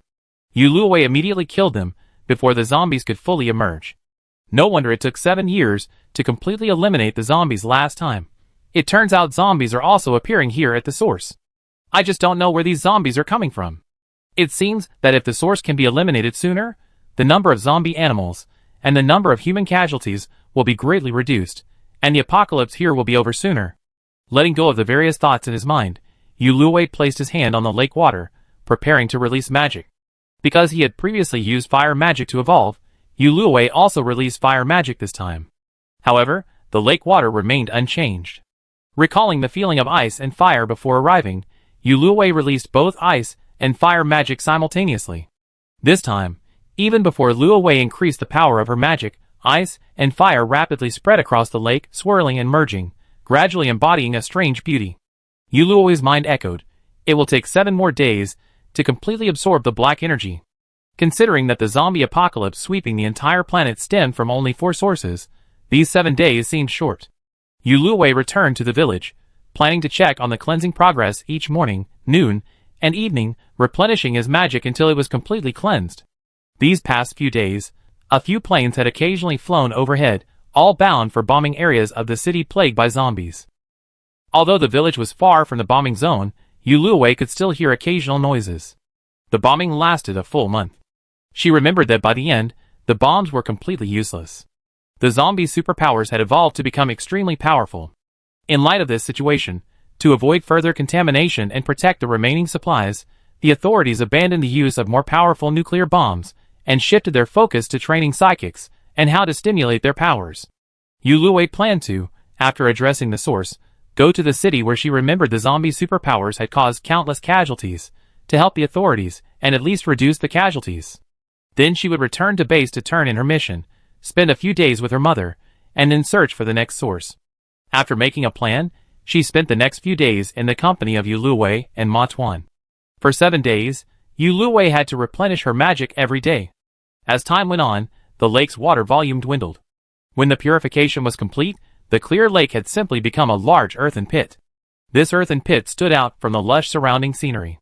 Before leaving, Yuluwei placed the ice wall surrounding her temporary base into the lake, melting it and transforming it into a small lake once again. It happened to rain heavily that day, replenishing the lake's water. Yuluwei wasn't worried that the water created by her magic would affect the course of history. The system had already told her that ice magic would become ordinary water after melting. So, as soon as the rain stopped, she drove away from the village. Following the official map, Yuluwei found the city where the zombies with the repulsive ability were located. Because of her speed, the official bombing hadn't yet reached the area, so she simply eliminated all the high-level zombies. The remaining zombies were mostly ordinary zombies, posing no threat to the official. After another day of searching the area, Yuluwei found no other zombies with potential, so she returned to the base before the official arrived. Chapter 93. After returning to the base, Yuluwei first mixed the supplies she had found with those in the space and handed them in to the authorities, earning a considerable amount of contribution points. Because she had handed in so much alone this time, Yuluwei avoided any further missions and spent a warm half-month with her mother. However, her mother wasn't one to sit idle. Although, thanks to Yuluwei's efforts, her base account had accumulated a large amount of contribution points, enough to last her 10 years, she still actively participated in the small commissions the base offered to psychics, who weren't part of the patrol team. Yuluwei initially went with her a few times, and since she didn't find any unsafe areas, she followed her. In her 3rd month in the zombie world, she decided to set out to find the second source. According to Yuluwei's previous memories, the authorities had already begun the site selection and cleanup work for the new base, which lasted about a month. So, before leaving, Yuluwei made a special inquiry. Seeing that the progress was similar to her previous memories, she left with peace of mind. Before leaving, the young lady from that level also subtly reminded her that she could return early, as she might need to allocate housing later. Yuluwei thanked her and drove away from the base in her car again. This second source was located in Country A. She had little idea of Country A's current situation. With only a map from before the zombie outbreak, she could only take things one step at a time.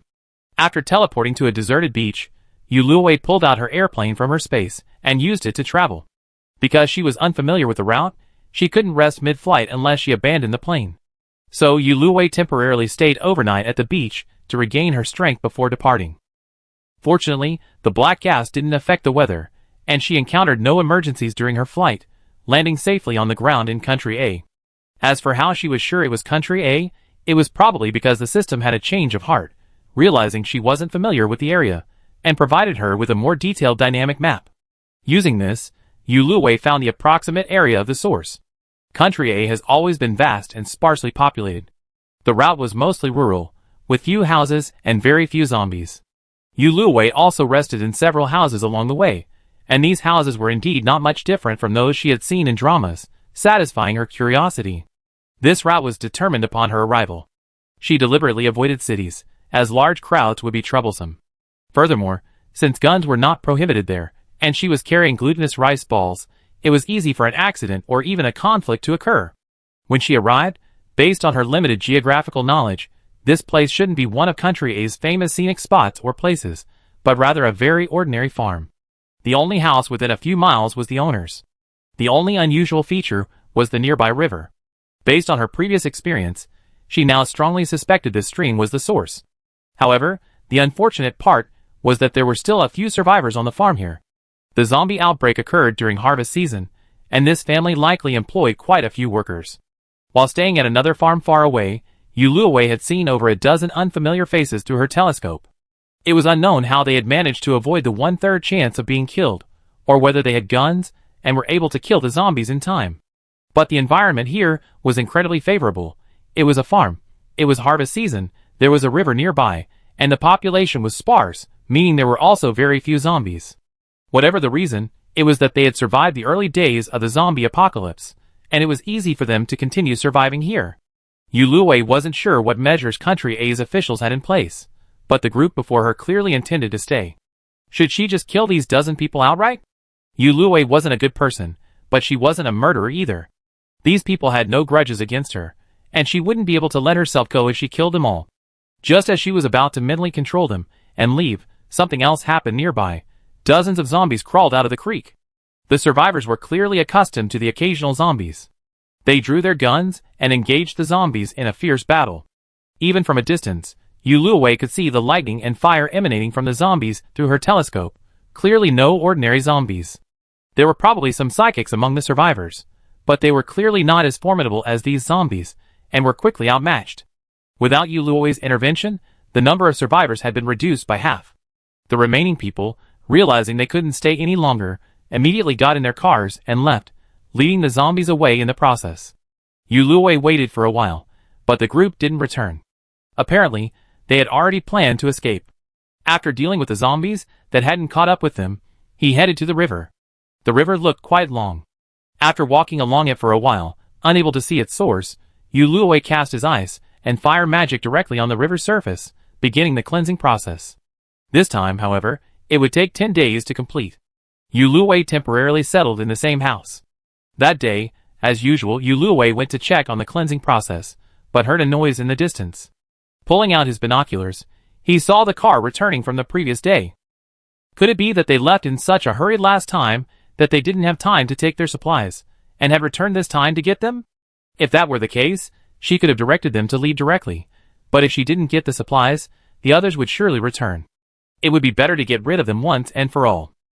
Alas, if there's a road to heaven but you don't take it, then you'll enter hell without a door.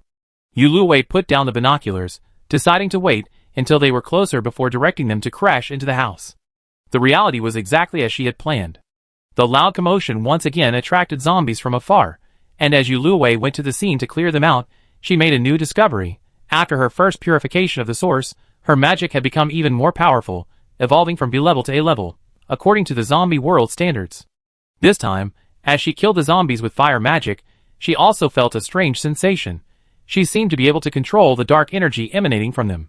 While she couldn't completely remove the zombies and purify them, she could still weaken their supernatural powers.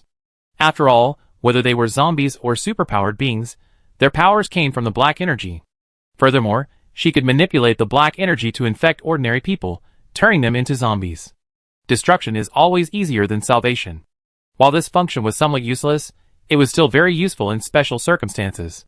For example, Yuluo had transformed the bodies of several people in the car into zombies, creating the illusion that the accident was caused by one person being infected but not discovered in time, which then infected the others in the car, eliminating all her worries. She also used the black energy to attract a large number of zombies to gather around her. There was no other way. This place was vast and sparsely populated, with few zombies and relatively abundant supplies. Many more people would surely arrive later, and the zombies would form a natural defensive wall. Once she left, the zombies would naturally disperse. By the time the second source had been completely purified, the zombies had completely ignored Yuluo, likely viewing her as one of their own kind due to the black energy emanating from her. Yuluo suspected that her ultimate escape from this world might be due to the fact that the purification wasn't truly cleansing, but rather that she served as a conduit or temporary container for the black energy. If she hadn't left, she would have become the next source of contamination. But no matter what, the system had stated a 10-month window, meaning she was still safe from this world for those 10 months. Now that the second source had vanished, it had only been less than 4 months, so the pace was still quite fast. She had roughly restored the surroundings, but there was no way to restore the river. It hadn't rained in days, and the river wasn't as low as the previous lake. She didn't have much ice left, so she could only make a hasty effort and leave. This time, she brought some local farm specialties with her. The difference between the produce on both sides was obvious. The woman in charge wouldn't be able to tell, but the higher-ups wouldn't necessarily be. Yuluo placed these items in the space, and the items she handed in were exchanged for supplies from the space. She also looted some supplies along the way, but the major cities had been bombed nearly to the point of destruction, and even supermarkets and factories that still had large stores of supplies were largely destroyed. The amount she looted was much smaller than before. Back at base, construction had already begun on the new base nearby. After exchanging her supplies for points, Yu Luwei inquired with her teammates and learned that patrol psychics could now choose their rooms, though the cost was quite high. Yu Luwei contacted the person in charge to inquire. She already earned a few more contribution points to secure a double room in a decent location, but she wasn't quite there yet. So, after discussing it with her mother, she took on a few more missions to eliminate high-level zombies, donating the supplies she found outside. She accumulated enough contribution points and received the property deed for the new base 3 days after returning. Her mother hadn't quite understood Yu Luwei's anxiety, and Yu Luwei couldn't explain it, so she just acted cute and coquettish to get by. But because the high-level zombies involved in the missions were considered extremely dangerous by other psychics, her mother wouldn't let her take any more missions, insisting she rest at the base. Yu Luwei had no choice but to agree. However, she wasn't idle at the base either. Because she reported her ability to see through things, the authorities had recruited her to assist with some construction and other tasks within the base, replenishing the points she lost from buying the house, and making her name known there. This time, I stayed at the base until the beginning of the 5th month. Thanks to the hard work of the new construction team, half of whom were psychics, several buildings had been completed. Those who had already purchased homes could begin moving in, and the rest could officially redeem their new accommodations. This room was much better than my previous one, a 40 square meter, 2-bedroom, 1 living room with no common area, and a kitchen, allowing me to properly cook at home. My mother was also very pleased with the house, but after the move, she sat on the edge of the bed, staring blankly at the sunset outside. Yu Luwei knew she was missing her father, so she sat down beside her. Excuses were just excuses. They all knew that their father had likely met with misfortune during the initial zombie outbreak. The dead are dead, but the living must continue to live. My mother understood this truth, quickly wiped away her tears, and continued mopping the floor. After 3 more days in the new home, the neighbors gradually arrived. On the morning of the 4th day, Yu Luwei told herself, "I can't dwell on this cozy comfort any longer. It's time to get down to business." Chapter 94. The locations of the last 2 sources also surfaced in her mind, one in Country E, the other in the southern hemisphere. Yu Luwei managed to obtain maps of both countries, planned her routes at home, and the next day signed up for another long-term freelance mission and began her journey. She'd go to Country E first. It was closer. Speaking of which, Yu Luwei had a fondness for Country E due to several famous novels she read as a child. Unfortunately, she had no money back then, and now she didn't have the means to travel.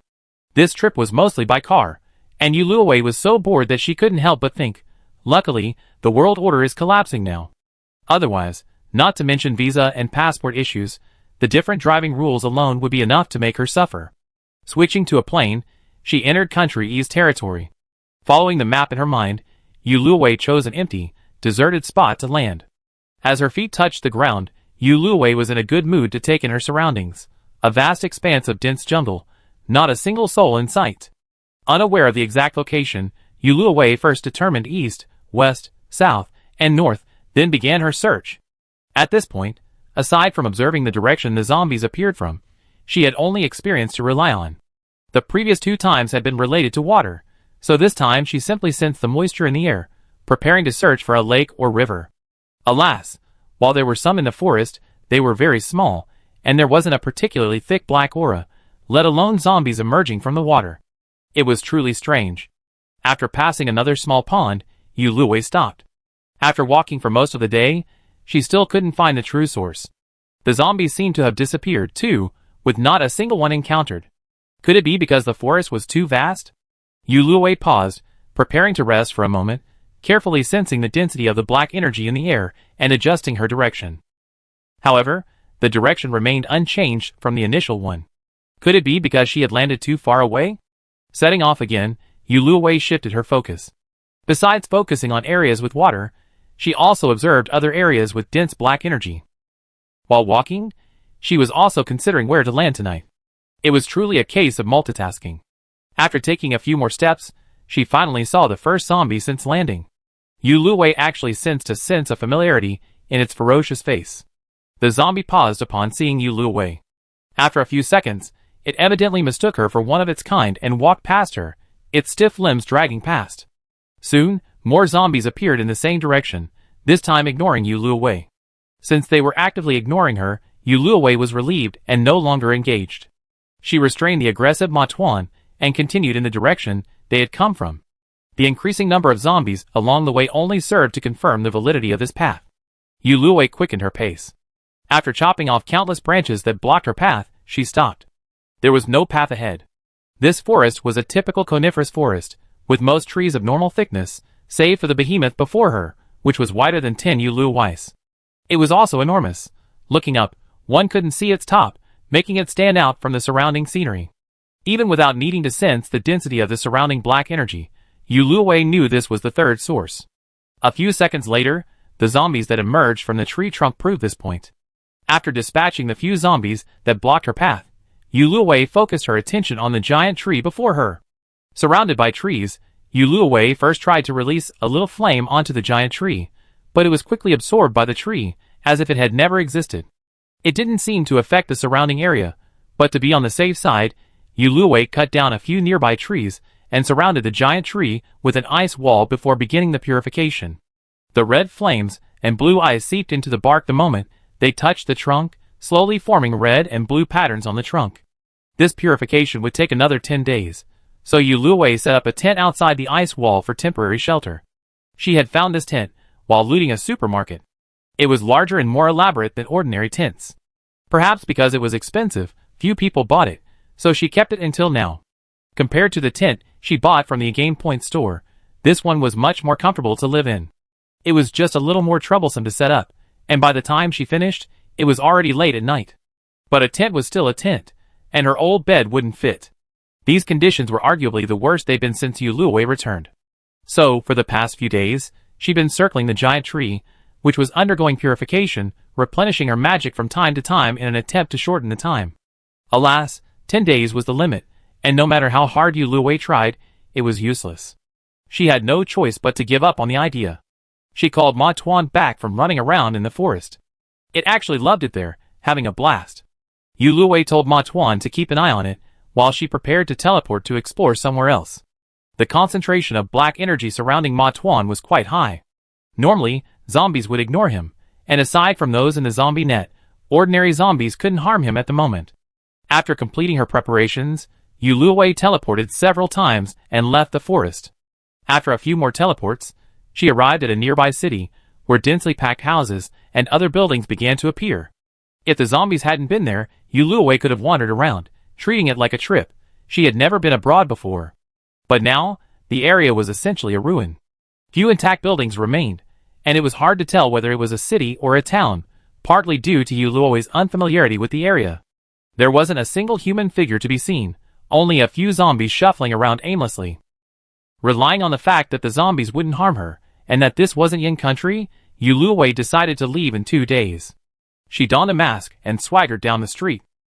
Although some of the houses were damaged, the surrounding vegetation still reminded her of its former beauty, and Yu Luowei felt a pang of sadness. However, despite her discomfort, she still managed to pick up some bottled water, clothes, and other items from several buildings that resembled supermarkets. The rest of the food had already rotted, so it was useless to take it. After a brief tour of the area, Yu Luowei's gains were neither too great nor too few. Seeing that it was getting dark, she prepared to return home. After teleporting back to the edge of the forest, Yu Luowei paused, keenly noticing something different about her surroundings. She put her mask back on, stopped teleporting, and walked along a small path into the forest. After a while, she heard noises and hid in the woods before observing. A small group, presumably from Country E, was setting up camp in the forest. Perhaps they had sought refuge in this forest to escape the zombies outside. However, this place was still some distance from the giant tree at the source, and with 2 days to go, it wasn't certain that this group, if simply seeking refuge, would have continued inside. Yu Luowei observed them for a moment, confirming that their belongings were normal for the time period. She marked their location and teleported away. Back at the giant tree, she hadn't maintained the ice wall during her departure because of Ma Tuan's presence.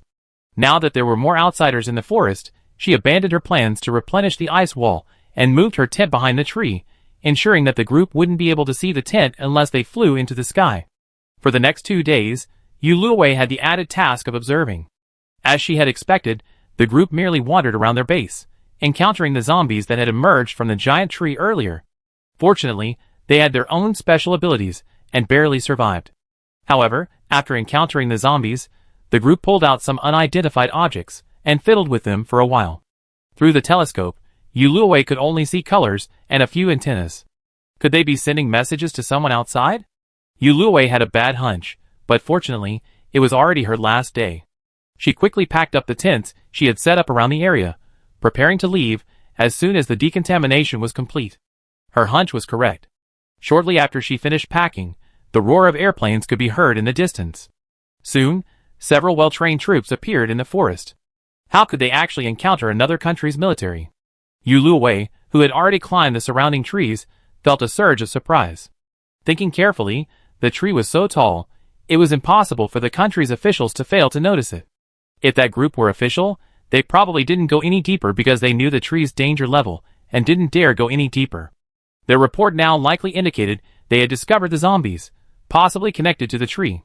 However, the other supplies they carried and their appearance prevented Yuluwei, unfamiliar with the situation, from considering the official involvement. After the group boarded the plane, the rest of the army cleared a cordon around the giant tree, and the attack on the tree began. Yuluwei had already noticed something was amiss, and quickly sealed off the area around him, protecting himself from accidental damage while allowing him to see what was happening outside. Because the magic was hidden beneath the bark, the surface appeared perfectly normal, and the army didn't notice anything unusual and simply continued their attack. Soon, the time for the purification was complete. With a cannon blast, the giant tree instantly turned to ash and vanished into the forest. Thinking their attack had worked, the soldiers cheered for a while before sending troops down to collect the ashes for research and to clear out the zombies roaming the forest caused by the tree. What a shame! After all, it wasn't actually burned by a shell. The ashes vanished the moment they hit the ground, dooming their first goal to failure. Yuluwei confirmed that the source had been completely eliminated, then teleported away without a second thought, leaving the bewildered Enation people behind. Returning to her base, Yuluwei, as usual, went to hand in her supplies. However, the foreign supplies she had handed in aroused some suspicion, but Yuluwei's eloquence and the current shortage of supplies overcame them. She ultimately returned home with a generous reward of contribution points. She rested happily at home for a month, during which she was invited to eliminate several high-level zombies. Currently, she had the highest mission success rate and the most supplies among the psychics at the base. Yuluwei decided to head for the final source. After solving this one, with her current contribution points, she could stay here with her mother for a few months. Thus, Yuluwei was filled with energy. Chapter 95. Imaginations are beautiful, but reality is not. From the very beginning of planning her route, Yuluwei encountered problems. The destination was a bit too far from Yin country, and the sea was all in between. Yuluwei was worried about whether she could make it there safely, so she asked the system to locate a small island in the middle. If anything went wrong along the way, she could land there and rest. This time, when she returned for the mission, she interacted with the system much more frequently, and she often had to ask the system to solve problems. If the system still existed after she returned, Yuluwei hoped it would be the same as it is now, not the completely dumb one it was before. After bidding farewell to her mother and the base, Yuluwei, still half driving and half teleporting, reached the edge of the continent, then switched to a plane. After these days of training, Yuluwei felt that her skills had greatly improved, and she might even be able to fly a fighter jet when she returned. Because of the stops along the way, the journey took the longest time of her 4 previous trips. Therefore, as soon as Yuluwei landed, she immediately set out on her journey to find the final source. The lesson from the previous time was still fresh in her mind, so when Yuluwei landed on a vast grassland, she didn't focus solely on the lakes and rivers, but instead eagerly examined every blade of grass. The seasons in the southern hemisphere are opposite to those in the northern hemisphere. It was summer here, and the scenery should have been vibrant, but now it was deserted. Occasionally, a few cattle and sheep strolled leisurely by, but no one was in the mood to look for them, so they had avoided being eaten. It was already late when they landed, and before they had even started searching for a while, it was completely dark. Yuluwei had originally planned to use the shipping container she brought from the base as her home for the night, but then she realized that zombies would be more active at night, so she immediately abandoned her plans to rest and prepared to search for any trace of them. Nighttime efficiency was indeed much higher than daytime, and the number of zombies was several times greater. This grassland was practically deserted, so the zombies could only come from the source. Yuluwei identified several directions with high zombie concentrations and chased them one by one. Her high luck value of 7 points still worked here, and she chose the right direction in the first place. The concentration of the black energy was increasing. However, when she reached the area with the highest concentration of black energy, she saw nothing unusual. Just an ordinary small flower field, its vibrant colors visible even in the darkness. Yuluwei began to doubt herself, but no matter which direction she went, the concentration was still higher here, much higher. Could it really be a blade of grass? Yuluwei pulled out her lighting equipment and, with a skeptical heart, bent down to begin searching the flower field. The light illuminated the area, and the colors of the flowers became clear, but she couldn't identify their species.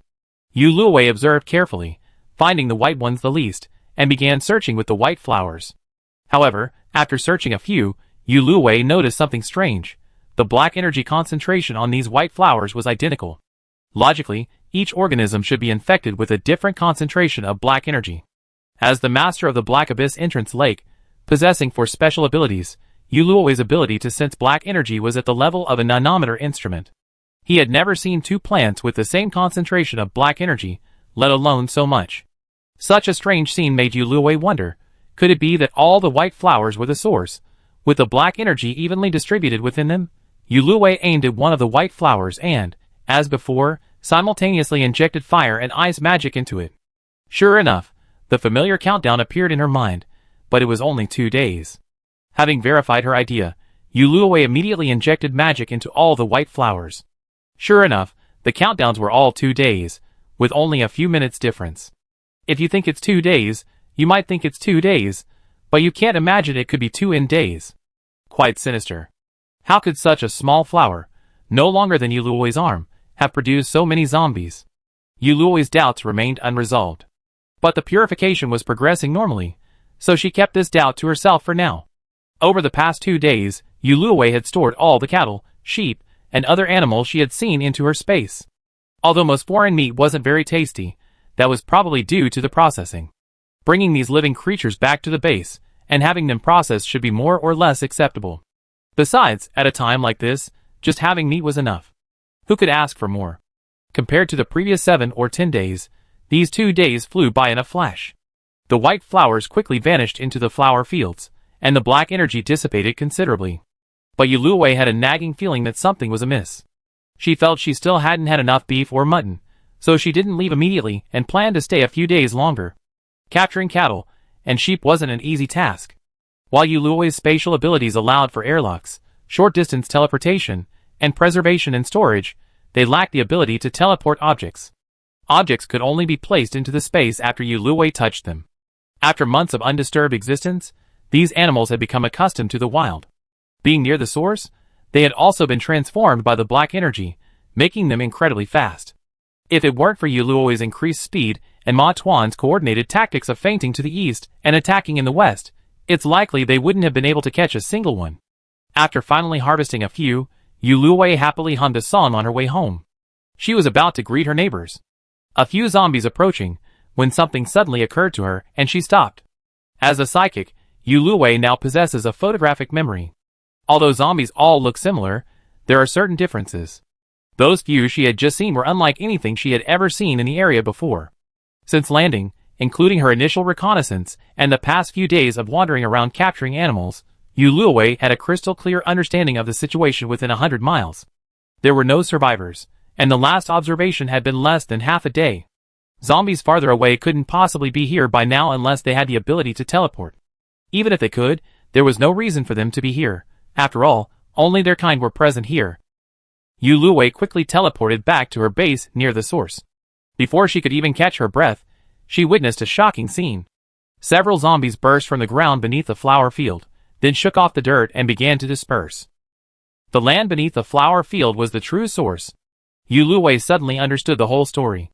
Luckily, she didn't leave immediately out of suspicion, otherwise the consequences would be disastrous. She started the land purification again, this time taking a much more normal amount of time, with a countdown of 7 days. Yuluwei spent another 7 days capturing animals here. Her proficiency had improved, and now she was always sure of her catch.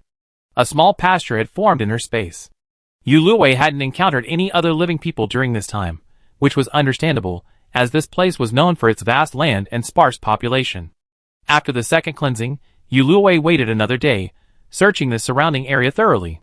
Finding no new zombies or areas with unusual concentrations of black energy, she finally set out on her journey home. When she returned to base, the system's voice echoed in her mind, informing her that her mission had been accomplished, but that details would be released after she returned. She could choose to return now or wait until the timer expired and be teleported back. Yuluwei naturally chose the latter option. The trials in North City hadn't concluded yet, and even if she returned, she would be alone and bored. To avoid suspicion, she hid the animals in her space in a nearby building. Then she notified the base manager, and they came together to drive the animals back. The sheer number of animals delighted the manager, and without worrying about the species, he immediately ordered a cow and a sheep slaughtered to improve everyone's diet. Yuluwei took her share of raw meat and skipped the cafeteria. Her tastes were a bit picky these days. Since she was the provider, the officials let her do as she pleased. With the biggest mission accomplished, Yuluwei finally relaxed. For the remaining 2 months, aside from the patrol's mandatory tasks, she only performed a few simple tasks. This did come as a relief to the other members. They too had performance reviews, and since Yuluwei arrived, she had taken all the top prizes for the past few months. Although Yuluwei looked only in her 20s, she had long since learned the importance of spending time with her parents. She hadn't been able to travel with her mother before, and now, even if she could kill all the zombies threatening them, the cultural and geographical landscape would be largely destroyed, leaving little to see. Due to the pollution from the black air, various geological disasters had been occurring frequently in recent months. However, Yuluwei had already purified the source. This world would not continue to deteriorate like in the previous life. While some remnants of black energy still lingered, and zombies and psychics would continue to evolve, they would not be as powerful as in the previous life, nor would their numbers be infinite, and their various attributes would have declined. I believe that with everyone's combined efforts, one day, the zombies will be completely eradicated, and the world will be restored to its pre-zombie state. Yuluwei wanted to help further eliminate the zombies, but was quickly stopped by the system. As she had predicted, she was now a walking black energy emitter, no longer able to completely kill the zombies, and might even promote their evolution. She had no choice but to abandon this plan and remain at the base with her mother. Tender moments are always fleeting, and soon the countdown to the 10 months was drawing to a close. The day before her departure, the system notified Yuluwei, who shared her long-planned plan. Tomorrow, she would mentally control a high-level zombie king to attack the base, and then Yuluwei would sacrifice herself. In this battle, she would perish alongside the zombie king. She learned about the comprehensive care provided by the base for the families of those who lost their abilities. Moreover, Yuluwei had been bringing back fire crystal cores for her mother, and her mother's abilities were now among the best in the base. With the huge amount of contribution points Yuluwei had accumulated, she knew that even if something unexpected happened, her life wouldn't be too horrific. In the final month, Yuluwei frequently discussed death, sacrifice, and righteousness with her mother, hoping to prepare her mentally. She had also contributed a large amount of supplies to the official side, and had already made arrangements, so that she could provide more care and comfort to her mother in the event that she died on the mission. On the final night, Yuluwei went to a corner near the base and unloaded another pile of supplies, along with the various books and artifacts she had collected over the past few days. The others were busy collecting supplies, so no one paid much attention to these items. Yuluwei hoped these things could help the authorities quickly restore normal life. She sealed off this space. After she left, the blockade would be lifted, allowing the rest of the base to see. The house on the base had 2 bedrooms and a living room. Since arriving, Yuluwei and her mother had always slept in separate rooms, but this time, after much persuasion, she finally slept with her mother. She finally ate a lunch her mother cooked. She had saved some and stored it in her space. At noon, the zombie king attacked the base. Yuluwei controlled it to prevent it from actually harming the base members while attacking with the others. Then, as planned, it exploded. With a loud bang, this world's Yuluwei perished alongside the zombies. Chapter 96. Returning to her own in-game base, Yuluwei felt a momentary sense of unfamiliarity. It had been so long since she'd seen such a large and luxurious room. Just as she was about to go out to meet her long-lost friends and inquire about their mission progress, the system stopped her before she could leave the base and took her to a mysterious realm. Yuluwei also encountered the legendary system realm near the end of the game. Surrounded by a dense vortex of data, a square screen sat in the center, its human-like smile radiating. Congratulations to survivor Yu Luowei for successfully completing special mission, Redemption of the World. As I've warned you, your body has become a temporary reservoir for black energy, so we've brought you here to resolve this issue. Whatever your reasons for choosing fire or ice magic, it will be the best decision you've ever made. You may have noticed that in the later stages of the game, your magic has mutated into Prometheus Fire and Cambrian Ice. These are not only key to successfully purifying your native world, but also to officially merging the game world with Blue Star. Now, we need you to condense Prometheus Fire and Cambrian Ice into crystals along with the black energy. Place them on the crystals ahead to complete the final task. We assure you that this will not affect your control and use of magic. This system must not have been designed by the same person. There are so many different personalities. Yu Luowei complained as he followed the instructions in his ear, sensing the black energy within him, splitting it into two, and condensing it into crystals along with the Prometheus Fire and Cambrian Ice mentioned by the system. This thing sounds simple, but actually operating it took Yu Luowei a lot of energy. By the time she had condensed two crystals and placed them, her mental energy was exhausted and she collapsed to the ground, unable to stand. The system was user-friendly. A soft light illuminated around Yu Luowei, instantly making her feel relieved. After a moment of recuperation in the light, Yu Luowei finally found the strength to continue. Since I completed such a difficult final task, I should get a reward, right? Also, after the game and Blue Star merge, will we continue here? Can I know the final outcome of the original world? The system paused noticeably, and after a long moment, it spoke. Indeed, Blue Star will soon merge with your previous game world. From now on, you will rebuild your civilization here. The mission of the XX Galaxy has been completed, and we will officially evacuate tonight. Future development depends entirely on your efforts. And you, as the person most closely connected to the black energy, can decide the fate of the creatures in the game. You can retract the black energy from them, and they will transform into ordinary creatures on the blue planet. If you don't, they will remain as they were, meaning the monsters will still exist. After you leave, we will issue you 10 blank special building cards, and you can fill in the missing buildings yourself. Also, you will gain the ability to contact other city lords within 5 days. After a long conversation, the system played a video in response to Yu Luowei's final question.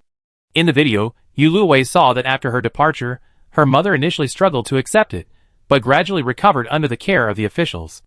Because of her high-level supernatural powers and excellent physical fitness, she lived to be over 100 years old. Up until her death, she was proud of Yu Luowei. 7 years after Yu Luowei's departure, through the joint efforts of the nation and all the survivors, the zombies were finally eradicated. Without the black energy, her supernatural powers gradually faded. After several years of recovery, development gradually returned to normal, somewhat resembling the state it had been before the zombies arrived. And Yu Luowei became one of the heroes of the new world. Yu Luowei was quite satisfied with this outcome. After the video finished, the system urged her to make her choice. The black energy is considered the source of power for this world. Without it, the Black Abyss entrance lake would disappear. Ma Tuan would become an ordinary panda. Moreover, while her magic was guaranteed by the system and would not be affected, the skill cards and weapons she had accumulated would certainly be unusable, and the source of materials needed for potions and weapons would also disappear. Taking all these factors into consideration, Yu Luowei left the black energy behind. Perhaps, with the addition of monsters, this world would develop differently. Retaining the black energy meant Yu Luowei would have to periodically visit the Black Abyss entrance lake and use magic to reinforce the seal, a process that would last at least 10 years. However, this wasn't a big deal, and Yu Luowei accepted it without a burden. As for the reward, Yu Luowei wanted to try again, but the system refused to relent. It gave her a blank special building card, and then sent her out of this dimension. Upon returning to the base, Yu Luowei noticed a lot of items scattered on the ground. It turned out that the bracelet on her wrist had become an ordinary watch, losing its storage capacity. She glanced at the time, a little after 8. After the fusion, items from the XX Galaxy, such as storage bracelets, that exceeded the technological limits of Blue Star, and had nothing to do with the black energy, would gradually disappear. Yu Luowei went back to look for the survivor's manual. As expected, it had been reduced to a simple paper book, but the map was still there. Now, aside from going out to find someone, there seemed to be no other way to contact them.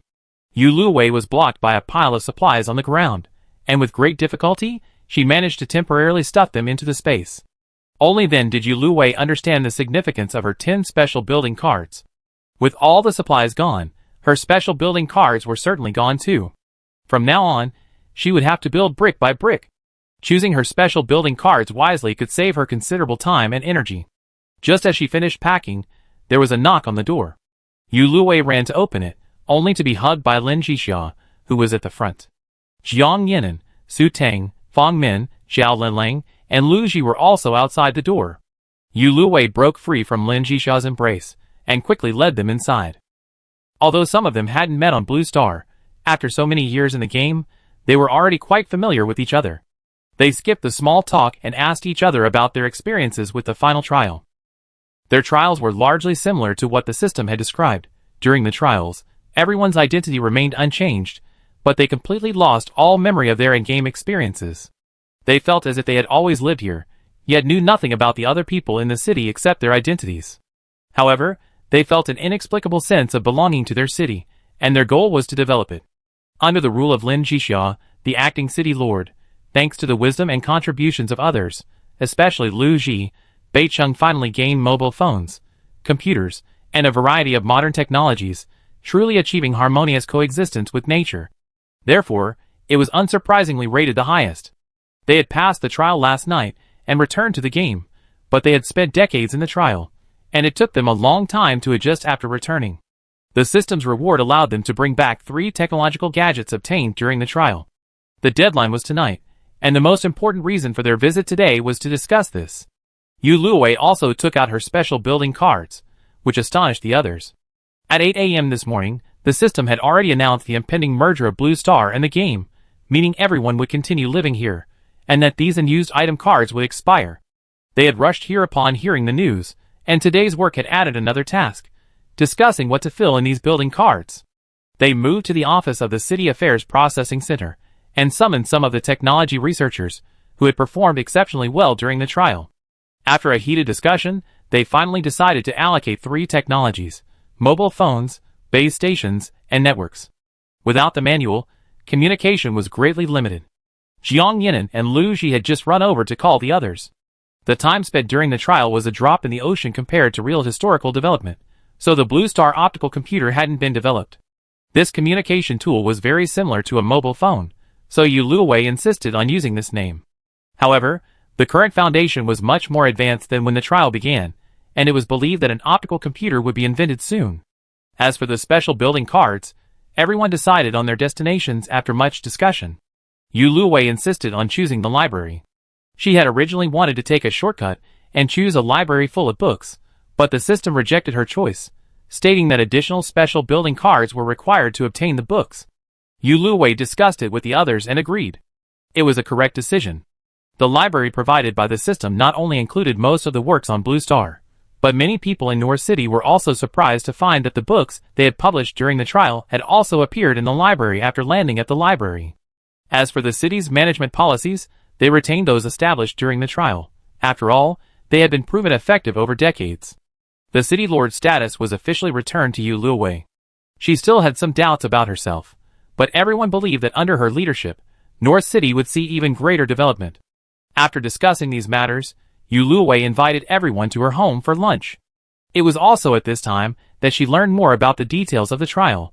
For example, no matter what the cause of death during the trial, as long as the city in which they died passed the trial, they could be resurrected, and their offspring would be brought into the merged world. However, those who had drunk the longevity potion on Blue Star were also brought into the trial due to their extended lifespan. Barring any unexpected events, they would generally survive until the end of the trial, so once they died, there was no way to resurrect them. During the trial, one could migrate, meaning change cities. The Black City, in its early stages, was aggressive, waging wars relentlessly. Many citizens, unable to accept this, secretly fled to other cities. The Black City was also destroyed by a volcanic eruption. Everyone else lamented that Black City's injustices would inevitably lead to its own destruction.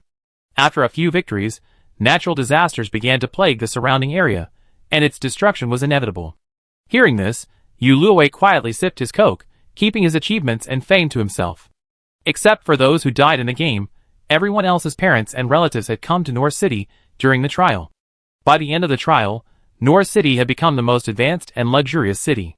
This actually lived up to Yuluo's expectations for North City when she named it. As for Yuluo's own experience, she just glossed over it by describing her experience fighting zombies. Lin Jixia and the others were curious about what zombies looked like, so Yuluo later drew them some. After 3 rounds of drinks, Lu Ji suddenly confessed his love to Yuluo, startling her. Whether on Blue Star or in the game, Lu Ji had indeed helped a lot. During the trial, he remained single until the end. But Yuluo had never considered this aspect and didn't immediately agree. Lu Ji accepted this favorably, simply stating that he wouldn't stop pursuing Luowei, and certainly wouldn't disturb her normal life. Perhaps one day in the future, they would finally achieve their goal. After seeing her friends off, Yuluo could finally go out and personally admire the present state of North City. The space compression technology had disappeared, and all the buildings had returned to their true size. North City had truly become a large city, perhaps soon officially becoming the Northern Kingdom. During the final trial, many people had formed families, and their feelings remained upon their return, so they merged their bases and formed small families. Yuluo saw many young couples and babies on the streets, as well as many friends she had become familiar with during the trial. The lingering laughter and joy were as vibrant as the enormous tree of life in the heart of North City. After the fusion, the cycle of the 4 seasons had been restored. Now it was spring, and the scenery outside the city walls was breathtaking. These landscapes were also part of North City, rich in resources. With the experience gained during the trial, they would be able to better utilize and protect them in the future. After returning, under the witness of Meteor, the evacuation system, Yuluo contacted the mayors of other large cities that passed the trial, signed some peace treaties, agreed on some future business exchanges, and jointly determined the date of the new world, January 1st, the first year of the new calendar, a new era, and a new life officially began.